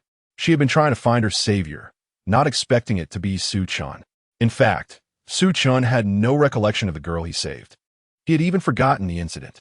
Yet, it held tremendous significance for Su Shanhua. Silver Mirror Lake, the orphanage, I had previously failed to connect them. I'm such a fool. Realizing that Su Chen was not only her biological brother, but also her savior, and had always watched over her. While she had never truly acknowledged him, and had even sided with Su Jun against him, Su Shanhua felt an overwhelming sense of shame, as if her heart were being torn apart. The children of the Su family truly have their issues. Witnessing Su Shanhua dissolve into tears like Su Shanshi had before, Grandma Wu, with Su Na's assistance, distanced herself with a look of disdain. How laughable, pitiable. and tragic. Watching Su Chen filled with regret and guilt, Su Chen sure shook her head in self-mockery while shedding tears. She understood Su Chen's feelings all too well, as one of the few in the Su family who had ever opposed Su Chen. Upon learning of all the things he had done for her, Su Chen sure felt an overwhelming guilt. The emotions of Su Chen, who had been saved by Su Chen and had received support in her career, must be even more profound. Su Chen, are you out of your mind? At that moment, having finished treating Su Chen, Su Chen suddenly charged over, kicking the seated Su Chen to the ground. Then turned his concerned gaze to Grandma Wu. Are you all right? What did this woman do to you? I'm fine, and she hasn't done anything to me. Grandma Wu lightly swatted at Su Chen, admonishing, how could you resort to violence, especially against a woman?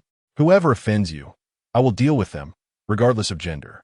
Su Chen firmly declared, his concern evident as he asked, are you sure you're unharmed? I truly am fine. Knowing that Su Chen and the Su sisters had matters to discuss, Su Na obediently accompanied Grandma Wu away. Little Chen, I'm sorry, I realize my mistakes. It's all my fault for treating you that way. As soon as Grandma Wu and Su Na left, Su Chen climbed up, kneeling to grasp Su Chen's trousers, crying as she apologized. Su Chen, confused, looked at the weeping Su Chen, initially believing she had disrespected Grandma Wu, prompting his reaction. But now it seemed to be a misunderstanding. Why did she appear this way? Su Chen sure cast a sympathetic glance at Su Chen before turning to check on Su Chen and to explain what had transpired. Is it a family trait for you Su people to be so self-deprecating? Su Chen, disgusted, shook off Su Chen's grasp. When I treated you well before, you turn a blind eye. Now that I've kicked you, you react this way. Are you out of your mind? No.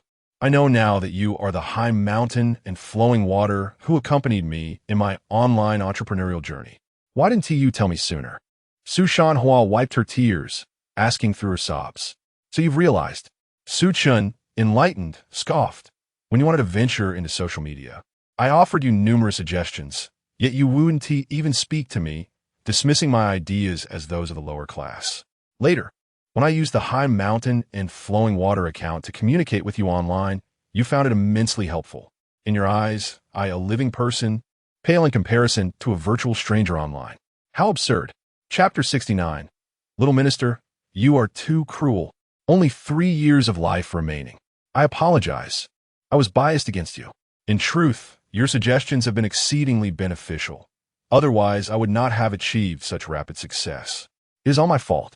Upon hearing Su Chen's words, Su Chen felt an overwhelming sense of shame and regret.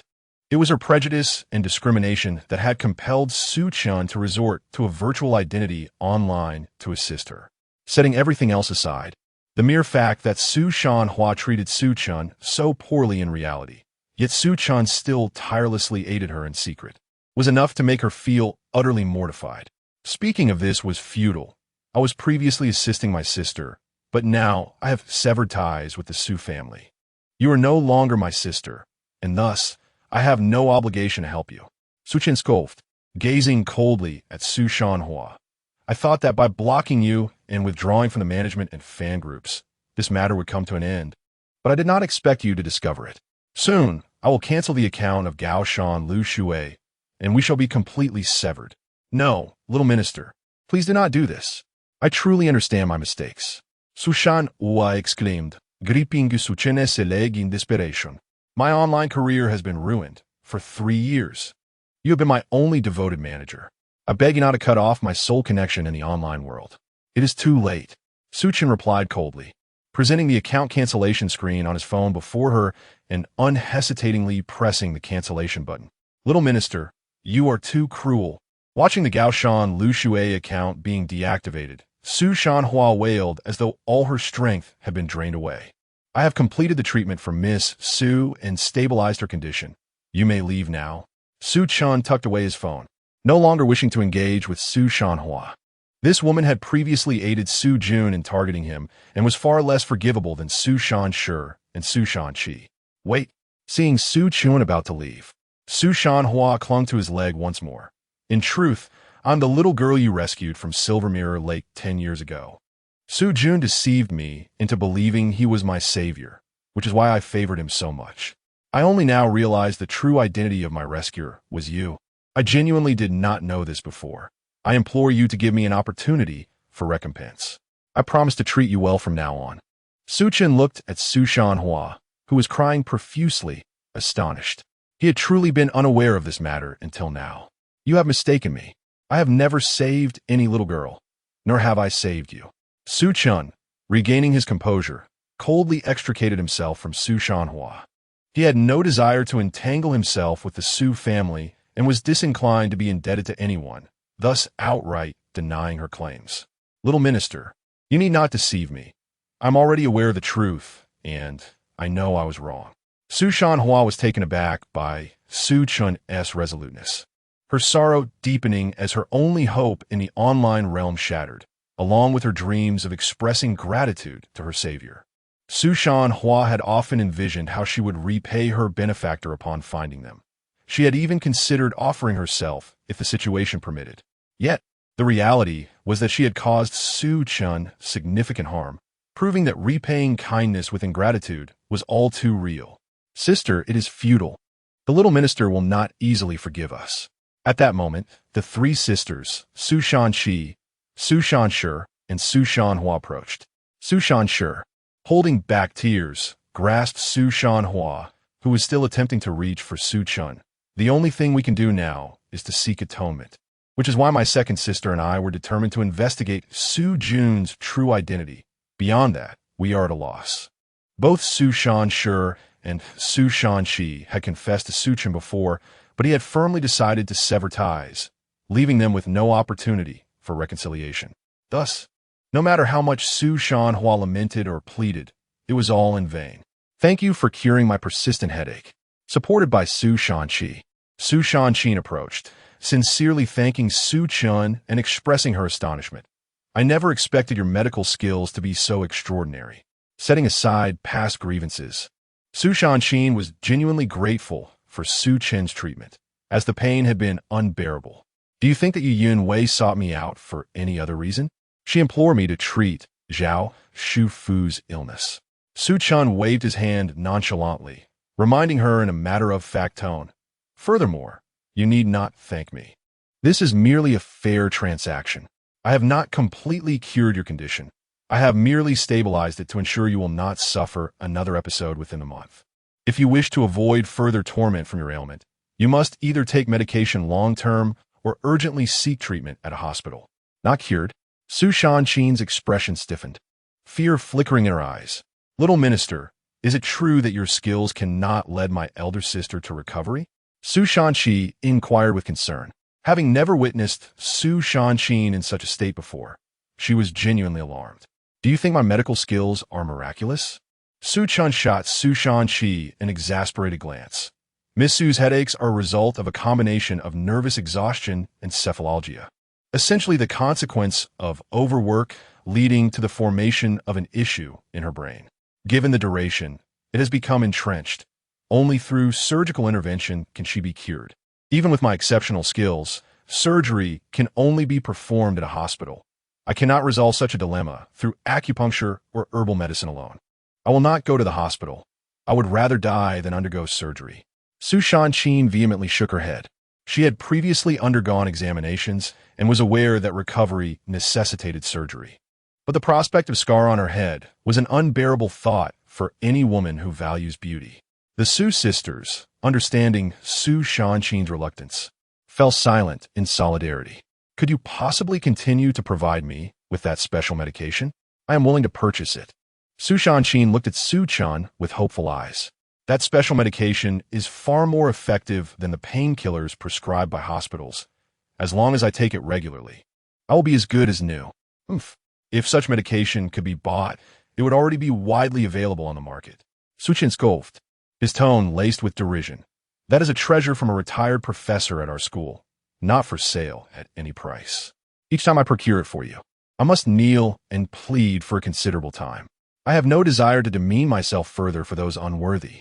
Moreover, that special medication only addresses the symptoms, not the root cause. While it may alleviate your suffering, it will simultaneously exacerbate your condition until it culminates in fatality. Based on my recent assessment, even with long-term medication, you will have no more than 3 years left to live. It is best for you to seek surgical treatment promptly. How can it be so severe? The three sisters' expressions changed drastically upon learning that Su Chen had less than 3 years to live. This was a terminal illness. Hearing Su Chen mention his need to plead on his knees for the medication, Su Chen's once cold rationality quivered. The guilt she felt surpassing even the despair of her own limited time. Chapter 70. Preparing to expose the identity of Su Jun's illegitimate child. Su Chen had always believed that her perspective as an observer of the events unfolding within her family did not betray Su Chen in any way. However, in this moment, she realized her error. Her brother Su Chen had genuinely invested emotions and actions on her behalf, and she owed him a debt. Everything that needed to be said had been articulated. "You may leave now," Su Chen said impatiently, waving his hand. He warned, "Please refrain from returning to the orphanage, otherwise, I cannot guarantee what actions I may take." Wait. Unlike her other sisters who wept and pleaded for forgiveness, the more rational Su Chen gazed seriously at Su Chen. "Your second and fifth sisters have obtained the paternity test results regarding Su Jun. We are aware of the truth about him being father's illegitimate child." At this revelation, everyone present turned in astonishment towards Su Chen.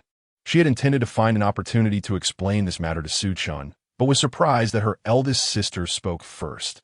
"I initially harbored mere suspicion, but I did not expect you to acquire such evidence. Now that we possess irrefutable proof, we shall seek justice for you," Su Chen stated earnestly while regarding Su Chen. "Please do not involve me. I have severed ties with the Su family, and I am indifferent to any matters concerning them," Su Chen declared solemnly. "Whatever you intend to do is of no concern to me. As long as the members of the Su family refrain from bothering me in the future, I will be eternally grateful." "Little Chen, do you truly not care at all?" Su Chen looked at Su Chen anxiously. "Once Su Jun's true identity is revealed, those deceived by father and Su Jun will see reality clearly. At the very least, mother will no longer favor Su Jun. She will only love you, her true son." "Huh! I will not grant her another opportunity to love me. Let her continue being a fool raising the son of a mistress." Su Chen scoffed coldly, declaring, "Although I am unaware of your intentions, I kindly ask you to inform Ms. Wu Hui not to trouble me again." "Little Chen, you." "Enough." Su Chen interrupted the words of Su Chen with a wave of her hand, resolutely stating, "Little Chen, whether you acknowledge us or not, since matters have reached this point, I shall ensure that you and we receive an explanation. The Su family will host a welcoming banquet for Su Jun's discharge tonight, and I will publicly expose his identity as an illegitimate child. Await the news." Upon finishing her words, Su Chen beckoned her sisters to leave. "What lunacy! I have made it clear that your affairs are unrelated to me. I merely wish to sever ties with you all. As long as you cease to bother me, I will be content." Su Chen cursed under his breath as he observed the departing figures of Su Chen and the others. Though he verbally dismissed the matter, a flicker of anticipation stirred within him regarding the upheaval that might ensue in the Su family upon Su Jun's exposure, driven purely by curiosity and gossip. Consequently, he placed a mysterious call to Yu Yunwei. From another perspective, Su Na felt fortunate to remain by Su Chen's side as he continued to lavish money upon her. She considered herself significantly luckier than Su Chen and the others. Su Chen drove her sisters away from the orphanage. Su Shanhu sat in the back seat, leaning against Su Shanpa's embrace, weeping incessantly. She finally comprehended the feelings of her second and fifth sisters, willing to do anything for Su Chen's forgiveness. In the passenger seat, Su Chen furrowed her brow, repeatedly reviewing the paternity test results and related documents concerning Su Qianda and the mistress Li Haiding. "Eldest sister, is it truly so difficult to see little Chen now? Are we really just going to leave?" Su Chen inquired tentatively while driving. "I understand better than you the extent of little Chen's desolation. At this juncture, no matter how we repent or express guilt, he will not forgive us. Since you were already aware of the injustices and differential treatment little Chen faced within the Su family, why did you not lend him assistance?" Su Chen questioned through her sobs. I was genuinely unaware of those matters, and having been deceived by Su Jun, I treated little Chen that way. Yet you clearly witnessed everything. Why did you not speak up? Su Shanqi and Su Shampa shared her confusion. I have indeed observed more than you, but at that time, I had no justification to speak on little Chen's behalf. Su Shanqi sighed, her expression complex. Back then, the entire family held prejudice against little Chen while doting excessively on Su Jun. Furthermore, I was unaware of the significance of fifth sister's marrow donation and second sister's rescue. Merely relying on Su Jun's petty actions and the grievances little Chen outwardly displayed would not alter the overall situation. To speak up for little Chen would only render me a target of your collective ire, and I had deeper considerations. Just think about how fourth sister viewed little Chen as inconsequential before coming to the orphanage. It should clarify why I acted as I did. The so-called deeper considerations were, of course, Su Shanqin's ambition to control the Su family, intentionally ignoring the grievances of Su Chen, the Su family's true son. However, upon learning that Su Jun was also Su Chuanda's biological son, possessing both the qualifications and conditions to inherit the Su family, with his mother still alive, Su Shanqin could no longer remain passive. The other sisters had their own careers. Even if cast out of the Su family, they could sustain themselves. Yet Su Shanqin had devoted everything to the Su family.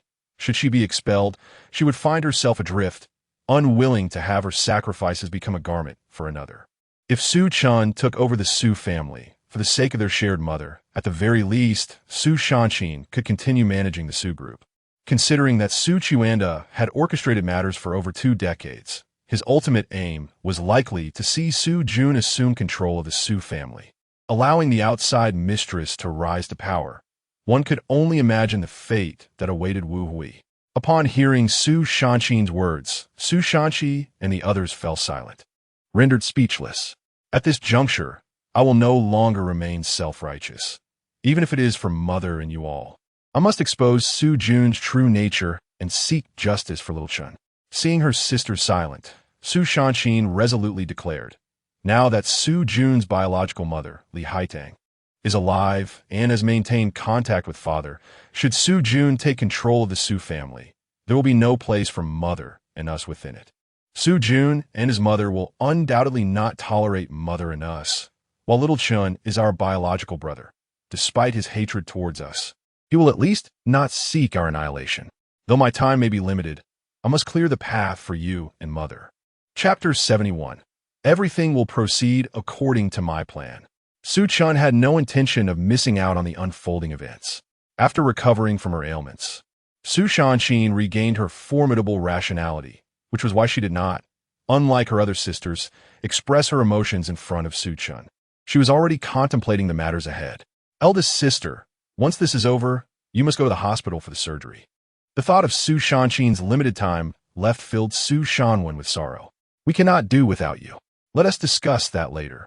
Is eldest sister really planning to publicly unveil Su Jun's true identity tonight? Su Shanqi could not help but inquire. Are you sure you don't want to give Mother a heads up? We cannot offer such a warning. Su Shanqin replied, putting away her documents and wearily rubbing her temples. This will undoubtedly be a devastating blow to Mother. If we inform her in advance, she may very well suffer a mental breakdown and act against her own interests. It is better for her to confront it suddenly, to let all her emotions out on the spot. Instead of worrying that she might harm herself, it is preferable to let her vent her anger on others. Are you suggesting that Mother should confront Father and Su Jun? Su Shanwen's eyes brightened, and she nodded repeatedly. That is indeed an excellent way to release pent-up emotions. At least it will allow her to express her negativity before a potential breakdown. And with us present, she will not be at a disadvantage. I must confront that scoundrel Su Jun. Su Shanhua clenched her fists, seething with anger. If it were not for Su Jun's deception, she would not have treated Su Chen the way she did. At that moment, the 4 sisters of the Su family found common ground against a shared adversary. Rather than torment themselves without being able to seek Su Chen's forgiveness, they chose to shift all the blame onto Su Jun, which would at least provide them some solace. Since we are to proceed, you all must follow my lead. We need to devise a plan to minimize the harm to Mother.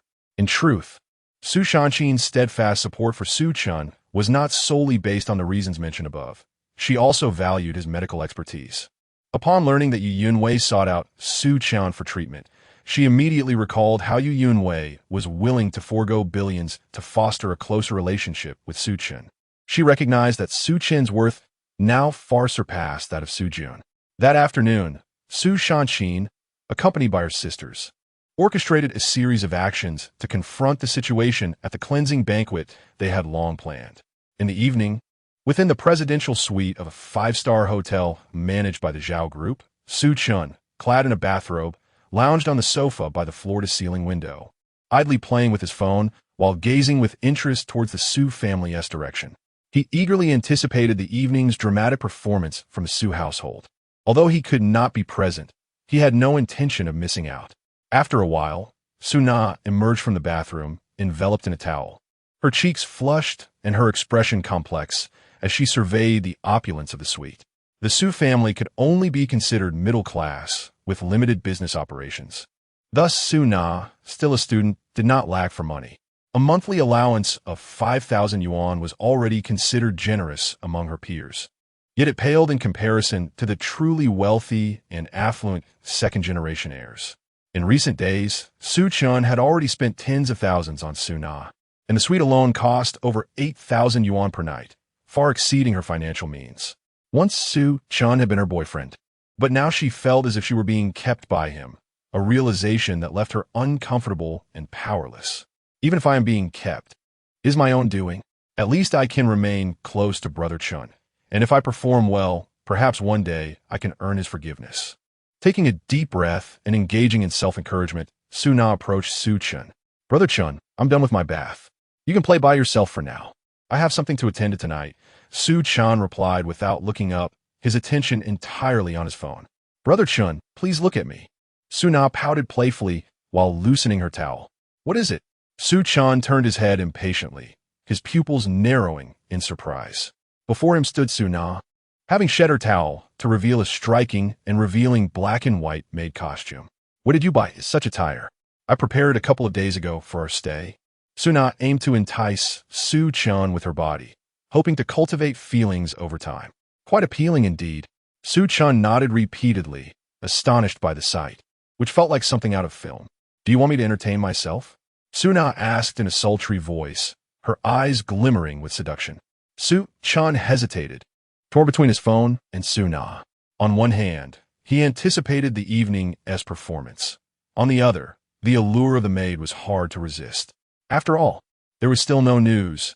A brief indulgence wouldn't take much time.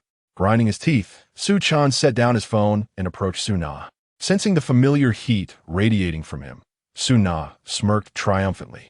Though unaware of what kept Su Chen preoccupied, the fact that she could capture his attention confirmed her allure. Just as Su Chen reached for Su Na's chest and she closed her eyes in anticipation of the storm to come, the phone on the table suddenly rang. Let us discuss your new outfit after we finish our business. Su Chen quickly regained his composure, snatching up the phone to answer a video call, gesturing for silence to Su Na. Shuh. Seeing Su Chen engrossed in the phone, Su Na dejectedly picked up her towel. Excitedly, Su Chen connected to the video call from Yu Yunwei, but instead of her face, he was greeted by the interior of the Su family home. The Su family. As Su Chuanda, Wu Hui, and Su Shanjiu directed the servants to prepare a lavish feast for Su Chen, Yu Yunwei and Zhao Shooting unexpectedly arrived, bringing gifts. Little sister-in-law, what brings you here? Su Chuanda promptly welcomed them, ushering his family forward to greet. Chapter 72. My sisters are hitting me. My father has cheated during marriage welcome. Indeed, previously, when you kindly visited Xiao Fu in the hospital, my demeanor towards you was rather discourteous due to my concern for Xiao Fu's health. Yu Yunji, while gesturing for Zhao Shooting to present the gifts, offered her apologies. We have come not only to congratulate Su Junxian on his discharge, but also to extend our sincere apologies to all of you. Dear sister-in-law, you are far too courteous. Let bygones be bygones. Su Chuanda waved his hand generously. He and Yu Yunji shared an unspoken understanding, consciously avoiding any mention of Su Chen, lest the harmonious atmosphere be disrupted. Su Jun observed Zhao Shooting with keen interest. Now that Su Chen had been expelled from the Su family, there was a possibility that he could take Su Chen's place and marry Zhao Shooting, a thought that delighted him immensely. After Yu Yunji seated herself and Zhao Shooting, she did not relinquish the small handbag draped over her arm. The Su family remained oblivious to the small hole cut into the expensive handbag, through which a mobile phone-esque camera was broadcasting the scene live to Su Chen. Mom, our relationship with the Su family has soured. Why are we attending Su Jun's welcoming banquet? Zhao Shooting whispered discontentedly, feeling no fondness for the entire Su family. In deference to your commitments, one must be loyal. Upon receiving Su Chen's message, Yu Yunji felt perplexed. Although she had been itching to reach out to Su Chen, she refrained from doing so, as it was inappropriate for an elder to consistently dwell on matters concerning a younger generation. Yu Yunji had anticipated that Su Chen's initiative to contact her indicated a desire for closeness, only to discover that he had merely invited her to the Su family to observe the festivities and provide live coverage for him. Su Chen immediately cast an irritable glance at the four sisters. While you are preoccupied with Su Jun's welcome, has anyone remembered that today also marks my release from detention? Su Shanhuan boldly interjected, I was imprisoned for Su Jun's sake. Isn't that a bit excessive? Did the family not send the second and fifth siblings to fetch you? Su Chen frowned slightly, reproaching, your own misconduct led to your detention. Do you have the audacity to voice it in front of guests? Fourth sister, I have not forgotten your release today. I was considering coming to fetch you. At that moment, Su Jun limped over to Su Shanhuan, his face etched with guilt. Though I did not compel you to post videos online, I recognize that you acted for my benefit, and I am truly sorry. A sharp slap rang out.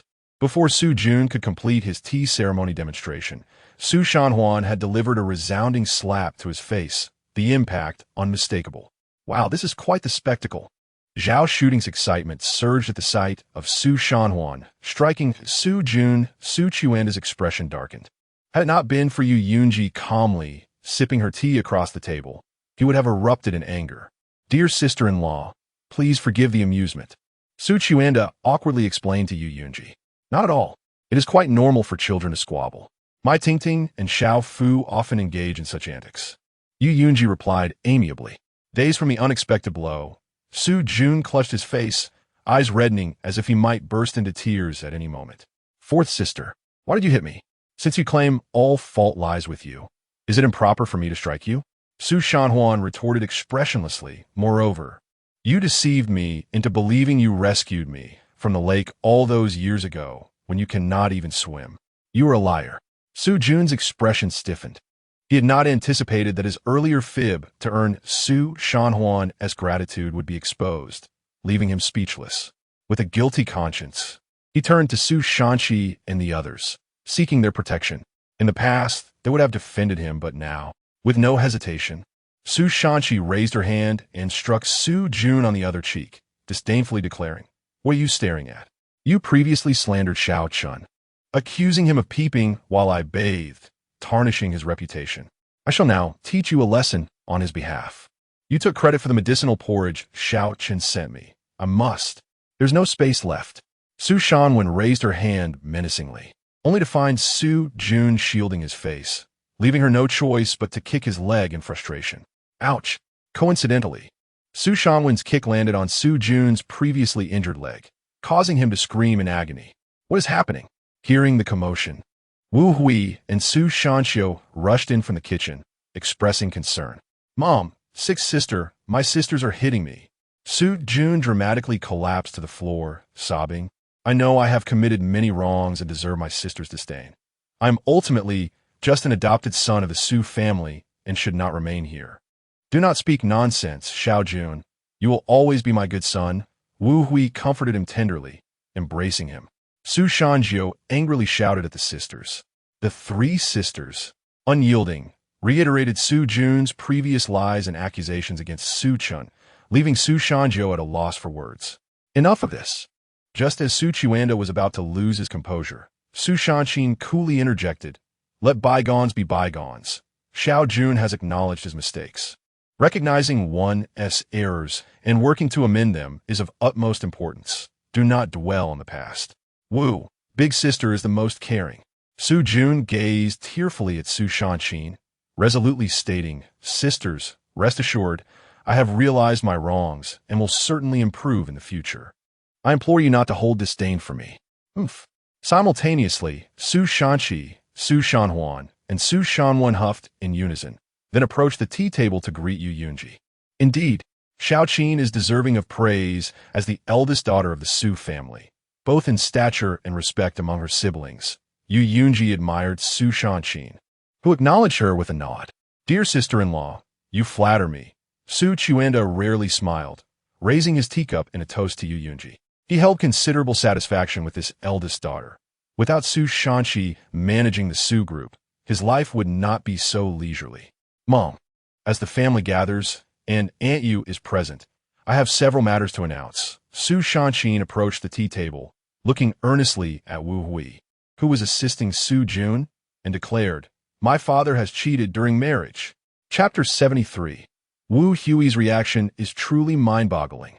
Without any forewarning, Su Shanqin boldly declared before everyone, "My father has been unfaithful during his marriage." Cough, cough. Hearing this shocking revelation, Su Chuanda, who had been basking in the praise of Yu Yunwei for his daughter, was suddenly choked by his tea, staring incredulously at Su Shanqin, utterly astonished by his daughter's audacity. "Who has been unfaithful?" Wu Hui, momentarily taken aback, looked at Su Shanqin with disbelief, as if she thought she had misheard. "Elder sister said that your husband, who is also our father, has been unfaithful." Su Shanqin reiterated while beckoning Su Shanhua and Su Shanshi to come forward and gently push aside Su Jun and Su Shanjiao. The three sisters supported Wu Hui, fearing that their mother might faint from the shock.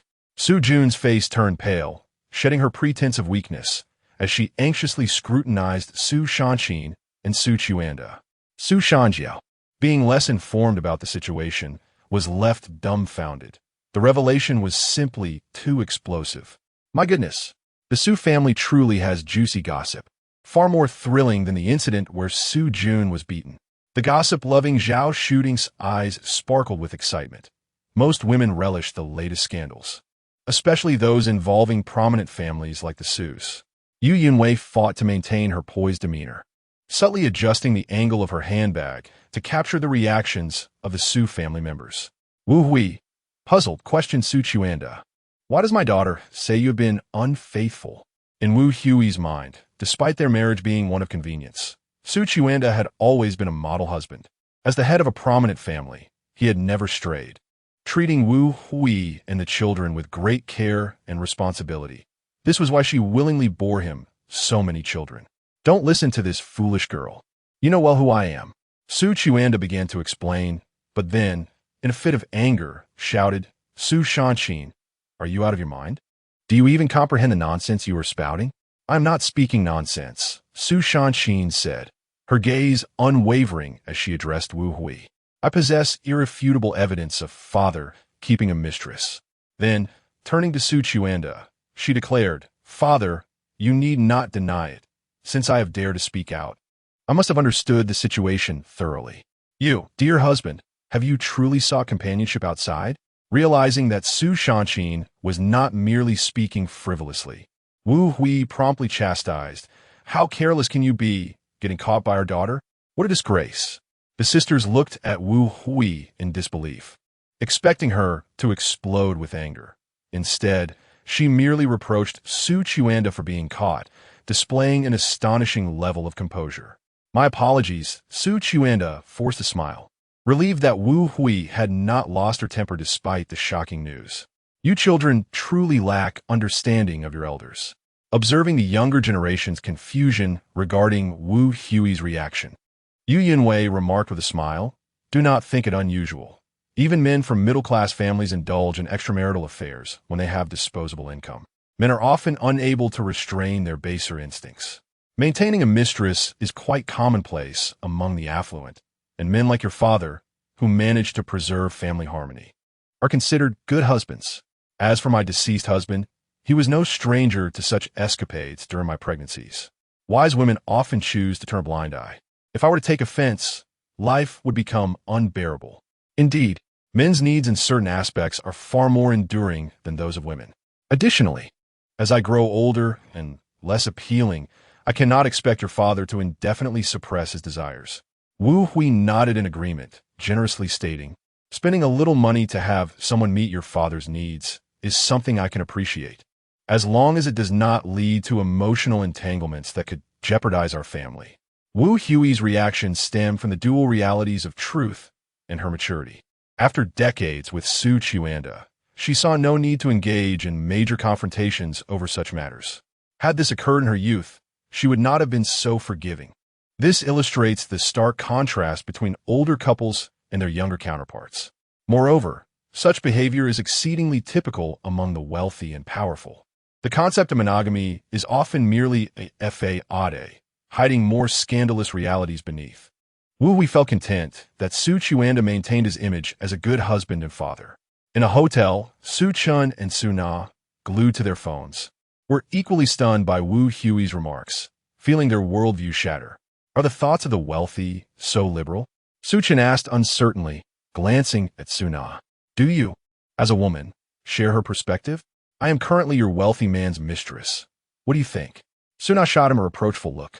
In the past, she would have vehemently opposed her husband's infidelity, but now, having accepted her role as a mistress, she felt powerless. It seems wealth does corrupt, Su Chen awkwardly chuckled. Reflecting, from the way senior sister Xia treats me, it appears she shares Wu Hui's outlook, showing no concern for my actions outside, as long as I do not seek a divorce. Despite this, Su Chen sensed a fundamental difference between his situation and that of Su Chen and Wu Hui, leaving him momentarily speechless. Back at the Su residence, Su Chen, filled with guilt, turned to Wu Hui and confessed, I am indeed guilty of betraying you. I have my own needs, but I assure you, it was merely a fleeting indulgence. Enough? Wu Hui replied with a forced smile, reminding him, I am aware of your feelings for me and this family. Just be more cautious in the future and keep the children unaware of such matters. It is not dignified.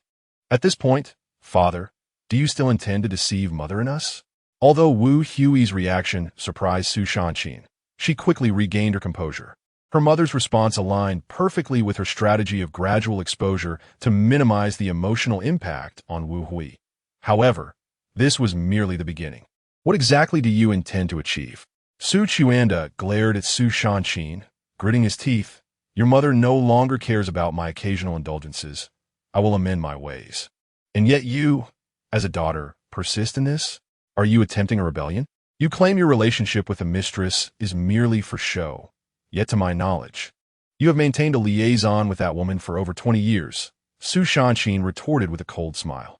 Are you certain that you harbor no genuine feelings for her, and that your interactions are strictly physical? Chapter 74. A violent confrontation with the mistress. Is it true, Xiao Jun, that you have a connection with this woman?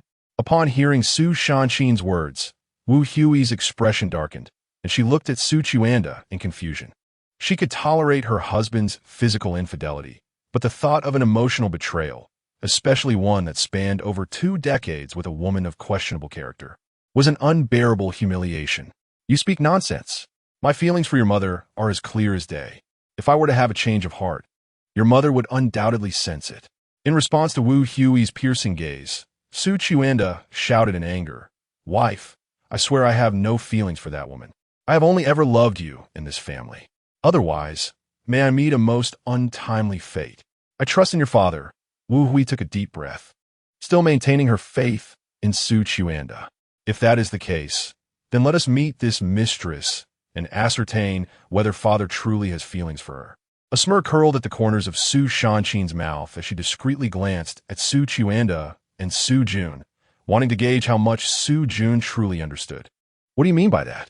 Su Chen's expression shifted slightly, a foreboding sensation creeping over him. Bring her in.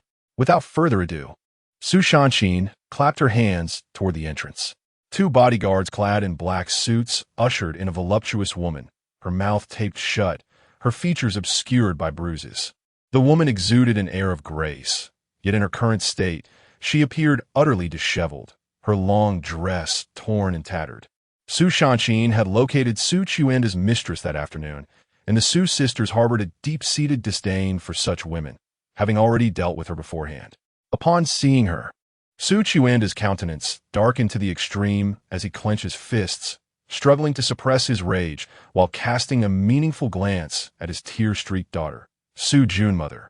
"This woman is indeed my father's mistress," Su Chen declared, gripping the woman's hair and defiantly looking at Su Chuanda. "While I can understand a wealthy man's needs, as his daughter, I cannot tolerate a vixen who seduces another's husband and disrupts a family. Since father has no genuine feelings for her, surely he wouldn't mind us teaching her a lesson? Do not act recklessly. Let her go." Su Chuanda sprang to his feet, commanding in a fury.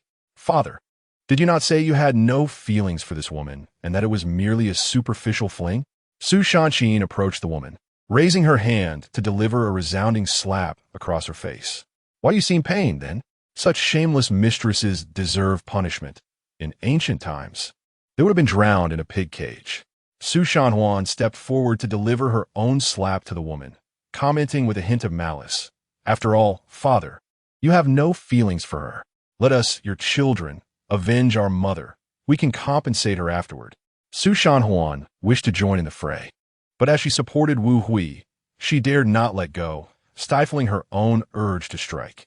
Since the moment the woman entered, Wu Hui had been scrutinizing her, feeling an unsettling familiarity that she could not place, primarily due to the swelling that obscured her features. "You are the shameless harlot who seduced my husband. How could you be so brazen?" Wu Hui spat at the woman, her anger boiling over despite her earlier claims of indifference toward Su Chuanda's dalliances. "Wife, please calm down. I will have her removed immediately and ensure she is never seen again," Su Chuanda quickly asserted, sensing Wu Hui's fury. "I truly love you. My involvement with her was merely for amusement." Wu Hui's eyes glistened with unshed tears as she cried out, "If you were keeping a young, beautiful girl on the side, I could still believe it was just a fling.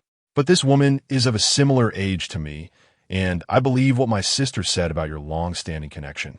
A deep affection must have developed over the years. Su Chuanda, have you been unfaithful to me since your youth? What do you take me for?" "No, absolutely not." Su Chuanda waved his hands in denial, explaining, "I am drawn to mature women, not the young."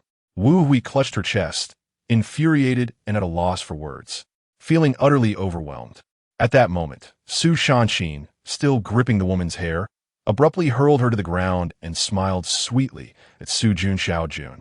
"This woman has intruded upon our parents' relationship, causing your mother immense sorrow. Do you not intend to stand up for her?" "Me?" Su Jun, taken aback, pointed to himself and quickly shook his head. "I just got out of the hospital. I cannot." "I'll do it." Before Su Jun could finish, Su Zhanju leaped in front of the woman, unhesitatingly delivering a flurry of punches and kicks while cursing, "You wretched woman. I will not allow you to seduce my father and destroy another's family, causing my mother such heartache." Su Zhanjiu, known for her fiery temperament, had longed to take action against this mistress who had disrupted her parents' relationship. Sister, do not be so impulsive," she. Watching the woman writhing in pain, Su Jun's face flushed as he tried to intervene, knowing that this was his own mother involved. "You're going too far." Unable to bear the sight of his beloved woman being assaulted, Su Chuanda could no longer restrain himself and moved to intervene. However, the two bodyguards brought by Su Chen swiftly blocked him, ignoring his screams and pleas for them to stand aside. "Su Chuanda, did you not claim that you held no feelings for that woman?" Wu Hui, supported by Su Shanhuan, shouted in fury. "Then why do you defend her now?" Su Chuanda attempted to explain and stop the chaos, but the bodyguard showed no regard for his position as the head of the Su family, firmly restraining him. Su Chen had meticulously prepared for this evening's confrontation, and her bodyguards were utterly loyal, disregarding Su Chuanda's commands. "Strike her. Beat this shameless vixen to a pulp." Hearing this, Su Zhanjiu became even more energized. "Su Jun, look at how this woman has upset our mother. Even she is compelled to teach her a lesson." Su Chen fixed her gaze on Su Jun. "Mother has doted on you since childhood, yet now you refuse to defend her. This is truly disappointing. Su Yun, do not stand there. Come and help me punish this wretch." "I." Su Jun hesitated, caught between his mother's affection and the chaos unfolding before him. "Xiao Jun, are you really willing to disregard our mother's years of love and protection, refusing to confront this mistress? Su Chen narrowed her eyes, her voice cold. Do you have some connection with this woman? Chapter 75. A brutal assault on my mother. Upon hearing Su Chen's inquiry, the faces of Su Chen, Su Jun, and the woman on the ground turned pale. This was a closely guarded secret, not yet meant for public knowledge. Su Chen, unable to focus on the scuffle with the bodyguard, exchanged glances with Su Jun, while the woman on the ground, enduring Su Shanjio's blows, subtly urged Su Jun to take action. However, as Su Jun had not yet assumed control of the Su family, the exposure of his true identity could lead to dire consequences, especially with Wu Hui's impending divorce and the division of assets, which would severely cripple Su Chen. Even if there were no divorce, Wu Hui's collusion with her daughters to bring this scandal before the elder family members would make Su Jun's inheritance of the Su family an insurmountable challenge. Su Yun, why hesitate against this shameless vixen? Su Shanjiu growled, dragging the woman before Su Jun. Come on, slap her a few times. It feels exhilarating to teach this harlot a lesson. Ah, my mother loves me dearly. Who dares to make her sad?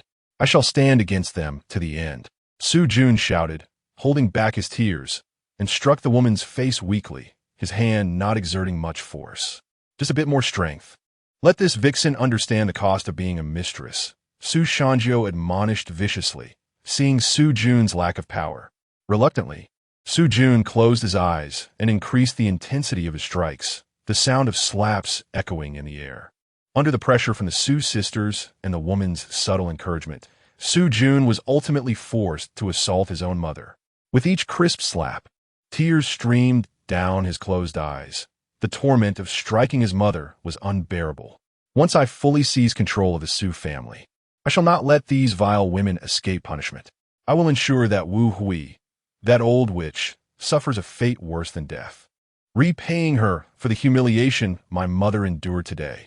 As for Su Chen and those other wretches, I will first make them suffer and then use them for alliances or marry them off to filthy lowlifes like Wu Daolong. This Su Shanjiu is utterly brainless. She drives me to the brink.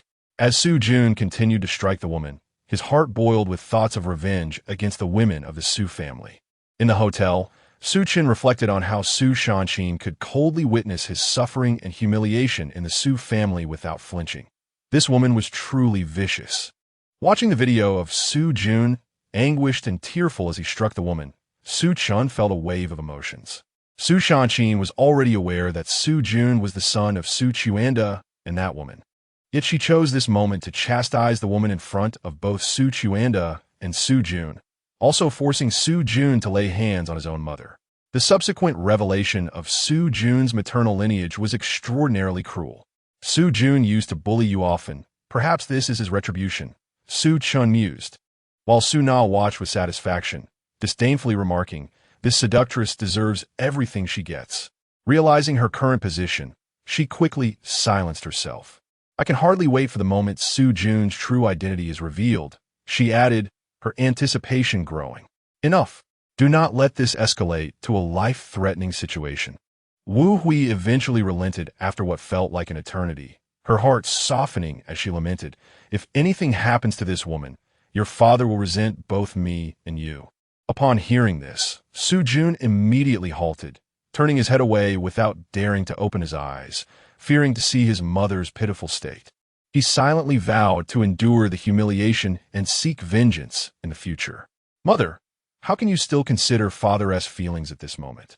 Su Chen gazed at Wu Hui in disbelief. No one would sympathize with this shameless woman, even if she were to be killed. I am of an age where I do not wish for your father to harbor hatred towards me, Wu Hui said, wiping her tears, feeling like a prisoner in her own marriage. The current events were insufficient to compel her to divorce. She believed she could endure and let life pass by. What do you plan to do about this woman? Wu Hui asked, looking at Su Chen, whose face reflected concern. I will not permit you to have any further dealings with her, nor will I divorce and allow this mistress to usurp my place. I will offer her a sum to ensure she vanishes from your life permanently. I will trust you one last time. I hope you handle this appropriately. Exhausted, Wu Hui wiped her tears, grateful for her children, urging her husband to be mindful of his actions. Wait, this is not over. At that moment, Su Chen interjected, signaling that the main event was about to unfold. What more do you want? Wu Hui and Su Chen turned to Su Chen, their reactions starkly contrasting. Wu Hui felt on the verge of collapse, unable to endure further shock, while Su Chen, once pleased with his eldest daughter, now brimming with resentment. Mother, look at this. Su Chen took a deep breath and presented the paternity test report to Wu Hui. What is this? Wu Hui asked, perplexed as she took the report and began to read. Whose paternity test results are these? The mention of a paternity test sent a chill down Su Chen's spine, though he managed to maintain his composure, confident that he had disposed of any incriminating evidence. This report contains the paternity test results of Su Chen and Su Shangjiu with Su Jun, proving their biological relationship as siblings. After a moment's hesitation, Su Chen explained. In essence, Su Jun is not merely an adopted son of the Su family. He is the illegitimate child of my father and this woman, making him our half-brother. As these words fell, Wu Hui, Su Chen, Su Jun, Su Shangjiu, and the woman on the ground were all left reeling, as if the sky had fallen upon them. The three Su sisters hurried to Wu Hui's side, concerned for her well-being despite their earlier preparations. Xiao Jun, no. Su Jun is your son with his harlot? Wu Hui's eyes widened in disbelief, trembling as she turned to Su Chen. This was no longer just a matter of infidelity. It was a revelation of catastrophic proportions. Chapter 76. Su Shangjiao crumbled. I can no longer pretend. Wu Huining, born into a prominent family, had accepted her husband's infidelities and even tolerated Su Chen's emotional entanglements with other women, as long as these matters did not disrupt their family and marriage. She could overlook them. This was partly because Wu Hui was the matriarch of the Su family, with many children, rendering outside women incapable of threatening her status. Moreover, such affairs were trivial matters within the realms of high society, and she felt no need to take them too seriously. However, the situation changed drastically when Su Chen fathered an illegitimate son, Su Jun, with another woman. The nature of the problem was no longer the same. Furthermore, Wu Hui had been kept in the dark, treating the child of the mistress as her own flesh and blood, even harshly treating her biological son, Su Chen, during her pregnancy. This was a transgression that was simply intolerable. Ignoring Wu Hui's inquiries, Su Chen snatched the paternity test report. Upon seeing the results, his face darkened as he turned to Su Shangquan, demanding, how did you find out about this? Little Chun provided us with the information. Su Shangquan responded fearlessly, locking eyes with Su Chen. I had always wondered why our parents favored an adopted son over their biological child who had been lost for many years. Now the truth is unveiled. Su Jun is also your biological son. For years, you have subtly guided us to favor him. Otherwise, our mother and we would have treated Su Chen, who has returned to us, with more kindness. In the hotel, Su Chen watched the live broadcast, speechless and deeply dissatisfied with Su Shangquan dragging him into this mess. My little Chen, Su Chen, you wretched beast, you have deceived me so grievously. Faced with undeniable evidence, Su Chen did not deny it. Wu Hui, heartbroken, began to wail in despair.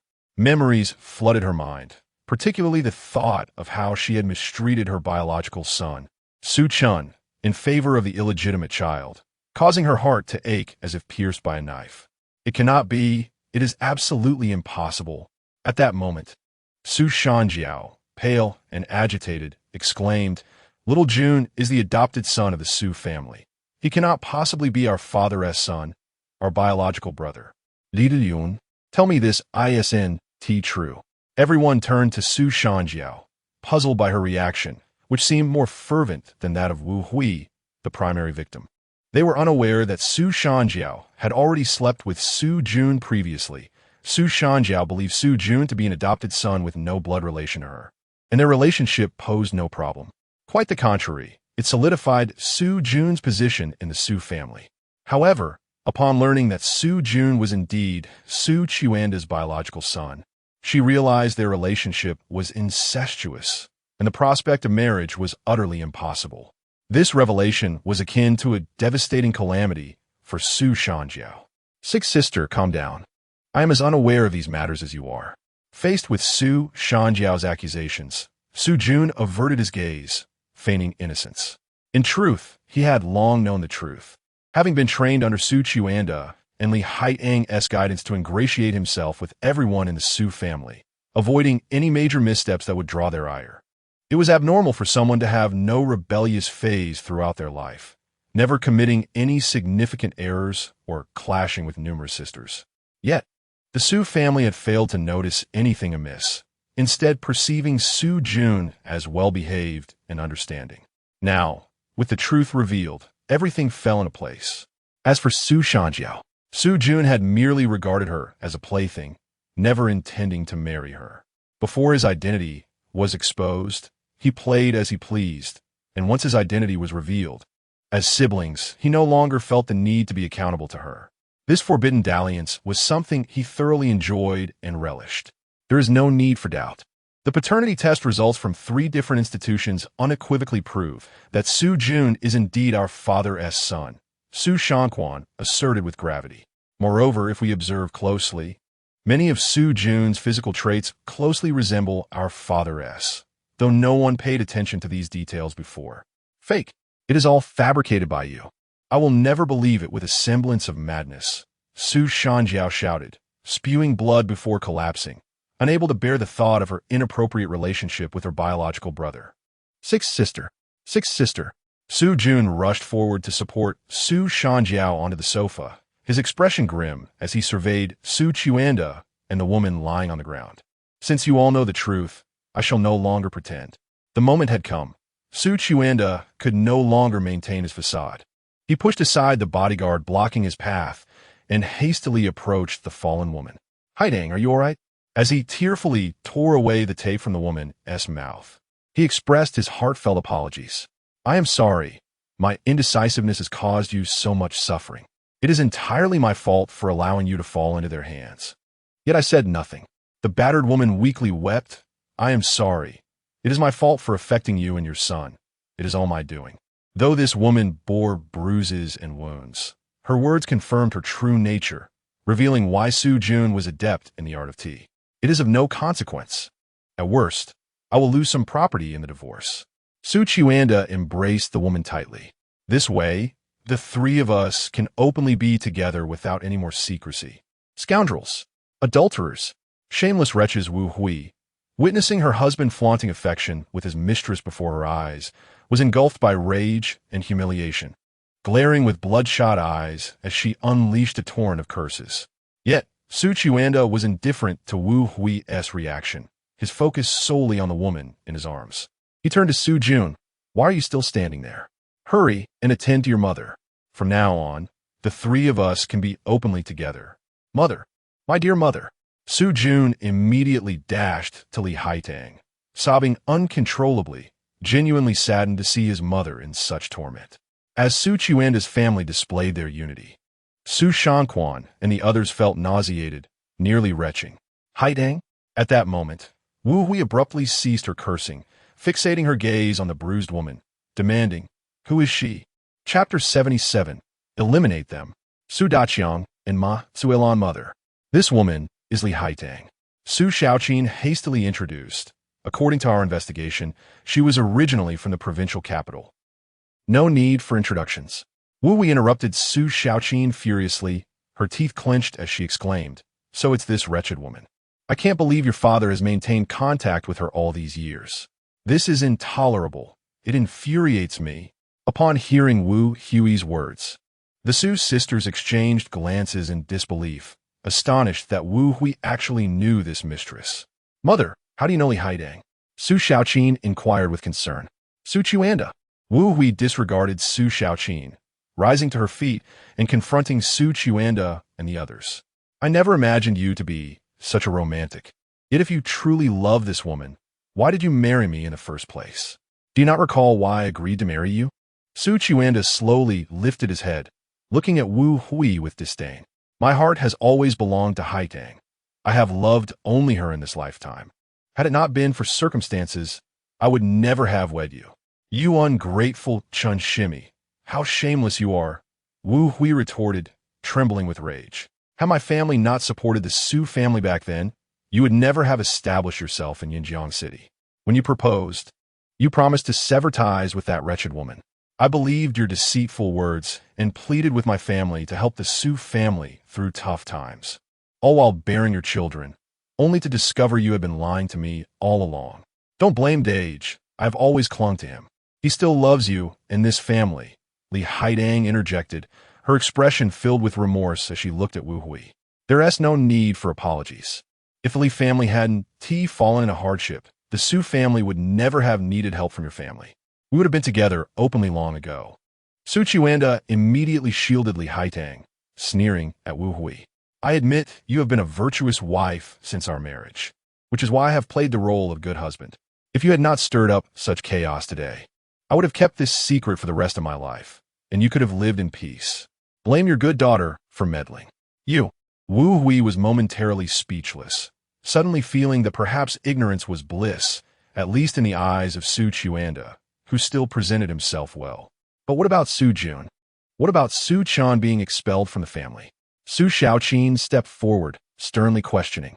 You allowed the illegitimate child Su Jun to usurp everything that rightfully belonged to your biological son, Su Chen, and even attempted to have Su Jun inherit the Su family. This situation is far from what you described. I do not believe that once Su Jun controls the Su family, he will allow his biological mother to remain nameless and without status. What will become of my mother then? Su Xiaoqin. Su Chen glared at her with a grim expression. His earlier words had been a ruse to deceive Wu Hui, but he had not anticipated that his troublesome daughter had already seen through everything. How could you send the illegitimate child to take what rightfully belongs to my son and plan for him to inherit the Su family, allowing the mistress to rise to prominence? Wu Hui was now enlightened, her anger boiling as she grabbed a nearby vase. Poor my little Chun, I will destroy you two scoundrels. With that, she hurled the vase at Li Haidang. Su Chen's expression changed slightly as he instinctively turned to protect Li Haidang, using his back to shield her from the vase. You old hag, dare you bully my mother? I will end you. In the next moment, Su Jun suddenly leaped up, kicking Wu Hui in the stomach. Ah! Wu Hui shrieked as she stumbled backward, only to be caught by Su Xiaoqin. She looked at Su Jun in disbelief. At this point, Wu Hui had not uttered a single word against Su Jun, for her love for him was genuine. However, seeing the child she had cherished as her own now turn against her for that woman left her utterly heartbroken. Meanwhile, Wu Hui and the Su sisters finally realized that Su Jun had long known the truth. His apparent obedience and filial piety were mere facades. He had been aware of his biological parents' affair all along. Dare you lay a hand on mother? I will fight you. Su Zhanhua was the first to react, charging at Su Jun with fury. Fearing for her sister, Su Zhanqi and Su Zhanqi quickly followed suit. I want them dead. Wu Hui's eyes turned crimson as she broke free from Su Xiaoqin's hold, gritting her teeth as she lunged at Li Haidang and Su Chen, filled with hatred for the couple who had toyed with her. Su Xiaoqin, instead of intervening, swiftly signaled to the two bodyguards to ensure the safety of her side. Faced with the frenzied Wu Hui, Su Chen instinctively rose to retaliate, but was restrained by one of the bodyguards, helplessly watching as Wu Hui viciously assaulted Li Haitang. On the other side, Su Zhanhua, Su Zhanqi, and Su Zhanqi joined forces to beat Su Jun mercilessly. Although Su Jun was a man, he had just been discharged from the hospital, still recovering from his injuries, and stood no chance against the three frenzied women. In an instant, the hall of the Su family descended into chaos, a truly spectacular scene. Mother, should we leave this place of strife? It's too intense. Zhao Shooting, sitting on the sofa, anxiously asked Yu Yunwei. Let us wait and see. Such a spectacle is rare. Yu Yunwei smiled awkwardly, feeling helpless. Normally, outsiders should leave immediately to avoid awkwardness in such situations. Yet she was live-streaming for Su Chen and could not depart. At the hotel, delightful, absolutely delightful. Watching the video of the Su family in utter chaos, Su Chen felt a sense of relief, particularly as he witnessed Wu Hui leading her daughters in a frenzied assault on Su Jun, the child he had once cherished. It was deeply satisfying. Although Su Chen had severed ties with the Su family, he had endured much humiliation and indignity while there. Now, Seeing the Su family in disarray brought him a sense of vindication, finally allowing those people to understand the meaning of retribution. Everyone, cease this at once. Suddenly, a deep, resonant voice echoed from his phone. At the Su family, just as Su Chuanda was being restrained by the bodyguards, and Su Jun and Li Haitang were being mercilessly attacked by Wu Hui and her daughters, an elderly couple clad in traditional attire, their hair white as snow. Enter the scene. Upon seeing these two elders, the chaotic scene fell silent in an instant. Wu Hui instinctively tidied her hair and clothes, while Su Xiaoqin and the others anxiously retreated beside her. Su Chuanda's face was filled with worry, his expression darkening to a degree. The reason he concealed Su Jun's identity was not only out of fear of Wu Hui causing a scene, but also due to concern over the opinions of these two elders. For they were the true, stabilizing force of the Su family, the venerable Su Daqiang and the matriarch Ma Tsulan. Chapter 78. Two incredibly unconventional elders. Upon the arrival of the two elderly figures, aside from Su Jun and Li Haitang, who lay on the ground feigning unconsciousness, the rest of the assembly promptly offered their respects. Su Chuanda, adjusting his attire, approached with a palpable sense of trepidation, akin to a child who has erred. Despite his silver hair, Su Daqiang maintained an upright posture and robust physique as he took a seat on the sofa alongside Ma Tsulan, emanating an imposing presence without uttering a word of anger. In the face of Su Daqiang's wrath, none dared to speak. He was not only the patriarch of the Su family in Yunjiang City, but also a direct descendant of the esteemed Su family in the capital. Even Yu Yunwei, in her capacity, felt compelled to pay her respects to the elder couple. With a curt nod, Su Daqiang coldly inquired, "What has incited this uproar?" "Mom and Dad, you must intervene on my behalf." Wu Hui cried out as she rushed forward, lamenting, "Su Chuanda, that scoundrel, has deceived me terribly. When we wed, he promised to sever ties with that wretched Li Haitang. Yet not only did he fail to do so, he has even fathered Su Jun with her with profound sorrow." Wu Hui recounted the events, noting that her marriage to Su Chuanda had been orchestrated by Su Daqiang himself, thus justifying her appeal to the elder. Once merely a minor figure within the Kyoto Su family, Su Daqiang had ventured to Yunjiang City to expand their market, ultimately founding the local branch. At that time, he faced numerous challenges, nearly leading the Yunjiang Su family to bankruptcy. It was during this perilous period that he facilitated the union between his son Su Chuanda and the esteemed Wu Hui from the provincial capital, with their support paving the way for their current standing. To Su Daqiang's astonishment, he learned that Su Jun was indeed the biological son of Su Chuanda. Displaying no discernible emotion, Su Daqiang sat expressionless, while Ma Tsulan, filled with concern, eagerly asked, "Where is Su Jun?" "Grandma, I am here," Su Yun replied, his face etched with trepidation. "It was my sisters who did this to me." Pointing at Su Xiaoqin and the others, he expressed his distress. Su Shanhua, brimming with indignation, interjected, "I suspect that the loss of Xiao Chun was orchestrated by my father. He allowed this illegitimate child to usurp everything meant for Xiao Chun." "Don't be deceived by him," before she could finish, Ma Tsulan delivered a sharp slap across Su Shanhua's face. "What on earth are you doing?" Su Shanhua exclaimed, bewildered.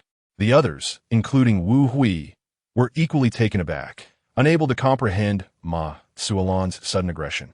"Who permitted you to bully Su Jun?" Ma Tsulan's fury was palpable as she glared at the Su sisters, her voice trembling with concern. "Years ago, we consulted a master who foretold that Su Jun was destined to be a lucky charm for our family, ensuring our prosperity. Since his arrival, the Su family has flourished in Yunjiang City, and my husband and I have been welcomed into the Kyoto Su family, enjoying our twilight years. This validates the master's prophecy. Su Jun is indeed our family's lucky star, but he is my father's illegitimate child." Su Sanwa protestive, holding her cheek in disbelief. "Yet what of it? I find this to be a splendid outcome," Ma Tsulan declared, embracing Su Jun with satisfaction. "Previously, many claimed we favored our adopted son too much, but now that Su Jun is proven to be Chuanda's son, I shall regard him as my biological grandson, and I care not who his mother may be. I shall see who dares to oppose our affection for Su Jun." Hearing this, Wu Hui and the Su sisters were left dumbfounded. Upon reflection, Su Jun, being the illegitimate child of Su Chen, posed no detrimental effect for the elder. Rather, it transformed their adopted grandson into a biological one, bringing her delight. Naturally, this was a perspective Matsuolan had not considered in regard to Wu Hui's feelings, as the dynamic between mother-in-law and daughter-in-law is inherently fraught with tension. "Father, how can you allow this?" Wu Hui exclaimed, tears welling in her eyes as she turned to Su Chen, seeking justice. "I believe your mother speaks the truth. Regardless of Su Jun's parentage, he remains a blood relative of the Su family. Our own grandson," Su Chen replied solemnly, fixing his gaze on Wu Hui. "You are Chuanda's legitimate wife. Even if he has a child with another woman, it does not diminish your status as matriarch. You ought to exhibit grace. Father and mother are correct. Even if Su Jun is the product of my and Haitang's indiscretion, he is still of Su lineage, entitled to his rightful inheritance." With renewed confidence, Su Chen interjected, "Wu Hui, as my lawful wife, you should adopt a more magnanimous stance, for no one threatens your position." In the hotel, Su Chen, initially amused by the chaos within the Su family, found his mood soured upon hearing the elder's declarations. These two are utterly unorthodox. He fumed, glaring at his phone, unable to contain his outrage. Rather than reprimanding Su Chen and Su Jun, it appeared they would further dote upon the newly acknowledged grandson, inciting Su Chen's ire. Chapter 79. Su Chen and Su Jun resemble father and son. Wu Hui's demands witnessing the turmoil within the Su family, even though he had severed ties with them. Su Chen felt an unexpected sense of satisfaction. After enduring countless grievances and humiliations, it was gratifying to witness those individuals facing their comeuppance. However, the current demeanor of the two elderly members of the Su family extinguished the joy he had previously felt. While Wu Hui and her cohorts suffered greatly, it appeared that Su Chen and Su Jun had evaded any repercussions, which was indeed frustrating. "Calm yourself," Su Chen reminded himself. "The affairs of the Su family no longer concern you." The actions of those two old men could be viewed as merely a consequence for Wu Hui and the Su sisters. After all, their suffering surpassed his own by immeasurable degrees. As Su Chen's anger flared, Su Na settled into his lap, offering him fruit while gently soothing him with kind words. "Indeed, it is merely the repercussions for Wu Hui and her companions, unrelated to me." Su Chen nodded in agreement, only to shake his head again. Yet, from the perspective of an ordinary person, it is infuriating that Su Chen and Su Jun, such vile beings, are still acknowledged by those two old fools. "There's no need for the master to be upset over such matters," Su Na remarked, pursing her lips as she caressed Su Chen's chest and whispered in his ear. "If the master is unable to contain his anger, feel free to vent it on your servant." Enough of this. Just then, a close-up of Su Chen appeared on his phone, and for the first time, Su Chen stared intently at Su Chen's face. Something is amiss. The resemblance between Su Chen and Su Jun appeared less like that of grandfather and grandson, and more akin to father and son. Could it be? Is my worldview about to be shattered? The mere thought sent a shiver down his spine, and he shook his head vigorously, dismissing the notion as utterly absurd and unreal. "With such a temper, allow your servant to help you find some peace," Su Na suggested. "How can anyone tolerate this?" Faced with the situation, Su Chen promptly discarded the ludicrous idea, licking his lips as he commanded, "Put your hair up." "At your command." Su Na bit Su Chen's earlobe playfully before arranging her hair and kneeling down. "Goodness, why do I feel increasingly like a villain?"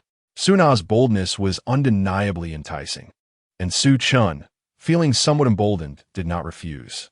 Yet he couldn't shake the feeling that his actions mirrored those of the antagonists in films, which was rather exhilarating. The Su family. Why should I be magnanimous? Upon witnessing the old man defend Su Jun, Wu Hui completely lost her temper.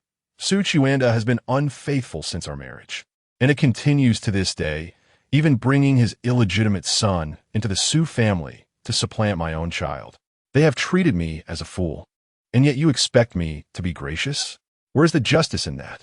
Daughter-in-law, this is where you are mistaken. Matsuolan looked at Wu Hui with disapproval. You were once the daughter of a prominent family in the provincial capital. You should understand that in wealthy families, having multiple women or illegitimate children is not uncommon. Why, when the situation turns against you, do you suddenly lack composure? We assure you that the woman will not usurp your position as the head matriarch. Just turn a blind eye, and this matter will pass. How simple it is.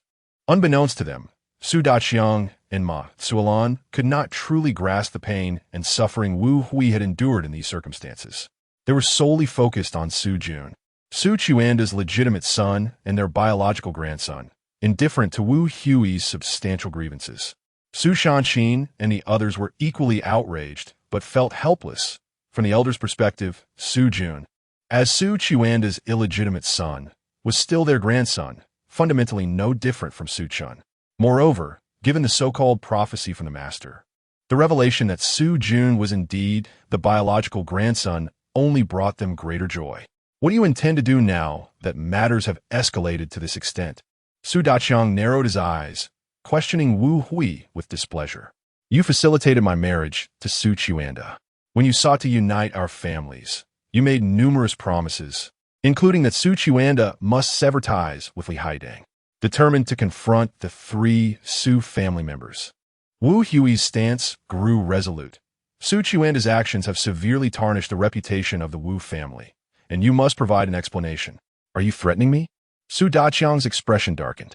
In years past, he would have hesitated to offend the Wu family, but now, though the Su family had made strides in Yunjing, they still paled in comparison to the Wu family in the provincial capital.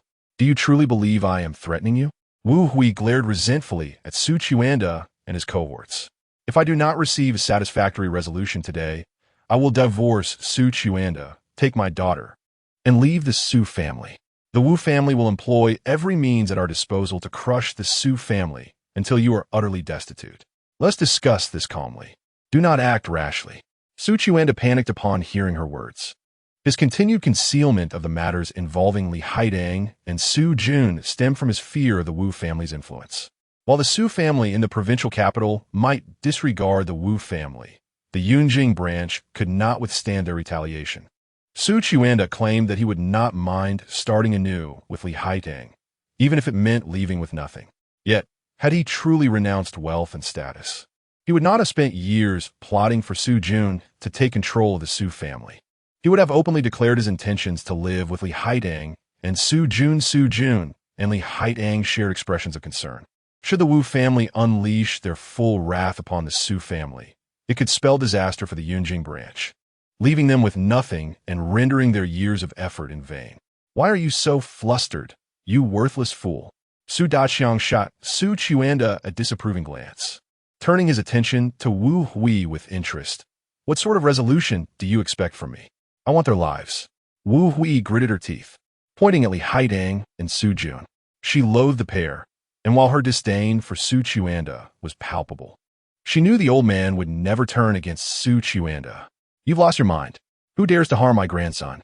I, an old woman, will ensure he pays the price.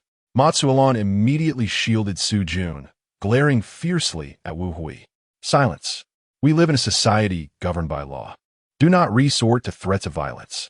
Su Daqiang admonished, his expression stern as he faced Wu Hui, setting aside the legal consequences of taking a life. Simply put, Su Jun is of my bloodline, and I will not allow him to be in any danger. Then let them leave the country and never return to Dragon Country. Chapter 80. The Cunning Fox. Either turn a blind eye or leave empty-handed. It is utterly impossible for you to drive Su Jun away, as long as Su Jun can manage the Su group in Yunjiang City to surpass a valuation of 10 billion. The Su family branch in Yunjiang City will be able to settle in the capital, officially integrating into the Su family of Kyoto and becoming a fresh face in the Kyoto circle. In essence, Su Jun embodies the family's hope for entry into Kyoto. Even if you depart, he will remain. You had already made up your mind, so you need not fear the Wu family. Do not use the Wu family to threaten me any longer. Su Daqiang waved his hand, interrupting Wu Hui with an air of indifference. The Wu family in the provincial capital is indeed formidable, but in the presence of the Su family of Kyoto, the Wu family ultimately remains a local clan. Currently, the Su family of Yunjiang City is a branch of the Su family in Kyoto, with half of its shares owned by them. If the Wu family wishes to suppress the Su family of Yinjiang City, it would be tantamount to challenging the Su family of Kyoto. Do you truly believe that the Wu family would risk a fallout with the Su family of Kyoto over you? Let's not forget, the Wu family in the provincial capital relied on their past support for the Su family of Yinjiang City to board the grand ship of the Su family of Kyoto, reaping substantial benefits over the years. As Su Daqiang spoke, Wu Hui's countenance grew increasingly grim. She realized that the Su Daqiang before her was no longer the minor character who had once faced the trials of the Su family of Kyoto alone in Yunjiang City, but rather a direct descendant now supported by the Su family of Kyoto. Years ago, Su Daqiang had accepted the family's challenge to establish a branch in Yunjiang City without drawing upon the power of the Su family of Kyoto. It was precisely because he could not leverage their influence that he struggled, ultimately gaining the support of the Wu family through marriage. Yet now, Su Daqiang had become a direct descendant of the Su family of Kyoto, and the Su family of Yinjiang City had evolved into a branch of the Su family of Kyoto. Thus, the Wu family could not afford to antagonize the Su family of Kyoto over a mere tool of familial alliance, such as Wu Hui. Even if what you say is true, Su Chuan's actions have ultimately tarnished the Wu family's reputation. Wu Hui clenched her fists tightly, unwilling to concede. The Wu family will never relent, even for the sake of their face.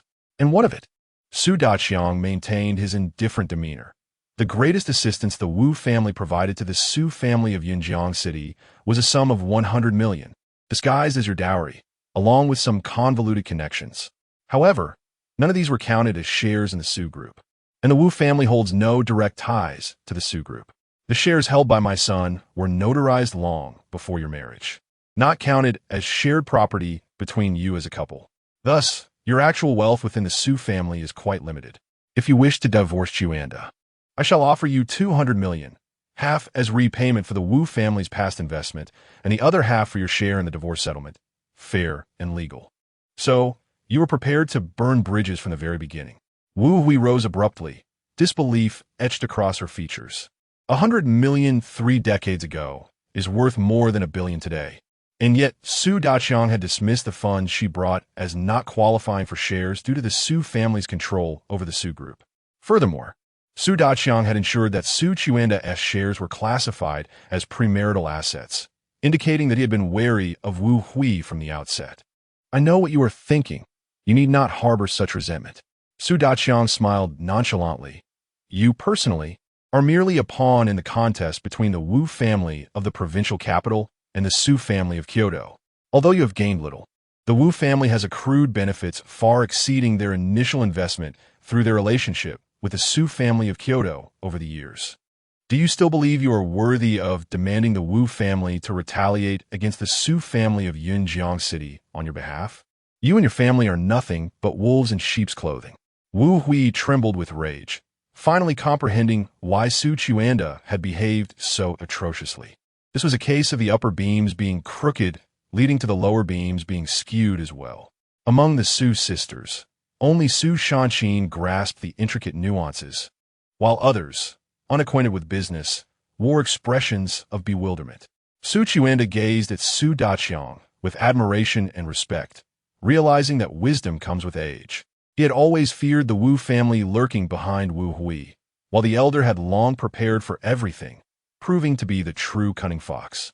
Daughter-in-law, I will absolutely not expel Su Jun from the Su family, and you now have but 2 choices.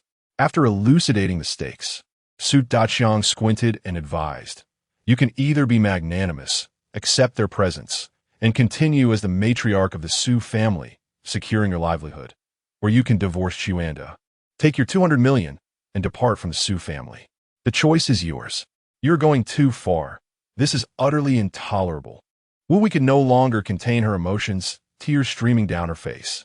Su Chuan's actions were unforgivable, leaving her with the outcome of either turning a blind eye or being cast out, which was sheer bullying. In truth, if one calculates carefully, Wu Hui had married Su Chuanda with 100 million and would now leave with 200 million, equating to a profound loss, more tragic than leaving empty-handed. Do you see clearly now? As Wu Hui attempted to regain her composure, Su Chen quietly remarked to her sisters. Entering a wealthy family is akin to plunging deep into an ocean. This is the lament of being a woman in high society. The future we face is all too predictable. Let us leave. Su Chen closed her eyes in anguish. I am willing to leave the Su family with mother. Wu Hui. In light of our many years as a couple, I still advise you to be magnanimous. Having grasped the situation, Su Chen resumed his authoritative demeanor as the head of the family. Previously, Xiao Jun was merely a foster son of the Su family. I felt it unjust to allow him to become the head of the family. But now that both parents have acknowledged his identity as a biological grandson, whether you accept it or not, Xiao Jun will be the current head of the Su family and the heir of the Su group starting tomorrow. Wu Hui, you have treated me well over the years, and I, Su Jun, am a person who knows how to be grateful. Upon hearing this, the Su sisters were greatly incensed. Su Jun no longer even referred to Wu Hui as mother, revealing his true nature as an ungrateful wretch. Chapter 81. Utter Defeat. I must marry Zhao Shooting. Leave. I will divorce you tomorrow. Wu Hui was thoroughly wounded by Su Jun's final blow, gritting her teeth as she glared at Su Chen. I, Wu Hui, am no pushover. Even if we divorce, I will no longer be a target for your bullying. Mother, we are willing to leave the Su family with you. Seeing Wu Hui truly facing expulsion from the Su family, the composed Su Chen could not help but weep. She never expected that this plot against Su Jun and her mother would lead to such a fate for her own mother. Su Shanqi, Su Shanhu, and Su Shampa all looked resentfully at the Su Chen family. Get out. You useless daughters can all follow your mother out of the Su family. I only need Xiao Jun. Su Chen felt no attachment to these daughters. For the sake of Li Haidang and Su Jun, he could be cold and ruthless even to his own son, Su Chen, let alone these daughters. Su Daqiang and Ma Zuolan remained silent, standing by Su Jun. They had always favored sons over daughters, and, having long been wary of Wu Hui, they did not mind if all their granddaughters left the Su family. Those who wish to leave with me, go pack your things now. Wu Hui, her face streaked with tears, summoned her strength to remain upright. Meanwhile, Su Daqiang and Ma Zuolan sat comfortably in the living room, enjoying the spectacle of Wu Hui's utter defeat. As the farce of the Su family came to an end, Yu Yunwei prepared to leave with Zhao Shooting. As an outsider, Yu Yunwei felt so awkward she could use her toes to carve out a 3-bedroom apartment. Had it not been for Su Chen, she would have departed long ago. No rush. While family scandals should remain hidden, since I have stumbled upon this. It must be fate. Su Daqiang signaled Su Chen to brew tea for Yu Yunwei, remarking with interest, Little Wei, you are now aware that I have brought a test from the Kyoto Su family. I wonder if you have any thoughts on it? What do you mean? Yu Yunwei was slightly taken aback. Although the Su family of Yinjiang City was merely a second-rate family, the Kyoto Su family was a prestigious clan of national standing. If the Yinjiang Su family were to forge ties with the Kyoto Su family, she would have to treat it with utmost seriousness. Your husband and my son are sworn brothers, and they have even arranged a childhood engagement. Su Daqiang narrowed his eyes. Previously, due to someone's disappearance, this engagement was put on hold. Now that we know Su Jun is indeed Chuanda's biological son, I believe this engagement should be continued. Upon hearing this, Su Jun's eyes brightened as he secretly eyed Zhao Shooting with greed. Indeed, Su Chuanda clapped his hands excitedly. I am as close to Brother Zhao as a brother can be. I have always felt guilty for not fulfilling the childhood engagement. Now that Xiao Jun has regained his status, he and Tingting can undoubtedly unite as one. The Kyoto Su family's test requires Su Jun to manage the Su group into a company worth billions. Once Su Jun marries Zhao Shooting and merges the Zhao group with the Su group's worth will skyrocket to over 100 billion in no time. Little Wei, the Kyoto Su family has been keeping an eye on Xiao Jun all these years, which is why he was given this opportunity to prove himself. Su Daqiang raised his teacup, hinting, if Xiao Jun passes the test, he will lead the Su family to settle in Kyoto, becoming a new elite in the Kyoto circles. If Tingting can marry him, the Zhao family will also be able to establish themselves in Kyoto, a golden opportunity for the Zhao family to soar to new heights. Thank you for your kind intentions, Su old man. As a savvy businesswoman, Yu Yunwei swiftly grasped Su Daqiang's intentions and elegantly declined. The engagement my late husband established with the Su family has long been nullified. Moreover, I hold my daughter's opinions in high regard and will not interfere with her marriage. As for settling in Kyoto, I, as a woman, do not possess such grand ambitions. I'm already content to preserve the estate my husband left behind. Having witnessed Wu Hui's fate firsthand, Yu Yunwei understood that the Su family members were ruthless and ungrateful, and she would not easily fall for their schemes. Furthermore, Su Chen was now the true master of the Zhao family, and given the relationship between Su Chen and Su Jun, Su Chen would be more than happy to see Su Jun fail the test and would never allow him to leverage the Zhao family to fulfill his tasks. Little Wei, you, not giving Su Daqiang a chance to continue, Yu Yunwei decisively pulled Zhao Shooting toward the exit. Xiao Jun, you must find a way to win Zhao Shooting's heart. After Yu Yunwei and her daughter left, Su Daqiang wiped the smile from his face and asserted, as long as you can win over Zhao Shooting, the union of the Su and Zhao families will quickly accumulate to 100 billion, allowing you to pass the Kyoto Su family's test, and you and your family will step into a new realm. Rest assured, grandfather, I will stop at nothing to win Zhao Shooting's affection. With bruises adorning his face, Su Jun declared resolutely whether to pass the test or due to Zhao Shooting's beauty and allure, he was determined to possess her. Ting Ting, do not worry. Mother will never use your marriage as a bargaining chip. Not even Su Jun, even if the most eligible bachelor from Kyoto came. If you do not like him, I will not force you. Outside the Zhao family villa, Yu Yunwei gently stroked Zhao Shooting's hair, her expression firm. Thank you, mother. Zhao Shooting was deeply moved, fearing her mother would force her into a marriage with someone like Su Jun for the sake of family interests. Go and bring the car over. Yu Yunwei nodded, dismissing Zhao Shooting before quickly pulling out her phone, only to be met with a shocking sight of two bodies entangled in a passionate embrace, which infuriated her. Su Chen, who was initially enjoying Su Na's service while watching the live stream, remained relatively calm.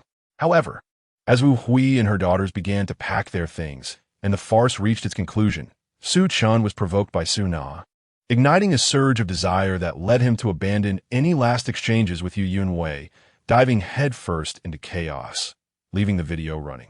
This time, he was caught red-handed by Yu Yunwei. How outrageous! This little rascal makes me endure this awkward situation while he indulges himself with women. He clearly does not regard me as a person. It is utterly absurd. No wonder this little scoundrel never took the initiative to contact me. It turns out he already has a woman by his side. Seeing such an audacious scene, Yu Yunwei was first enraged, blaming Su Chen for making her endure the embarrassment of live streaming while he was off having fun. And then she grew angry that Su Chen would rather pursue a young and beautiful girl than seek her out. Truly ungrateful. This little girl knows nothing. She cannot compare to me in any aspect besides youth. However, this girl is quite bold, even engaging in roleplay. Does Su Chen have a preference for this? Yu Yunwei glared at the two in the video, muttering fiercely, next time, I will ensure you experience my full range of talents, so you'll never again find interest in young girls. Chapter 82, Overtraining. Meeting in reality, so soon as Zhao Shooting drove over, Yu Yunwei hastily ended the video call and angrily got into the car. Zhao Shooting, bewildered, looked at Yu Yunwei, wondering why her mother had gone from cheerful to furious in mere minutes. Could it be that she felt it took too long for her to arrive? In the late night, Su Chen lay sprawled on the bed, content, with Su Na nestled against him. Has the master calmed down? Su Na asked playfully, drawing circles on Su Chen's chest. If you're no longer upset, I can be your outlet for frustration. Enough already. If this continues, I'll be completely drained. Su Chen replied, shaking his head. In truth, the trivial matters of the Su family have nothing to do with me. I had no reason to be angry. It's merely that I feel the heavens are unjust for allowing that despicable Su Jun, who caused me so much suffering, to go unpunished. Earlier, Su Chen had dealt a heavy blow to Su Jun, leaving him severely injured and hospitalized. Today, Su Jun was also severely reprimanded by the women of the Su family, which could be seen as a form of revenge. Su Na propped herself up, concern etched on her face. You should avoid provoking him in the future. Su Jun is not the same man he once was. He has reclaimed his status and become the head of the Su family, a true figure of significance now. Since the moment I severed ties with the Su family, I had no intention of provoking them. It is they who persist in haunting me. Su Chen shrugged dismissively. As long as that grandson of a gun doesn't come looking for trouble, I'm fine. If he dares to provoke me, even as the head of the Su family, I want to go easy on him. After all, the barefoot are not afraid of those in shoes. I would gladly trade a life for a life. But Su now began, only to be interrupted by Su Chen's impatience. You have no right to meddle in my affairs. Just mind your own business. Seeing that Su Na was about to plead again, Su Chen quickly changed the subject. Are you hungry? The servant has already been well fed by the master, Su Na replied, unperturbed by his coldness, casting a flirtatious glance at him. I'm famished after all this fuss, Su Chen retorted, rolling his eyes at Su Na. I'm going out for a late-night snack. If you're not hungry, then forget it. I'm hungry too. Su Na quickly realized that Su Chen was serious about going out to eat and hurried to grab her clothes. This woman, whom I once loved for so many years, seems to have been overtrained. As Su Chen dressed, he cast a peculiar glance at Su Na's figure. But it feels rather nice. I can't spoil her too much. Should I wear normal clothes or this outfit? Su Na asked uncertainly, holding up a pink dress with one hand and a crumpled maid outfit with the other. Normal clothes? Definitely normal clothes. Su Chen effermt fastidi. Exasperative. I'm not a pervert. I don't want outsiders to witness your charms. That asks for our private study. I agree. Su Na smiled seductively, setting aside the maid outfit. However, if the master desires me to be exposed in public, I would be amenable to that. Goodness, this is definitely overtraining. Once they were ready, Su Na clung to Su Chen's arm as they descended the stairs. Upon stepping out of the hotel, they halted in surprise at the unexpected sight. There stood Wu Hui and the four sisters of the Su family beside several cars, directing bodyguards as they moved luggage. Following Wu Hui's decision to divorce Su Chuanda, she had quickly gathered her belongings and left the Su family. Although they owned other properties, the suddenness of the incident meant they hadn't had time to prepare those homes. They had no choice but to stay in a hotel until Wu Hui finalized the divorce and decided their next living arrangements. Naturally, they chose a 5-star hotel under the Zhao group, coincidentally the same hotel where Su Chen and Su Na were staying. In her disheveled state, Wu Hui appeared despondent and heartbroken. Su Shanqin, weary and burdened with the responsibilities of the eldest daughter, busily directed her sisters and the bodyguards, oblivious to Su Chen's emergence from the hotel. Xiao Chen, it's Xiao Chen. Su Shanshi, who was supporting the unconscious Su Shanjiu, was the first to spot Su Chen and exclaimed in surprise. In an instant, all eyes turned towards Su Chen. Xiao Chen, my son, Wu Hui cried, her eyes lighting up with recognition as she wiped her tears and hastened towards him. Don't come any closer. Su Chen coldly halted her advance.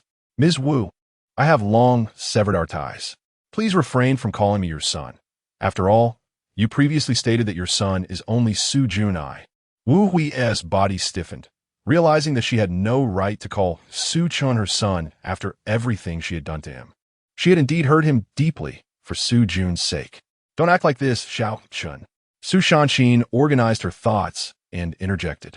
Mother has realized that Su Jun is the illegitimate child of our father and his mistress. She is divorcing him for you and has seen Su Jun's true colors. Please don't be so harsh on her. For me?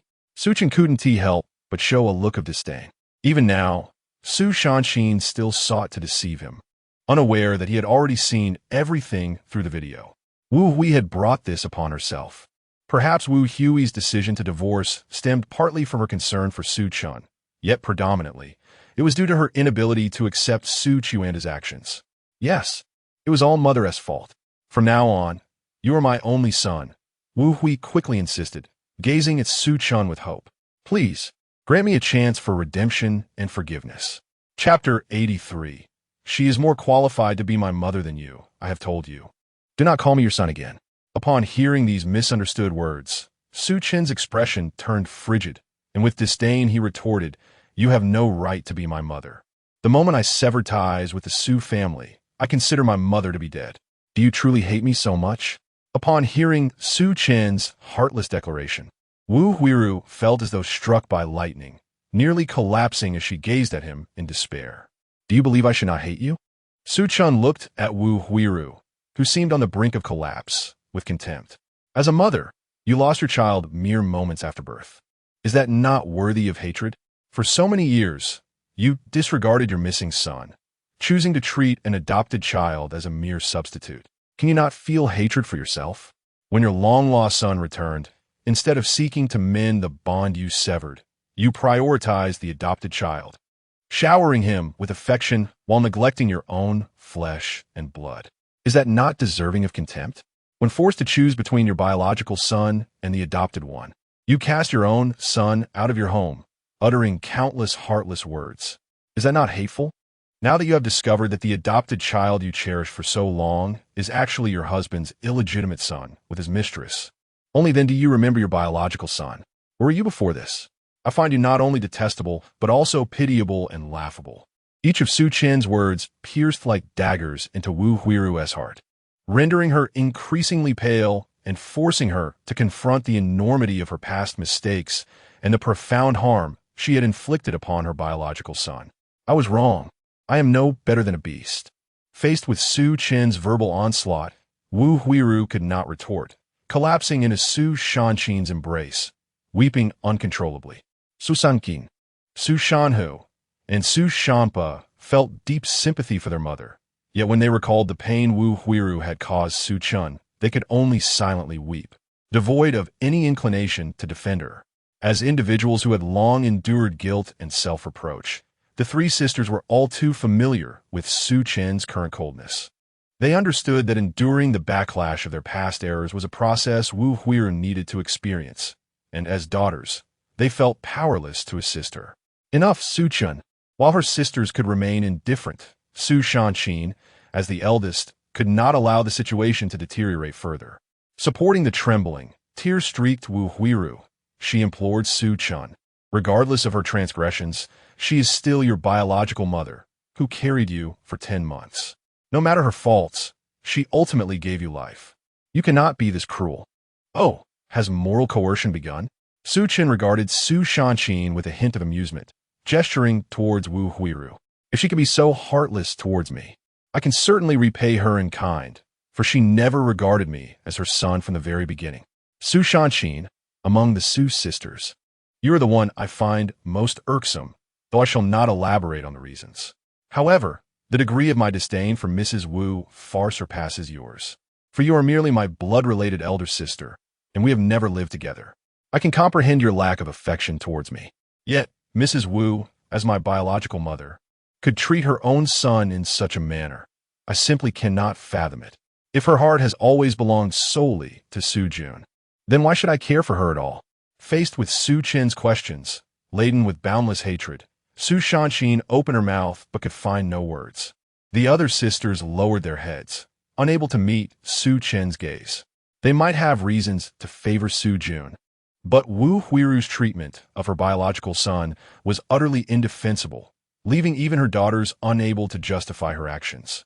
From Su Chen's reaction, the Su sisters understood that while he might eventually forgive them, he would never absolve Wu Huiru, especially not now when he had not yet forgiven them.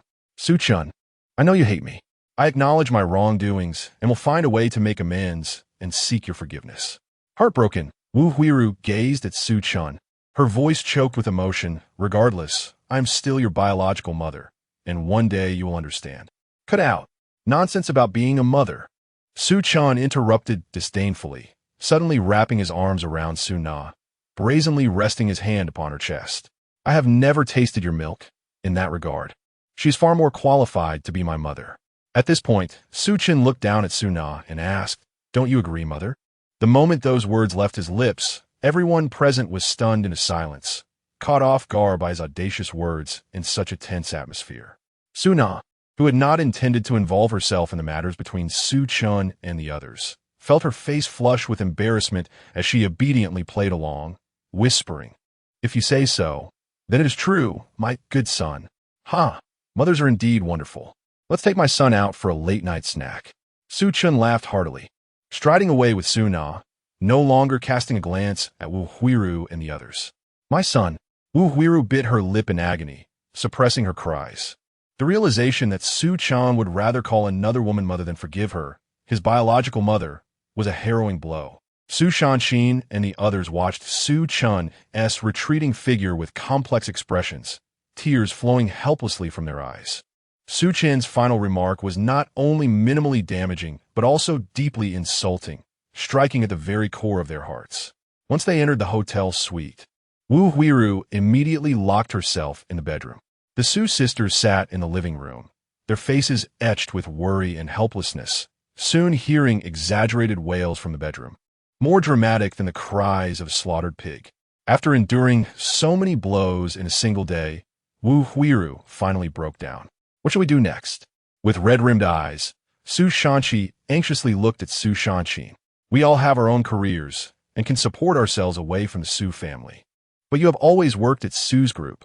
Su Jun will not let you off easily. I have no intention of letting him have it easy.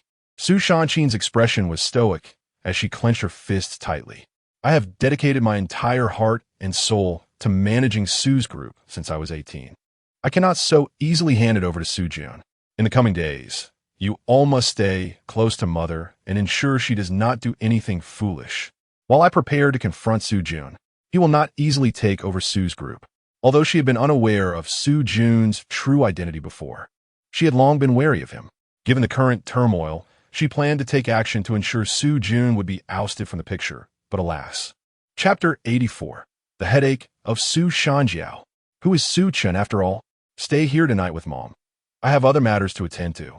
Su Shanhua inquired with a hint of confusion. Given Mom's condition and the late hour, what could you possibly need to do?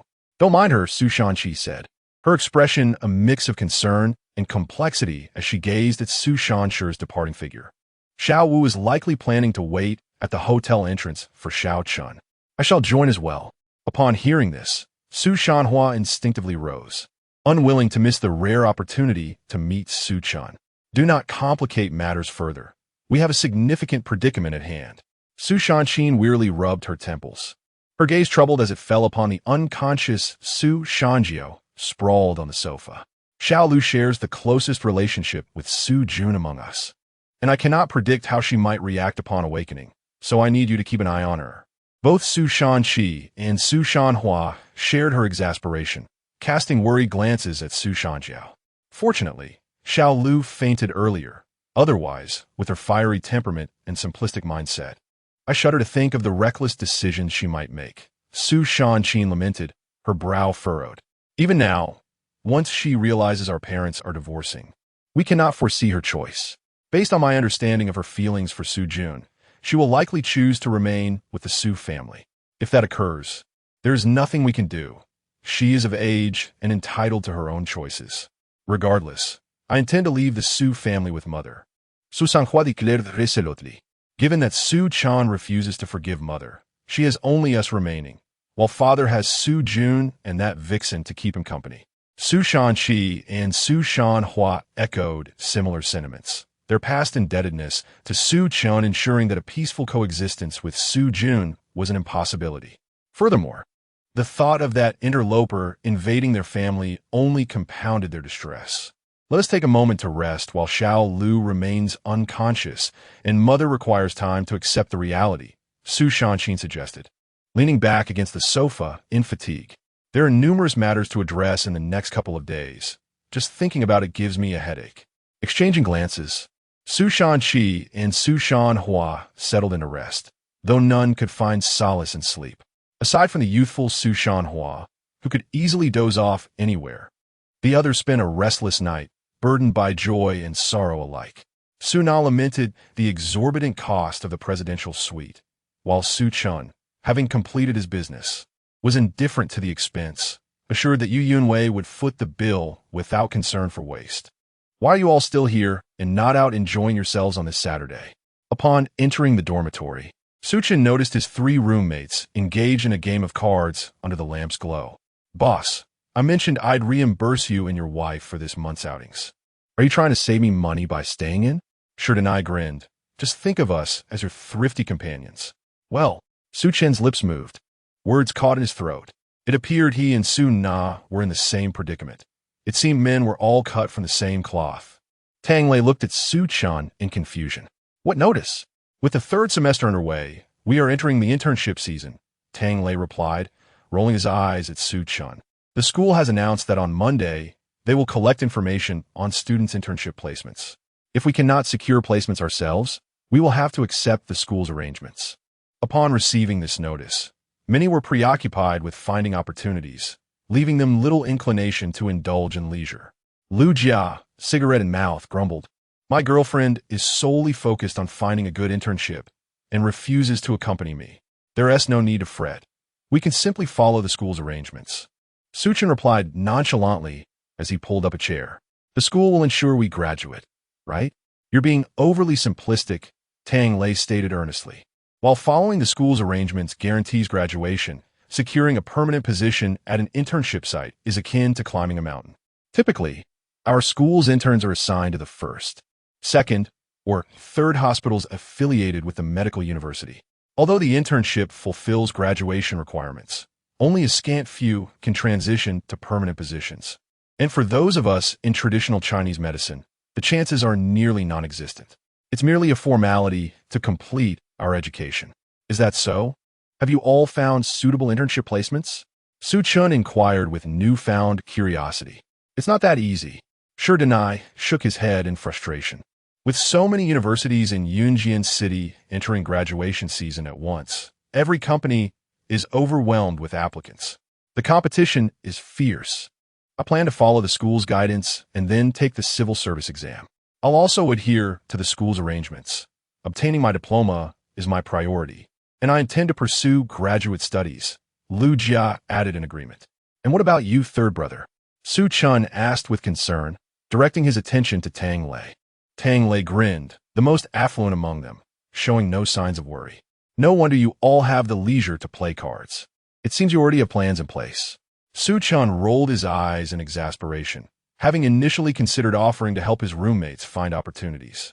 It appeared they required no assistance whatsoever. And what about you? The trio asked in unison, turning their gaze to Su Chen. I shall follow the crowd. This final stretch of university life must be thoroughly enjoyed, Su Chen declared. Who exactly is Su Chen? In the counselor's office, Ma Jun sat incredulously before his computer. The school has just released this year's internship announcements. How can so many companies be clamoring to recruit Su Chen?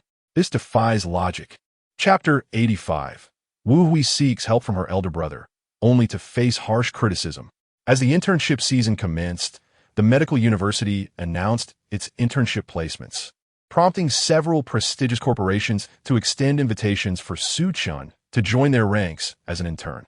The unprecedented eagerness displayed by these large companies to secure a single student for internship positions was a rarity in historical context.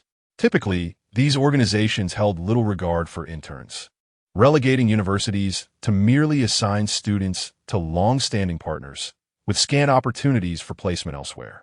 Yet this year, renowned entities such as the Su Group, Zhao Group, Central Hospital, and Tianyin Group proactively sought Su Chen, an extraordinary occurrence. The director of Central Hospital even personally contacted the university's administration, expressing an unwavering desire for Su Chen, as if he were an individual of remarkable stature.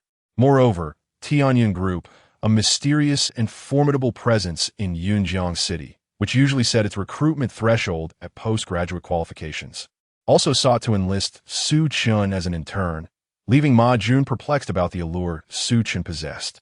These were formidable names I could not afford to offend. Thus, the decision was left to Su Chen himself.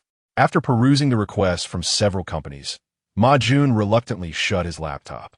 Even the university's leadership had to exhibit courtesy in the presence of these conglomerates. As a mere counselor, he dared not take matters into his own hands. Meanwhile, Su Chen remained oblivious to his newfound desirability, engaging in an all-night card game with his roommates until dawn claimed his slumber. The following morning, in the private room of the hotel where Wu Hui resided, Su Shanqin and Su Shanhua, who had not truly fallen asleep, simultaneously opened their eyes, bewildered by the frantic expression on Su Shanshur's face. Su Shanshur, in a state of agitation, revealed that she had waited at the hotel entrance for Su Chen all night, but instead encountered Su Shanjiao. How could the fourth sister let the sixth sister escape? Su Chen furrowed her brow and directed her gaze at Su Chen. Call the fourth sister. Su Chen promptly retrieved her phone to make the call. Given their numbers, they occupied 3 separate rooms. Su Chen and Su Chen were tasked with watching over Wu Hui, while Su Shanhua and Su Shanjiu shared one room, leaving another for Su Shanshi. What happened to the second sister? Upon the call's connection, the drowsy voice of Su Shanhua came through. What were you thinking? Letting the sixth sister slip away? Su Chen questioned, her voice tinged with frustration. The sixth sister is missing? Su Shanhua jolted awake, her face painted with guilt. I apologize. I was too exhausted and fell asleep, unaware of when the sixth sister left. Enough. After hanging up, Su Chen immediately rose to put on her shoes. There's no need to chase after her. Just then, the bedroom door swung open, revealing Wu Hui, with red-rimmed eyes and a weary demeanor. She is already an adult. I have divorced Su Chen. She can choose whom she wishes to follow, without any compulsion. Mom, I will definitely stay with you. The 3 sisters declared in unison, having already conspired among themselves. And I too, I will follow Mom. Su Shanhua rushed in, hair disheveled and shoes abandoned. I am content that you wish to accompany me, Wu Hui said, settling onto the sofa with a sense of fulfillment. As for the fourth sister, regardless of anything, Su Chen is her father. Her choice to remain with the Su family is her prerogative. Besides, her bond with Su Jun is too strong for her to sever ties with us. Sighing deeply, Su Chen reflected, despite her foresight, parting from sister born of the same womb still pained her. Although Su Daqiang had analyzed the situation astutely, she remained unconvinced that the Wu family would remain indifferent to her plight. Wu Hui glanced outside at the sky, retrieving her phone. I shall call your uncle now.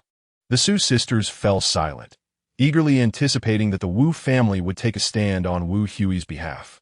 Little sister, it has been ages since you last called me. You haven't forgotten your elder brother, have you?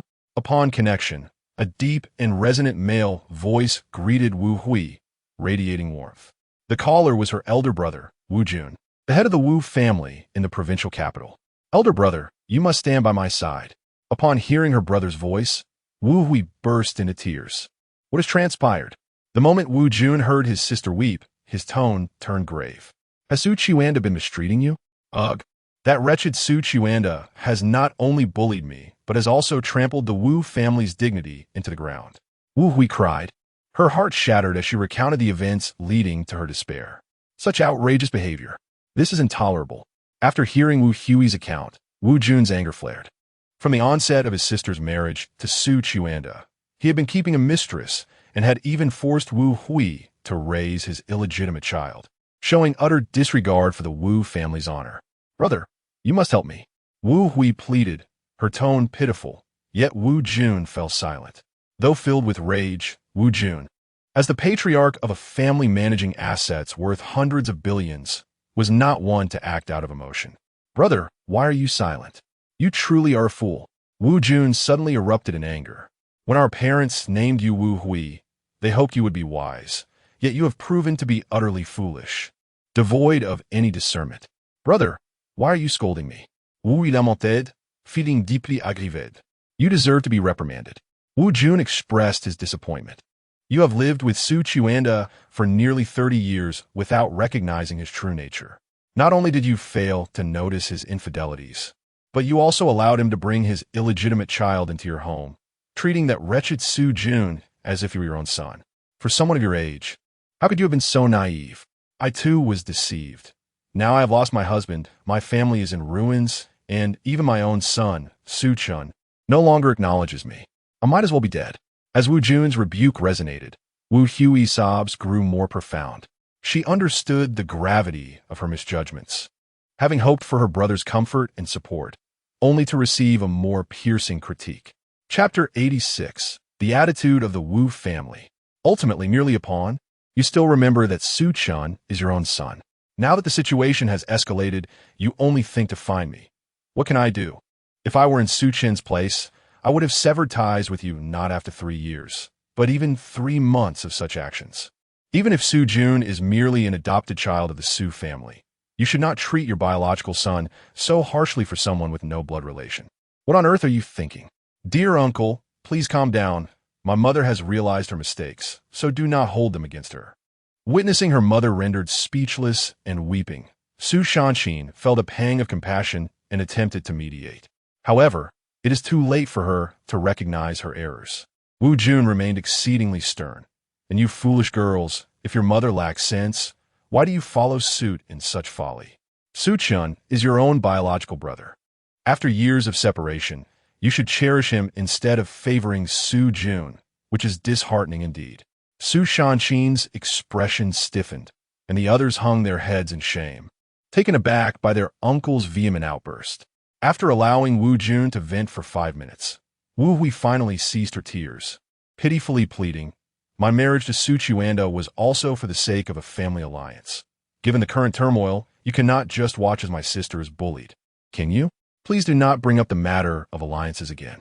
Wu Jun solemnly reminded, "Your marriage into the Su family of Yunjiang indeed provided an opportunity for the Wu family to forge ties with the Su family of Kyoto. But that was 30 years ago. Now, using this excuse to seek support from the family is futile. No one will heed it. Moreover, the present Su family of Yunjiang is merely a branch of the Su family in Kyoto. If the Wu family were to take action against the Su family of Yunjiang, it would mean a falling out with the Su family of Kyoto, resulting in considerable loss. Should I simply allow them to bully me? Even if the person in question is her own brother, she is still treated as a mere pawn in the grand game between the Wu and Su families, with her brother showing no regard for her feelings. Alas, had you treated Su Chen kindly upon his return, the Wu family would have had ample justification to support him as the rightful heir of the Su family, thereby ensuring that everything within the Su family remained firmly in your grasp.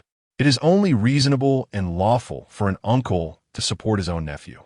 Even the Su family of Kyoto would find no fault in this. Su Jun is but a shameful, illegitimate child. Even with the backing of the old Su Daqiang and Su Chen, I have complete confidence that Su Chen would prevail. Should Su Chen prove exceptional, the Su family of Kyoto might even voluntarily discard Su Jun, solidifying Su Chen's position and further strengthening the alliance between the Wu and Su families. Wu Yun sighed, expressing his irritation, "But you, foolish one, Su Chen has not only severed ties with you, but has also been expelled from the Su family. Thus, even if I wish to assist, I am without a cause. Ultimately, this is all your own doing. You brought this upon yourself."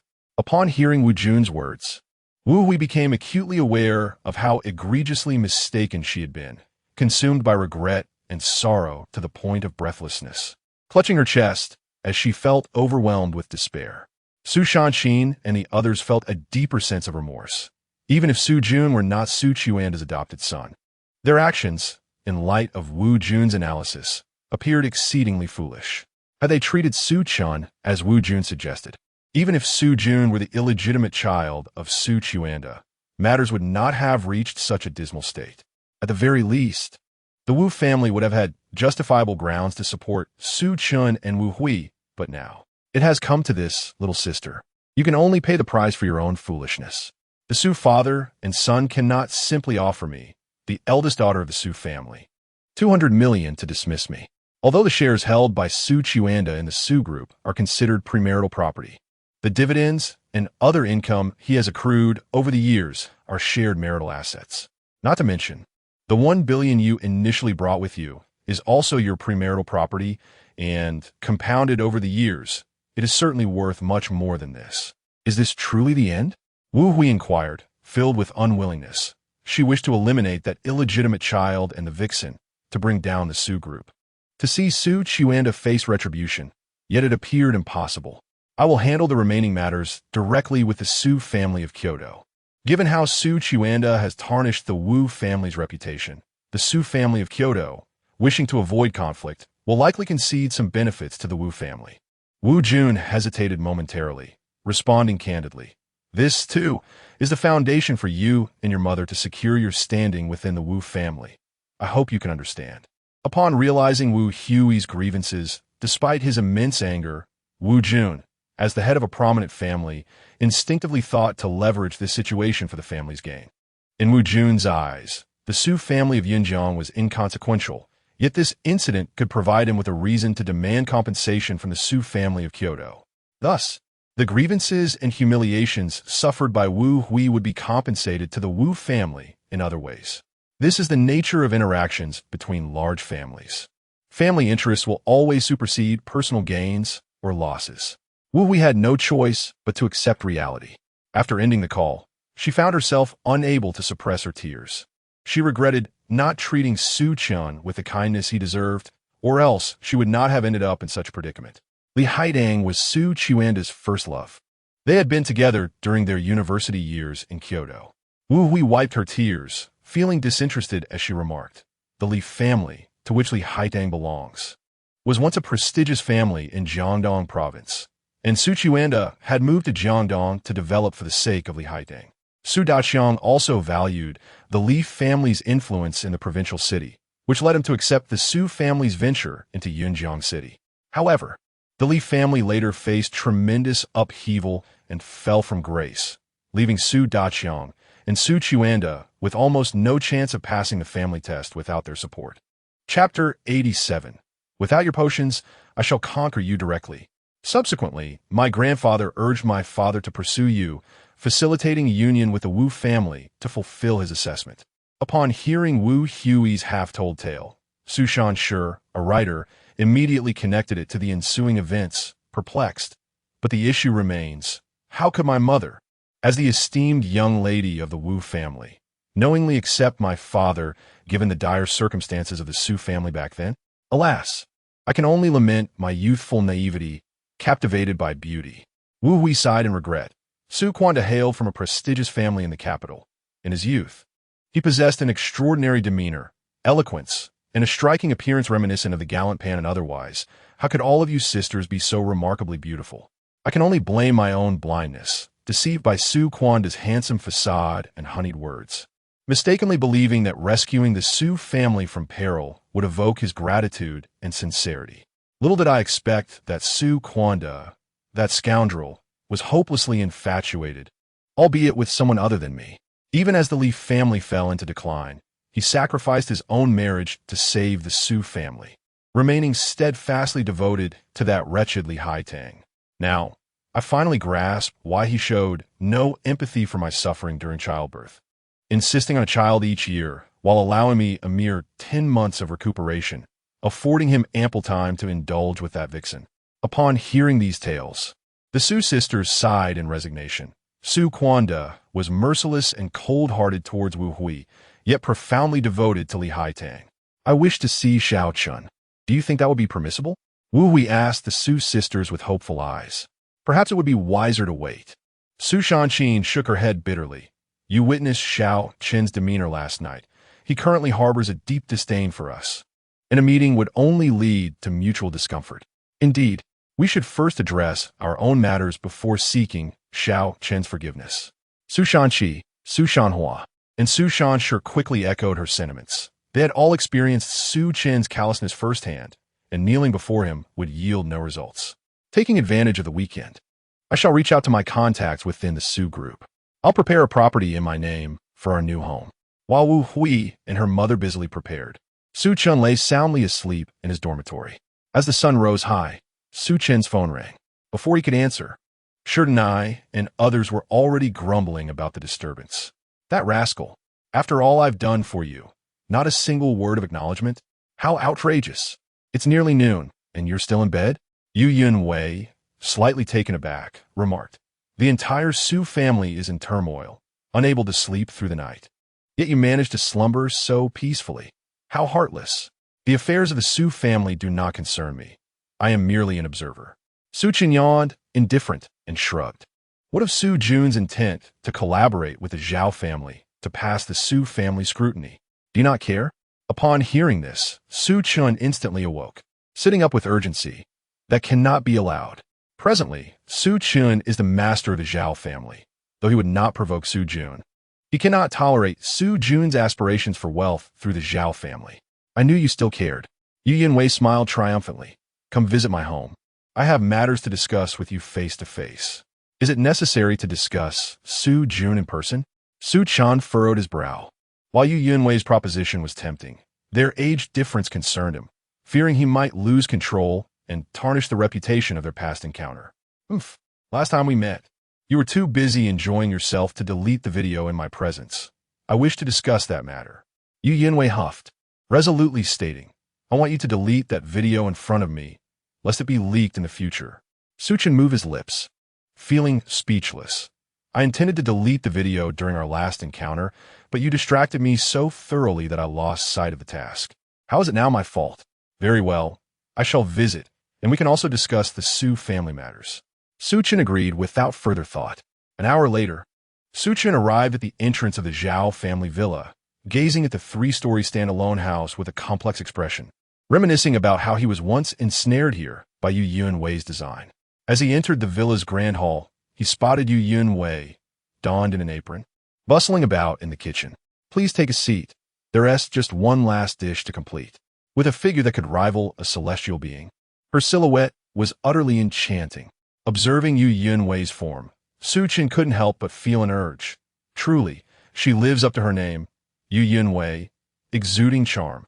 Ugh, the transaction has concluded, and all follow-up obligations are fulfilled. I must not let my thoughts wander. Moments latte. Yu Yunwei emerged from the kitchen with a pot of soup, calling out, Since you haven't eaten, come and enjoy while we chat. Thank you for your hospitality. I was indeed on the verge of starvation. Su Chen, unreserved, rose to join her at the dining table. Yu Yunwei set down the pot and removed her apron, revealing a form-fitting black, low-cut jumpsuit. This sight startled Su Chen significantly. Why are you dressed like that? Su Chen eyed Yu Yunwei's attire warily. She had worn this very outfit when she ensnared him, alluring yet tasteful, and he had been defenseless then. What, does it not look good? Yu Yunwei adjusted her hair, casting a playful glance at Su Chen. She had intentionally donned this outfit to evoke certain memories, and it seemed effective. You wouldn't be plotting against me again, would you? Su Chen scanned the surroundings cautiously, recalling how she had previously declared the home empty, only for a throng to emerge and catch him off guard. I've already been completely at your mercy. What more scheming could there be? Yu Yunwei shot him a teasing glare, jesting. You were so assertive in the car and the office. How is it that you now appear timid? Timid? A young master. Know not the meaning of such a word. Su Chen smirked, unafraid, as he took his place at the dining table, boldly declaring, I am no longer the person I once was. Should you attempt your previous tactics again, without your potions, I shall conquer you outright. Chapter 88. More ruthless than direct poisoning. Are you trying to make me completely submissive? Observing Su Chen's gritted teeth expression, Yu Yunwei's demeanor turned peculiar. A glimmer of anticipation flickering in her eyes as she teased. Young people love to boast. Yet I wonder who it was that complained of fatigue and urged me to be more active last time. Su Chen's face stiffened. While he held an absolute advantage over Su Na, confronting this fiercely alluring yet long-suffering woman before him was indeed a challenge, revealing a need to enhance his combat prowess. Cough, cough, let us eat. Su Chen awkwardly diverted the topic, clearing his throat. Do taste my culinary skills. This is the fruit of my labor from the entire morning. Yu Yunwei smiled proudly, handing him the chopsticks and graciously serving him soup. Just as Su Chen was about to dig in, he was astonished by the spread before him. Donkey meat, sheep kidneys, venison, oysters, and leeks, all potent aphrodisiacs. This was, in fact, more ruthless than direct drugging. This woman certainly did not seem benevolent. What are you staring at? Hurry up and eat. Yu Yunwei laughed charmingly. We've done what we needed to do. Are you still afraid I might harm you? Rest assured, I haven't drugged you this time. However, who consumes whom remains uncertain. With a fierce determination, Su Chen took a bite of the venison, silently vowing, if she truly harbored such intentions, he must ensure her submission. Otherwise, it would be a disservice to her earnest efforts. Come, drink the soup. Yu Yunwei nodded in satisfaction, placing a bowl of soup before Su Chen. What kind of soup is this? Su Chen inquired curiously, wrinkling his nose. Beef tendon and soft-shelled turtle soup. Do you genuinely perceive me as livestock? Su Chen's lips twitched, exasperated. But if you're willing to die, I shall not hesitate to bury you. Let us see who suffers. Upon finishing his declaration, Su Chen downed the nourishing soup without a care, indulging in the feast. I invited you over not only to replenish your strength, but also to discuss matters regarding the Su family and Su Jun. Yu Yunwei reminded as she attended to Su Chen's dining. Su Jun is currently facing the trials set by the Su family in the capital. Should he manage to expand the Su group's valuation to over 10 billion, the Yunjiang City Su family will be accepted into the capital, thus allowing the entire family to relocate there, making Su Jun a new noble in the capital. That old fox, Su Daqiang, has set his sights on the Zhao family, wishing for Su Jun to marry my daughter. Logically, the Zhao family already possesses nearly 10 billion in assets. A union with the Su family would swiftly elevate the Su group's valuation beyond 10 billion. However, I will not push my daughter into the fire. Wu Hui is a living example. The Su family remains unaware that you now hold sway over the Zhao family. You wouldn't allow Su Jun to ascend so easily, would you? Naturally, it would be remarkable if I did not seek trouble with Su Jun. He could forget about passing the test using the Zhao family under my control. Su Chen stated firmly, his mouth full. Then how should the Zhao family interact with the Su family moving forward? I require your guidance. Or should the Zhao family intervene to prevent Su Jun from passing the assessment? Yu Yunwei narrowed her eyes, regarding Su Chen uncertainly. The Zhao and Su families have historically been close. Although the intimacy has waned over time, there remains considerable business interaction. Halting all cooperative projects with the Su family could indeed cause them distress, Yu Yunwei added, feeling a tinge of embarrassment. After all, the previous incident where I trapped you led to the Zhao family gaining significant compensatory business partnerships from the Su family. Then there is no need to cease cooperation with the Su family, Su Chen replied without hesitation. It would be foolish not to profit. Since the Zhao family stands to gain, there is no reason to let my personal grievances affect our interests. Are you certain? Yu Yunwei looked at Su Chen in surprise. Do you not wish for Su Jun to face difficulties? Too trivial. You underestimate my vision, you. Su Chen continued to eat, not lifting his gaze. Since you are willing to lead the Zhao family in submission to me, I cannot allow personal vendettas to compromise the Zhao family's prosperity. Although I despise Su Jun and wish for his misfortune, I would never sacrifice the Zhao family for my vendetta against him. Unless one day I can secure greater benefits for the Zhao family than cooperating with the Su family, I will not force the Zhao family to sever ties. Please refrain from calling me you. Simply refer to me as Xiao Wei. Yu Yunwei gazed at Su Chen with warmth, surprised to discover that this young man possessed a sense of responsibility. Isn't it inappropriate for me to address you that way? Su Chen looked at Yu Yunwei, who was of an elder status. What, do you find me old? Yu Yunwei playfully shot a glance at Su Chen. After all, you have done such things with me. Do you still regard me as an elder? No. Xiao Wei remains charming and youthful, looking even younger than I. Su Chen generously praised while altering his form of address. By the way, is it difficult for Su Jun to manage the Su group's valuation to exceed 10 billion? Indeed, given the current economic state of Yunjiang City, the market has passed its lucrative phase and has entered saturation. It is exceedingly difficult for the Su group to achieve such a valuation solely through its own efforts, Yu Yunwei explained earnestly. However, through collaboration, it is still possible, which is why Su Daqiang has his sights set on the Zhao family. At present, aside from the Zhao family, the Huang and Wang families, along with Tianyun Group, could assist Su Jun in accomplishing his task. Zhao, Huang, and Wang are the three premier families firmly established in Yunjiang City, while Tianyun Group has emerged as a formidable player in recent years. I am uncertain of Tianyun Group's specific capabilities, yet its rapid rise amidst the long-standing three families is a testament to its formidable strength. Chapter 89. Internship at Tianyun Group. It is precisely due to the formidable rise of Tianyun Group that my family, the Zhao family, finds itself precariously teetering on the brink of losing its status as a first-tier family. Upon mentioning Tianyun Group, Yu Yunwei sighed with a hint of melancholy. If Su Jun could indeed facilitate a partnership between Su Corporation and Tianyun Group, it would effortlessly elevate Su Corporation into the realm of a $100 billion enterprise. Tianyun Group. Su Chen furrowed his brow slightly. He had previously heard this name from senior sister Xiaoya, and at that time, Su Shanqin had expressed considerable trepidation regarding Tianyun Group. Now, with Yu Yunwei echoing similar sentiments. It was evident that Tianyun Group was indeed a formidable entity.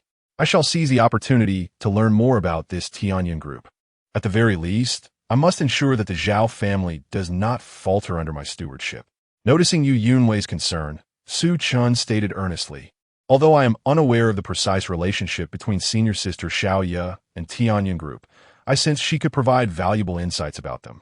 You may possess formidable medical skills, but you remain far from establishing contact with Tianyun Group." Yu Yunwei chuckled at Su Chen's words. Tianyun Group is a mysterious entity that even the prominent families dare not provoke. You should focus on how to prevent Su Jun from troubling you instead. I find no amusement in that. As long as Su Jun does not provoke me, I have no desire to engage with him. Su Chen shrugged dismissively, expressing indifference. I have severed ties with the Su family, and I no longer wish to entangle myself with anyone or anything associated with them. Quite right. Given that Su Jun's benefactor, Su Daqiang, is a member of the prestigious Su family in the capital, it would be wiser to lead a peaceful life. Seeing that Su Chen had nearly finished his meal, Yu Yunwei playfully stroked his thigh and coyly inquired, "How do you find my culinary skills?" "Quite satisfactory. Though I feel a bit overheated." Su Chen tugged his collar, feeling overwhelmed after consuming such rich nourishment compounded by Yu Yunwei's flirtations. "Are you now ready to be obedient?" Yu Yunwei leaned closer, whispering seductively into Su Chen's ear. As Su Chen turned his head, he was met with the alluring curves of Yu Yunwei's bosom, and unable to contain himself, he sprang up, lifting her effortlessly. "Where's the bedroom? I must have you tonight." Guided by Yu Yunwei, Su Chen rushed into the bedroom, and then time fast-forwarded to the following day. The next morning, it was uncertain whether Yu Yunwei had submitted to him, but Su Chen certainly had. He now fully appreciated the adage that only the overworked ox tires the field. A profound truth indeed. "Director Ma, are you sure about this?" Su Chen inquired with confusion as he gazed at several internship invitation letters. "Why are these companies inviting me to intern? I was planning to adhere to the school's arrangements. When enterprises extend invitations, you ought to abandon thoughts of following the school's directives. The school prefers students to intern at external companies." Ma Jun observed Su Chen with a complex expression. "These firms are beyond the school's reproach, leaving you to choose your own path. If you manage to secure a position there, you will bring glory to the school, as many fresh graduates would give anything to join these companies." Su Corporation. Su Chen regarded one of the invitations with disdain, tearing it apart with a scoff. "This must be Su Shanqin's decision. She previously stated that she would arrange a position for me at Su Corporation post-graduation, but I have no interest." "Why did you tear it?" Ma Jun exclaimed, pained. "Su Corporation boasts assets in the billions and ranks among the top 10 companies in Yunjiang City. If I could work there, I would resign from my position at the school immediately." "Are you not considering it seriously?" "There is nothing to contemplate." Su Chen grimaced in distaste. He had no desire to engage with anything related to the Su family. "Zhao Corporation?" "Absolutely not." Picking up the invitation from Zhao Corporation, Su Chen's expression turned fearful, shredding it further and inwardly apprehensive. "Yu Yunwei's appetite is insatiable. If I joined Zhao Corporation, she would undoubtedly inundate me with her rich dishes, and I would be completely drained. You must not tear up the invitations from Central Hospital or Tianyun Group." Ma Jun quickly snatched the remaining 2 invitations, suggesting, "I believe Central Hospital is a good choice. As a medical student, interning there would allow you to acquire clinical knowledge and adapt to the hospital environment. I have decided to intern at Tianyun Group." Before Ma Jun could finish his thought, Su Chen declared his choice. As an honorary physician at Central Hospital, he was only called upon for complex cases. If he interned there, he would become a free laborer for the hospital, which was far from ideal. Su Chen was genuinely intrigued by Tianyun Group. Although he was unsure why they had invited him, he saw this as a perfect opportunity to learn more. Moreover, senior sister Xiaoye likely had connections to Tianyun Group, and it was entirely possible that her influence had led to this invitation. Thus he felt compelled to honor her goodwill. "Since you have made your decision, I will proceed with the school registration." Ma Jun regarded Su Chen with a few scrutinizing glances before taking a seat at the computer, explaining, "From today onwards, you are an intern at Tianyun Group. This semester, apart from mandatory final examinations, the rest of your time can be devoted to the internship. The school will also maintain contact with Tianyun Group to ensure your attendance. While Su Chen was lost in slumber at school, fierce confrontations were unfolding within the Su family. Wu Hui, accompanied by a legal team dispatched by the Wu family, drafted a detailed divorce agreement with Su Chuanda at the Civil Affairs Bureau. In addition to a sum of 2 billion, Wu Hui secured several properties and shops. Eager to expedite the divorce and wary of the Wu family's legal team, Su Chuanda had no objections to Wu Hui's demands and readily signed the agreement. Subsequently, Wu Hui and Su Chuanda obtained their divorce certificate, officially ending their marriage. Logically, this confrontation favored Wu Hui, yet unexpectedly, as she exited the Civil Affairs Bureau, she witnessed Su Chuanda, divorce certificate in hand, rushing to the marriage registration office with his mistress. Overwhelmed with grief and indignation at her husband's eagerness to remarry immediately after their split, Wu Hui fainted on the spot. Chapter 90. Various disastrous defeats. Su Shanxin's despair before Wu Hui could recover from her sorrow. Su Shanxin stumbled into the private room, utterly distraught, collapsing onto the sofa and weeping uncontrollably. "Boss, what has happened to you?" Seeing her daughter in such a state, Wu Hui, forgetting her own grief, rushed to Su Shanxin's side, wiping her tears and expressing her concern. Su Shanhua and Su Shangxi were equally alarmed. As the eldest daughter of the Su family, Su Shanxin had always been their image of strength and composure, and witnessing her breakdown was a first. "Wu, I have lost," utterly defeated. Su Shanxin buried her face in the sofa, sobbing while pounding the cushions with her fists. "That old fool Su Daqiang has paved the way for Su Jun long ago. I'm simply no match for them. What on earth has transpired?" Wu Yi, filled with concern, approached Su Shanxin, helping her sit up, only to discover 2 bright red handprints on her face. "Eldest sister, who struck you?" The sight filled Su Shanhua with indignation. "I am fine." Su Shanxin, lost and disheveled, leaned against the sofa, her eyes vacant as she murmured, "I took over the Su group at 18, toiling for nearly a decade. I not only nurtured a loyal team, but also garnered the support and recognition of the majority of the company's veterans. Not even Su Jun, nor our father, could seize the Su group from me. But, Wu, do not rush, take your time." Wu Hui, while handing Su Shanxin a tissue, embraced her tenderly to provide comfort. "Today, Su Jun was to take over the Su group. I planned to embarrass him during the meeting and expel him from the company." Su Shanxin recounted through her tears, "With my influence in the company, I should have easily crushed any opposition. Su Jun was no match for me." However, midway through the meeting, Su Daqiang appeared unexpectedly as a representative of the Kyoto Su family. The Kyoto Su family already holds 51% of the Su group's shares, granting them absolute decision-making power. Yet, I was unwilling to yield. I thought to leverage my power to negotiate with Su Daqiang by threatening to leave my loyal staff out of the company. But those whom I had painstakingly promoted, and the veterans who had promised me their support, all turned against me at the last moment. Except for a few diehards who remained loyal, everyone else sided with Su Jun to take over the Su group. In the end, I, along with my supporters, was expelled from the company. Wu, Su Jun struck me twice in public and declared that I would find it impossible to survive in the entire Yunjiang city. That beast Su Jun dared to lay a hand on my eldest sister. I shall kill him. Upon learning that Su Jun had harmed Su Shanxin, Su Shanhua's face flushed with rage, shocked that the previously obedient Su Jun could commit such an act. "This is the little brother you have always cherished. He is merely a wolf in sheep's clothing," Su Shangxi lamented bitterly. "No matter how we may have wronged Xiao Chun, he has never harmed us. That is the difference. I was wrong. I apologize. I too am at fault. Had I not been blinded by affection, treating Su Jun as my own son, you and even our father would not have spoiled him so. Indeed, it is all your fault. What mother would treat her long-lost son so harshly while favoring an adopted child?" Su Shanxin suddenly pushed Wu Hui away, agitated. "If Xiao Chan were still in the Su family, he would never treat me, his biological sister, this way. I have dedicated 10 years to the Su group, and now, because of that illegitimate child Su Jun, I have lost everything." Wu Hui was left speechless by Su Shanxin's accusations. "Eldest sister, blaming mother does not seem fair." Su Shanhua whispered nervously, though she too believed Wu Hui was primarily to blame. Su Shangxi remained silent. It was precisely because Wu Hui, as a biological mother, treated Xiao Chen that way that the Su sisters, who had not shared a growing experience with him, looked down upon him even more. Blaming mother is indeed unfair. For I too have sinned. I deserve this retribution. Su Shangxin forced a bitter smile and suddenly dashed toward the window.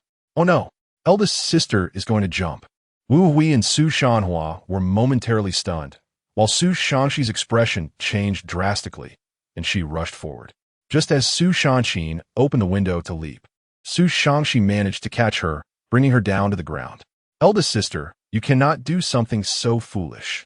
Wu Hui and Su Shanhua cried out, rushing to restrain Su Shangxin. No one anticipated that the once strongest and most composed Su Shangxin would reach the point of contemplating suicide. Having devoted her all to the Su group, losing everything to Su Jun, coupled with her already fragile health, had shattered her will to live. Eldest sister, how can you think this way? Though we may be, we still have properties, stores, and enough money. We will not be destitute.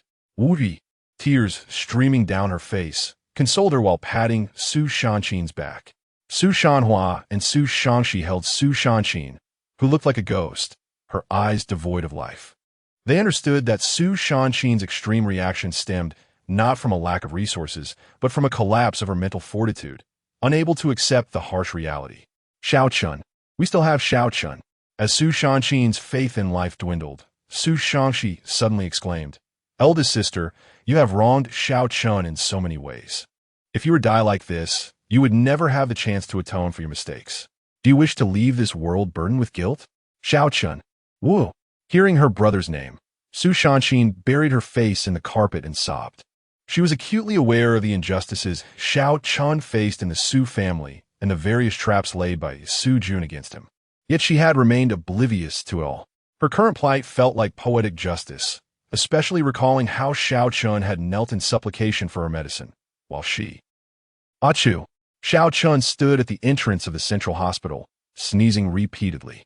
Who on earth is thinking of me? He muttered, wiping his nose, annoyed. Promise me, we will be together, share a kiss. Just then, Xiao Chen heard a wave of excited shouts ahead, as if someone was professing their love. Chapter 91. I am your mother's man. After sleeping until the afternoon, Su Chen woke up and called Su Na to join him for a meal. Su Na had been assigned to intern at the first affiliated hospital of Medical University, and she had initially hoped to intern alongside Su Chen. However, upon learning that Su Chen had gone to Tianyun Group, she felt utterly disheartened. The differing internship locations implied that their time together would be significantly reduced compared to attending classes together at school, which saddened Su Na greatly. Fortunately, Su Chen reassured her that he would make an effort to meet her on weekends whenever possible, which somewhat lifted her spirits.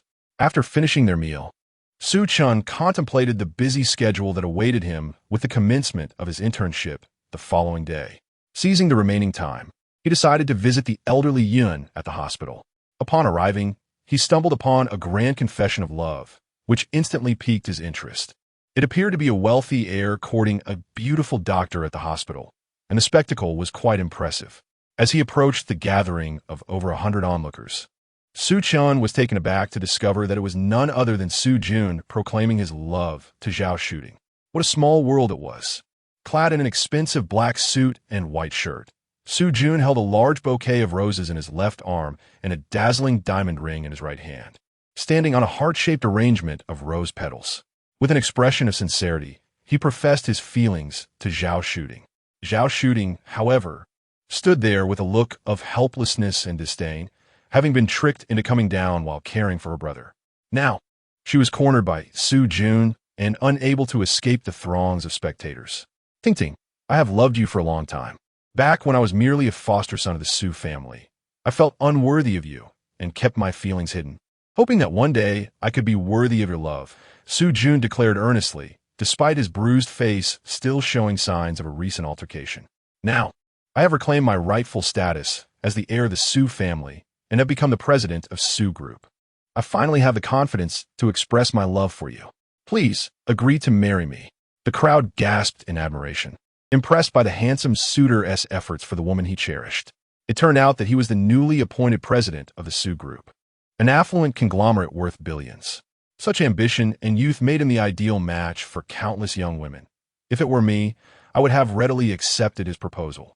As Su Jun's declaration echoed, the unsuspecting onlookers cheered him on. He cast a satisfied glance at several enthusiastic supporters in the crowd, all of whom he had strategically placed there. After ousting Su Chen from the Su group, Su Jun had promptly devised a plan to pursue Zhao Shooting. Securing Zhao Shooting would forge an alliance between the Su and Zhao families, providing him with a shortcut to validate himself in the eyes of the Kyoto Su family. Furthermore, Zhao Shooting's ethereal beauty made her a coveted prize in Cloud River City, and Su Jun was determined to win her heart, seeking both wealth and love. Su Yun, you ought to abandon this foolish pursuit. I will never accept you, Zhao Shooting firmly stated, her expression betraying her disdain for Su Jun's character. Setting aside his dubious morals, the chaotic internal affairs of the Su family made it impossible for her to consider marrying into that family.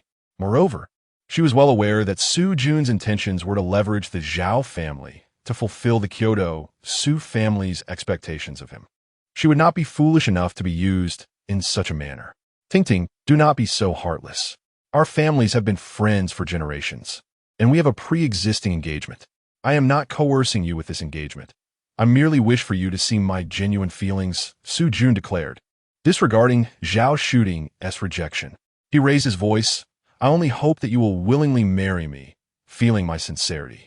I understand this may be overwhelming for you right now, but I am willing to wait for you for eternity. You shameless man. We have no engagement, Zhao Shooting retorted, both furious and disgusted. Su Jun's public declaration was a blatant attempt to mislead the crowd, creating a moral bind that was utterly unfair. The surrounding crowd, misled by Su Jun's words, began to murmur in approval. They must have been engaged for a long time. They truly make a perfect couple. This engagement must be the reason why Su Jun is so devoted in his pursuit of Zhao Shooting. He genuinely cares for her feelings, others chimed in. Zhao Shooting, feeling the need to clarify, interjected, you must not misunderstand. I have never been engaged to him. The Zhao and Su families had a prior engagement, but it has long been annulled. Just then, she noticed Su Chen standing among the spectators, and an idea struck her. You needn't waste your efforts. I already have a boyfriend, she declared, swatting away the roses Su Jun had presented her and briskly walking towards Su Chen. I was unaware that you had a boyfriend. You cannot deceive me, Su Jun insisted, trailing closely behind Zhao Shooting. Even if you have a boyfriend, I will not give up. I will marry no one but you. As Zhao Shooting approached, Su Chen felt an ominous premonition wash over him. Instinctively, he stepped back, trying to hide behind the crowd, but to no avail. Darling, why have you arrived so late? Zhao Shooting exclaimed, pushing past the person blocking Su Chen and wrapping her arms around his. She playfully complained. Look at how your brother has publicly confessed his feelings to me. It's utterly outrageous. The crowd gasped in shock. Realizing the gravity of the situation, Su Jun's younger brother was pursuing his brother's wife. Su Jun halted, his expression darkening as he silently cursed. Why must I encounter this bastard Su Chen everywhere I go? What are you doing, Miss Zhao? Su Chen mani dagrimis mai. Attempting to pry Zhao Shooting's arms from around him, but her grip was too tight, trapping his arm firmly. Feeling helpless, Su Chen lamented internally. Having merely come to observe the spectacle, he never anticipated being dragged into it. His thoughts spiraled in panic. This is a disaster. I am your mother's man, and now you're declaring me your boyfriend? This is all a complete mess. Why are you such a coward? Is there really a need to fear Su Jun? Zhao Shooting retorted, clinging tightly to Su Chen's arm. I was always your fiancé, and now that someone is pursuing me, you, my fiancé, should stand up for me instead of cowering. Chapter 92, Accusation. The return of the scandalous encounter, my dear aunt. Our engagement has long been nullified. We are no longer connected, Zhao Shooting declared. In response, Su Chen, exasperated, reminded her, silently pondering. This girl must be blind to call me a coward. If I were truly a coward, how could I have ever slept with your mother? Consider it a plea. If you assist me in driving away that insufferable Su Jun, I shall reward you handsomely. Sensing Su Chen's genuine apprehension towards Su Jun, Zhao Shooting whispered reassuringly in his ear, rest assured, with me by your side. Su Jun will not dare to harm you. You need not fear him. What a tragic situation. Unable to pry Zhao Shooting's hand away, Su Chen sighed in resignation. However, reflecting on his current role as Zhao Shooting's small stepfather, he realized he could not simply turn a blind eye. Indeed, I am indeed Tingting's boyfriend. Su Chen ceased his struggles, attempting to free himself while casting a glance at Su Jun. Little June, you are fully aware of our prior engagement, yet you still brazenly pursue my sister-in-law. Is this not excessive? I advise you to mind your own business. Su Jun's expression darkened as he glared at Su Chen. Gritting his teeth, you have been expelled from the Su family, and I am now the heir. Do you believe I lack the means to make your life a living hell while you remain helpless? Did everyone hear that? He openly declared I was cast out by the Su family, confirming my status as his brother. Ignoring Su Jun's threats, Su Chen turned to the crowd, indignantly exclaiming, I could never comprehend why he was so intent on driving me from the Su family. Yet now, the truth reveals itself. He has long coveted my fiancée, wishing to claim my sister-in-law for himself.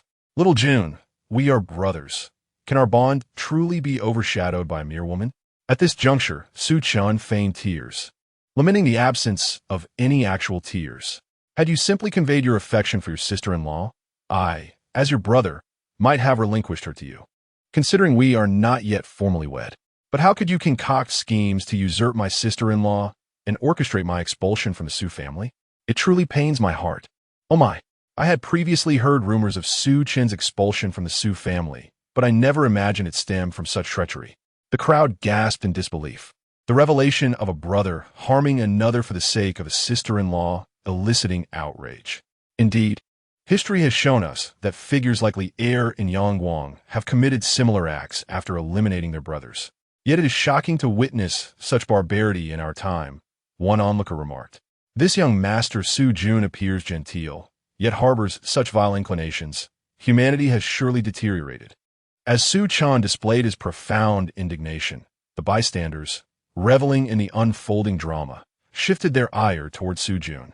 It is evident that this Su Chen is no virtuous soul either, they murmured, observing Su Chen's public accusations against Su Jun. Zhao Shooting secretly scorned him, yet clung to his arm, still hoping he would rid her of Su Jun. This is not the truth. Do not listen to his fabrications. Seeing the crowd swayed by Su Chen's words, Su Jun swiftly interjected. He was expelled from the Su family due to his immoral conduct. I assure you, my actions have been above reproach. Su Jun, cease your deceit. Zhao Shooting interjected, her voice filled with righteous anger. At this juncture, I cannot concern myself with appearances. I must expose your vile nature. What do you intend to do? Both Su Chen and Su Jun asked in unison, a sense of foreboding washing over them. Everything Su Chen has stated is true, Zhao Shooting declared, her teeth clenched. Before our engagement was dissolved, Su Jun harassed me openly and covertly.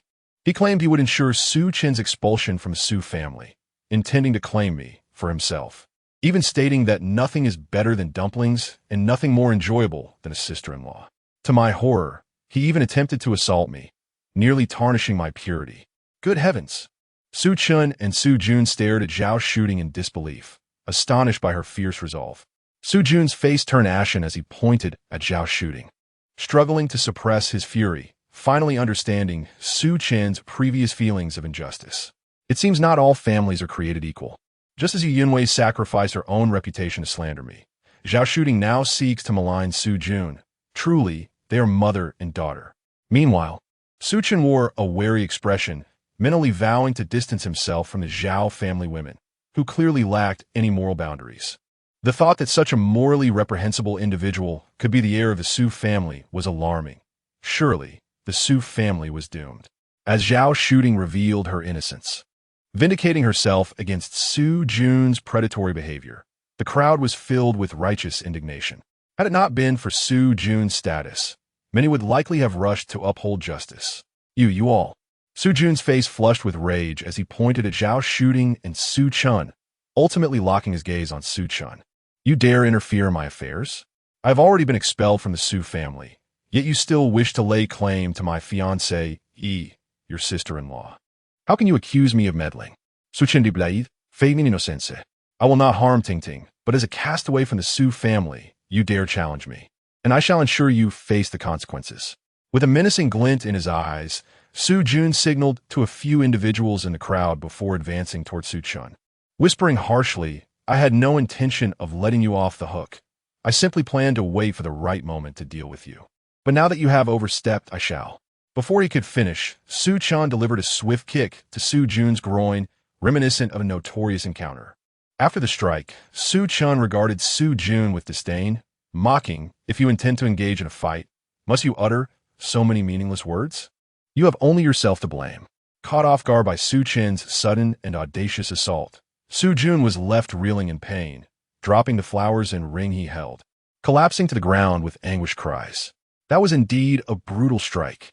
Zhao Shooting gazed in shock at Su Chen. Her initial intent to confront Su Jun thwarted as Su Chen had already bested Su Jun. She felt a tightening in her own core, a reaction to the intensity of the moment. "Su Chen, I shall kill you." Su Jun, gritting his teeth, seethed with rage. "Everyone, join me and eliminate this scoundrel." With Su Jun's command, the three young men who had been the most vocal in the crowd surged forward, loyal followers of Su Jun. As the most agile and aggressive among them threw a punch toward Su Chen, he unhesitatingly pushed Zhao Shooting in front of him, exclaiming, "She is the esteemed daughter of the Zhao family. Should you harm her, your fate is sealed." Chapter 93. What does it feel like to beat one's mother? Another anger-induced fit. Do not harm Zhao Shooting. Upon witnessing Su Chen use Zhao Shooting as a human shield, Su Jun hastily shouted a warning. If Zhao Shooting were to be injured, the Zhao family would undoubtedly seek retribution.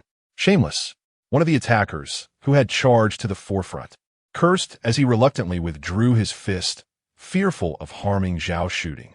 Consequently, "Damn you."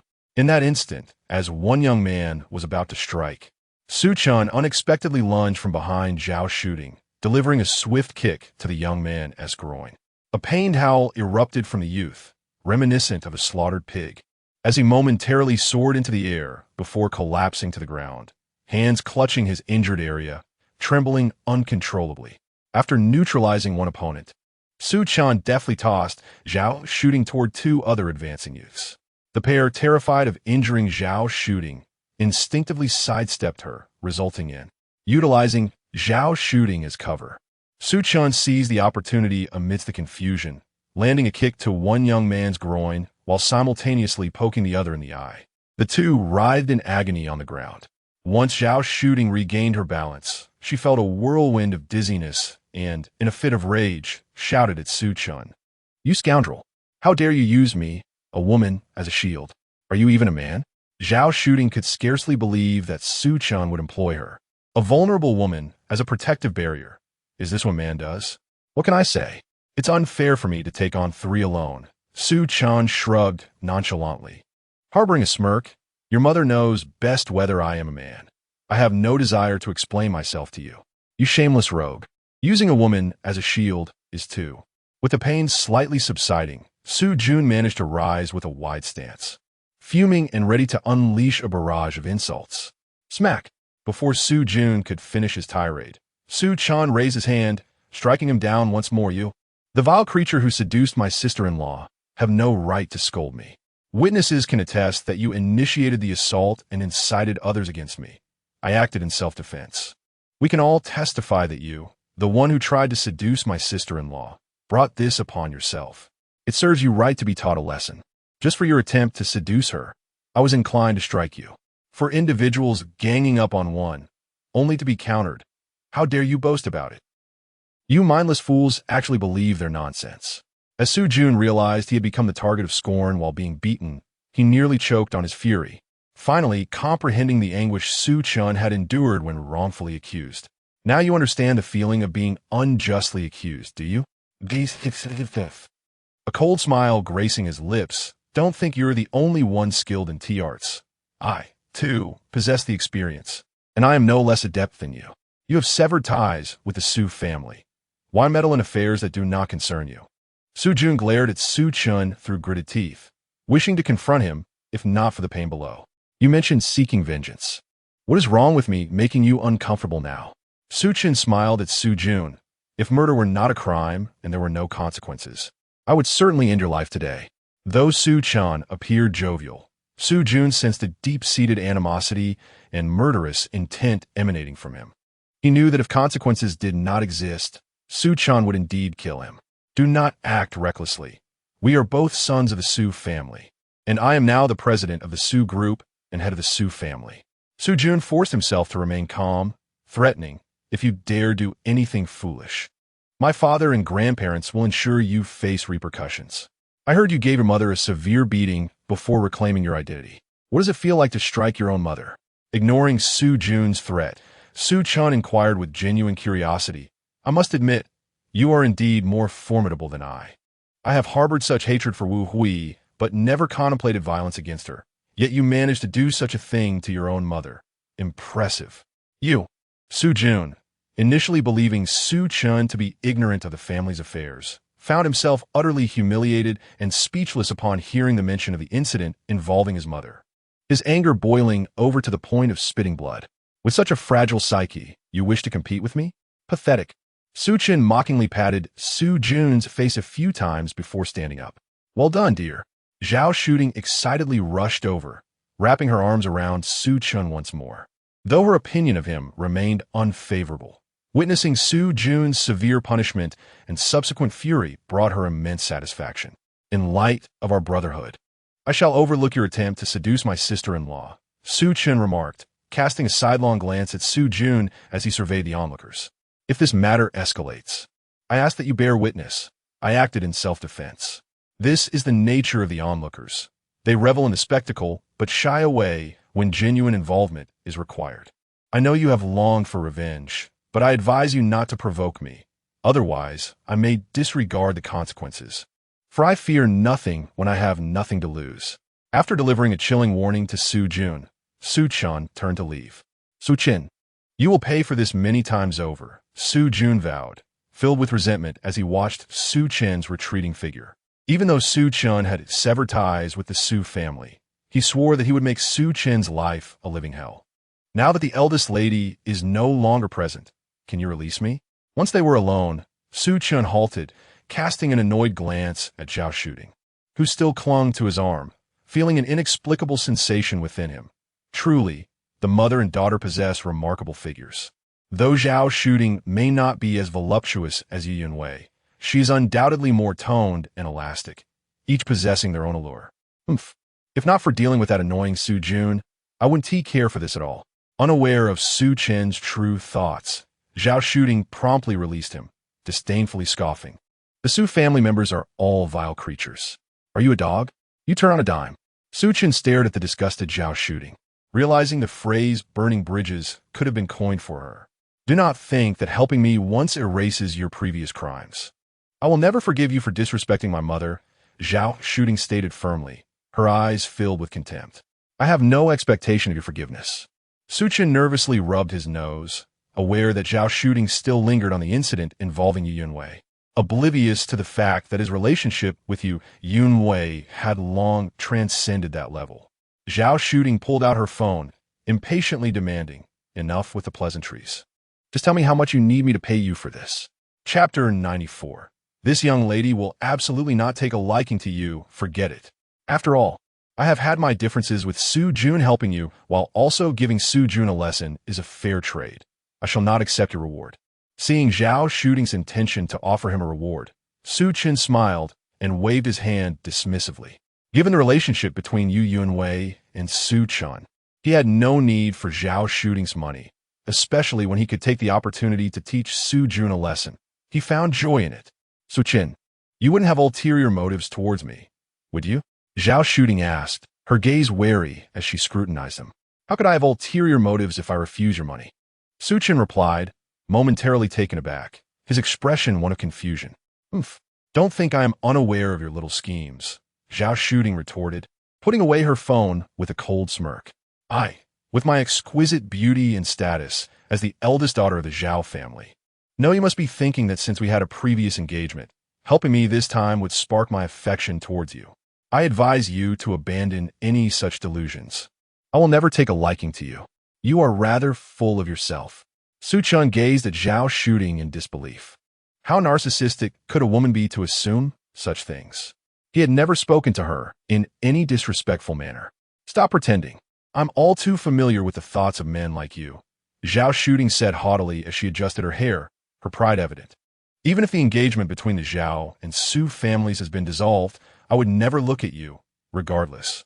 This is a favor without a fee. Don't say I didn't offer you any reward. Farewell. With that, Zhao Shooting turned on her heel, her figure swaying gracefully as she walked away, ignoring Su Chen entirely. What did I say that led her to misunderstand? How could she think I had feelings for her? Su Chen stared blankly at Zhao Shooting's slender silhouette, acknowledging that her allure did indeed afford her the confidence to be so proud. Yet, he had always regarded her as the daughter of his stepfather and harbored no such thoughts about her. In the VIP ward, the spirited and rosy-cheeked old Master Yun leaned against the hospital bed, his expression grave as he examined the envelope in his hand. Grandfather, I have already agreed to marry Su Chen. Why do you insist on having him join Tianyan Group? Xiaoya complained as she entered with a basin of washed fruit from the bathroom. I have no idea what he could possibly do at the company. Your company already has a medical department. With Su Chen's medical skills, he should be able to contribute significantly. You must try to accept him. Otherwise, will I ever hold my grandchild? I only agreed to marry Su Chen. I never said anything about having children. Xiaoya looked earnestly at old Master Yin. I have no intention of having children in my lifetime. But you promised me you would be a qualified wife. Fulfilling your husband's needs and bearing children are obligations of a wife, old Master Yin asserted firmly. If you and Su Chen do have children, then no matter what happens in the future, there will be someone to carry on the family line. I would rather he seek companionship elsewhere if he has needs. He can have children with other women. Old Master Yin sighed. Honestly, I do not know what potential or future Su Chen possesses. My elder brother was too hasty in his letter, leaving many things unclear, yet I trust he would not misjudge a person, even if it means going against his wishes. I will make sure you and Su Chen end up together. Are you implying that my marriage to Su Chen is your wish rather than my granduncle's? Xiaoya looked at old Master Yin in surprise. What? Is your granduncle's opinion more important to you than mine? Old Master Yin pouted in displeasure. It is indeed my personal wish for you to marry Su Chen. Otherwise, your granduncle would never have known of your existence to arrange a marriage for you. I simply want you to be with Su Chen. If you wish to leave me in peace, then go ahead and divorce him. In my heart, my grandfather is the most important. I have never opposed marrying Su Chen. Seeing old Master Yin sulking like a child, Xiaoya felt a mix of amusement and frustration. That's more like it. Your grandfather would never harm you. Old Master Yin nodded in satisfaction, his gaze softening as he looked at Xiaoya. However, Su Chen's potential needs further development. He must possess the ability to protect himself before his identity is revealed. Do not worry. I will safeguard him, Xiaoya said, smiling as she peeled fruit for old Master Yin. Regardless, he is my nominal husband, and I, as his wife, will ensure he remains unharmed. Moreover, Su Chen has saved grandfather's life. I would hold no grievances in supporting him for a lifetime. Things are not as simple as you think. Old Master Yin squinted slightly, shaking his head. If Su Chen's identity as that of an heir were to be exposed, the dangers and challenges he would face would far exceed what you could bear. What is so complicated? Just then, Su Chen entered, carrying a basket of fruit, cheerfully greeting them. You are here, Xiaoya said, remaining in her seat, continuing to peel fruit while smiling and nodding at Su Chen as a form of greeting. Yes, I came to see grandfather. You're welcome. Coincidentally, our pharmaceutical research department is short-staffed, and since you are proficient in medicine, I recommended you to the higher-ups. Then I am doubly grateful for your recommendation, senior sister. Su Chen set down the fruit basket and sat beside Xiaoya. From tomorrow onward, we will see each other frequently. By the way, what exactly does senior sister do at Tianyan Group? Xiaoya hesitated for a moment. You will naturally know what I do once you join the company. This is dreadful. Observing the interaction between Su Chen and Xiaoya, which felt anything but marital, old Master Yin felt a wave of frustration. However, for the sake of his granddaughter's future security, he had to ensure they remained together. Su Chen, how have you found the historical texts I asked Xiaoya to send you? Unable to endure the awkward banter between Su Chen and Xiaoya any longer, old Master Yin had to change the subject. I have only read a little. There is still a long way to go. Su Chen's expression stiffened as he looked at old Master Yun with a hint of grievance. Why must my grandfather have me study history when I am studying medicine? Chapter 95. The Remarkable Fitness Fist. Su Shanqi's humiliation drawing from history as a guide to contemporary matters. Elder Yun earnestly explained to Su Chen, only by thoroughly studying history can one discern the profound essence of contemporary society, thereby broadening one's perspective and adeptly addressing pertinent issues.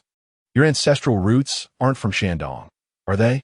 Chuckled Xiaoya, unable to suppress her laughter as she teased, Grandpa. Su Chen thinks you're preparing him for the civil service exams. Su Chen nodded, indeed harboring such a thought. After all, why would an ordinary citizen need to comprehend or tackle societal issues? You will eventually grasp my good intentions, Elder Yun replied, without directly addressing the matter. Instead, he retrieved a notebook from beneath his pillow and handed it to Su Chen. Remarkable Fitness Fist. Upon receiving the notebook and glancing at the bold characters on the first page, Su Chen questioned, "Is this a martial arts manual? You've read too many martial arts novels. This is merely a set of exercises for strengthening the body, not a martial arts manual," Elder Yun retorted, rolling his eyes. "This was given to you for practice by my elder brother, the one who saved your life." "Grandpa, you must be joking." Su Chen traced a finger over the still wet ink on the illustrations. "This ink is barely dry, clearly a recent creation of yours. How could it possibly be connected to that immortal? Moreover, this notebook is too large to fit into that envelope. Besides, I observe that this technique lacks any combat power, far inferior to my own self-taught, highly practical, unrestricted combat skills. Just practice it without all this chatter. When I am discharged, I will assess your progress. If you dare to slack off, I shall make you meet my elder brother." Elder Yun's face flushed with embarrassment as he angrily shouted. His fitness routine indeed a recent accomplishment. "Fine, I'll practice. You don't need to be angry." Su Chen hastily tucked away the manual, trying to placate the elder while placing his hand on his pulse to check his health. "How's Grandpa's health?" Xiaoya promptly put down what she was holding, looking at Su Chen with concern. "That's good." Upon hearing that Elder Yun was no longer in critical condition, Xiaoya sighed in relief and resumed peeling fruit in silence. In the ensuing time, Su Chen began to endure Elder Yun's rigorous intellectual examination on historical studies, feeling utterly overwhelmed. In the Human Resources Office of the Administrative Building at Central Hospital, a corpulent middle-aged man with a broad face, thick lips, and glasses lounged on a sofa with his legs crossed, smiling at the beautiful female doctor standing before him. This doctor was none other than Su Shanqi, who had returned to work today. "Director Liu, what does this mean?" Su Shanqi glared at the personnel director in indignation. "I merely took a vacation and did not abandon my post without reason. Why have you terminated my employment?" "Dr. Su, do you truly believe I dismissed you due to absenteeism?" Lu Haiyang smirked. "You were once a member of the Su family, and I dared not entertain any improper thoughts. However, now that you have been disowned, I must cultivate you as a long-term plaything. Then why did you terminate my employment?" Su Shanqi pressed on, her brows furrowed. "You should know better than I why you, at the tender age of 26, hold the position of attending physician at Central Hospital," Lu Haiyang sneered. "Most attending physicians here are over 30. You've only been working for 3 years. What's your justification?" "My justification lies in my exceptional professional competence and solid medical knowledge." "Naive," Lu Haiyang scoffed, dismissing her with a wave. "In the medical field, experience outweighs education. Even those with doctoral degrees must toil at the grassroots level for a year or two before becoming independent practitioners. Yet here you are, an undergraduate who hasn't even pursued graduate studies, advancing so rapidly solely due to the Su family's connections. You." Su Shanqi's expression stiffened. She had never considered this before, always believing her success stemmed from her outstanding abilities. "You needn't deny it," Lu Haiyang interrupted, his tone assured. "I was the one who facilitated the connections for the Su family on your behalf. If not for their influence, I, as the personnel director, would never have allowed you into Central Hospital. Even now, I could easily expose your true nature and have you ousted, as the strict requirement for attending physicians here is a master's degree, which you do not possess. Impossible, even if the Su family aided my rise. My work and professional abilities have long been recognized by the hospital." Su Shanqi's face darkened as she glared at Lu Haiyang.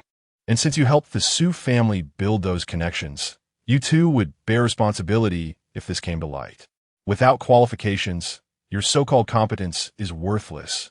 Lu Haiyang replied coldly, a smirk on his face as he pulled a document from his drawer and tossed it to Su Chen. As for my responsibility, do you think I've wasted these years? This is my doctoral supervisor's certification. I've never pursued a doctorate. Su Chen opened the document, her expression growing increasingly grim. These are fake documents. I am well aware that these materials are forged. Lu Haiyang grinned smugly. These were the fraudulent documents you provided when you joined the hospital. I will only bear a minor blame for negligence, while your forgery of academic credentials will result in your dismissal and potential legal repercussions. Despicable. You prepare to shift all the blame onto me from the very beginning. Su Shanqi's face turned pale as she realized Lu Haiyang had been calculating from the outset, displaying a cunning mind. Enough with the idle chatter. If you wish to remain at the hospital and avoid imprisonment, you must fulfill all my demands. Lu Haiyang leered at Su Shanqi, spreading his legs and gesturing towards his lap. For instance, you need to serve my desires comfortably now and be at my beck and call in the future, obediently become my mistress. Chapter 96. It has nothing to do with me. Dare to yell at my wife, and I will end you. Lu Haiyang, as the personnel director, wields significant power over the recruitment and appointment of staff in the hospital. Over the years, he has exploited his authority, causing great distress to the young nurses and female doctors within the institution. The Central Hospital, being the premier medical facility in Yunjing City, has many individuals who, despite suffering Lu Haiyang's forced advances, can only endure in silence to secure their positions. Furthermore, Lu Haiyang possesses a certain cunning, and thus far, he has evaded any repercussions. Su Shanqi, with her stunning beauty, has long been the object of Lu Haiyang's inappropriate desires. However, he is astute enough to recognize whom he can approach and whom he cannot. Previously a member of the Su family, Lu Haiyang would not dare to act on his lewd thoughts regarding Su Shanqi. Yet, with the recent announcement of Su Qianda and Wu Hui's divorce and the subsequent departure of the Su sisters from the family, Lu Haiyang saw a glimmer of hope in his pursuit of Su Shanqi, prompting the current confrontation. In Lu Haiyang's eyes, Su Shanqi, now devoid of the Su family's protection, has become a target ripe for the taking. You shameless scoundrel! Su Shanqi exclaimed, instantly grasping Lu Haiyang's intentions and responding with indignation. I am indeed shameless. But you must accept your fate, Lu Haiyang retorted, smirking as he adjusted himself. Some crave wealth, others crave power, but I, Lu Haiyang, only covet beauty. Su Doctor is no longer the esteemed daughter of the Su family. If you refuse my demands today, do not blame me for my ruthlessness. I will not only have you dismissed, but also imprisoned. Dream on. You need not report me. I will expose your malfeasance to the authorities. Even if I end up in prison, I will accept it. Su Shanqi shouted defiantly, turning to leave. Though no longer part of the Su family, she had not yet sunk to the depths of selling her body for employment. As Su Shanqi approached the door, preparing to escape, her arm was suddenly seized from behind. Instinctively, she turned and yelled, "What are you doing?" Slap! Lu Haiyang struck her hard across the face, leaving her disoriented and stumbling to the ground. The ungrateful wretch still thinks she is the lofty daughter of the Su family? Today, I shall have my way with you. He sneered, menacingly eyeing the fallen Su Shanqi as she shook her head in disbelief. Since you are so oblivious to the circumstances, do not blame me for resorting to force. I relish a woman's resistance, he declared, brandishing a camera that he had prepared in advance to record the entire ordeal. Do not come any closer. Help! Su Shanqi cried out as she attempted to retreat, only to receive another vicious slap from Lu Haiyang, rendering her dizzy and on the brink of unconsciousness. Call me master, Lu Haiyang taunted, landing a punch to her abdomen, extinguishing her will to resist entirely. Although today is a weekend with few passers-by, I do not wish for any commotion. After this encounter, I will ensure you are left begging for more in our future encounters. With that, he began to tear at her clothing like a ravenous beast. Please help me. Su Shanqi's feeble cries echoed as she struggled, but her strength was utterly drained. You must report on time tomorrow, Xiaoya instructed as she accompanied Su Chen, who had just endured the torment of the old master, down the corridor of the administrative building. The HR department will coordinate with you to arrange your position. Su Chen had come with Xiaoya to settle the old master's hospital bill. Isn't Senior Xiaoya going to personally check on me?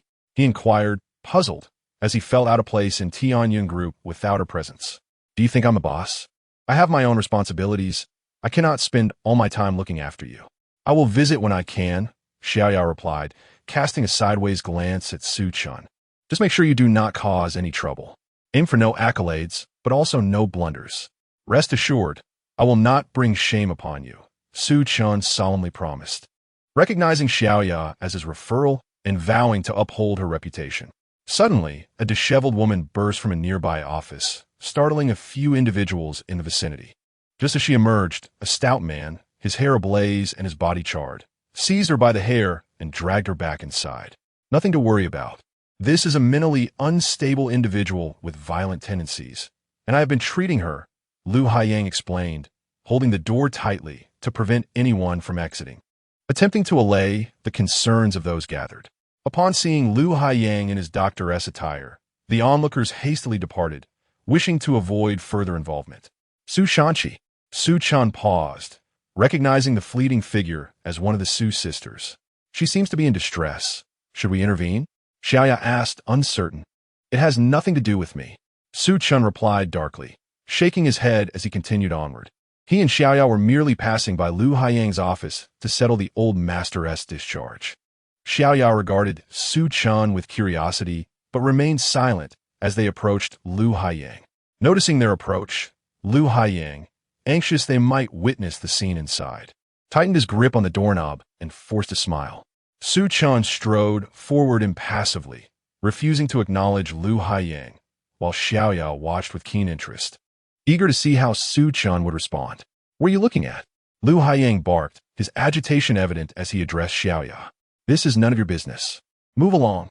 In that moment, Su Chen abruptly turned, launching a fist towards Lu Haiyang's eye. Dare to yell at my wife, and I will end you. Caught off guard, Lu Haiyang had no time to react as his hands were occupied with the doorknob, and the outcome was inevitable. Su Chen landed several blows to Lu Haiyang's face, shouting, "This is what you get for yelling at my wife." Lu Haiyang howled in pain, bewildered by the sudden turn of events, unable to comprehend how a mere raised voice could provoke such a fierce response from the man before him. Chapter 97. What evidence can prove that he has violated you? Filled with rage, Su Chen unleashed a series of powerful blows, each one striking with considerable force. After a relentless barrage of punches, Lu Haiyang lay battered and bruised, his face a disfigured mask of pain. Although he claimed indifference to the affairs of the Su family, witnessing the humiliation of Su Chen stirred something within him, compelling him to intervene. It was only when Lu Haiyang relinquished his grip on the doorknob that Su Chen ceased his assault. Lu Haiyang, sprawled on the ground, felt a profound sense of injustice. What is wrong with this guy? I merely raised my voice at that woman. Surely he need not inflict such punishment upon me. After teaching Lu Haiyang a lesson, Su Chen forcefully kicked open the door and swiftly entered the office. How dare you lay a hand on me? I shall ensure that you pay dearly for this transgression. Outside, the battered Lu Haiyang struggled to retrieve his phone, dialing for security. There is an assailant who has severely injured me. You must come to my office immediately. Upon entering the office, Su Chen and Xiaoya discovered Su Chen, disheveled and weak, lying on the floor, groaning softly, clutching a self-defense stun gun tightly in her hand. Having narrowly escaped an assault in the past, Su Chen had developed a psychological aversion, leading her to carry a self-defense device wherever she went. It was precisely this precaution that allowed her to break free from Lu Haiyang's grasp and escape the office, albeit for a fleeting moment, successfully averting disaster. After a brief glance at Su Chen began to meticulously survey the office. Meanwhile, Xiaoya knelt before Su Chen to assess her injuries. She is hurt quite badly. Stop pretending and come help her.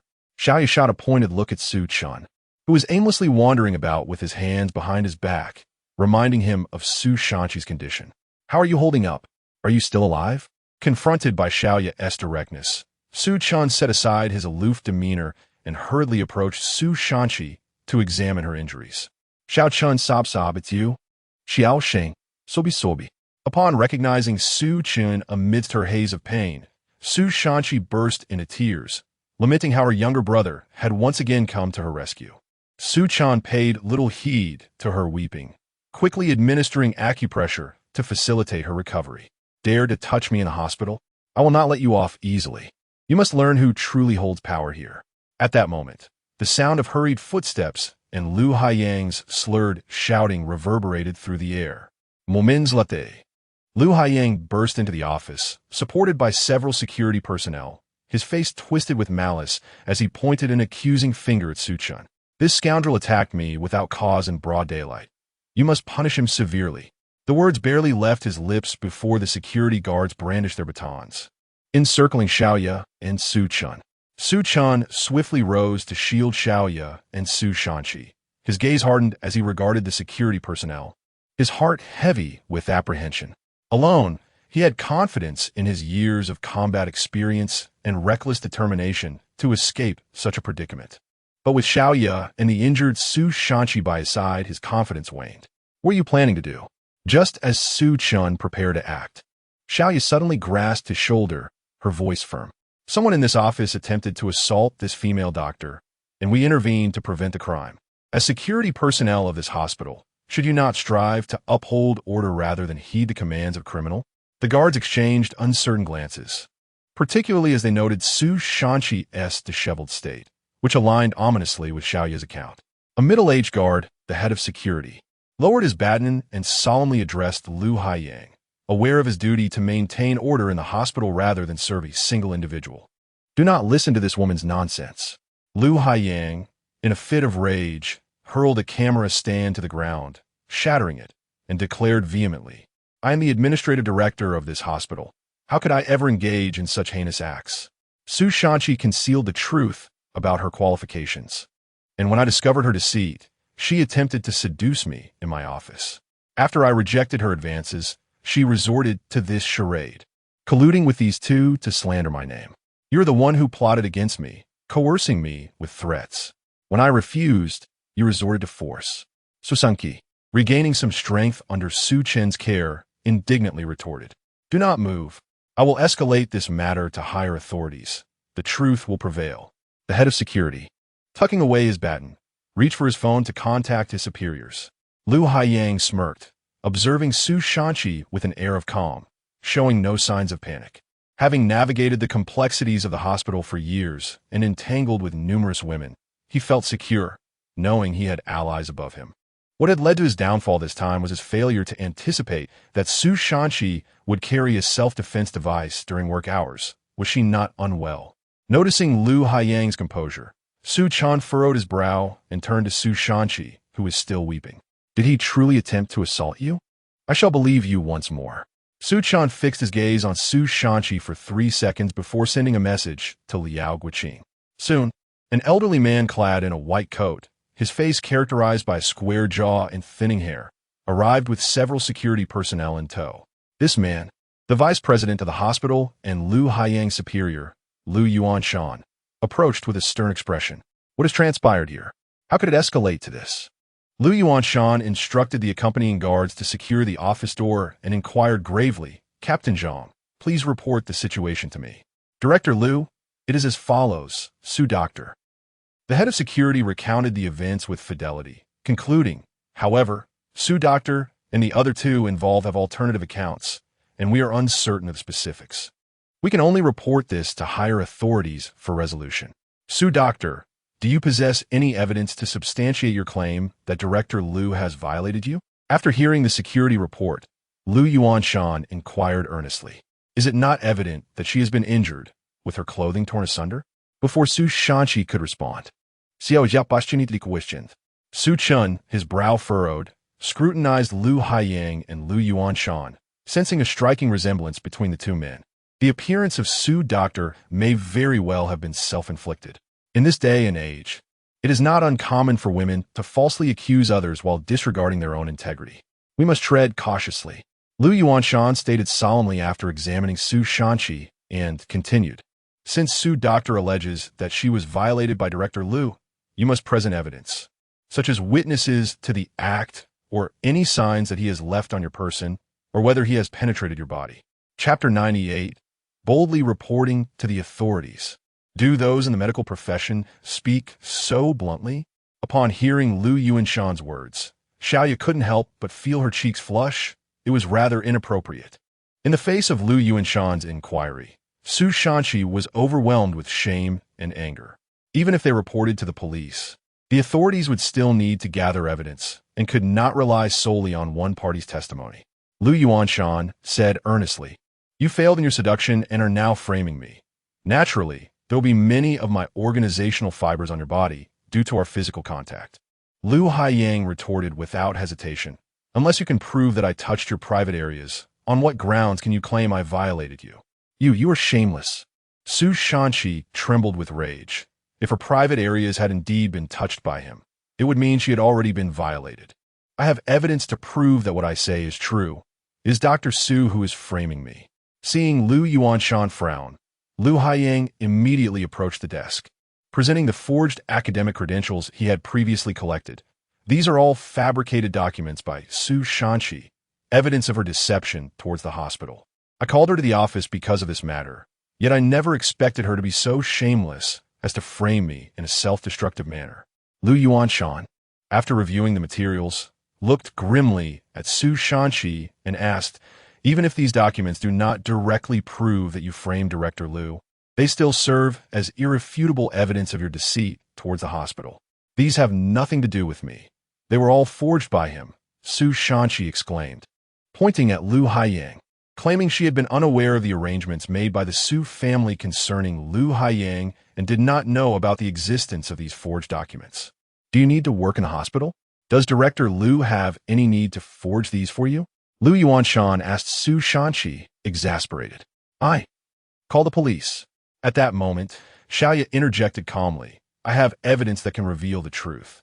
"We cannot call the police." Lu Yuanshan stomped his foot, conflicted. "This matter will severely damage the reputation of the central hospital. Furthermore, this is an internal issue of our hospital and does not concern you two outsiders. Please leave immediately." "I'm not an outsider." Su Chen. Upon hearing Su Chen again acknowledge himself as her brother, Su Chen suddenly broke into tears. "Director Lu, did you hear that?" Lu Haiyang excitedly pointed at Su Chen and Su Chen, shouting, "This kid admits to being Dr. Su's brother," which further indicates that this is all part of their collusion.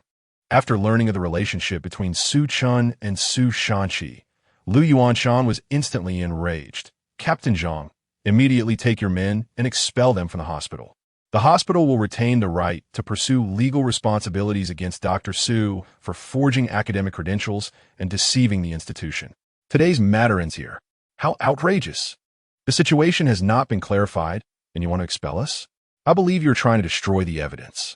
Xiaoya narrowed her eyes, expressionless, scrutinizing Lu Yuanshan and Lu Haiyang. "Do not doubt it." Su Chen coldly smiled, asserting, "This Director Lu and Director Lu are relatives and will naturally cover for each other." "You speak nonsense. Although I share the same surname as Director Lu, we are not related. We are merely colleagues," Lu Haiyang shouted angrily. "The facts are evident. I do not intend to report you out of a desire to protect the hospital's reputation. Expelling you is already a leniency. Should you be dissatisfied, feel free to report it." Lu Yuanshan, expressionless, waved his hand. "Act quickly and throw them out." "Stop right there." Just as a group of security personnel surrounded Su Chen and the others, a loud, anxious voice suddenly rang out. Subsequently, Liao Guoqing pushed past the security guard stationed at the entrance and hurried into the office. "Director Liao, what brings you here?" Upon seeing Liao Guoqing, Lu Haiyang and Lu Yuanshan quickly greeted him. The central hospital has several vice directors under the main director, with Lu Yuanshan being merely the administrative vice director, wielding less authority than Liao Guoqing. "You have created such a commotion. If I didn't come, it would have led to a major incident." Liao Guoqing glared at Lu Haiyang and the others, his brow furrowed as he inquired, "What exactly happened?" Lu Haiyang immediately began embellishing the story. Su Chen attempted several times to defend herself, but was stopped by Su Chen, who had anticipated that Lu Haiyang's associates would be biased, and had already notified Liao Guoqing in advance. Xiaoya remained quietly standing aside, seemingly unbothered by the unfolding events, with both parties firmly holding their positions. "I cannot ascertain who is right and who is wrong," Liao Guoqing admitted, feeling overwhelmed. Besides the undeniable evidence of Su Shanqi's academic issues, the claims of violation and framing were merely verbal accounts from both sides. How could this be resolved? In the interest of fairness, Su Chen impaciently interjected. Since both parties' statements have already violated the law, let us report to the authorities directly. Are you certain you wish to report this matter? Liao Wuqing warned, his brow knitted tightly. If handled privately, there remains room for reconciliation. But once it is reported, the party at fault must bear legal responsibility. Whether it be attempted violation or false accusation, forging academic credentials is a criminal offense that leaves no retreat. I trust my brother's judgment, and I believe the authorities will restore my innocence.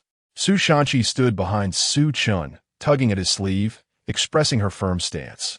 Lu Yuanshan hesitantly glanced at Lu Haiyang.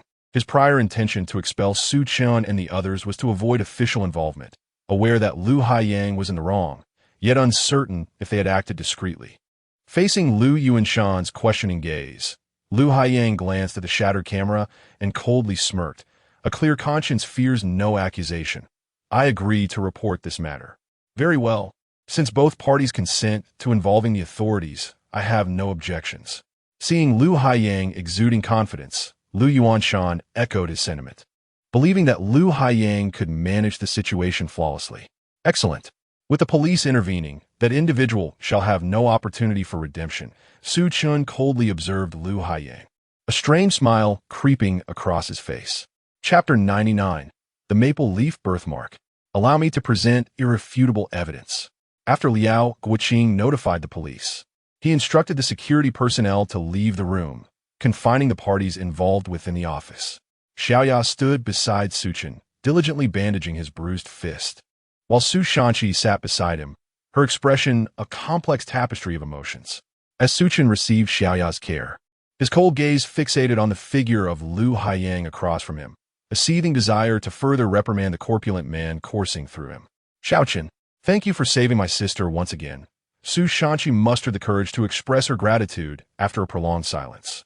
Do not flatter yourself. Su Chen retorted impatiently. I acted because that swine dared to shout at my wife. Your wife? Su Shanqi's surprise was palpable, her gaze darting towards Xiaoya in disbelief. She is your. Don't drag me into this, Xiaoya interjected swiftly, her tone composed. Su Chen, your presumption is misplaced. His intervention was merely an excuse for him to assert himself. Senior, why are you undermining me? Su Chen shot a furtive glance at Xiaoya, feeling the weight of embarrassment. Su Chen felt a mixture of dejection and relief. She was acutely aware that Su Chen had yet to forgive her. However, the moment Su Chen had publicly acknowledged their sibling connection had brought her a flicker of joy, a sign of progress. Given the current circumstances, even with the police's arrival, it seemed unlikely they could hold Lu Haiyang accountable for attempted violation, as Su Shanqi's testimony stood alone without substantial corroborating evidence.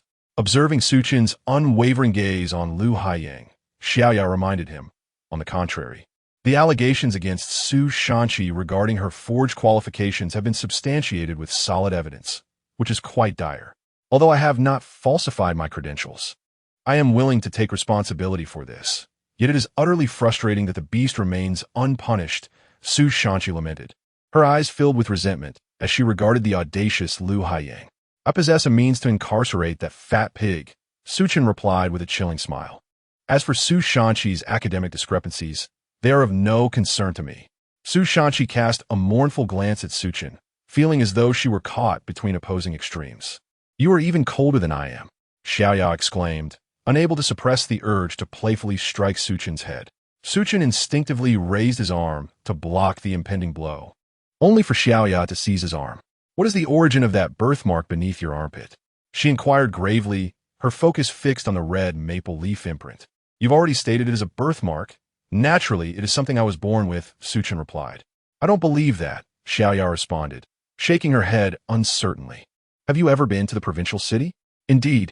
Over the years, I traversed numerous cities in Jiangdong in search of my family, Su Chen recounted. A look of distaste directed at Su Shanqi. Had I known that my so-called family would bring me such anguish, I would never have endeavored to find them. Upon hearing this, Su Shanqi bowed her head, tears of remorse spilling forth. The little boy who had rescued her from that car accident had turned out to be him. Xiaoya gazed at Su Chen, her mind swirling, yet her hands remained steadfast in their task. "Senior, what are you doing?" Su Chen remarked, observing Xiaoya as she wrapped his hand in bandages to the extent that it resembled a large bun. "My hand is merely scraped. It hardly warrants such extensive treatment." Just as Su Chen was about to voice his irritation, the door swung open, and 3 uniformed police officers entered, accompanied by Liao Guoqing and Lu Yuanshan. "Officer Mu," Su Chen exclaimed, rising in astonishment as he recognized the lead female officer. It has been quite some time. To his surprise, it was the same officer Muzi Li who had investigated the incident involving Su Jun's fall. "What are you doing here again?" Muzi Li remarca, recognizing Su Chen with a bemused expression. "You truly are a restless spirit. I acted in the name of justice this time, just as I did before with a clear conscience." Su Chen replied with an awkward smile. "Liao, the dean and I have informed Officer Mu. The remaining details require the parties involved to recount their accounts," Liao Guoqing stated, guiding Muzi Li and her team toward Lu Haiyang and Su Shanqi. "Officer, I possess evidence that can prove Su Shanqi's forgery of credentials and deception of the institution. She fears my exposure." Lu Haiyang hastily presented his evidence to Muzi Li, fervently accusing Su Shanqi. He then cast a derisive glance at Su Chen and the others. "I have irrefutable proof to corroborate my claims, while they conspire against me without any evidence. I shall file additional charges for slander." "Have you finished, you fat pig?" Su Chen inquired with impatience after Lu Haiyang concluded his tale. "Personal attacks are not permitted." Muzi Li shot Su Chen a stern look before addressing Su Shanqi. "Miss Su, do you have anything to say?" "She need not say anything. I possess evidence that will unveil the truth," Su Chen interjected, waving his hand as he retrieved an object from his pocket, a knowing smile directed at Lu Haiyang. "Fat pig, allow me to demonstrate what constitutes irrefutable evidence." "What do you intend to do?" Lu Haiyang's eyes widened with trepidation, an ominous premonition washing over him. "Officer Mu, this device contains a record of the entire incident. Simply connect it to a computer and the truth will surface," Su Chen stated, handing a memory card to Muzi Li. Some believed that by destroying the camera, they could obliterate the evidence, unaware that I had extracted the memory card beforehand. "How is this possible?" Lu Haiyang's expression morphed into disbelief as he stared at the shattered camera on the floor. Known for his meticulousness, Lu Haiyang had always been cautious. Yet his one flaw lay in his penchant for filming his exploits with women, treating them as trophies to admire later. "It's over." Lu Yuanshan, standing beside Liao Guoqing, turned pale, closing his eyes in resignation. "Fortunately, I did not overly shield Lu Haiyang. Otherwise, I might have faced repercussions as well. What a stroke of luck." Chapter 100. Uncle, save me. Expel su sanku. Last time it was an audio recording, and this time it's a video. How cunning you truly are. Muzi Li cast a disdainful glance at Su Chen as he took the memory card. "Bring over a computer. I intend to document every moment of your humiliation. Let us see how you'll retaliate against me.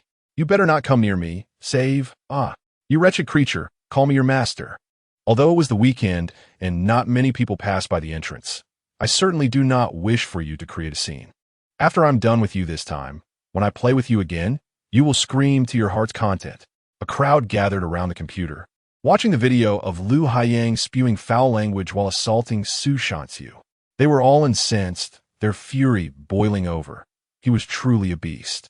How could this happen? Lu Haiyang sat on the ground, pale as death, with irrefutable evidence laid bare before him, leaving him no room for defense. "I can't believe such a vile creature exists within our hospital." Liao Guoqing was instantly enraged, delivering a kick to Lu Haiyang's face. "We must deal with this severely." Without exception, there are even more heinous acts to reveal. As other videos played, even the 3 officers accustomed to dealing with criminals were deeply infuriated. The memory card contained dozens of videos documenting Lu Haiyang's persecution of women. Some were drugged, others were intoxicated, and many, like Su Shanqi, were violently assaulted, while most succumbed to his threats and coercion. "Beast! Beast!" Liao Guoqing recognized many of the girls in the videos as hospital staff, his face flushing with anger as he pointed at Lu Haiyang, cursing, Your actions have tarnished the reputation of the medical profession over the years. You must be severely punished today. I want you to rot in prison, even without considering the other victims. The case of Ms. Su Chen alone warrants a sentence of 3 to 5 years. If the other victims from the videos come forward, his sentence will be even longer. Mu Zili expressed his outrage. Furthermore, with such abhorrent character, he must have committed other illegal acts. Investigate thoroughly. Leave no stone unturned. Liao Guoqing shouted furiously. Our hospital will absolutely not tolerate such filth. No, please, no. Lu Haiyang, realizing his impending doom, looked at Lu Yuanshan in terror. Uncle, save me. I don't want to go to prison. Uncle? Everyone turned to Lu Yuanshan, realizing why Lu Haiyang had dared to act so recklessly. He was Lu Yuanshan's nephew. Damn it, stop talking nonsense. I have nothing to do with you. Lu Yuanshan's expression changed dramatically as he kicked Lu Haiyang in the mouth without hesitation, then proceeded to rain punches and kicks upon him. You beast, after committing such despicable acts, you still wish to drag me down with you? I'll beat you to death, you scoundrel. Fearing Lu Haiyang might retaliate, Lu Yuanshan unleashed a flurry of blows, knocking out Lu Haiyang's teeth, rendering him unable to speak. Director Lu was truly vigorous for his age, displaying remarkable stamina. At that moment, Su Chen began to tease with a hint of amusement. Such a beast deserves to be eradicated. Although I am older, I must teach him a harsh lesson. I did not mention Director Lu's violent behavior. Rather, I refer to how vigorous he remains in bed. The video revealed Lu Yuanshan engaged passionately with 3 young and beautiful girls, displaying vigorous enthusiasm. Liao Guoqing looked at the video in disbelief, enraged. As the administrative deputy director, how could you engage with female staff like Lu Haiyang? Lu Yuanshan was momentarily taken aback, glancing at Lu Haiyang in disbelief. Over the years, Lu Haiyang had indulged in numerous affairs, and in a bid to please his uncle Lu Yuanshan, he would send compliant girls to attend to him, which was one reason Lu Yuanshan had always condoned and sheltered Lu Haiyang. However, Lu Yuanshan never imagined that his own nephew would secretly film him in such compromising situations, now exposed publicly. Everyone, be clear, I have never forced anyone. Lu Yuanshan quickly regained his composure, asserting confidently, these young ladies willingly served me, and having been a widower for many years, indulging a bit does not constitute a crime. Shameless. Upon hearing this, others could not help but express their contempt and curses. However, Lu Yuanshan had a point from the videos. It appeared that the girls were cooperating willingly and serving him with enthusiasm. At worst, it was a matter of conduct, which did not imply any coercive violation. Lu Yuanshan, even if you have broken the law, your actions render you unworthy of the position of administrative deputy director. Whether I am worthy or not, the decision is not yours to make, but rather a unified decision from the hospital's higher-ups. A mere issue of conduct is not enough to dismiss me from my position. Lu Yuanshan scoffed dismissively. The video could only prove his lewdness, not any violation of regulations or laws. At most, he would receive a warning, but it would not lead to dismissal or demotion, especially since he was approaching retirement and cared little for tarnishing his reputation. Now that Lu Haiyang has been brought to justice, he will face legal consequences. After Lu Haiyang was taken away by Mu Zili and the others, Lu Yuanshan glared at Su Chen with resentment. However, you only hold a bachelor's degree, which does not meet our hospital's hiring qualifications. It was Lu Haiyang's misconduct that allowed you to work here and become a chief physician. I now declare, in my capacity as administrative deputy director, that you are expelled and will never be hired again. Watching her uncle being taken away by the police and her own reputation ruined, Lu Yuanshan felt an overwhelming urge for revenge against Su Chen. Su Chen moved her lips as if to speak, but hesitated. Although her professional capabilities were unquestionable, her educational qualifications indeed did not meet the hiring criteria. Having already learned about the Su family's previous dealings with the hospital, she could not refute Lu Yuanshan's decision and quietly replied, I am willing to accept the hospital's handling. You accept what nonsense? Su Chen impatiently interrupted Su Chen, casting a disdainful glance at Lu Yuanshan. A despicable old man like you, lacking respect and of poor character, is unfit to determine doctor. Su's faith. Chapter 101. Who gave you such audacity? Young man, regardless of the circumstances, I remain the vice president of administration, and thus possess the authority to dismiss Su Chen. No matter how competent she may be, it cannot compensate for the fact that she was improperly hired and does not meet the educational requirements. I am resolute in my decision to expel her today. No divine intervention can alter that. Mark my words. Director Liao, do you not have anything to say? Su Chen, indifferent to Lu Yuanshan's provocations, curiously inquired of Liao Guoqing, who was fervently typing messages on his phone. Old Lu Haiyang is reaping the consequences of his own actions. You should think carefully before making any rash decisions regarding this matter. Liao Guoqing put away his phone and looked sternly at Lu Haiyang. There is no issue with Su Chancher's work performance. You should not dismiss her. Old Liao, my decision to dismiss Su Chancher is both reasonable and lawful, and it falls squarely within my responsibilities as vice president of administration. It is not your place to intervene. Unperturbed by Liao Guoqing's warning, Lu Yuanshan remained steadfast, though he recognized that the latter, despite holding a higher position, lacked authority over personnel matters. Why do you refuse to heed advice? Liao Guoqing gazed at Lu Yuanshan with exasperation. Su Chancher was employed under Lu Haiyang's illicit actions, and her qualifications do not meet the standards. Now that Lu Haiyang is facing consequences, it is only natural that Su Chancher be dismissed. Lu Yuanshan retorted with conviction. Even if this matter escalates to the higher echelons of the meeting room, I shall not be intimidated. Su Chen, enough. After all, I truly do not meet the standards. Su Chancher tugged at Su Chen's sleeve, her voice tinged with bitterness. The medical field operates in such a manner. Academic credentials and qualifications are rigid prerequisites. Even if my professional capabilities are adequate, I cannot remain at the hospital. Very well. Su Chen felt deeply, coldly asserting, if the central hospital prioritizes only academic credentials and qualifications, deeming even my sister, who possesses no issues with her work and professional skills, unworthy of employment here, then I, a mere student yet to graduate, am even less deserving of staying. Upon hearing this, Liao Guoqing's expression shifted, and he stared incredulously at Su Chancher. Dr. Su, is she truly your sister? Your biological sister? Realizing that Su Chancher was indeed Su Chen's sister, Liao Guoqing felt a sudden panic. Su Chen was a prized asset of the central hospital. If Su Chancher were to leave, it would be a significant loss for the institution. In recent days, due to Su Chen's presence, the central hospital had gained considerable fame in Yunjiang City and even throughout the province, with leaders from various hospitals desperately attempting to recruit talent from the central hospital. Indeed, Su Chancher is my biological sister. You dare to threaten me? Regardless of whether you are siblings or even mother and son, today, you both shall be expelled from the hospital. Lu Yuanshan looked at Su Chen with disdain, momentarily recalling the name, but unable to place its significance. No, absolutely not. Liao Guoqing stepped forward urgently, declaring, I absolutely oppose the dismissal of Dr. Su Chancher, and I further oppose the expulsion of Su Chen. Lu Yuanshan, I advise you to reconsider your actions. Liao Guoqing, you are overstepping your bounds. Lu Yuanshan scoffed at Liao Guoqing. The individual I wish to dismiss, not even Jesus could save.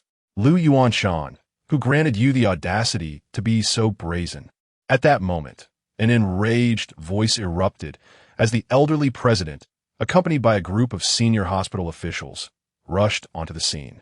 Their arrival was timely. Liao Guoqing let out a sigh of relief. While he lacked the authority to manage Lu Yuanshan, the president certainly did. President, Secretary, what brings you all here? Lu Yuanshan quickly approached to greet them, astonished by the presence of the hospital's upper management. Slap! Upon seeing Lu Yuanshan approach, the elderly president wasted no time delivering a resounding slap to his face, showing no regard for the latter's age. What is the meaning of this, President? Lu Yuanshan looked at the elderly president in confusion, feeling humiliated to be struck publicly at his age. He sincerely apologized. The elderly president ignored Lu Yuanshan and approached Su Chen and the others, expressing his regrets. It is my mismanagement that has allowed such parasites and beasts to infiltrate the central hospital.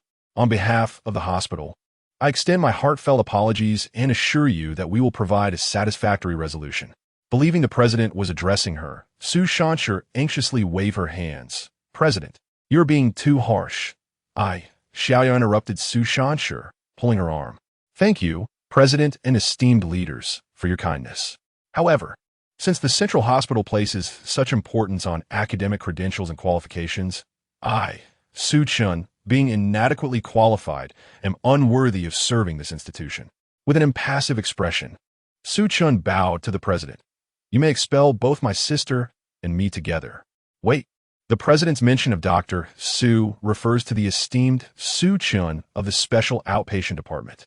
Upon witnessing the leader's attitude towards Su Chen, Lu Yuanshan finally recalled why the name sounded familiar. The establishment of the Special Outpatient Department and Su Chen's exceptional hiring had all been processed through Lu Yuanshan himself. However, as he oversaw administration, he had never encountered Su Chen in person. This is disastrous. Lu Haiyang, you fool. Why provoke someone revered throughout the entire hospital as a deity? You have led me to ruin. Contemplating the various privileges afforded to Su Chen, Lu Yuanshan's complexion turned ashen. Lu Yuanshan, following a preliminary investigation, it has been determined that during your tenure, you abused your power, engaged in corruption, and sheltered criminal activities, demonstrating a lack of integrity. On behalf of the hospital's upper management, I hereby dismiss you from all positions within the hospital and will hold you accountable for your illegal actions. Indeed, upon hearing Su Chen's words, the elderly president immediately turned to Lu Yuanshan, grinding his teeth. You are no longer part of the central hospital. Prepare to face investigation and consequences. Initially, when the president received news of the hospital's troubles, he did not pay it much heed, as every institution has its share of pests, which can be eliminated easily. However, upon discovering the matter involved Su Chen, the president nearly lost his composure. He had painstakingly worked to bring Su Chen to the hospital, and the latter had not disappointed him. Nevertheless, the president did not rush over immediately, but convened a high-level meeting to conduct a thorough investigation into Lu Yuanshan. He feared that Lu Yuanshan's actions might provoke Su Chen. And indeed, they had. Chapter 102. Almost violated, yet grateful? Please, Director, I am on the brink of retirement, and I implore you to consider my lifelong dedication to this hospital and allow me to retain some dignity. Upon hearing the news of not only his dismissal, but also the potential for criminal charges, Lu Yuanshan was utterly panicked. He fell to his knees before Su Chen, pleading, Dr. Su, I was wrong. I beg you, considering my age, grant me mercy just this once. I am willing to retire early. Please allow me a chance to survive. Lu Yuanshan now regretted his actions immensely. Had he recalled that Su Chen was the renowned healer, he would never have dared to trouble Su Chen nor provoke Su Chen. Yet, the hospital's upper management, in an attempt to placate Su Chen, decided to make Lu Yuanshan a scapegoat. Not only would he be dismissed, but he could also face imprisonment, sealing his fate to a dismal twilight of life. Such disrespect for the elderly is a consequence of one's own actions. Who will grant a reprieve to those who have been wronged? You and your nephew have committed countless heinous acts. If you were to escape unscathed, it would be a travesty of justice. Unmoved by Lu Yuanshan's pleas, Su Chen remained resolute. Were it not for this old man's role as a protective shield, Lu Haiyang would never have been able to wreak havoc upon so many without consequence. Take him away and escort him to the police station, commanded the old director, prompting the security personnel to drag the weeping Lu Yuanshan away. Dr. Su, Lu Yuanshan, and Lu Haiyang are merely a few of the pests within our central hospital. They do not represent the entirety of our institution. I hope you will not take this to heart. After dealing with Lu Yuanshan, the old director turned to Su Chen and sincerely declared, while we have standards for hiring, we also value exceptional talent. Both you and Dr. Su Chen are individuals we are eager to recruit without hesitation. I assure you that as long as Dr. Su Chen can fulfill her responsibilities, no one will challenge her qualifications based on educational background. Sister, do you still wish to work here? At this moment, Su Chen, with tears streaming down her face, was overwhelmed with emotion, for everything Su Chen had done was in defense of her, the incompetent elder sister. This only deepened her feelings of guilt and shame towards him. Stop crying. I am asking you a question. Su Chen, impatient, looked at the sobbing Su Shanqi. With my capabilities, even if you leave the central hospital, I can secure you a position elsewhere with no lesser benefits. Upon hearing this, Liao Guoqing and the others anxiously turned their gaze towards Su Shanqi, awaiting her response. Dr. Su Shanqi, although you were improperly hired by Lu Haiyang, I have come to understand that your work ethic and professional skills are exceptional, the old director interjected, promising, should you choose to remain at the central hospital, the administration will not only prioritize your development, but will also offer you appropriate compensation for what transpired today. Xiao Chun, I have grown accustomed to working here. Su Shanqi wiped her tears, nodded at the old director, and then looked at Su Chen. I do not wish to change locations. As you wish, Su Chen shrugged and addressed the old director and others. Since my sister is willing to stay, I too shall remain. However, I hope similar incidents as those involving Lu Haiyang and Lu Yuanshan do not recur. Otherwise, I would prefer to live as an honest barefoot doctor rather than associate with a group of detritus. Not a problem. The old director exhaled in relief, patting his chest in assurance. I guarantee with my integrity that such events will never happen again at the central hospital.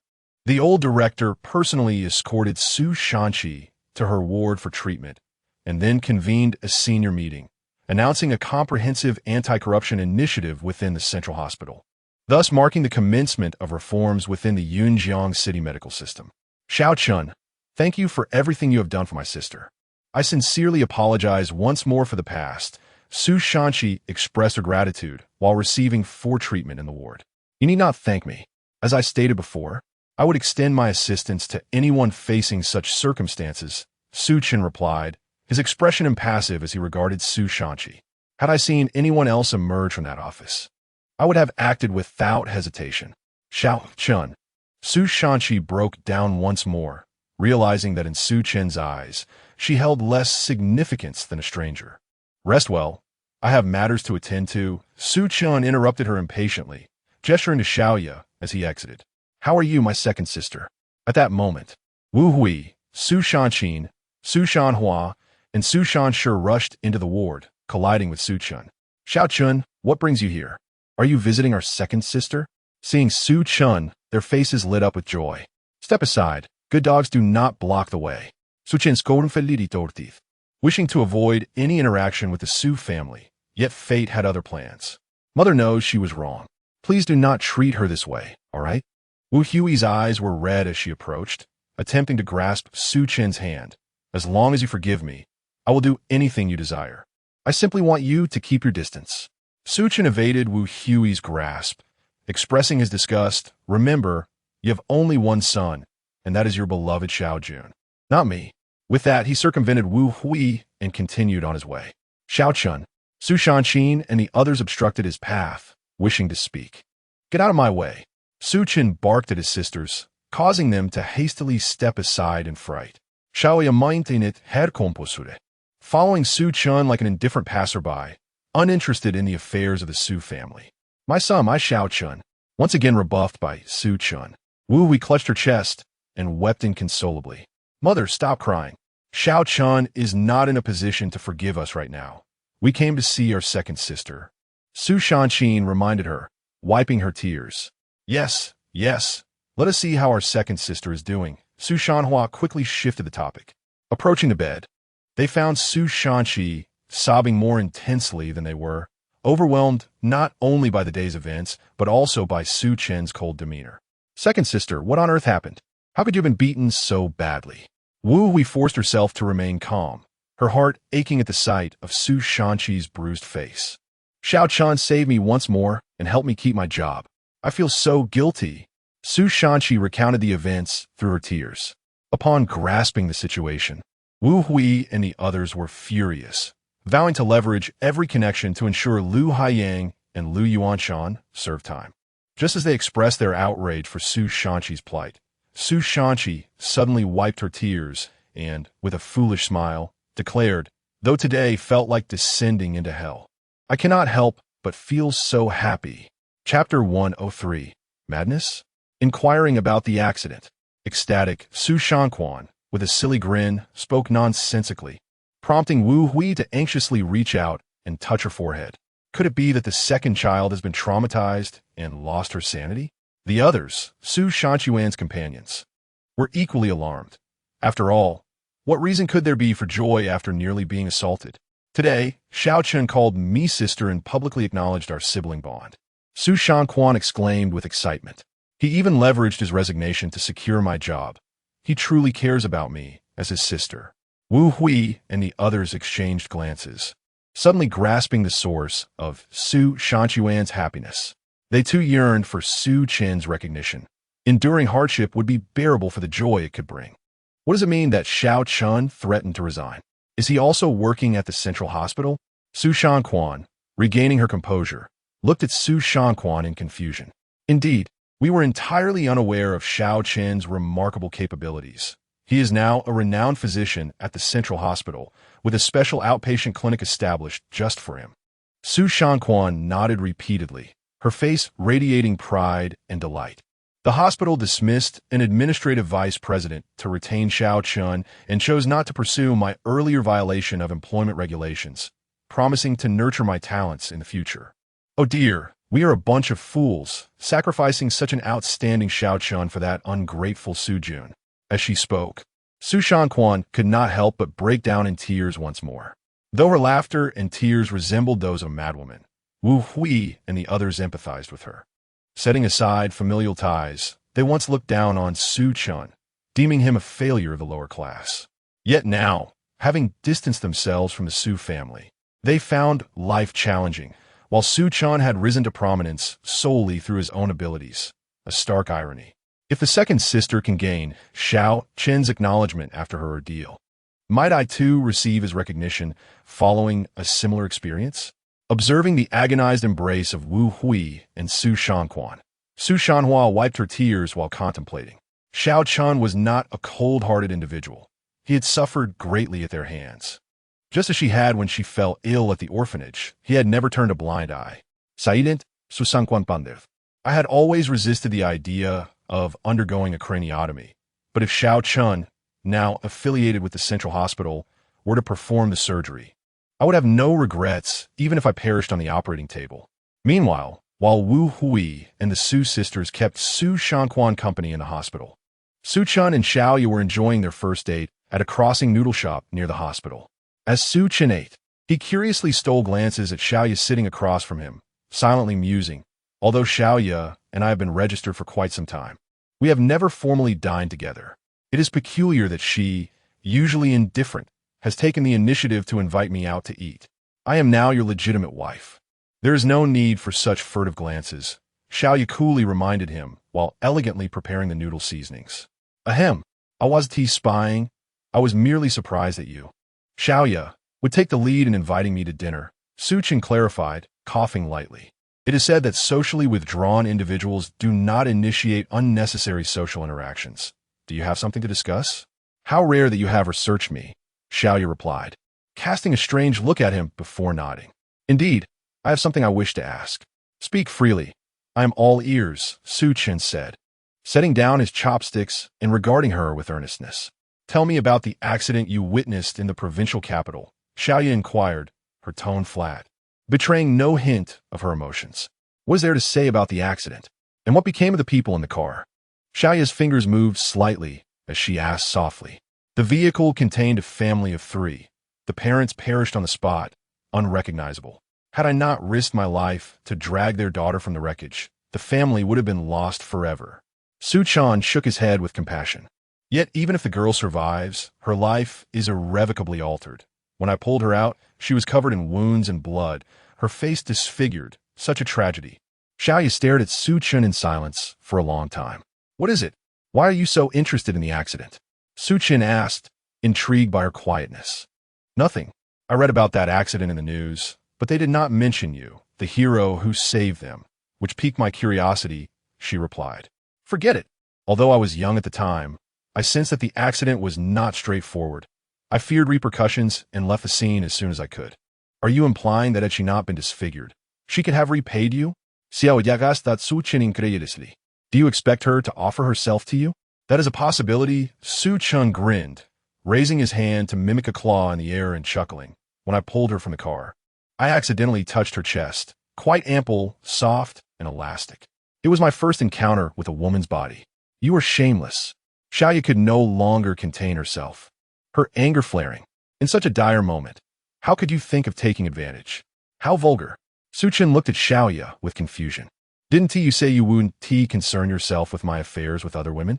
Why have you suddenly become so agitated? I can tolerate your flirtations, but I cannot endure your lewdness. Xiaoya shot him a fierce glare. How is saving a life considered lewd? Su Chen retorted, displacive. Enough of this topic. Xiaoya vavit hadhan dismissivedi, froning. What do you mean when you say that the accident was unusual? Chapter 104. Scarred and disfigured Xiaoya. I am convinced that the car accident was a deliberate attempt to murder that family of three. In response to Xiaoya's inquiry, Su Chen's expression turned grave. I distinctly observed 3 large vehicles trailing the small car, racing side by side at high speed, effectively blocking any chance for the small car to change lanes. This was already quite abnormal.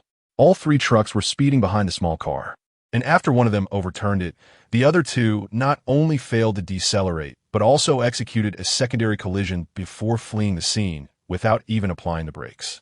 Indeed, although Xiaoya's face remained expressionless, the veins in her hands throbbed visibly beneath the table. It matters not.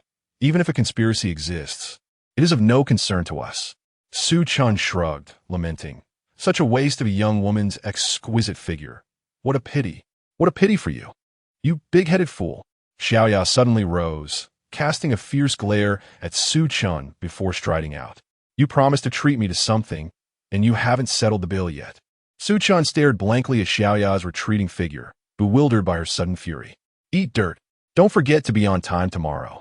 After a Saturday spent fooling around with Su Na and nearly being drained by Yu Yunwei on Sunday, even a young man like Su Chen could hardly withstand such indulgence. Late at night, in the opulent villa community of Yunjiang City, within the majestic Jiangjing Yujing No. 1 villa, wrapped in a towel, her hair damp, Xiaoya emerged from the bathroom, seated at her vanity, and slowly removed the towel, revealing a plethora of grotesque scars on her chest and back, rendering her form.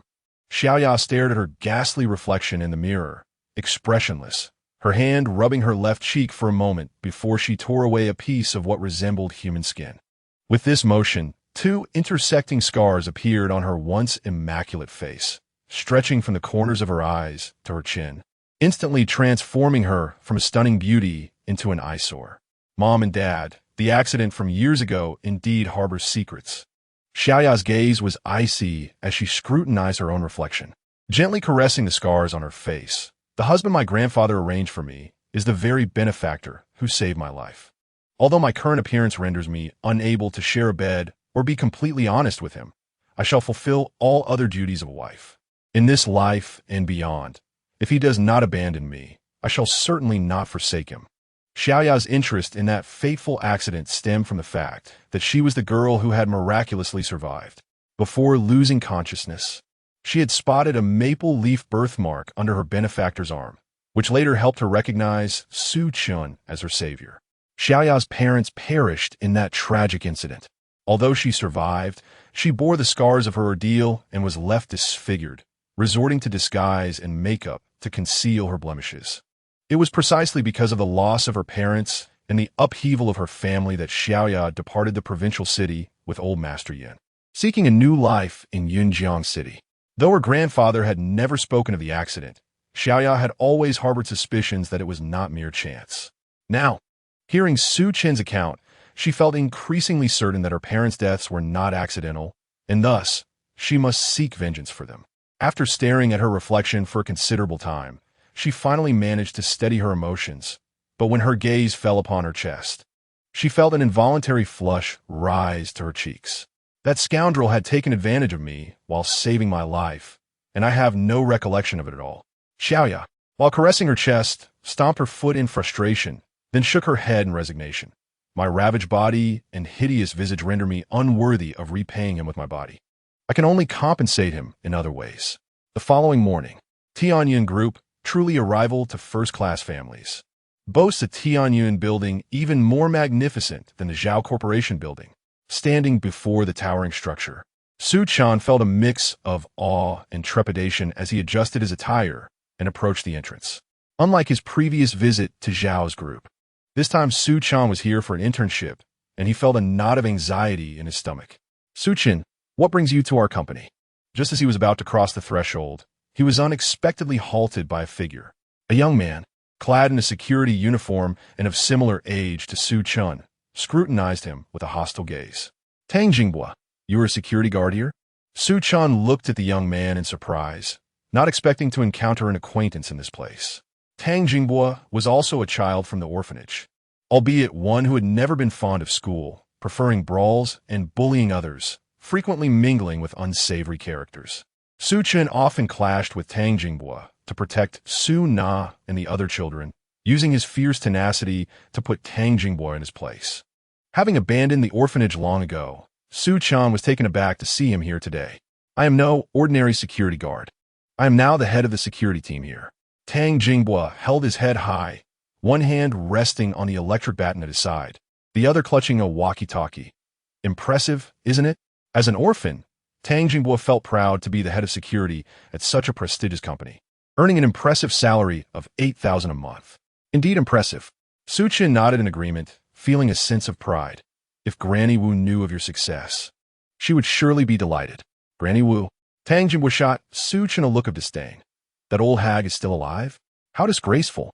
If it weren't for Granny Wu caring for us, we might not even be here today. Su Chen's expression darkened at Tang Jingbua's disrespectful remarks about Granny Wu. While he could understand if Tang Jingbua held a grudge against him, he could not tolerate disrespect towards Granny Wu. You talk nonsense. I have achieved today's success through my own efforts, and it has nothing to do with that old crone. Tang Jingbua sneered dismissively, glaring at Su Chen with contempt. Now, what exactly are you doing at our company? You truly lack gratitude. Su Chen returned Tang Jingbua's contemptuous gaze. Gritting his teeth, I am an intern reporting from the medical university today at Tianyan Group. Were it not for the concern of affecting my internship and causing trouble for Xiaoya, Su Chen would have been tempted to give Tang Jingbua a good thrashing. So you are the intern who is reporting today? Tang Jingbua furrowed his brow, fixating on Su Chen. He had received notice from the HR department about an intern's arrival, but he never expected it to be Su Chen. He could not allow Su Chen to easily ascend in status. Chapter 105. Enough is enough. Although Tang Jingbua and Su Chen grew up in the same orphanage, their differing personalities and moral characters have led to significant enmity between them. Each time conflict arises, Tang Jingbua finds himself severely outmatched by Su Chen. Particularly, Tang Jingbua had once harbored feelings for Su Na, who at that time was exclusively close to Su Chen. Now, witnessing his rival interning at his company with the potential to become a permanent employee, Tang Jingbua can hardly contain his frustration. Do you have a work ID? Su Chen, merely an intern, was determined to make a late entrance on his first day, knowing that company protocol would likely lead to his dismissal. I haven't even set foot inside the building yet, nor have I had the chance to collect my work ID, Su Chen replied. Do you have any contact information for the HR department or the person who engaged you? Tang Jingbua inquired, narrowing his eyes while lightly tapping his electric baton against his waist, testing the waters. I don't have that either. Su Chen shook his head in resignation. In that case, you cannot enter, Tang Jingbua sneered, feeling a sense of triumph. Although he had received notification from the HR department, this boy was unable to contact them directly. If he could manage to block Su Chen now, he would be barred from entering the company and ultimately face dismissal. You are the head of security. You should be able to reach HR. Please help me inquire. Su Chen said earnestly, I truly am just an intern. Why should I help you? Tang Jingbua Juke.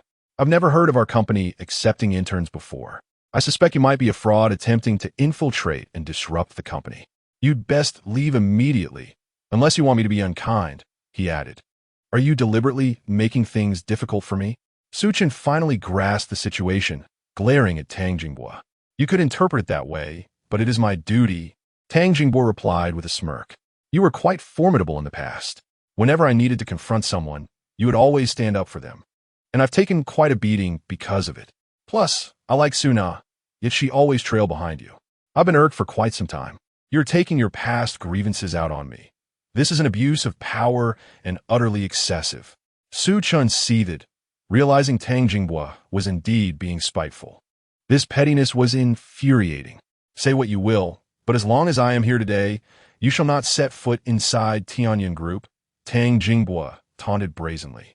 If you're dissatisfied, feel free to try and act. It would give me a valid reason to teach you a lesson. I may have lost to you before, but now even 10 of you wouldn't tea before he could finish. Su Chen, unable to endure any longer, delivered a swift kick to Tang Jingbua's groin, cutting off his words. You kick me there, how despicable! Tang Jingbua cried, clutching himself in pain, his face flushed. He had lost count of how many times Su Chen had kicked him in that manner during their childhood, and now, as an adult, he was reliving that nightmare. I shall teach you a lesson today, even if it cost me this internship opportunity. With his mind set on action, Su Chen wasted no time. Seizing Tang Jingbua's hair, he forcefully slammed his head against his knee while Tang Jingbua writhed in agony. Su Chen had contemplated retaliating when Tang Jingbua had insulted Grandma Wu but had held back. Now, however, knowing Tang Jingbua was deliberately obstructing him, he was resolved to retaliate, regardless of the internship. You dare to strike me on my turf? You're finished. I will ruin you today. Tang Jingbua screamed amidst the blows, calling for help. As he shouted, a dozen security guards armed with batons rushed toward them. You may be tough, but today, with my brothers backing me, I'll make sure you don't get away. On the ground, with his hands over his head, Tang Jingbua endured Su Chen's assault while cursing under his breath. Observing the approaching guards, Su Chen realized his chances of escaping unscathed were slim. The guards were not only numerous, but also wielding weapons, while Su Chen was alone and likely unable to flee. Meanwhile, on the top floor of the building, in the president's office, a poised Xiaoya sat in the executive chair, reviewing documents. Xiaoya, whose full name is Yunanya, is the president of Tianyan Group. At the same moment, a tall woman dressed in a professional skirt suit, with long hair, cascading down her back, stood by the desk. She is Ding Yuma, the president's assistant. Ding Yuma, puzzled, observed Xiaoya. Why does the president seem a bit distracted today? You've been staring at that document for over half an hour. Yuma, have you arranged everything for the intern from the medical university, Su Chen, who is supposed to report today? Xiaoya suddenly inquired without lifting her gaze. Rest assured, I've instructed the head of security to wait at the entrance and personally escort him to HR for registration, Ding Yuma replied. However, it's already past the time, and there hasn't been any news. Xiaoya pulled out her phone. Su Chen hadn't messaged her, and she hesitated whether to inquire about the situation. Just then, Ding Yuma's phone rang unexpectedly. Upon answering, Ding Yuma's expression turned to one of shock. What? A student got into a fight with security? Before she could process the information, Xiaoya slammed the documents onto the desk. Assistant Ding, is this how you handle matters? Please don't be angry, President. I'll go handle it immediately.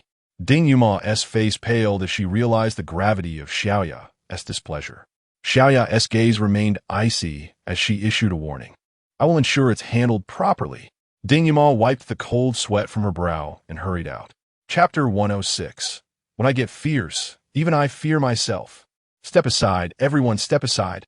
At the entrance of the building, Su Chen tightened his left arm around the neck of the already defenseless Tang Jingbua, while his right hand pressed the key against Tang's right eye, threatening the group of security personnel surrounding him with fierce intensity. If you dare to approach, I will puncture your captain's eyeball. In the face of such an armed group, Su Chen took Tang Jinghua hostage, intending to exploit the situation to escape, completely denying the security team any opportunity to inflict harm upon him. Release our captain immediately, or we will not spare you. One of the guards shouted. Don't worry, Captain. I don't believe he would actually harm you. Let us all take him down together. Seeing that Su Chen was merely a student, the security personnel were skeptical of his threat to puncture Tang Jingbua's eye, brandishing their batons and itching for a fight. Everyone, don't move. Step back, step back. Tang Jingbua, feeling the cold metal of the key against his eye, shouted in terror. Unlike the others, he knew just how ruthless Su Chen could be.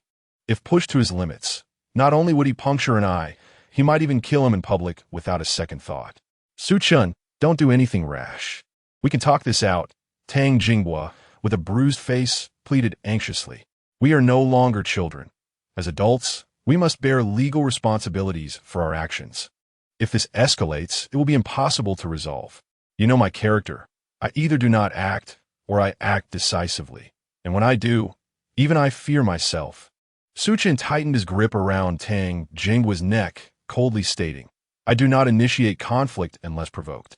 Since you have deliberately made things difficult for me and forced my hand, I will not consider the consequences. You are doing well for yourself. While I am merely a poor student, even if it comes to a life for a life, I have nothing to lose. Why are you still so obstinate? Tang Jinghua, fearful because he understood Su Chen's nature, attempted to placate him. I was wrong to push you. If you release me and apologize, I promise there will be no further repercussions. Let us pretend this never happened, shall we? Don't be ridiculous. You think I'm foolish enough to believe your words and apologize? Not a chance. Su Chen scoffed. If I let you go now, you'll have those guards beat me to a pulp. I'm not that naive. What do you want then? Tang Jinghua asked despairingly. Prepare to have his men incapacitate Su Chen once he was free, but Su Chen was not falling for it. Have your men disperse and clear the way for me. Su Chen commanded decisively. Tang Jinghua, unwilling to relent, warned, the Tianyun group will not let you off easily. Enough chatter. After I leave, I will turn myself in. You need not worry about anything else, Su Chen replied, applying pressure with the key, causing tears to stream uncontrollably down Tang Jinghua's face. Step aside, everyone, step aside. Tang Jinghua was now thoroughly panicked, shouting in fear at the surrounding guards. The group of guards promptly cleared a path, nervously watching Su Chen. Dragging Tang Jinghua along as a hostage, Su Chen was confident he could escape, yet he knew that creating chaos at the Tianyun group would not end well. Young man, let us resolve this amicably. I can advocate for you if you release Captain Tang. At that moment, a robust, dark-skinned, middle-aged man in uniform approached. Manager Zhu, save me. Tang Jinghua cried out in a pleading tone. This lunatic has blinded me. Who are you? Su Chen questioned, looking at the newcomer with suspicion. Why should I trust you? I am Zhu Yu, the manager of the security department, Zhu Yu replied earnestly. I am a veteran and can swear by my military honor that I will handle this fairly. A veteran? Su Chen frowned slightly. He held great respect for soldiers. After a moment's hesitation, he released Tang Jinghua. I can't see. Su Chen, you've blinded me. Tang Jinghua collapsed to the ground, covering his eyes in agony, then quickly scrambled to Zhu Yu's feet, shouting viciously, You lot, hurry and subdue this lawless brat. With a clamor, a group of security personnel surrounded the unprotected Su Chen, ready to take him down at any moment. Is this what you call justice and military honor? Su Chen gripped the key tightly, his expression darkening as he addressed Zhu Yu. Everyone, stand down. Zhu Yu ordered the guards to refrain from action, then turned to Su Chen with a serious demeanor. I will certainly act fairly, but you cannot simply leave after causing a disturbance and injuring someone. I need to understand what transpired here. I am Su Chen, a student from the medical university. I came here today. Su Chen recounted the situation truthfully, concluding, Tang Jinghua has long harbored a grudge against me, using his position to take revenge. Naturally, I would not sit idly by. He forced my hand. Tang Jinghua, do you have anything to say? Zhu Yu asked, his brow furrowed as he looked at Tang Jinghua, who was sitting on the ground. Can the HR department confirm your status as an intern? No, absolutely not. Tang Jinghua vehemently denied, gritting his teeth. This kid has no work permit and cannot contact the HR department or anyone who can verify his identity. What wrong is it for me to deny him entry? Manager Zhu, don't listen to his nonsense. You know our company has never hired interns. He is simply lying. I am giving you the chance to prove your status as an intern, Zhu Yu stated thoughtfully, looking at Su Chen with integrity. But if you cannot provide proof, then you will be held accountable for trespassing at Tianyun Group and assaulting security personnel. I see you are all cut from the same cloth. What proof is worth anything? Su Chen retorted fiercely, his eyes flashing with anger. It seems you cannot provide proof. Then I will have no choice but to arrest you and take you to the police station. Sensing Su Chen's hostility, Zhu Yu narrowed his eyes. Raising his hand to defuse the situation, I will not take advantage of you. If you can defeat me, I will let you go. Su Chen, you are finished. Dare to cause trouble at Tianyun Group, and you will pay a heavy price, Tang Jinghua warned. Realizing Zhu Yu was indeed formidable, and that his usual tricks might not prevail. Everyone stopped, just as Su Chen prepared to fight back. A sharp voice resonated throughout the area.